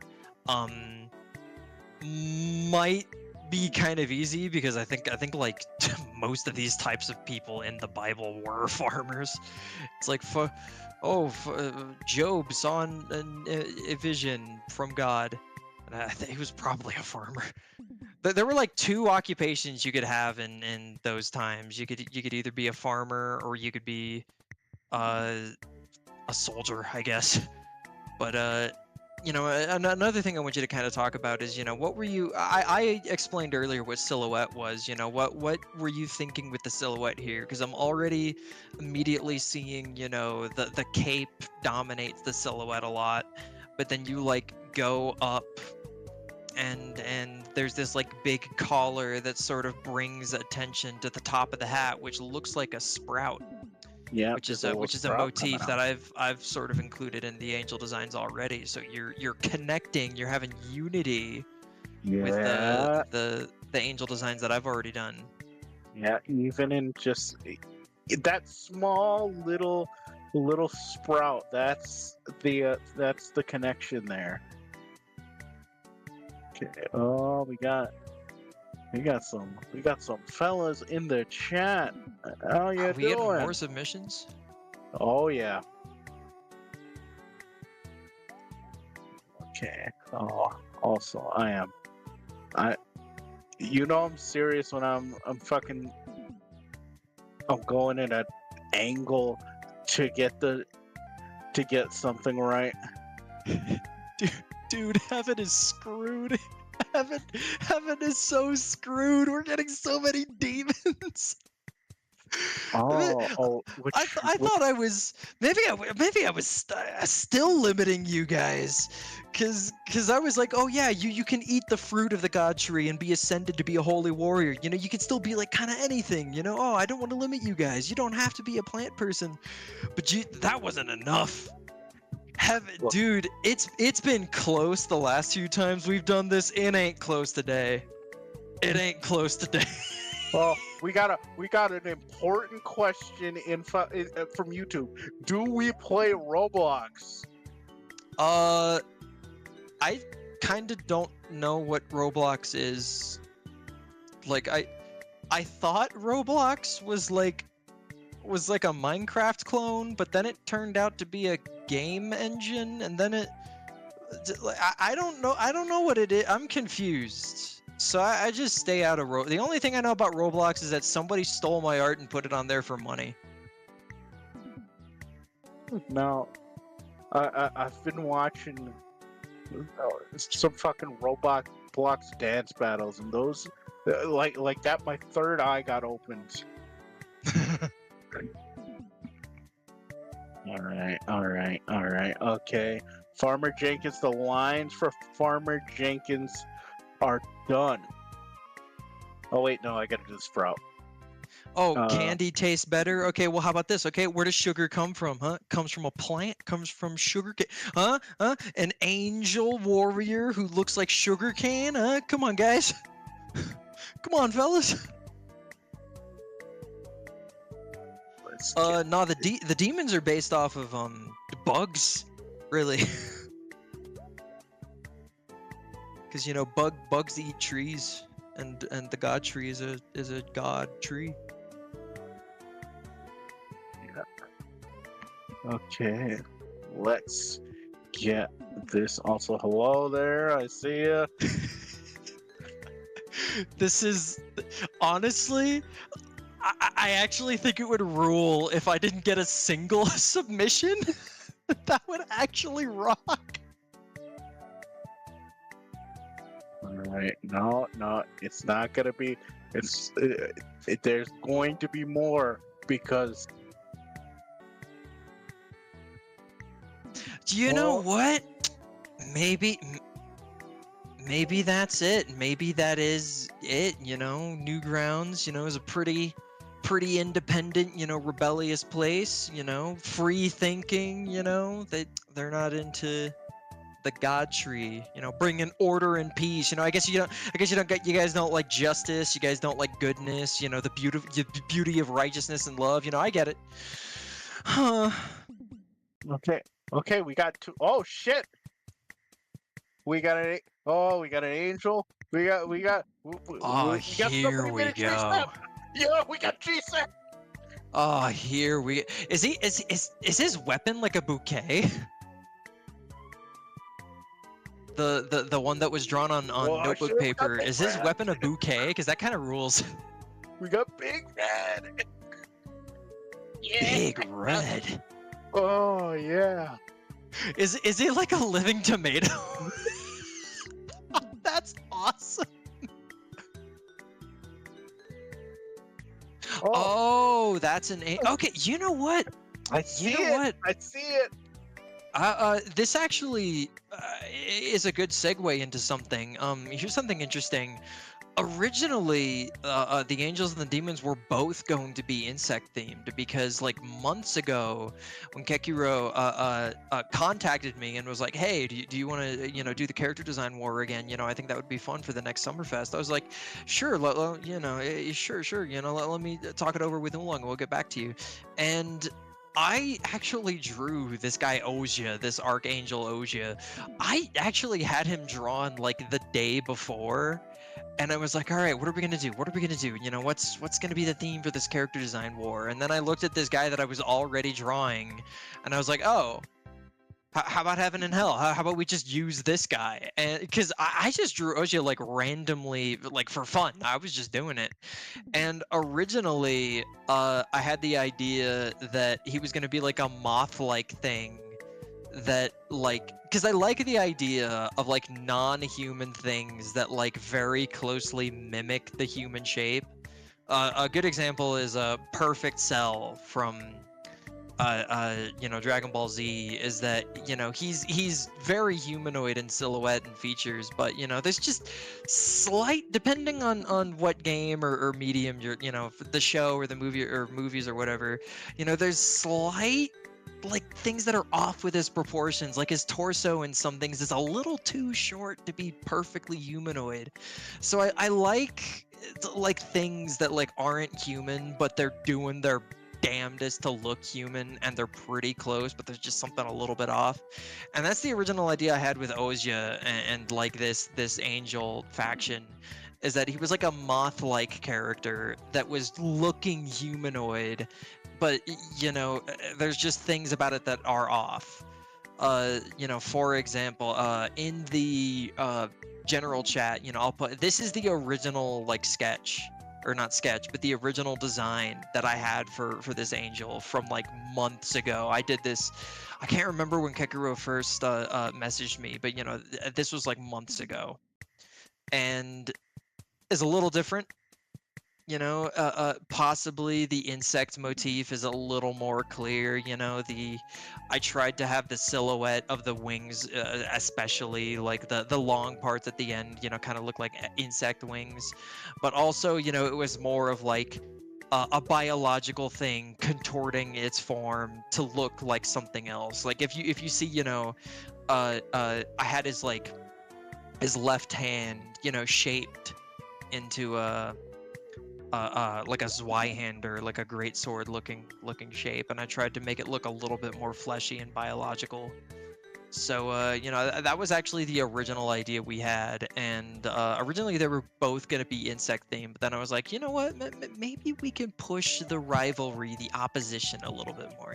Maybe we can cover more bases so that the viewers have more fun with designing. So I changed mine from from an insect, from like a moth-like thing. That's why he has those like orbs, those eyes on his chest and shoulders and arms, is because there was supposed to be like kind of the connection between like, oh yeah, a lot of insects have multiple eyes, and also angels, the thrones in the angelic hierarchy, they also have multiple eyes. So that was sort of the connection there. And then I decided, you know what? It would be better to repurpose the design to be like slightly more plant-like, and maybe I could have gone a bit harder, but I think the design still looks cool.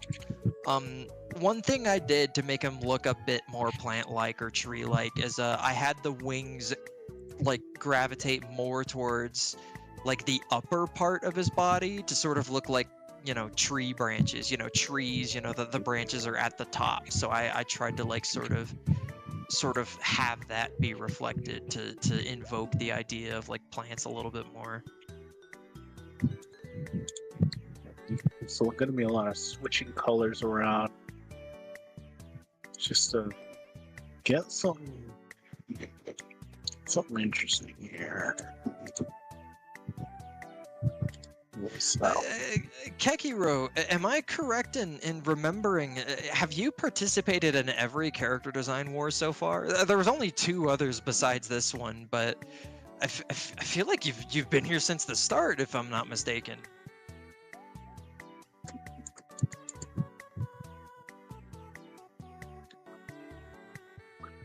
Look at those leaves. Look at those leaves. And then we got a plague bringer. We got sapling mother. I like that. I like that title. Oh, that is adorable. Somebody asked in the panel questions, do we get to explain our OCs? That's a bit of a tricky question because, if there's anything important, if there's any important details that you want to explain about the character you design, you should try to communicate that through the design. But in the description, you can write as much lore as you want. We're not going to stop you from doing that. Go nuts, have fun. But if you really, want your design to be eye-catching, you want to try to do your best to communicate the backstory through the visuals. Like, for example, if your character has like a scar on his face, immediately the viewer is thinking, oh, that scar probably has a story. How do you get a scar like that? Oh, probably an accident, a fight, already this is like either an accident-prone character, a fighting-prone character, or, if the character is, a farmer, like good old Farmer Jenkins, you want to show that, and, it's pretty easy to do that. What does a farmer have? Well, a farmer has hoes. Yeah, I think that is the number one thing that we want to get across. Yeah, 1 trillion%. But maybe we should talk a little bit more about character design. Maybe there's some topics about character design that we should discuss. Yeah, because I think when Jenkins looks close to being done. Yeah, I wonder what I'm gonna do after this, huh? Do some push-ups. Maybe. All right, you know what? Let's give him an aura. I think the latest question, I feel like that should already be answered. Yeah, I put a lot of thought into the world that these like characters inhabit. I came up with the concept of the god tree. I came up with how the heavenly soldiers are picked. The angels they give a fruit and I've got a foot cramp. Oh, my foot's cramping up right now. Oh. Fuck. But yeah, the more you know about your character, the more you can communicate about your character through the visuals, and that can also mean the world that your character inhabits. I pretty much always try to think about the context for which the characters I design, like why do they exist? Where do they, does this character live in a hot climate? Okay, then they're probably going to dress accordingly to living in a hot climate. Maybe they have breathable, loose clothing. Maybe they're trying to cover their skin because they don't, the sunlight is worse than just sweating. That's the big thing. That's why,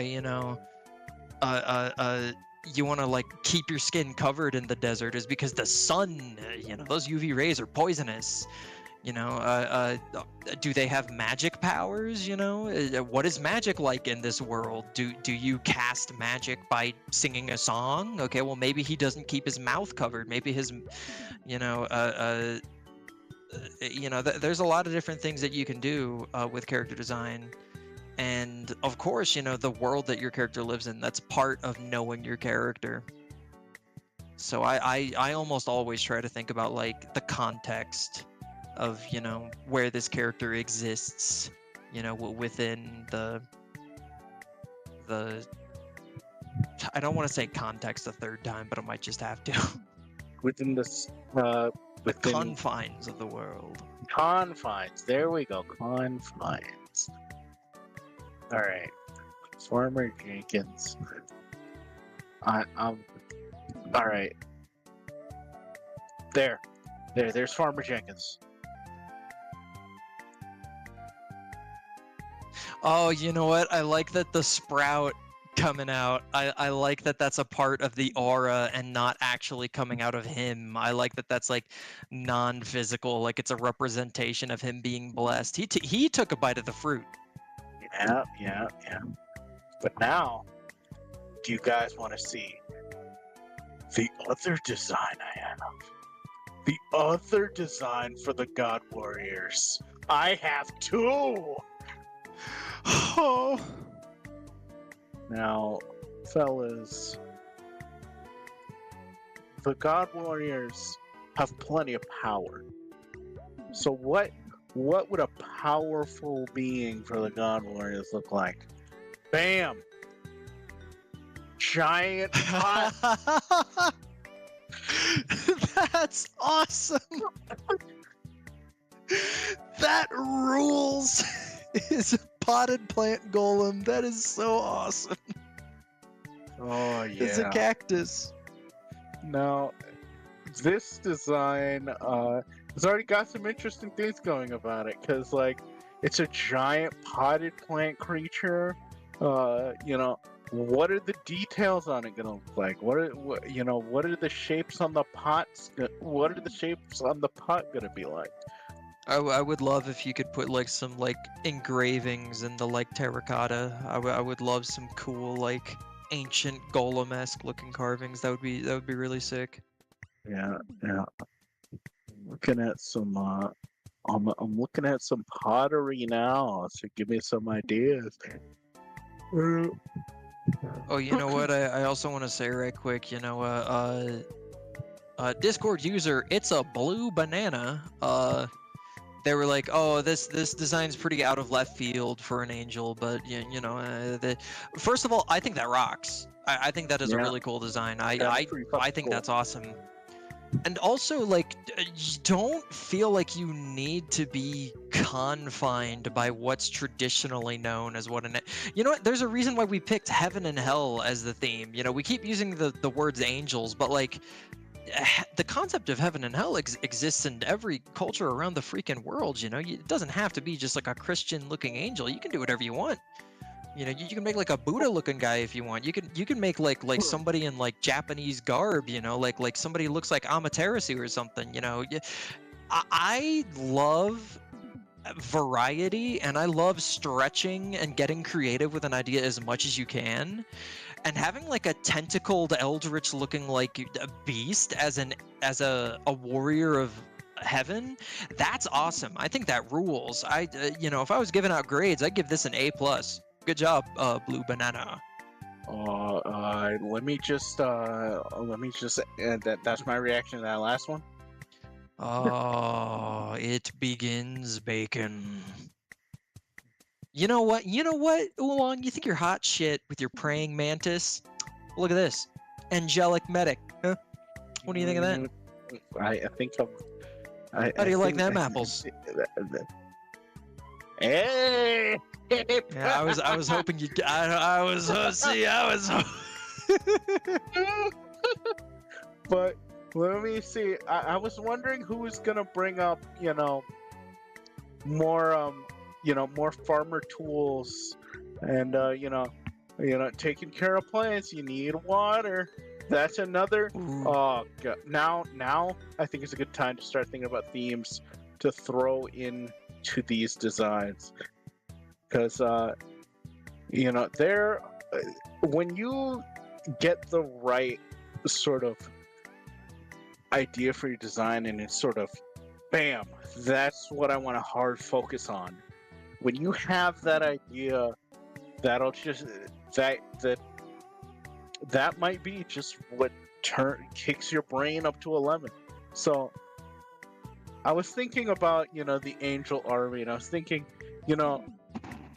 what if we what if we screw around with the time? What if we go into the what would a futuristic,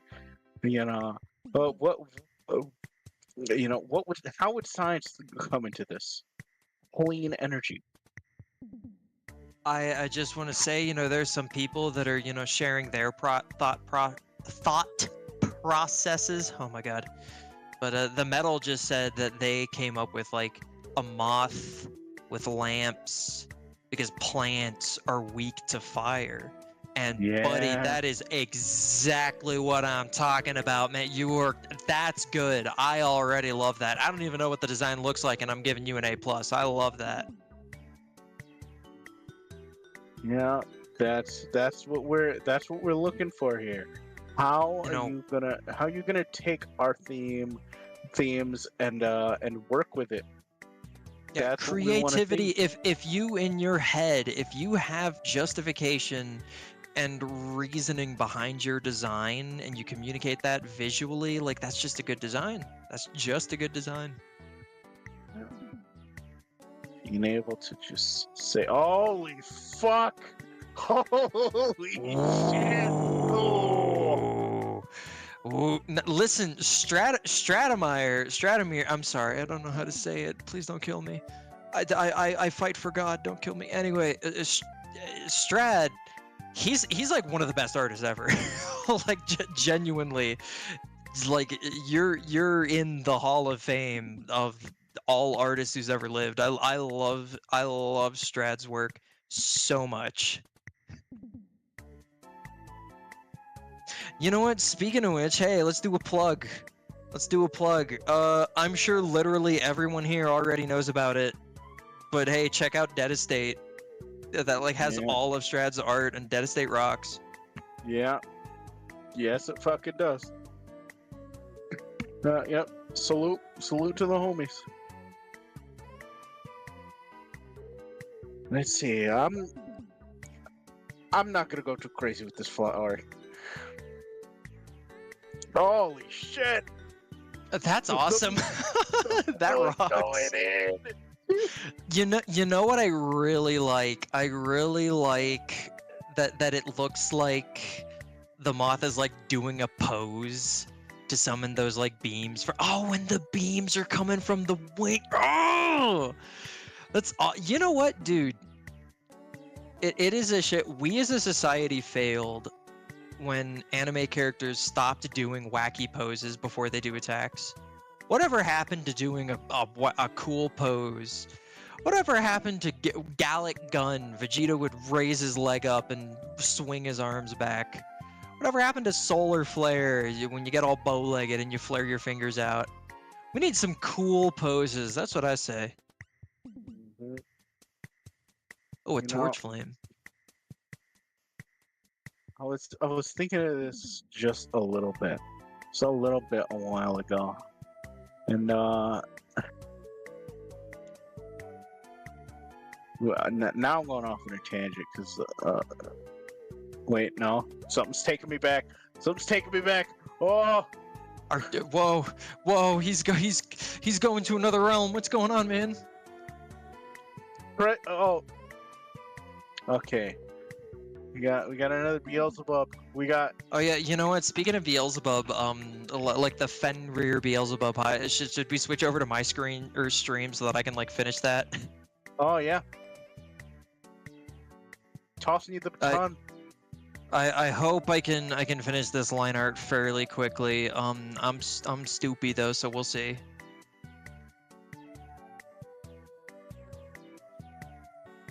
All right, here we go. I think this is a cool design. I think the Dread Wolf that I designed. I think that's cool. I think that's pretty neat. Yeah. A living swarm of demonic insects. Also, drew a little Ozia here for scale. He's down here and he's like, I fight for my lord, and then the Fenrir Beelzebub is just like, oh really? Oh fuck you! Fuck You know what? Another thing that I was kind of thinking, like if this character was animated, you know, in an animated medium, I think that these like the tail and these like weird like bands that I have, I feel like they would be like rotating, like there would be like a looping, like scrolling animation along the textures of these to show that they're like insects that are constantly moving around. You know, I'm sort of imagining that in my head. Whoa, the fear hopper. That, ooh. That's a gnarly design.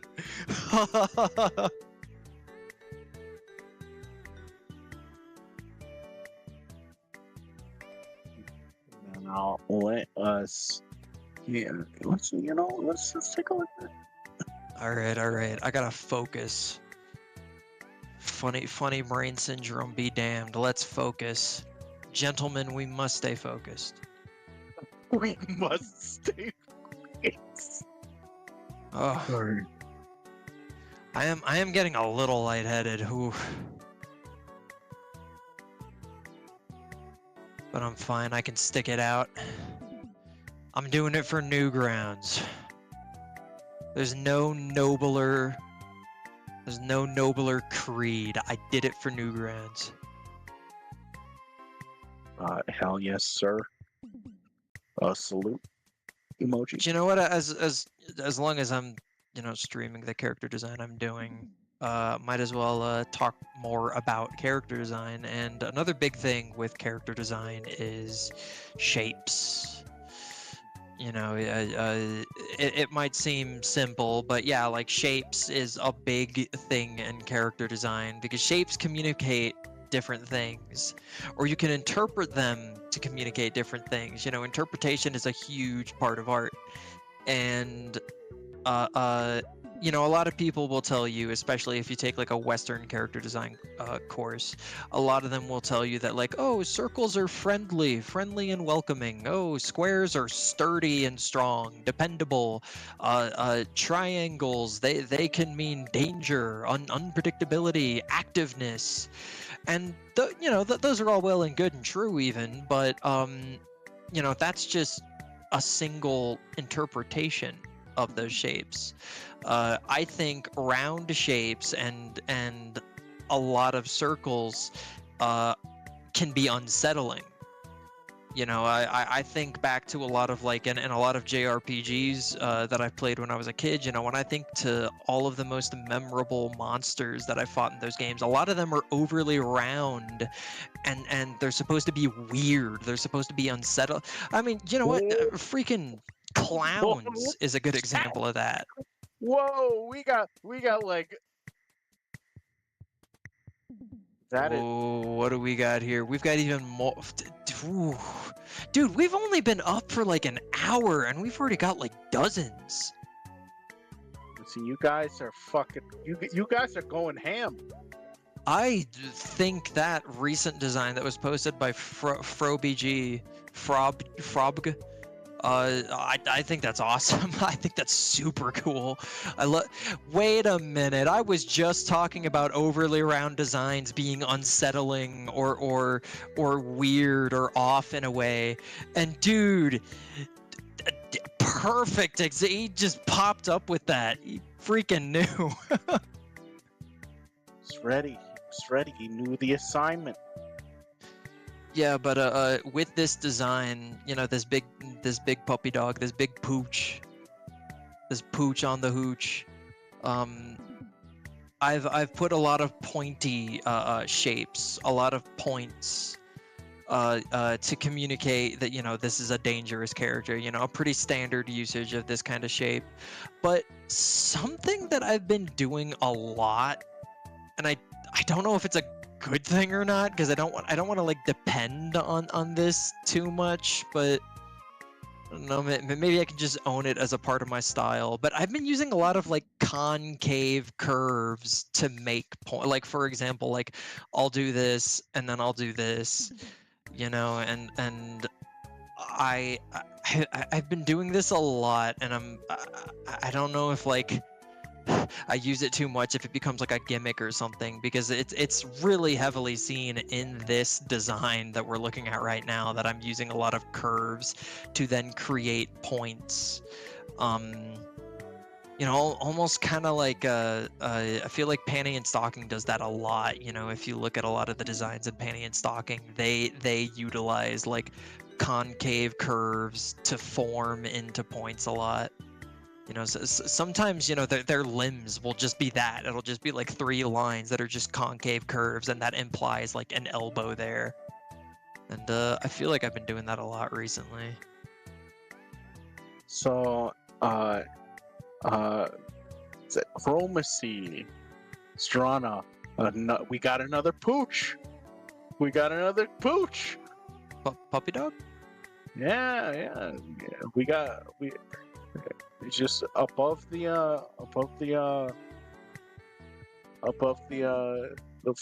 Froby, before the one you mentioned before. Okay, Chromacy wants me to take a look at that design. Let's see which one that is. That's the kind of like the cricket. It's like a cricket jackal, right? Or a cricket weasel. I think that rocks. I think, you know, something I really like that you did is that you're using like the bright contrast between the green and like the dark brown to have the face and the teeth and the nose stand out amongst that silhouette. I think that's really cool. It's also a smart usage of value concentration. I like that you're using the contrast between the green and the brown to make the shade. Yeah, actually, this is a pretty damn good design. I actually do like it quite a bit. Also, something I like is that you made like the nose, the snout, like have the same shape as like the abdomen.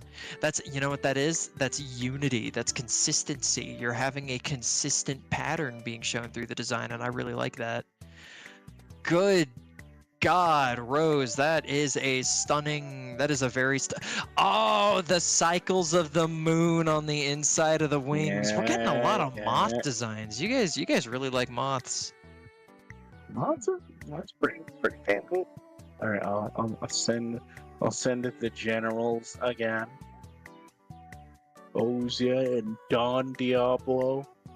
Yeah. So if anybody like just joined and they want a rundown of how this design, you know, that this event goes, you know, just real quick, me and Oolong both designed like leaders for a fictional faction, and you know, we designed them, you know, using like character design techniques. And now for the rest of the stream, you know, you guys are going to be designing characters to fit within these factions that we designed. You know, it's themed, so you know, it's heaven versus hell.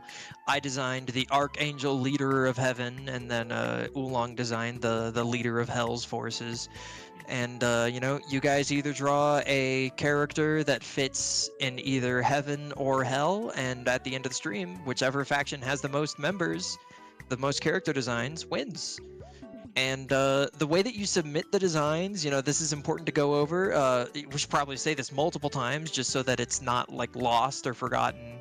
Is the way that you post it, you know, that you submit it in a way that we'll see it, is you go on Newgrounds and you post the design on Newgrounds, and you should tag your design with CDW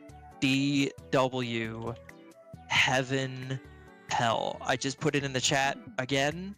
You know, make sure that's in the tags. It has to be spelled that exact way, or else I'm pretty sure it won't show up in the tag.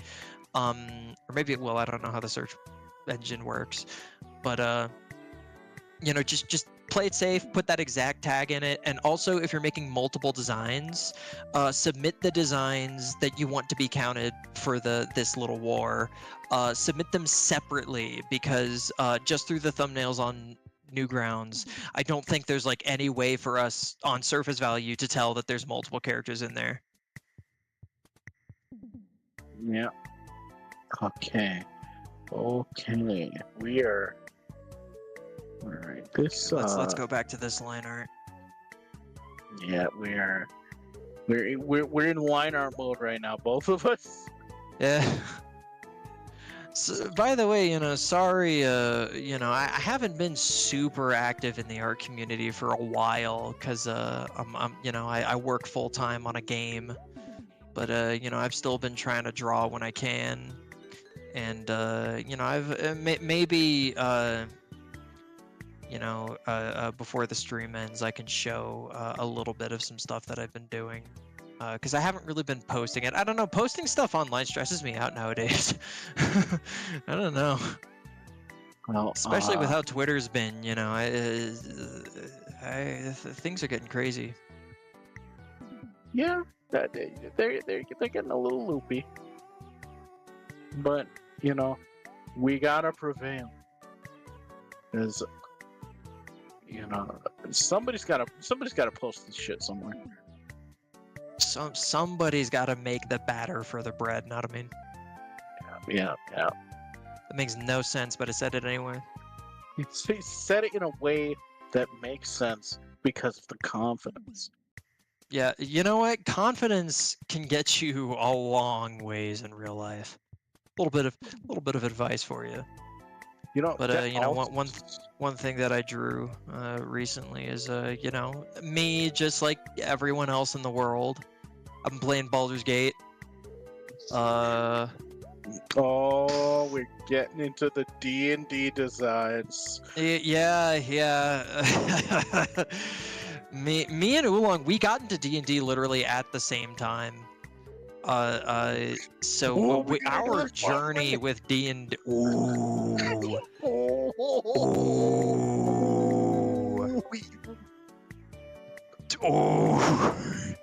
Yeah, that's a slug. That is so raw. That is so fucking raw, dude. Oh fuck. Dude, I keep wanting to draw. I keep wanting to play Baldur's Gate 3, but I haven't played in days because I'm like, no, I have like work to do. I gotta fight the urge.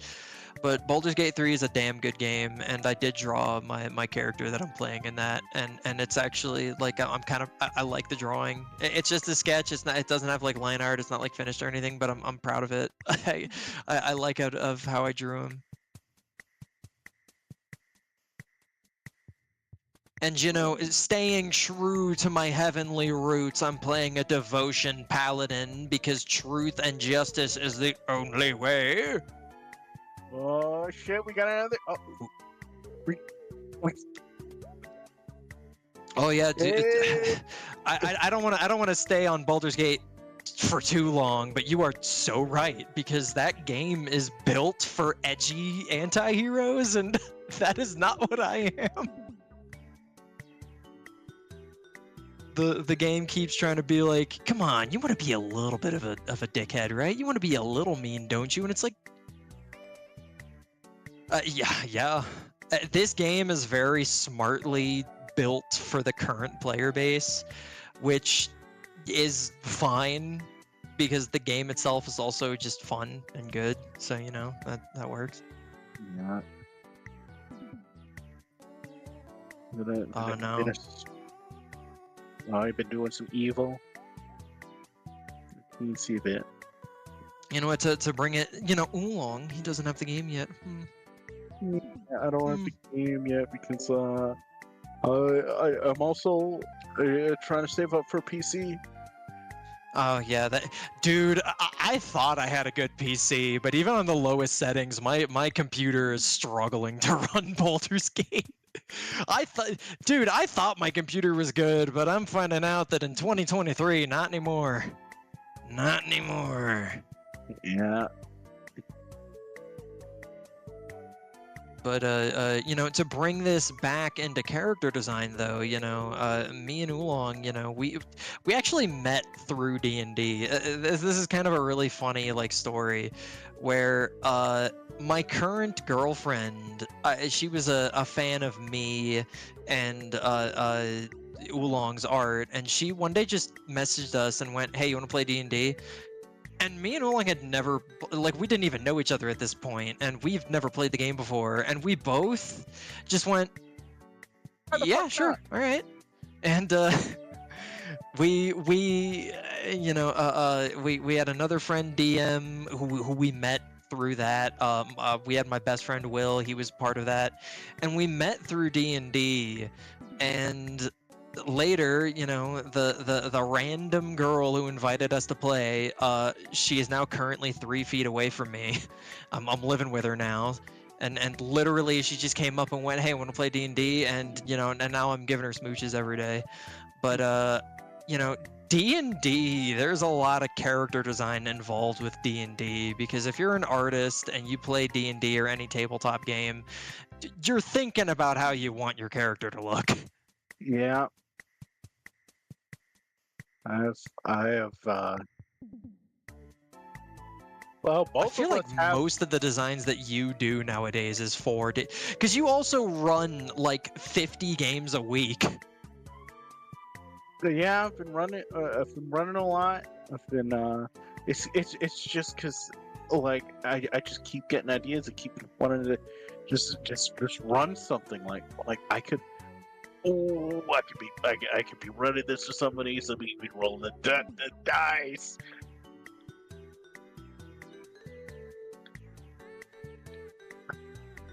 And oh boy. Of course, also the D&D subclasses, you know, they do a good job of like sort of painting a picture a little bit. You know, there's definitely some D&D subclasses that a character is born just from reading that name alone. You know, like the Circle of Swarms Ranger or the Spore Druid. Like you can immediately think of what that would look like. Just okay, I think it's off time. the bat. I think it's You think time it's to time? show off some D&D characters. You think it's time to eat some slime? I think it's time. All right. What? Oh boy. Actually, wait. No. I gotta finish this drawing. Then I'll post some D&D characters. I mean, we've got time. We've got time. We need more God Warriors, though. I know. That's what I've been saying. I've been saying that for like to focus. I think what you've done already looks great, Slug. This fucking farmer. I think just having him on my side is enough to like name me the winner, honestly. You know what we lack in numbers, we make up for in just raw, unimaginable power, and I think that needs to be recognized. You guys got 2 farmers. I know. Yo, I was gonna say earlier, because you brought up like there's different farmer tools. I was gonna bring up like that would be cool if we had like multiple like sages on the heaven side, and they each had like Jenkins, the sage of hoes, Cromwell, the sage of rakes. Oh my god! Oh, that sounds so fucking cool. I really want to point out that while they only have 2 units, they're both farmers, and farmers are pretty well known for using pesticides, which is a pretty hard counter to bugs. There you go. There you go. Watch out. Little Watch OP, out. honestly. Little OP. You know, there's what? What? I kind of want to go on Newgrounds and look at the tag already and see just see what we got. Yeah, there's plenty of. Oh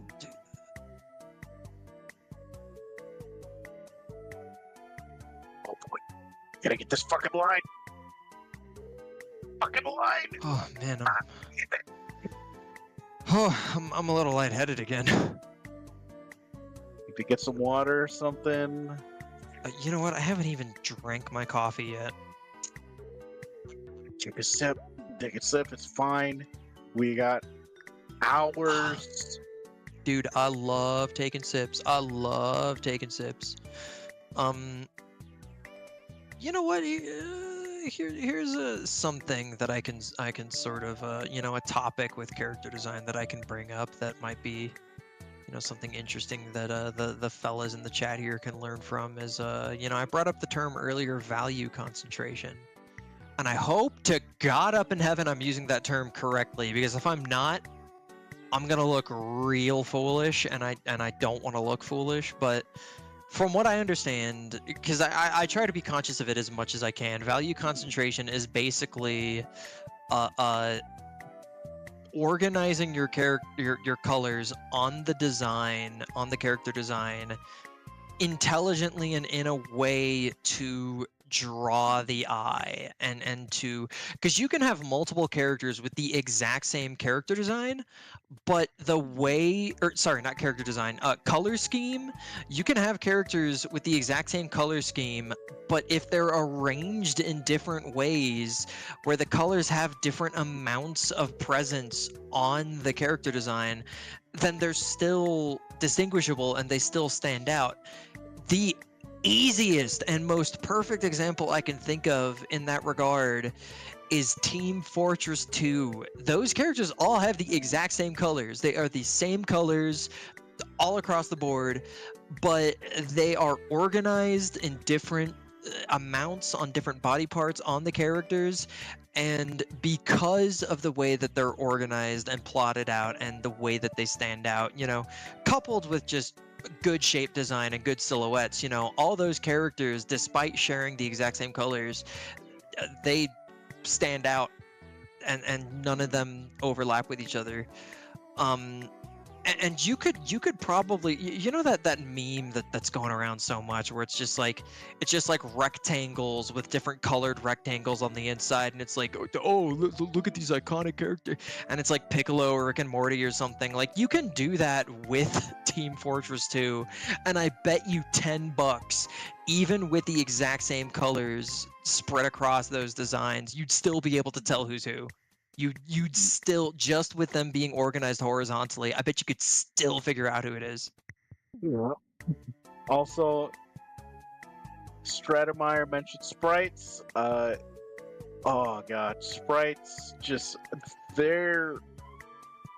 I just think in general, people should be studying sprites to figure out, you know, placements of colors and you know. And not only that, but just readability. Honestly, pixel art, I kind of feel like every artist should try to dabble in pixel art, because there is a lot of really good, just direct art principles you can learn from pixel art. Readability, construction of the colors, you know, value concentration, like I just said, you know, blending, shading, lighting, you know, at such a low resolution, you know, the different colors differences and the light sources are super visible and super clear. So, you know, the thing is, you know, I don't really talk about it, but, you know, currently, you know, with my job, funnily enough, I'm primarily a pixel artist.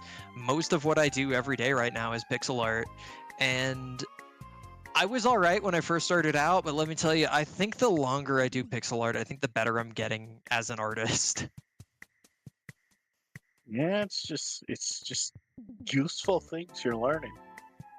Yeah. I kind of feel like if you learn pixel art, it's really easy to transition to like painting, because the difference, you know, the difference is that you have to know how light works, you have to know how shadow works, you have to know how picking colors for the lights and shadows works. In fact, something that I only learned because I'm doing pixel art for a game and I'm doing backgrounds and character design. I'm doing the whole shebang. I'm doing like everything. Let me tell you, it was mentioned earlier in the stream already. I think it was during Palo's panel. Game design is game dev is hard. Yeah. It's boy is it hard. We were supposed to have a demo out like last year, and here we go. It's already August, and you know, I just got the demo. Can't say much more than that, but I wish I could edit the art that I did when we first started, because a lot of it was like me trying to figure out how to even do this, and I feel like I could have done some of that better. It's already done. Yeah, it's already I done. know. That's the thing you gotta learn real quick with game dev is you can't really dwell on the same things for too long because you've got a whole game to make, man. You just gotta move on. You're just gonna have to be like, well, I'll keep that in mind for the future. Gotta keep going. Yeah.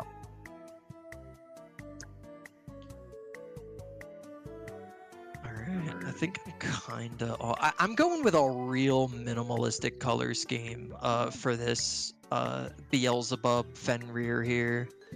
I'm going like really nearly monochromatic. Because I actually think like simple color schemes where like characters are mainly like a solid color, I like them a lot. I like them quite a bit because they're really direct. And how many tones am I using for my game? I don't know. I don't know what that means. I don't even know what the hell that means. Like how many colors am I using in the game? I don't know. In infinite 255. Oh, for my sprites.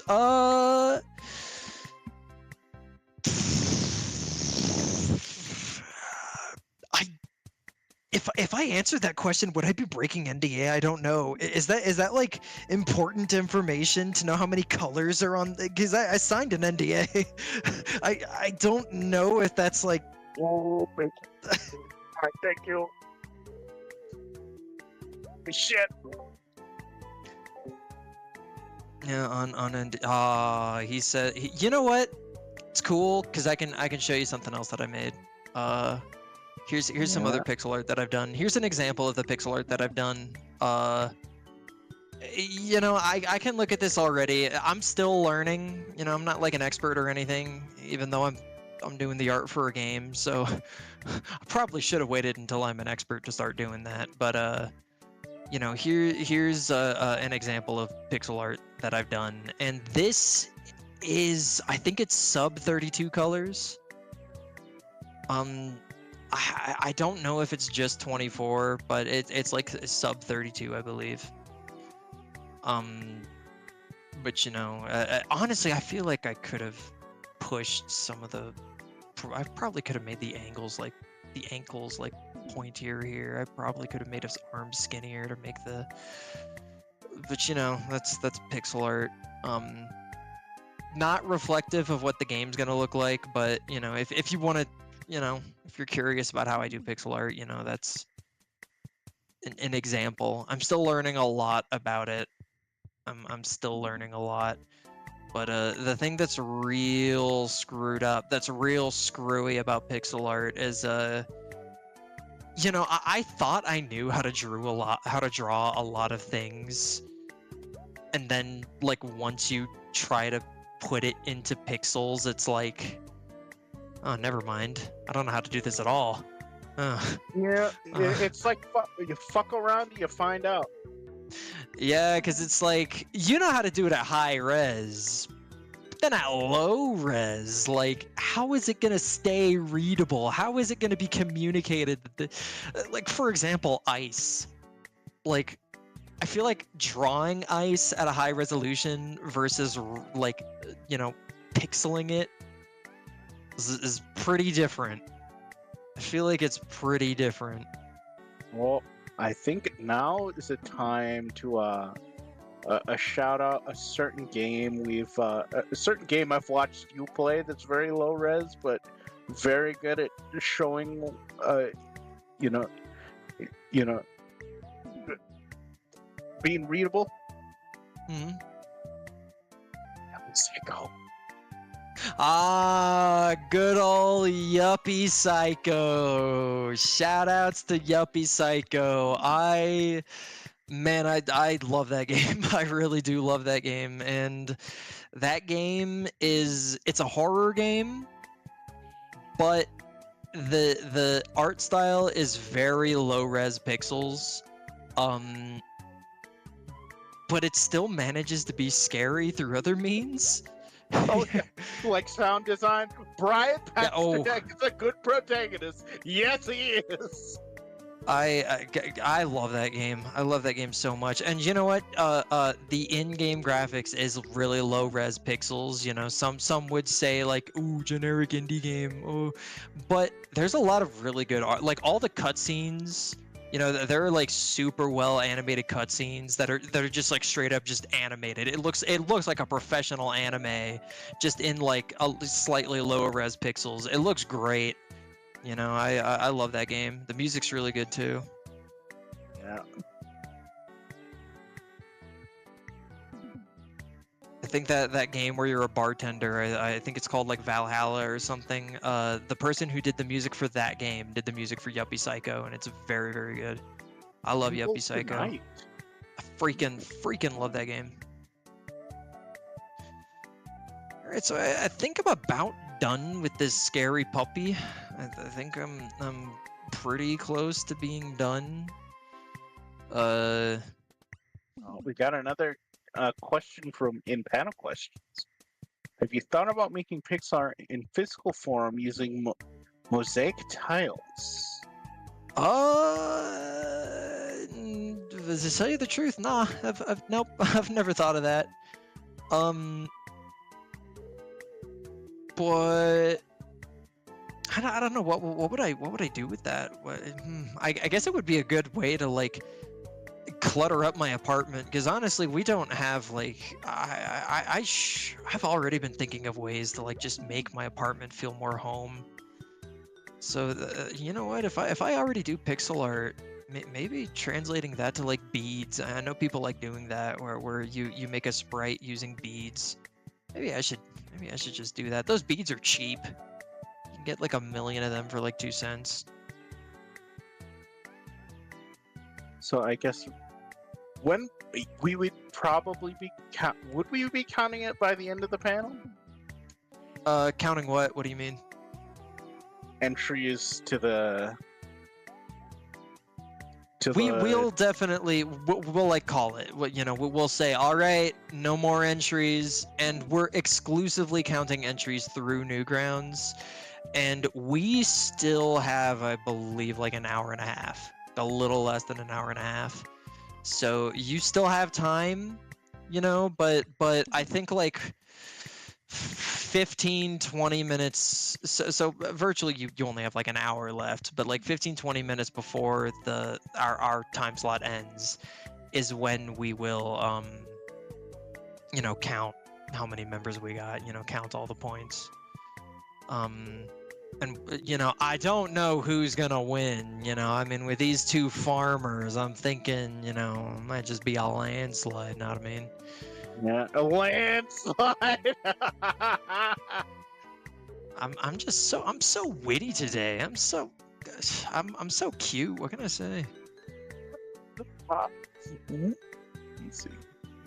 He's being silly. He's being silly.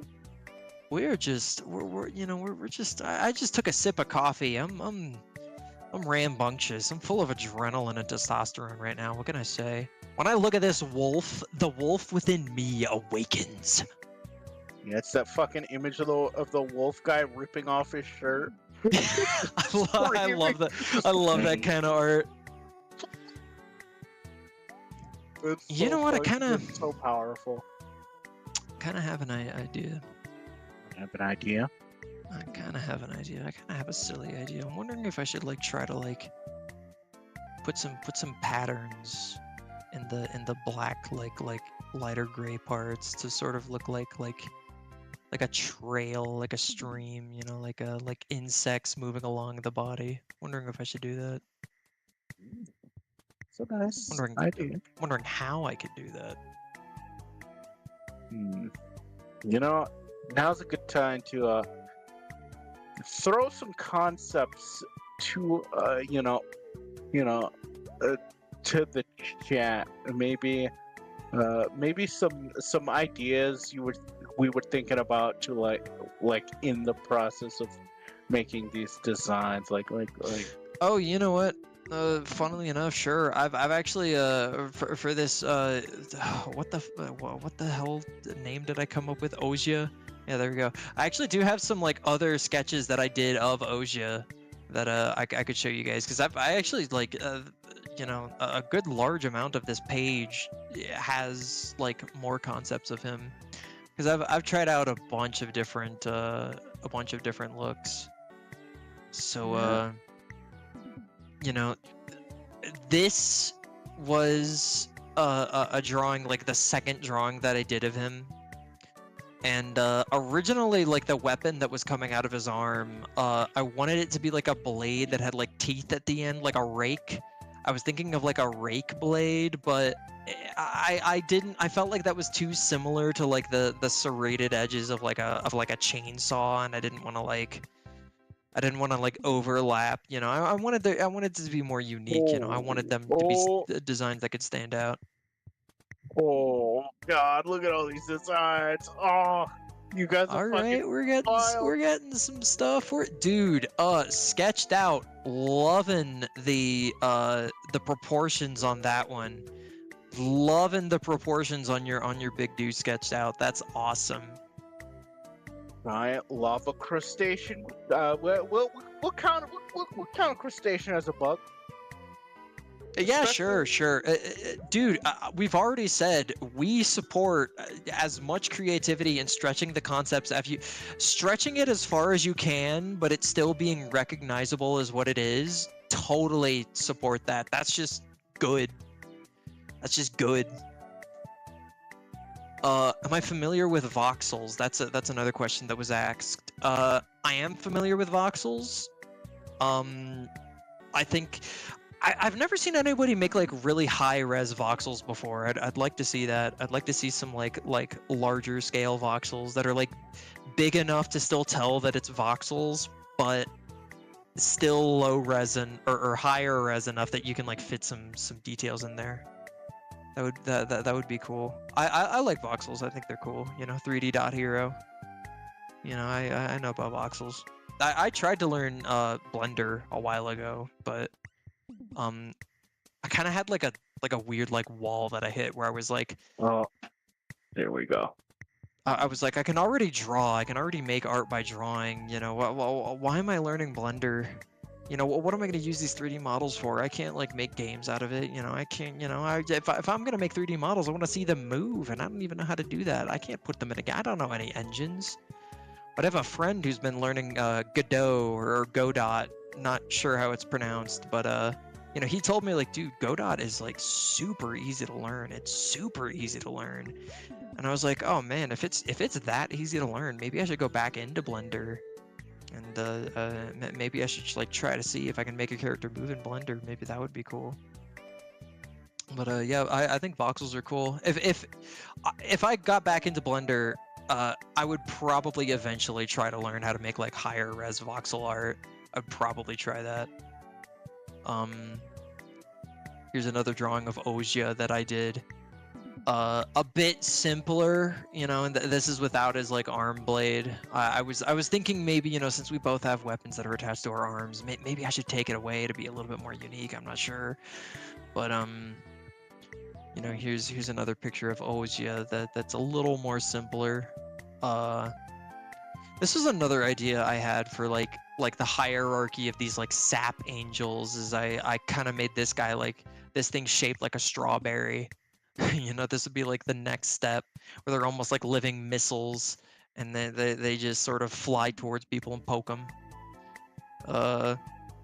This was another. I tried to do something really dynamic with this like drawing of Ozia, but I just couldn't get the foreshortening to work. I don't know, my brain wasn't understanding how to make it look like, you know, the angle.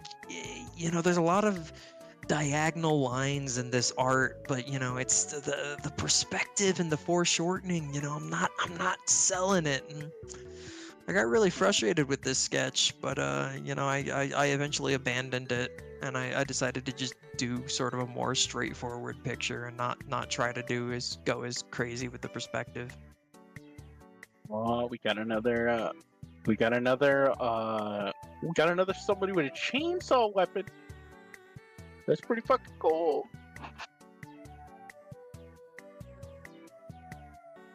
Now, But I'm done with my Fenrir Beelzebub. I don't know. He should probably have a name. Fenrirzebub. I don't know. Poochabub. But you know, I'm pretty much done with him. I could probably try to wait. Oh. Wait. Hold your horses. Got an idea. I'm holding. I got a goofy idea, and it's gonna be funny. You're gonna love it. All right, check it out. What if? All right, I used like a noise brush. To add some texture to make it look like he's made up of a bunch of tiny little things. Okay, what's a good brush? The speckle brush? No, that kind of looks like shit. Come on, I gotta spray. No. All right, come on. What's a good like Tonto? I don't know about you, but I don't know if that looks like Tonto. TV pixels. What the hell is this? Is this like a CRT, bro? What kind of brushes does Side 2 have? I didn't even know that existed. What the? We're learning. Wait, what's today? Oh my god. Oh my god. I did not know that Sai let me do this. Hey, wait a minute. What did you just find? What did you just unlock? I got like the comic book like dot texture thing. Like I got like the comic book dot thing over here. What the hell? I didn't know Sai would let me do this. Well, now you got to figure out how you're gonna use that, cause you gotta. Dude, I'm just trying to like put a texture on this guy so that Whoa, mama. Oh, mama. Now that's... Okay. Dude, I've been using Sai too long, man. I used to do this stuff in Photoshop, and now I'm like impressed. I'm like a toddler looking at a pair of keys. All right, well, I can't find a good brush to do what I want it to do, so I guess I'll maybe blots. It's blot enough. Alright, I give up. Anyway, I can end my stream right now if you wanna, if you wanna stream like what you're doing now. Why not? I'm almost done with this. I'm just reading it up now. Alright, well my stream is over, so if you want to start streaming, if you want to start showing off Jenkins Jr. Jenkins Jr. Oh my god, the farmer's son? We're not ready for that. I know. Dude, Micro Bihan is going nuts. This is like a fully illustrated like they're doing the whole shebang. They're doing line art, shading, cleaning up. Yeah, I can't specify enough. You guys are going fucking nuts. You know what? I'm gonna go on Newgrounds right now, and I'm gonna look up the tag. Oh hell yeah! The hell yeah, good buddy. Oh. By the way, I gotta say, I have the sickness, the minor sickness that I'm dealing with is mainly stomach centered, and I'm in pain a little bit right now. I can handle it. I can stick it out. I've got huge muscles. I do squats. I do push-ups. I do pull-ups. I jog. I jump up and down. I eat chicken every day. I can handle it. But you know, I'm for in the name of justice, I'm in pain. But the God tree, I will not let the God tree down. I just won't. Yeah, don't let. Wait, hold on. No. Hold on. Do I like that?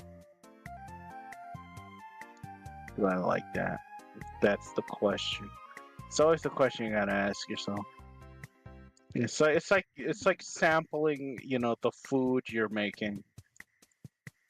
You gotta give yourself some time to taste around with color.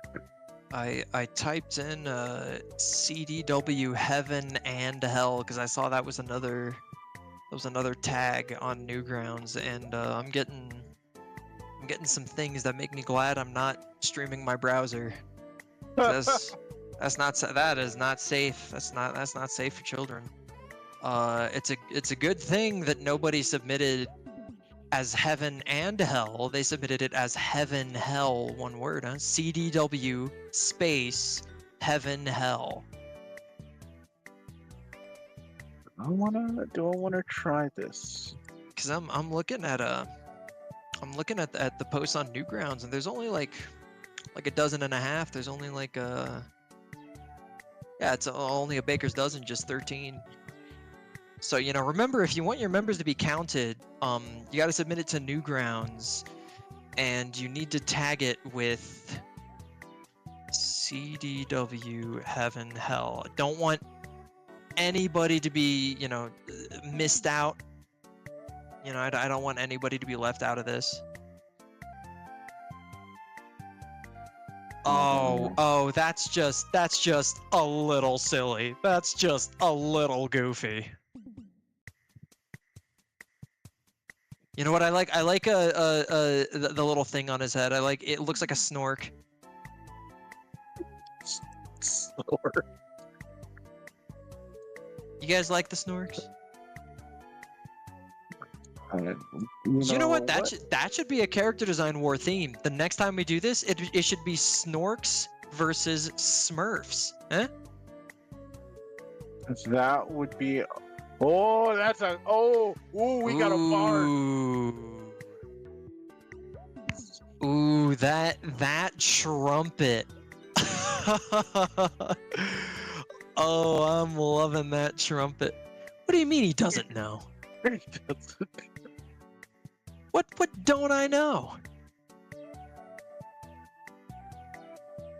Don't know about the Smurf. We still have we still have an hour, Palo. We still got an hour. Hey, ooh, dude, look at that. Dude, we got Senor Pillow participating in this. Ooh. We've hit it the big. What is that exhaust? Is that like an automatic tree trimmer and it's got like exhaust coming out of it? Is that what like the hand is? Because that's awesome. Oh yeah, because I guess for the demons, like the thing is, it's not specifically, like chainsaws and stuff, but like things to like cut down or destroy plant life. So, like some themes that you could play around with, are cutting instruments, but like you could do like an element like fire or something, or here's a secret hint. Here's a secret one. Pollution. Pollution? Yeah. Oh my god. Oh my god. Yeah. You know what? Here's something. Here's another thing, alright? And this is showing, my background, where I came from, my roots, if you will. My roots, if you will. Anyway, I'm from Florida. Specifically South Florida. And if you're Floridian, there's one thing that unites us all. Whether you're rich, you're poor, you're young, you're old, if you're Floridian, we've all been through hurricanes. And if there's anything that I know about what fucks up trees, it's hurricanes. I've had to drag a lot of full-size broken down trees out of my backyard throughout my whole life. Hurricanes fuck up trees. So you know what? A demonic storm. That would be sick. Like a giant sentient demonic hurricane. That's cool. The eye of the storm. It could be a big eye that controls the rest of the stuff. Like Kracko from Kirby, dude. Yeah. Ooh, we'd be here for a whole nother stream talking about Kirby. Ooh, hey, that's another theme. Dreams versus nightmares. Oh my god, write that one fucking down. Literally. Dude, I already have like a Word document filled with ideas for these kinds of character design wars. Werewolves versus vampires. That was one that I thought of already. Oh my god. Holy fuck. Yeah, that could be a fun one. That could be a fun one. Tried to figure out how like sun and moon, how like sun and moon could be like what could we do with that? I'm not sure. But what was another one? Oh yeah, I had an idea for technology made out of flesh versus robots that act human. That was kind of one that I had, but I don't know if that would be easily quantifiable into a theme. But that was one that I thought a while ago. Oh, look at the slug going in. You know what? Can I say? Oh, did Stratemeyer do another? Dude, I want to say, because I've been meaning to comment on this one for a while, but Stratemeyer, the one that you did of like the thorn rapier and the just like super spiky like ivy cloak and the ivy boots, that rocks. I really like those. It's like nettles. I love that. That's so cool. You know what? What's another Tamago? I don't know what's going on with that one, but I love the like the tears. Are the tears flowing down onto this plant thing and making it grow? That is nuts. Yes. Oh yeah. Oh. Oh man, Bacon also linked some of his art, and Bacon is another like one of the best artists ever. I love those poses of Yoko and Ranma, and I unfortunately. Oh, I think that's Ranma. Don't you dare say that shit! Don't you dare! Don't you dare do that! So what? Oh, oh my God! There's so much good art. Oh, you know, and you know something else that pixel art is really good for. Wait, did you do even more? Yes. Oh, dude, that pose! You know what? Strad, he heard me lamenting over foreshortening and perspective, and he was like, let me show this guy up. Let me show him how it's done. Cube Sona, take notes. And you know what I am? Yeah, I like that guy. He looks like the kind of guy that the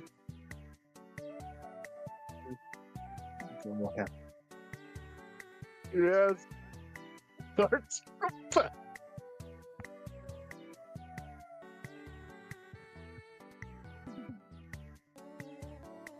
You know what? Something I want to point out about the one that 96% just posted. They worked in the blue eye designs that I put on my angel guy. Unity, consistency. That's good.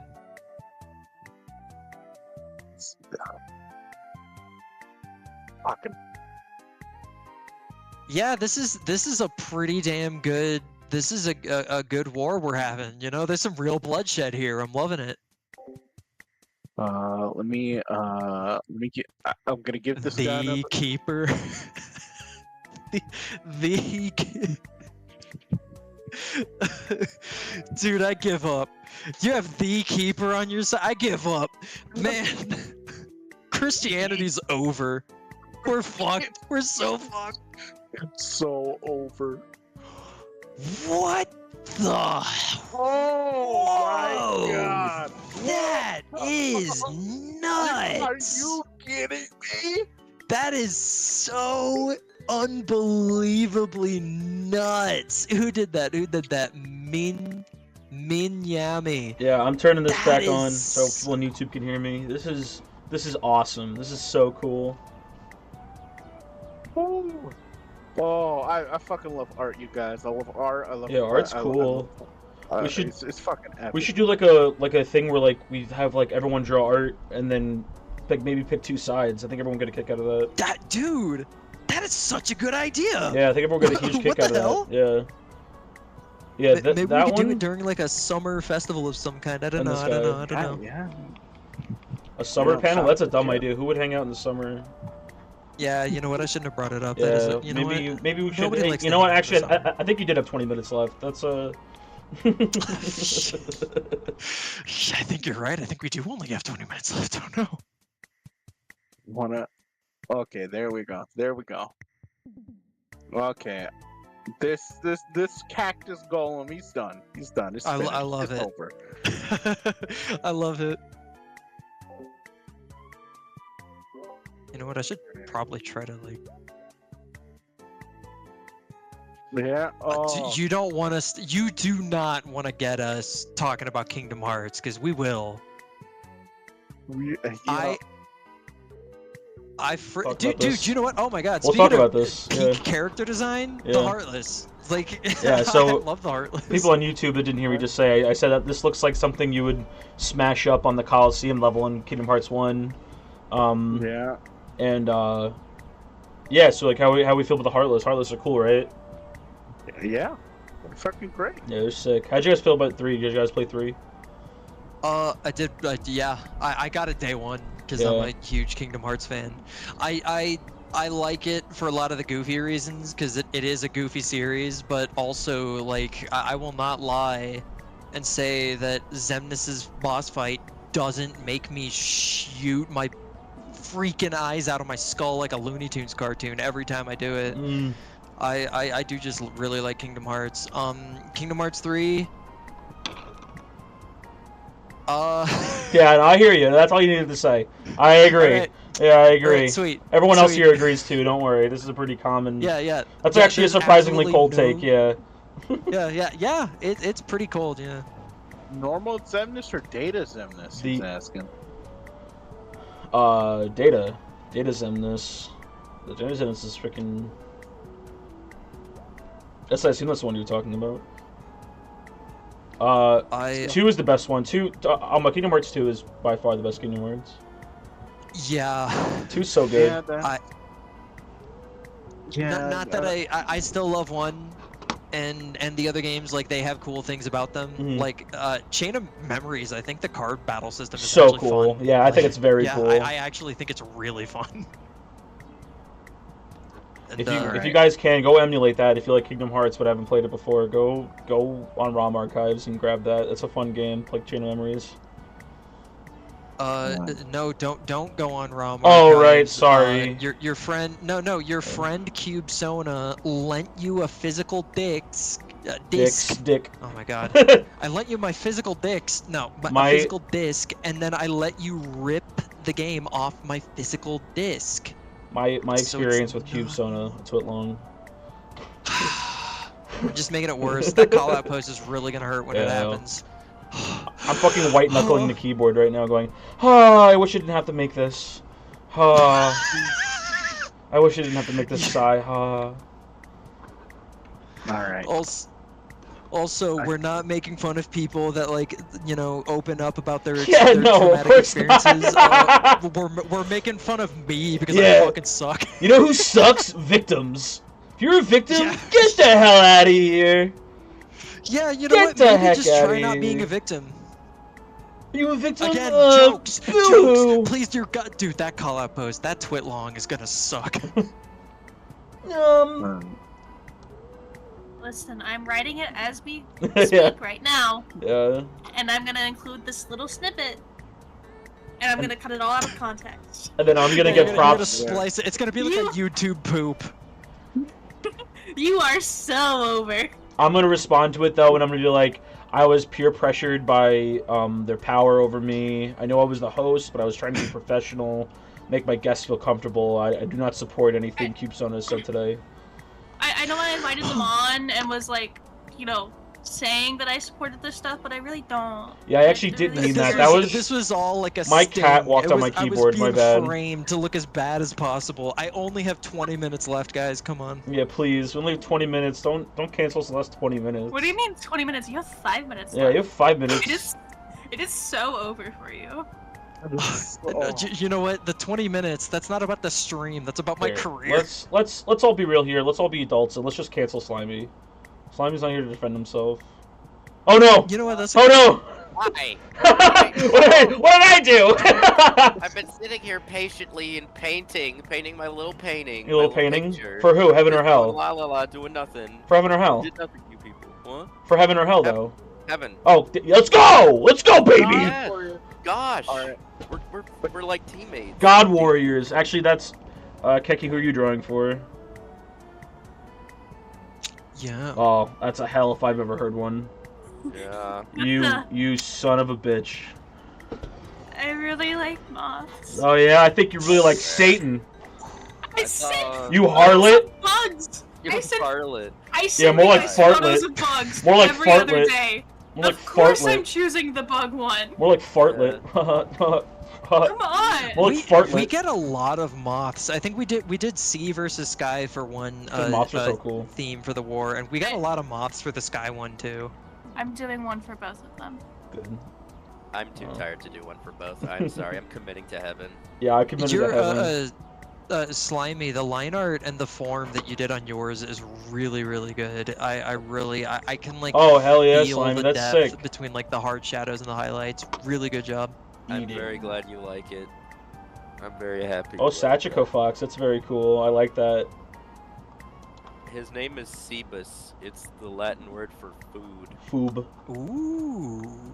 I think that's what Google Translate told me, but it's also a dead language, so who cares? I mean, I could have named him Penis, but that's bread. That's awesome. Penis. But also, I I, guess it means food in certain contexts, probably. That's really funny because a while ago I made a character and I didn't know what to call her, and she was like an octopus girl and she was like blue colored, right? So, you know, one of the best ways to name your OCs is to go on Word Hippo and find out what other words mean in other languages. Oh, I love doing And that. yeah, that's the easiest way to name an OC. So she was blue, so I was like, all right, I'm gonna look up what like blue is in other languages, and I thought that it said in like Portuguese it was like tu ruchino, and I was like, oh, that sounds cool. Yeah, tu ruchino. It's like two. Yeah, that's cool. I remember years ago I was like, I wonder what language that was in, and I looked it up on Word Hippo. I looked up blue, couldn't find it. It's like nowhere. I couldn't find that translation anywhere, and I was like, did I just make this up? If I did, I mean, good. You know, you know, that just means I'm creative. You know, I didn't translate it. I made it up. Came from my noggin. Blue in Portuguese is just azul, like Spanish. Azul. Then I really screwed up. I mean, it could be worse. They could have picked another language where it's just blue again, like Italian. Yeah. Or French. Could have gone the Japanese route. Aoi is pretty. Aoi. Yeah, but you know that's done a lot. Owie, ouch, ouch, You know ouch. that's there's a million OCs named Aoi, but how many OCs are named Tu Ruchino? Eh? I don't Only even one. know what Turacino is. Dunkachino. It sounds the more Dunkachino. like it sounds like more like Italiano. You know what I'm saying, Tone? Yeah, I got you. I'm kind of picking up on cousin vibes Yeah. here. Are you guys fellow paisans? What are we working on here? Yeah, are you guys among the Italian race? Yeah. My stepfather's Italian, and I grew up around like first generation Italian culture, so I don't know if that counts. Hell yeah, that does count. That does count. Welcome counts, aboard. Welcome yeah. aboard. Yeah, for Thanksgiving, we actually like for the first few years that I had Thanksgiving at my grandparents' house, because like my grandma my step grandma rather, she didn't even speak English. She spoke like just Italian, and we wouldn't have turkey. We'd have meatballs, and they were the best meatballs ever. How about the fishes? Did you do the fishes?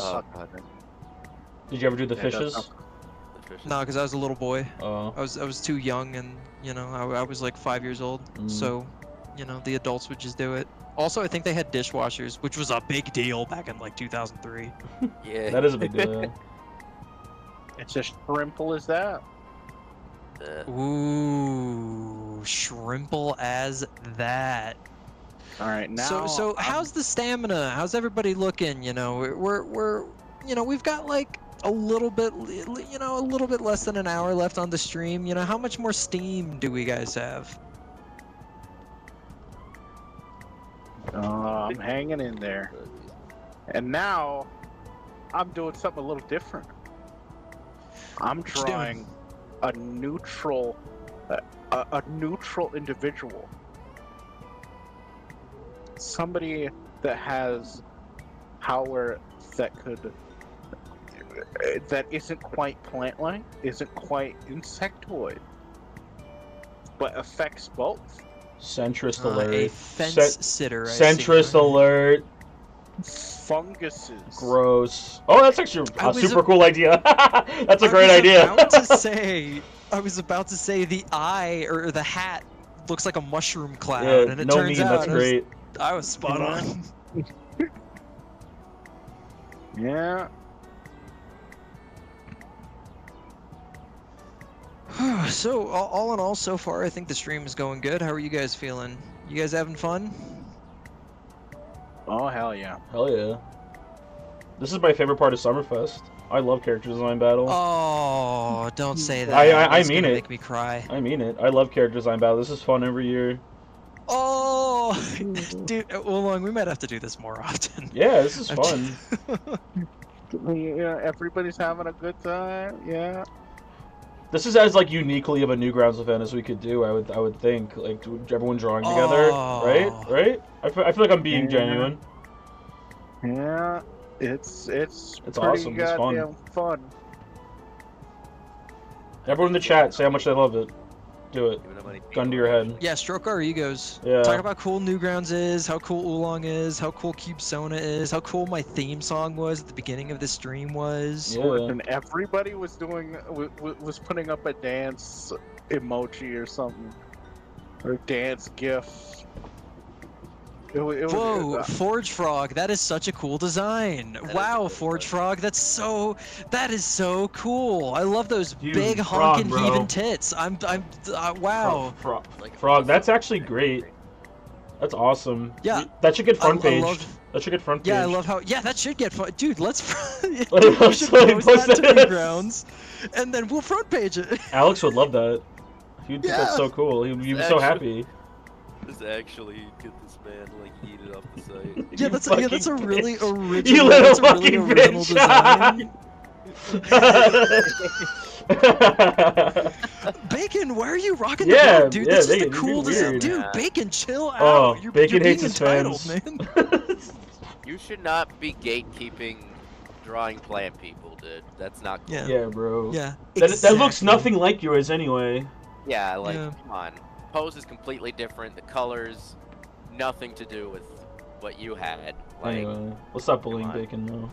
Let's talk about it. Actually, I had to end my meme because I love the idea of fungus being like an in-between state. That's such a cool like a neutral party because like they need both so bad, to keep their shit going too. If you're dead, you're dead. Yeah. Yeah. I'm sorry. Both need them so bad. Both sides need fungus so bad. You should do like some like mycelium connection. They're like a hive mind. I may not have time for both. I'm like trying to get this one done, and I have the sketch for the other, and It doesn't have to be like super finished. You don't have to like shade I didn't finish and mine, line art. As long as the design is there, as long as we can see it, we can tell what we're looking at. We'll count it. That's so sick. Neo Biohazard, that's so cool. The hot boxer, that's awesome. That's so sick. That's awesome. That actually That's does rock. fucking rad. That actually is so cool. It's like it kind of makes me think of Warhammer a little bit. Yeah, that's he looks like a Space Marine. Like a Space Marine. That's so cool. Yeah, that's awesome. That's like really probably my cool. favorite today right now for the bugs. That's cool. God. That's sick.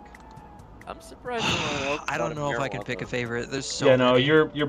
you'd be biased. I'm the host. I can be evil. I can be cruel. I hate everyone else's. You know what? I don't. That's honestly fair. Dude, I can't get over Stratomyers. I love that like swashbuckling like rapier back to it. warrior. I love the like ivy cloak. Yeah, it's very so cool. I'll go back to the foreshortened drawing. It's very cool. Strat, you're really good at using less line for more. I'll give you that's very. I've noticed that. Do I want to do Whoa, this? Gobbo moment. Whoa, Bacon, is that a Gobbo moment? Ah!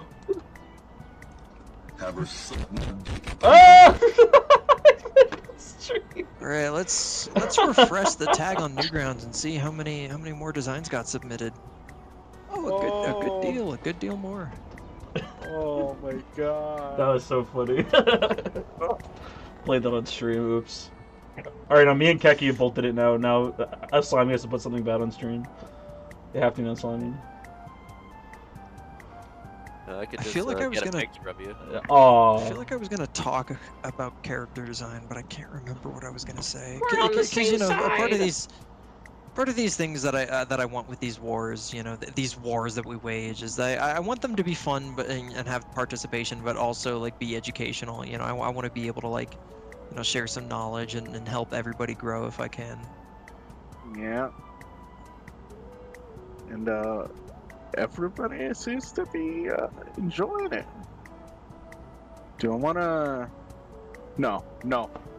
Round shoes, like almost fucking clown shoes. Yes. Yeah, I would say, guys, you guys, this is these are two also talent. This might as well be like an art panel, like I know like it's like a fun interactive thing, but if you guys have any questions, I'm sure I don't want to speak for you guys, but I'm sure you'd love to answer it. Oh, are you kidding me? I love talking. If you want to use panel questions, guys, like post your designs in panel general like we've been doing, but hop into panel questions if you have any questions, and I will read them. Forge is just like hammering things out. Like, Yeah, left Forge and is right. Like, Forge is crazy. We love you, Forge. What the fuck? Everyone say I love you, Forge. 1, 2, 3. I love you, Forge. I love you, Forge. I love you, Forge Rug. I love you, Forge Rug. I love you, Forge Rug. Hold on, I'm gonna do something special. Hold on. Everybody love Bump Forge Frog right now. Yeah, everyone Demand go follow him. I think Forge Blood. This is God. I love you. Whoa! Shout out from God. Whoa. Hey. Endorsement from the man upstairs, man. I know. That's literally high praise. There you go. There you go. I don't know, bro. That's pretty big. It's pretty base. I like the latest one that Forge Rock drew. I like that little fella. He's cute. Yeah. Who's speaking? Yeah. But yeah, right quick, just as a, to talk a bit more about character design, a tip that I think is hopefully helpful is something that I try to be conscious of whenever I do character designs, is I try to think of how I can use shapes, the amount of detail, and colors to lead the eye. Yep. I think it's a it's a really good idea to if you're gonna have like to have your design like not be evenly split like 50-50 between two things, like, oh, you want your character to have like equal amounts of like blue and red in it. I think it's a really good idea to have like the majority of the character design be like different shades of blue, and then have small amounts of red to like lead your eye to the red. What's important about the for example, the angel that I drew, like the brightest color on him is that blue, and that's right on his chest where there's the most amount of orange, and that leads the eye. And also with the legs, I tried to have them be like long and kind of like simply shaped, so that the wings, the more complex shape of the wings, would stand out from that. And that's another little who will win. I really like that image out of context, like not knowing about this character design war event. I love that image out of context, just posting that somewhere like in a Twitch chat and being like, who will win?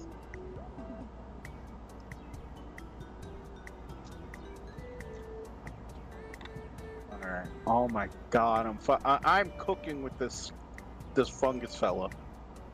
If What I are do you say so cooking? myself. Fungus. Are you cooking jambalaya? I guess technically. You know what? I used to hate mushrooms, but I kind of really like mushrooms now. I figured out how to make like a really creamy like mushroom sauce, and it's the most delicious thing I've ever had.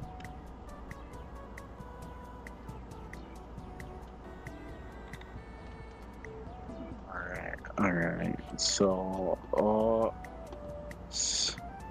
You know what? another- If you wanna switch over to my stream, I have another like character design tip that I think would be best explained with a visual. Alright. Here you go.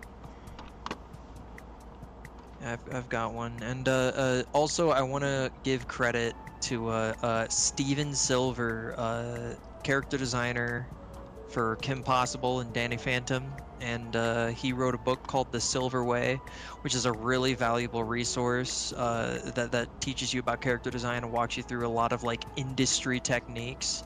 And you know, one that I think is really useful, that I think is going to be really useful to you guys, is the concept of the ladder. Where Steven Silver, you know, I want to give credit where credit is due. I learned a lot of my modern techniques from his book. It's a really, really good book. And basically, the ladder is this idea of proportions. You know, you want to avoid the ladder. You know, like I'm drawing this right now, and this is basically like evenly spaced out rectangles stacked on top of each other, you know, more or less. You know, it's pretty evenly spaced out. But what you want to do is you want to avoid the ladder. So if you're going to, you know, think of your designs like, you know, a collection of shapes, you want them to be, you know, you don't want just simple organized shapes like this that are all around the same size. You want something more like this. You know, you give your eyes a lot of different things to look at. You know, this is a short and narrow, this one is, you know, a little, this one's big, this one's small. You know, they all sort of give you something else for you to look at instead of this, which can be seen as pretty plain and not very dynamic or interesting. However, you know, anything can work if you do it with a purpose. Anything can work if you do it intentionally. So if you want your character to feel uncomfortable and flat, you know, like a robot that's supposed to be like unsettling in a way, you know, you can also do this.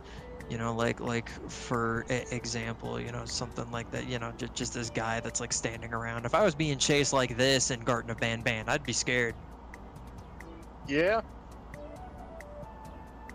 Okay, no, I can do that a little better. But you know, if you do want your design to look, you know, dynamic and varied and you know, a lot of different things to look at within one design, you know, avoiding the ladder is a really good technique, I'd say, because if you look at a lot of professional designs in TV shows, you know, particularly, you know, Kim Possible, Danny Phantom, you know, the character designs are all designed with those varying proportions in mind, so that even within, you're looking at one character, you still have something to look at that feels different from the last thing you looked at, you know, like big head, small hands, big nose, small eyes, you know, those kinds of proportions, you know, and you can push them.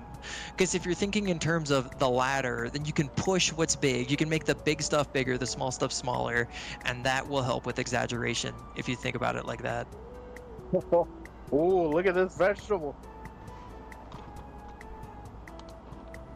You guys are being clowns. You guys are joking around. You guys are, you know what? Heaven has a good sense of humor. Something, you know, that's something we got over hell.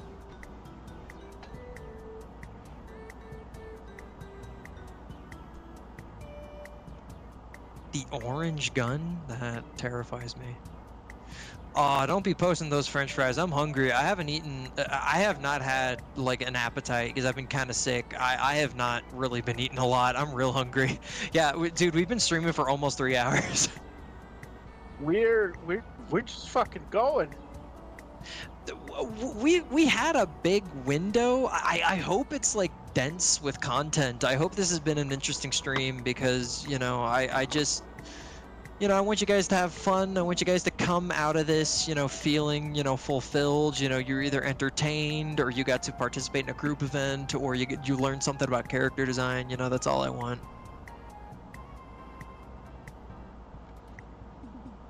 Dude, I do definitely think there's something to be said about the participation aspect. Oh yeah, That's, like, for the big sure. one for this. Yeah, Yeah, that's something that I thought would sort of make this memorable. Is I really liked the ideas, since we first did this, is the participation aspect. Yeah, definitely. Getting a chance to get hyped up over you guys' art is just it's just so fun. Yeah, it's just coming together and doodling. It's a fun time. It just is. Yeah, you guys have also come up with some really cool designs that I was really impressed by. That like dragon with like the bonsai tree antlers That was so and the cool. eyes all Yeah, over. that was awesome. That was so sick. I want that on I like a flag, like a poster in my room. That's cool. It's very peaceful. Sorcerer Trapper, holy shit. Oh yeah, the 96% one, the Trumpets of Apocalypse. That's another really cool one. I really like the trumpet. I really like that flowering out trumpet. Oh, Doc, that's awesome. I love that Doc. Yeah. I'm just scrolling up now. I'm just looking at all the Micro Bihan has been really going nuts with their entry. They're trying to make it look professional, and it's looking crazy. I don't know if they finished it yet, but I'd love to see it finished. Oh, Stan wants to hop in on the prompt. He needs a refresher. Okay, well, we've only got like less than a half hour left, so you're actually cutting it close. We actually, for real, only have 20 minutes left. Ain't Ain't that something? Forge made a Stan. Forge made a like a prompt thing in the chat for everybody. He was cool enough to do that, like a breakdown. So go, did he really? Where's that? It's a little farther up now, but someone could tag it real quick in the chat. They could do that for me. Do my job for me.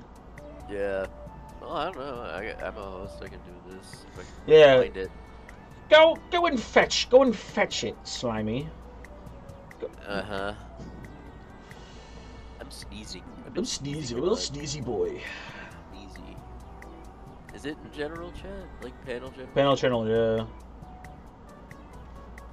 Okay, the prompt for this time is heaven versus hell. I designed like a plant-like archangel, and then Oolong designed an insect-like demon, and that's the theme. That's the war that we're going on here. Yep. And also, in order to have your designs counted, towards the war efforts, so to say, you got to post it. And I know I've said this like 15 times, but you know what? I want to make sure no one misses out on it. You got to post it to Newgrounds, and you got to tag it with CDW Heaven Hell and that exact syntax, and post it to Newgrounds with that tag. If you're gonna make multiple designs, post them separately, because just through the thumbnails of the characters on Newgrounds, we won't be able to tell if there's multiple designs in there. So if you're doing multiple characters, post them separately so that they can be tallied correctly.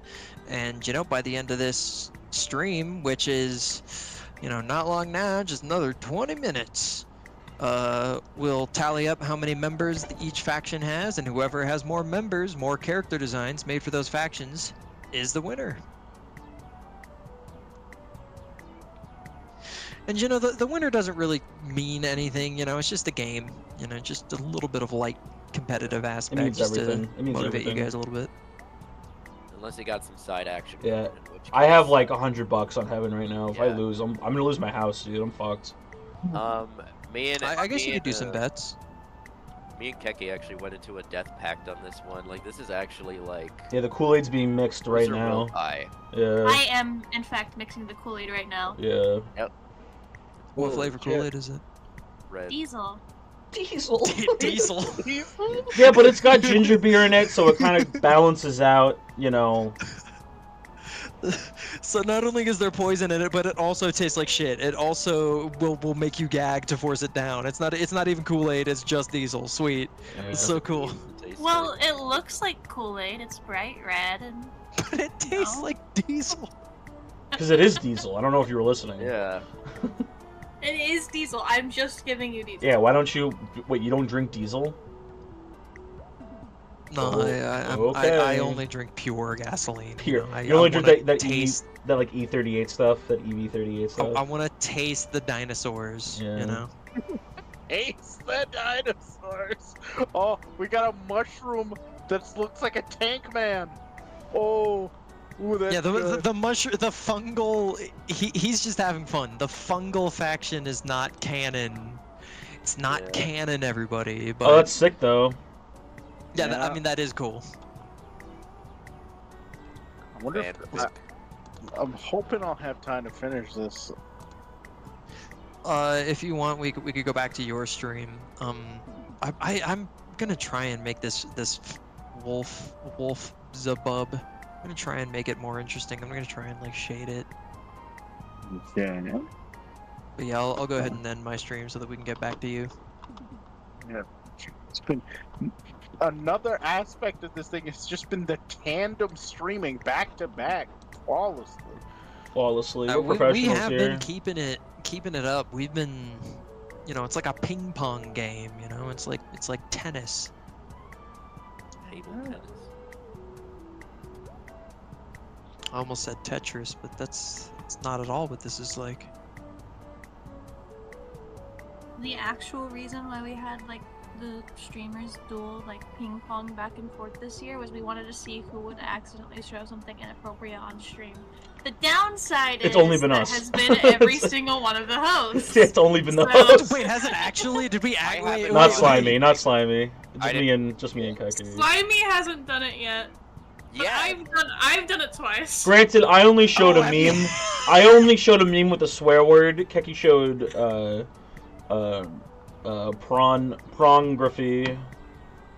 Oh my Yep. That I drew. Yeah, all So the it's ooze. Let the even ooze pile worse. in. Yeah, that she drew.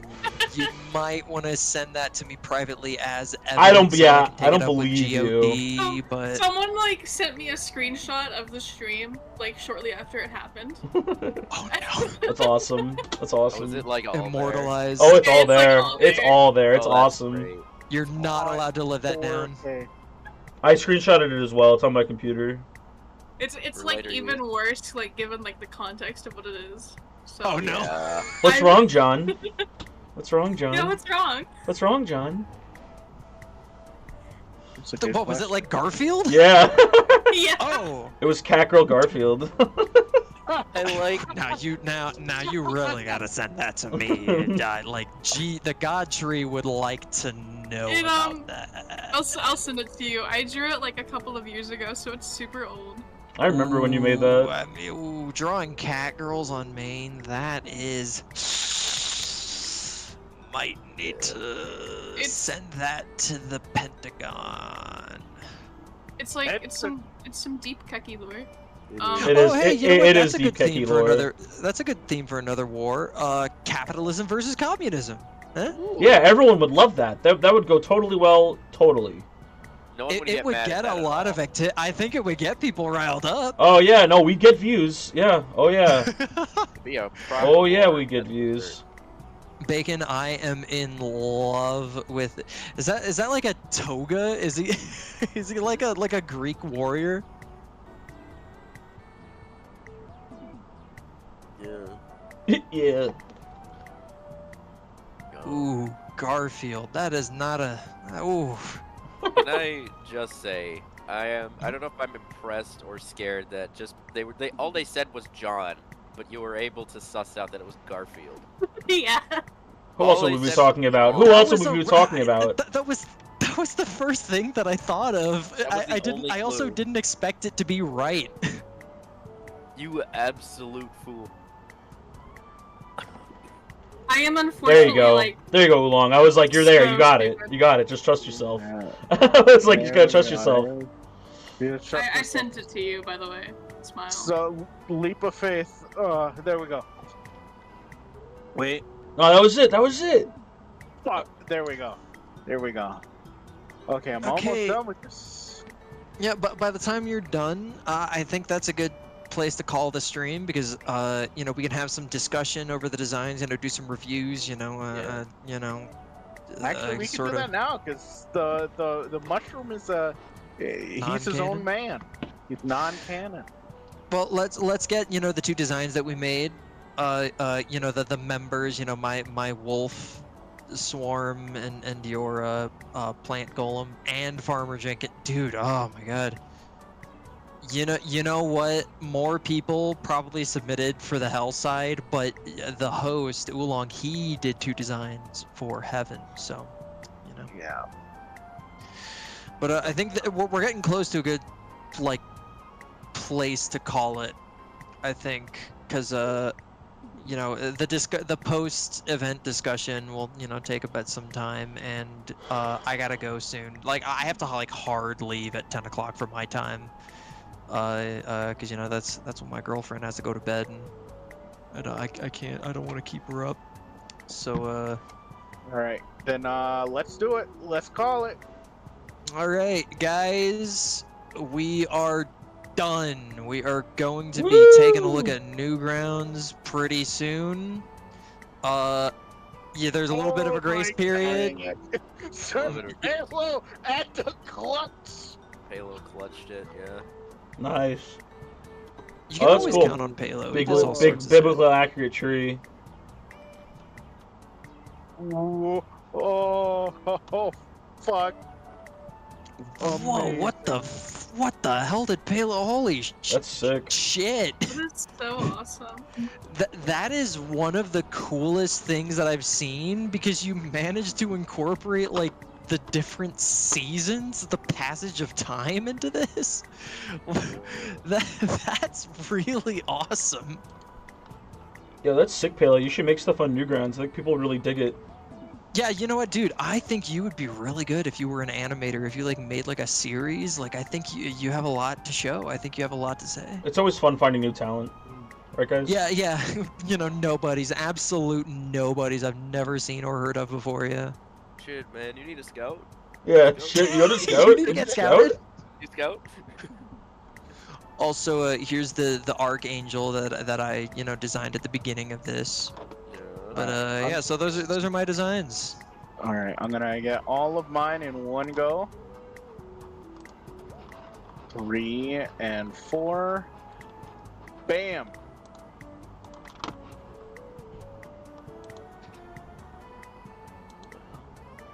All right, and remember, we're only counting your designs if they're posted to Newgrounds, and they have to be tagged verbatim with CDW, Heaven, Hell.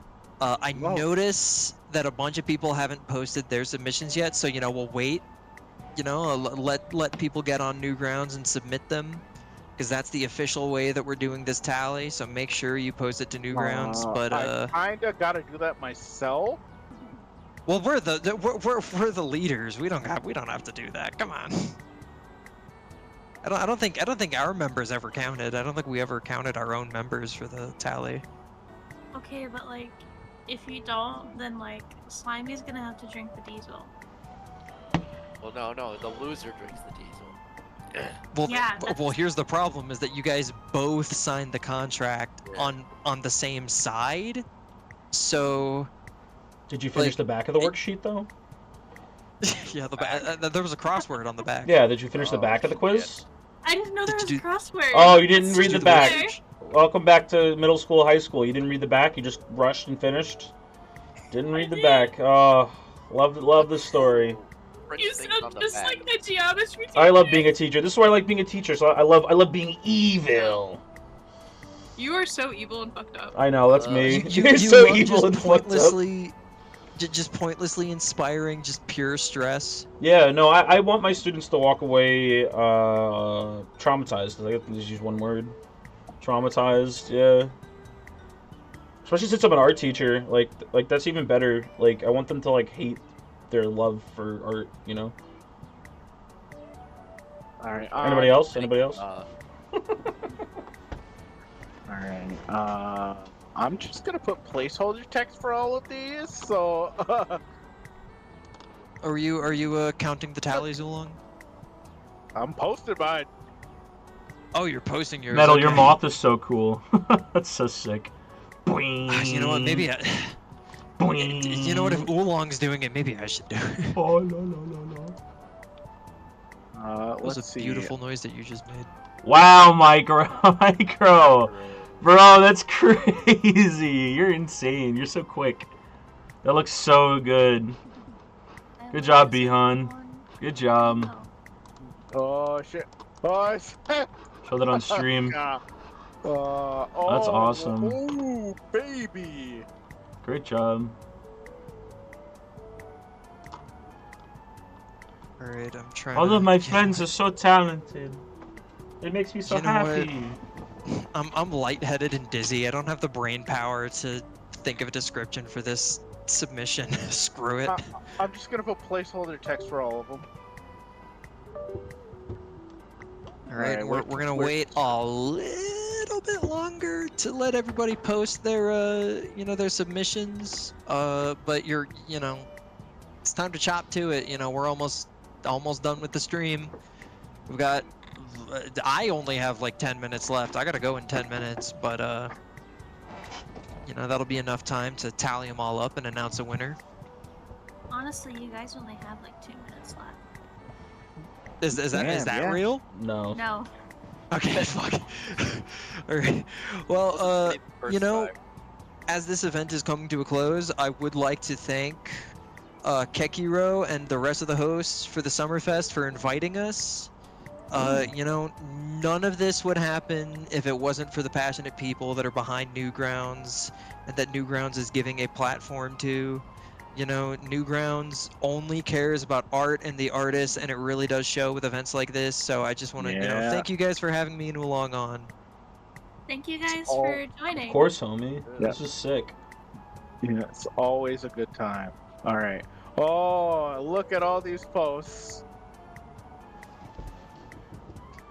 Alright, let's refresh the Newgrounds tag. Let's see how many more people we're getting. Alright, we're getting some more fuel.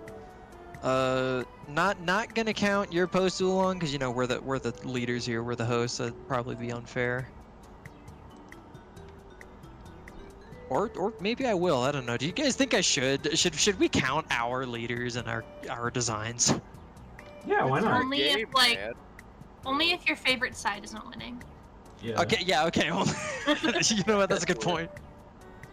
Because Oolong's the one who did like 5 designs for Heaven, so if we only need like little bit more points, then oh damn, I guess we are counting our ooh. Oh no, these are bacon. Fuck. Whoa, Orvian, that's sick. Duke Lordius, that's awesome. Very cool. Oh man, did I miss something? I want to see Duke. No, I don't know if it's in the chat. It might only be on Newgrounds. Oh really? Yeah, it's on Newgrounds. Oh, I should probably sort by date. Oh my god, am I actually gonna... Oh, what the fuck, Duke? Whoa! Yeah, isn't that sick? That fucking rules! Isn't that badass? That is the exact kind of demon design I was hoping to see in this event. That is awesome. I love Yeah, the that like is so cool. lingerie-esque like chitin armor he's wearing. That is so cool. Yeah. That's awesome. That's a 5 for me. That's crazy. That's 5 stars for me. That's Alright. so cool. Especially in the time limit it was made in. Like that's crazy. Very good. Okay, probably should have I'm gonna favorite also that. had you guys tag what team the character was on. That would have probably made it a lot easier. But yeah. hey, it's fine. Alright, I'm gonna start counting. And if the hosts would like to, like, I don't know, give like, you know, closing statement to this little event, you know, while I count all of this, you know, because I might be quiet just to make sure that I'm tallying this all correctly. Okay. All right. I guess. All right. Yeah. So, or no. Good. Cool. I was hoping you would talk, not me. Well, I was just gonna say, big thank you to everyone who showed up for today's panels, and especially just in general. This event is really made for the people, like the viewers and stuff, and I really hope that you guys get something out of it. And like clearly you are, because we're doing this thing right now. So this is the last panel for tonight, except like that's being streamed on YouTube. After this, we're gonna have the Silly Tamers panel, which is after dark. Yay. And then What's tomorrow, that? I'm actually curious. What is that? So some very cool besties of ours are gonna talk about Tamers, this really cool series about Sonic Underground. Oh, yeah. Really cool. A really cool series. You know, a seer warns of a deadly fate, that sort of stuff. Oh, I see. You gotta give up your children in line weight or something. I really do love all of the art that I've seen submitted for this though. Like, it's insane. You're all so talented. And like, it's amazing. Whoa, I am going fucking nuts for I this love- last spit. I love all of this so much. I don't know. Oh, I'm trying to gather my thoughts. I'm getting so many demons. Oh no, are the demons winning? Oh yeah. Oh, by a long shot. Alright, It's yeah. not even a contest. Unless if you guys haven't submitted your submissions to Newgrounds yet. Oh man. Oh, Alright, we're counting your guys's, okay? cool. My monitor just. Oh. Oh no. Alright, there we go. I fixed it. Crap. I hope I didn't just lose count. I'm gonna assume that I was on the ball. I'm just gonna trust myself. Probably the best thing to do. Oh boy. Oh, wait, hold on. Heaven's in the lead as far as this tally is concerned at this moment. Now, I am a little bit curious. Is the silly audience having fun with this event? What do you guys think? That's a very important question. Oh, actually, never mind. As far as the submissions are concerned, Heaven. Oh, now Heaven's winning by a landslide. Hold on. Oh, yeah. Is good gonna prevail? Is it really? People? Is it really happening? The upset? But and that now it could catch up. It could catch up. I'll do one more refresh just in case people like are getting some last minute Newgrounds submissions in. But oh wow, you know, a lot of you guys haven't submitted your thing to Newgrounds yet, or you didn't tag it correctly. Is this dead ass Rose Sheep's like first post to Newgrounds? Oh yeah, I just invited them to the server a little while ago. Oh cool. Welcome to the funny. Welcome. It's very funny indeed. Yeah. Alright, that's a bug. Yeah. Alright. I can see why you invited them. They did moth stuff. Oh, Well, no. I mean, there's another reason why they're in here. Yeah. Yeah. Well, actually, they asked about the server and the YouTube channel like chat a while ago. I see. And so I've been kind of trying to explain that to people as they bring it up. And so they applied, and now they're in here. Which, by the way, I know tomorrow is the last day, but if you're in the YouTube audience and you want to be in the Discord audience, if you're 18 and willing to fill out a form, you can totally apply to join in here. There's a news post on Newgrounds. It's like on the front page. Go there, registration form's there, and you can probably hop in here for tomorrow. Yep. And other silly events we might hold. Yep. Smile. Yeah, because if there's we have plenty of ideas for more of these, character design challenges. So, in the event we show up again, we'll have something for you guys to do. And the mystery fungus has appeared. Ooh, that is so cool. All right, guys. Just finished counting all the submissions that were tagged correctly and posted to Newgrounds. And I think I've got the results. Yeah. With a lead of 5 points, the winner against all odds. And if you haven't posted your thing to Newgrounds and tagged it with CDW Heaven Hell, this is your fault. Blame yourself. Because the winner is Heaven! Let's go, baby! That is so awesome. We did it. We did it. I'm actually a little shocked because we had a huge burst of Hell Soldiers at the beginning of this stream, so I'm Listen, what did I say earlier? The farmers with the pesticides always win. It really goes to show you. Stop winning. Just like the Yankees winning one game. It's like we're on a streak, boys. We're on a streak. 1-0. Alright, guys, make sure. Read your Bibles tonight with plants. Yeah, read your Bible. Yes, sir. Put a little tree next to your Bible. Put your Bible in a tree. Yep. Put your Bible in a tree. Yeah. Your Bible is made out of trees. Go watch Fastball your Bible into a national park. But yeah, I will say there are some characters that I thought I remember seeing that I don't see in this Newgrounds search.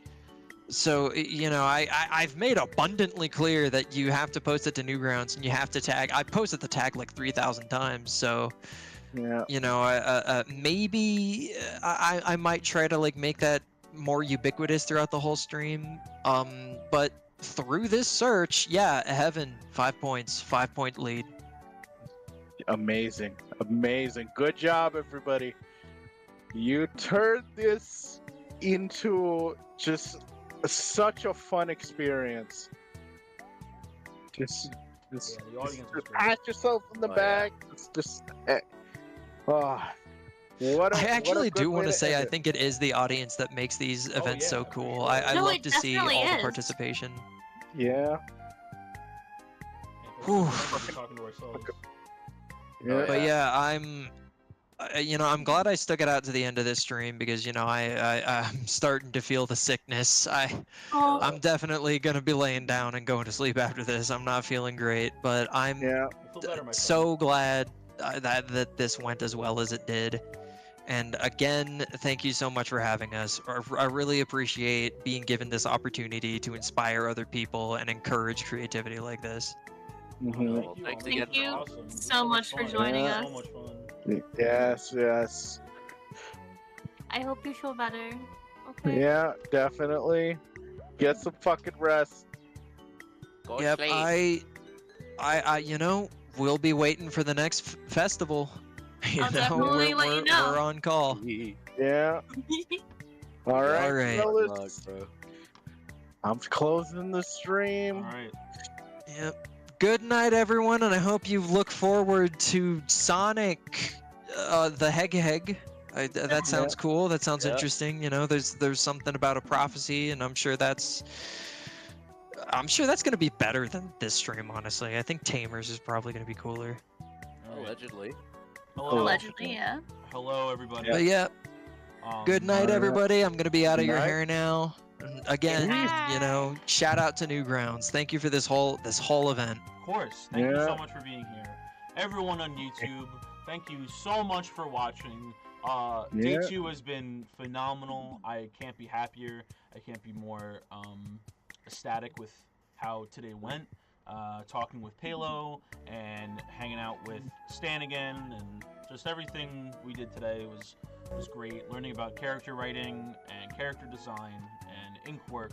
Like, what a nice balance of like community fun and community learning. So, and as a teacher, obviously unbiased, I like that stuff. So, yeah. It's a real blast. I don't know how to fix my hair right now. Ugh, I have so much hair. Yeah. Thank you so much. We're gonna be ending the stream now. If you are in the Discord server and you were watching over on YouTube, hop back over to the Discord server for the 18+. And remember, if you are 18+ and you are willing to fill out a form to confirm your identification, it's just internet safety. We should all practice it. Reach out, and we will gladly get that going for you, so you can at least be in tomorrow or catch the night stream tonight. So, yeah. All right. Thank you so much. We'll be ending the stream now. Oh wait, hold on. Oh, Should we review tomorrow's programming before? Oh yeah. Oh yes. Totally do that. Good. Let me get that over. Good idea. So tomorrow. I'll see you guys later. Bye. So before we go off tomorrow, at 12 p.m. we're going to be opening with the Newgrounds podcast. That's going to be hosted by Cryptosport, Droid, and Shao, some very cool besties. And then after that, at 1:45 p.m., all these times are in EST, by the way, I forgot to say that. We're gonna be speaking with Levi Ramirez. He's gonna be hosting a panel called Asking Dev Questions. I love Levi. He's very cool. You guys should tune in for that one. Before that one starts, I'm gonna play Shoot Trip Die. Yeah. I love Shoot Trip Die. We had me and him had a moment where I'm excited to talk to him, you know, when it's appropriate. Obviously, I'm not gonna interrupt his panel, but I'm excited to tell him just how much I love that game. I play it all the time. It's very fun. Yeah. Okay. Cool. Right on. Anything else? After that, at 3 p.m., it's gonna be Interviews with Any Slug, featuring Bacon, another very cool artist. Fuck Bacon. Who Bacon on Twitter. Everyone knows Bacon on Twitter. I thought it was Bacon from Newgrounds. I don't know. That's so weird. You're gonna hate me that I said that. I love you, buddy. I love you, Bacon. I'm sorry. And then after that, at 4:15 p.m., Harassing the Muffin Man with Ninja Muffin 99. Moved to tomorrow. But it's good. Yeah, moved to tomorrow. And then after that, we're gonna close up this silly event, and then we're gonna talk to you guys, and it's gonna be a fun time. So, thank you all again. Good night. Thank you. Good night, everybody. Are we done now? Hold on. Oh.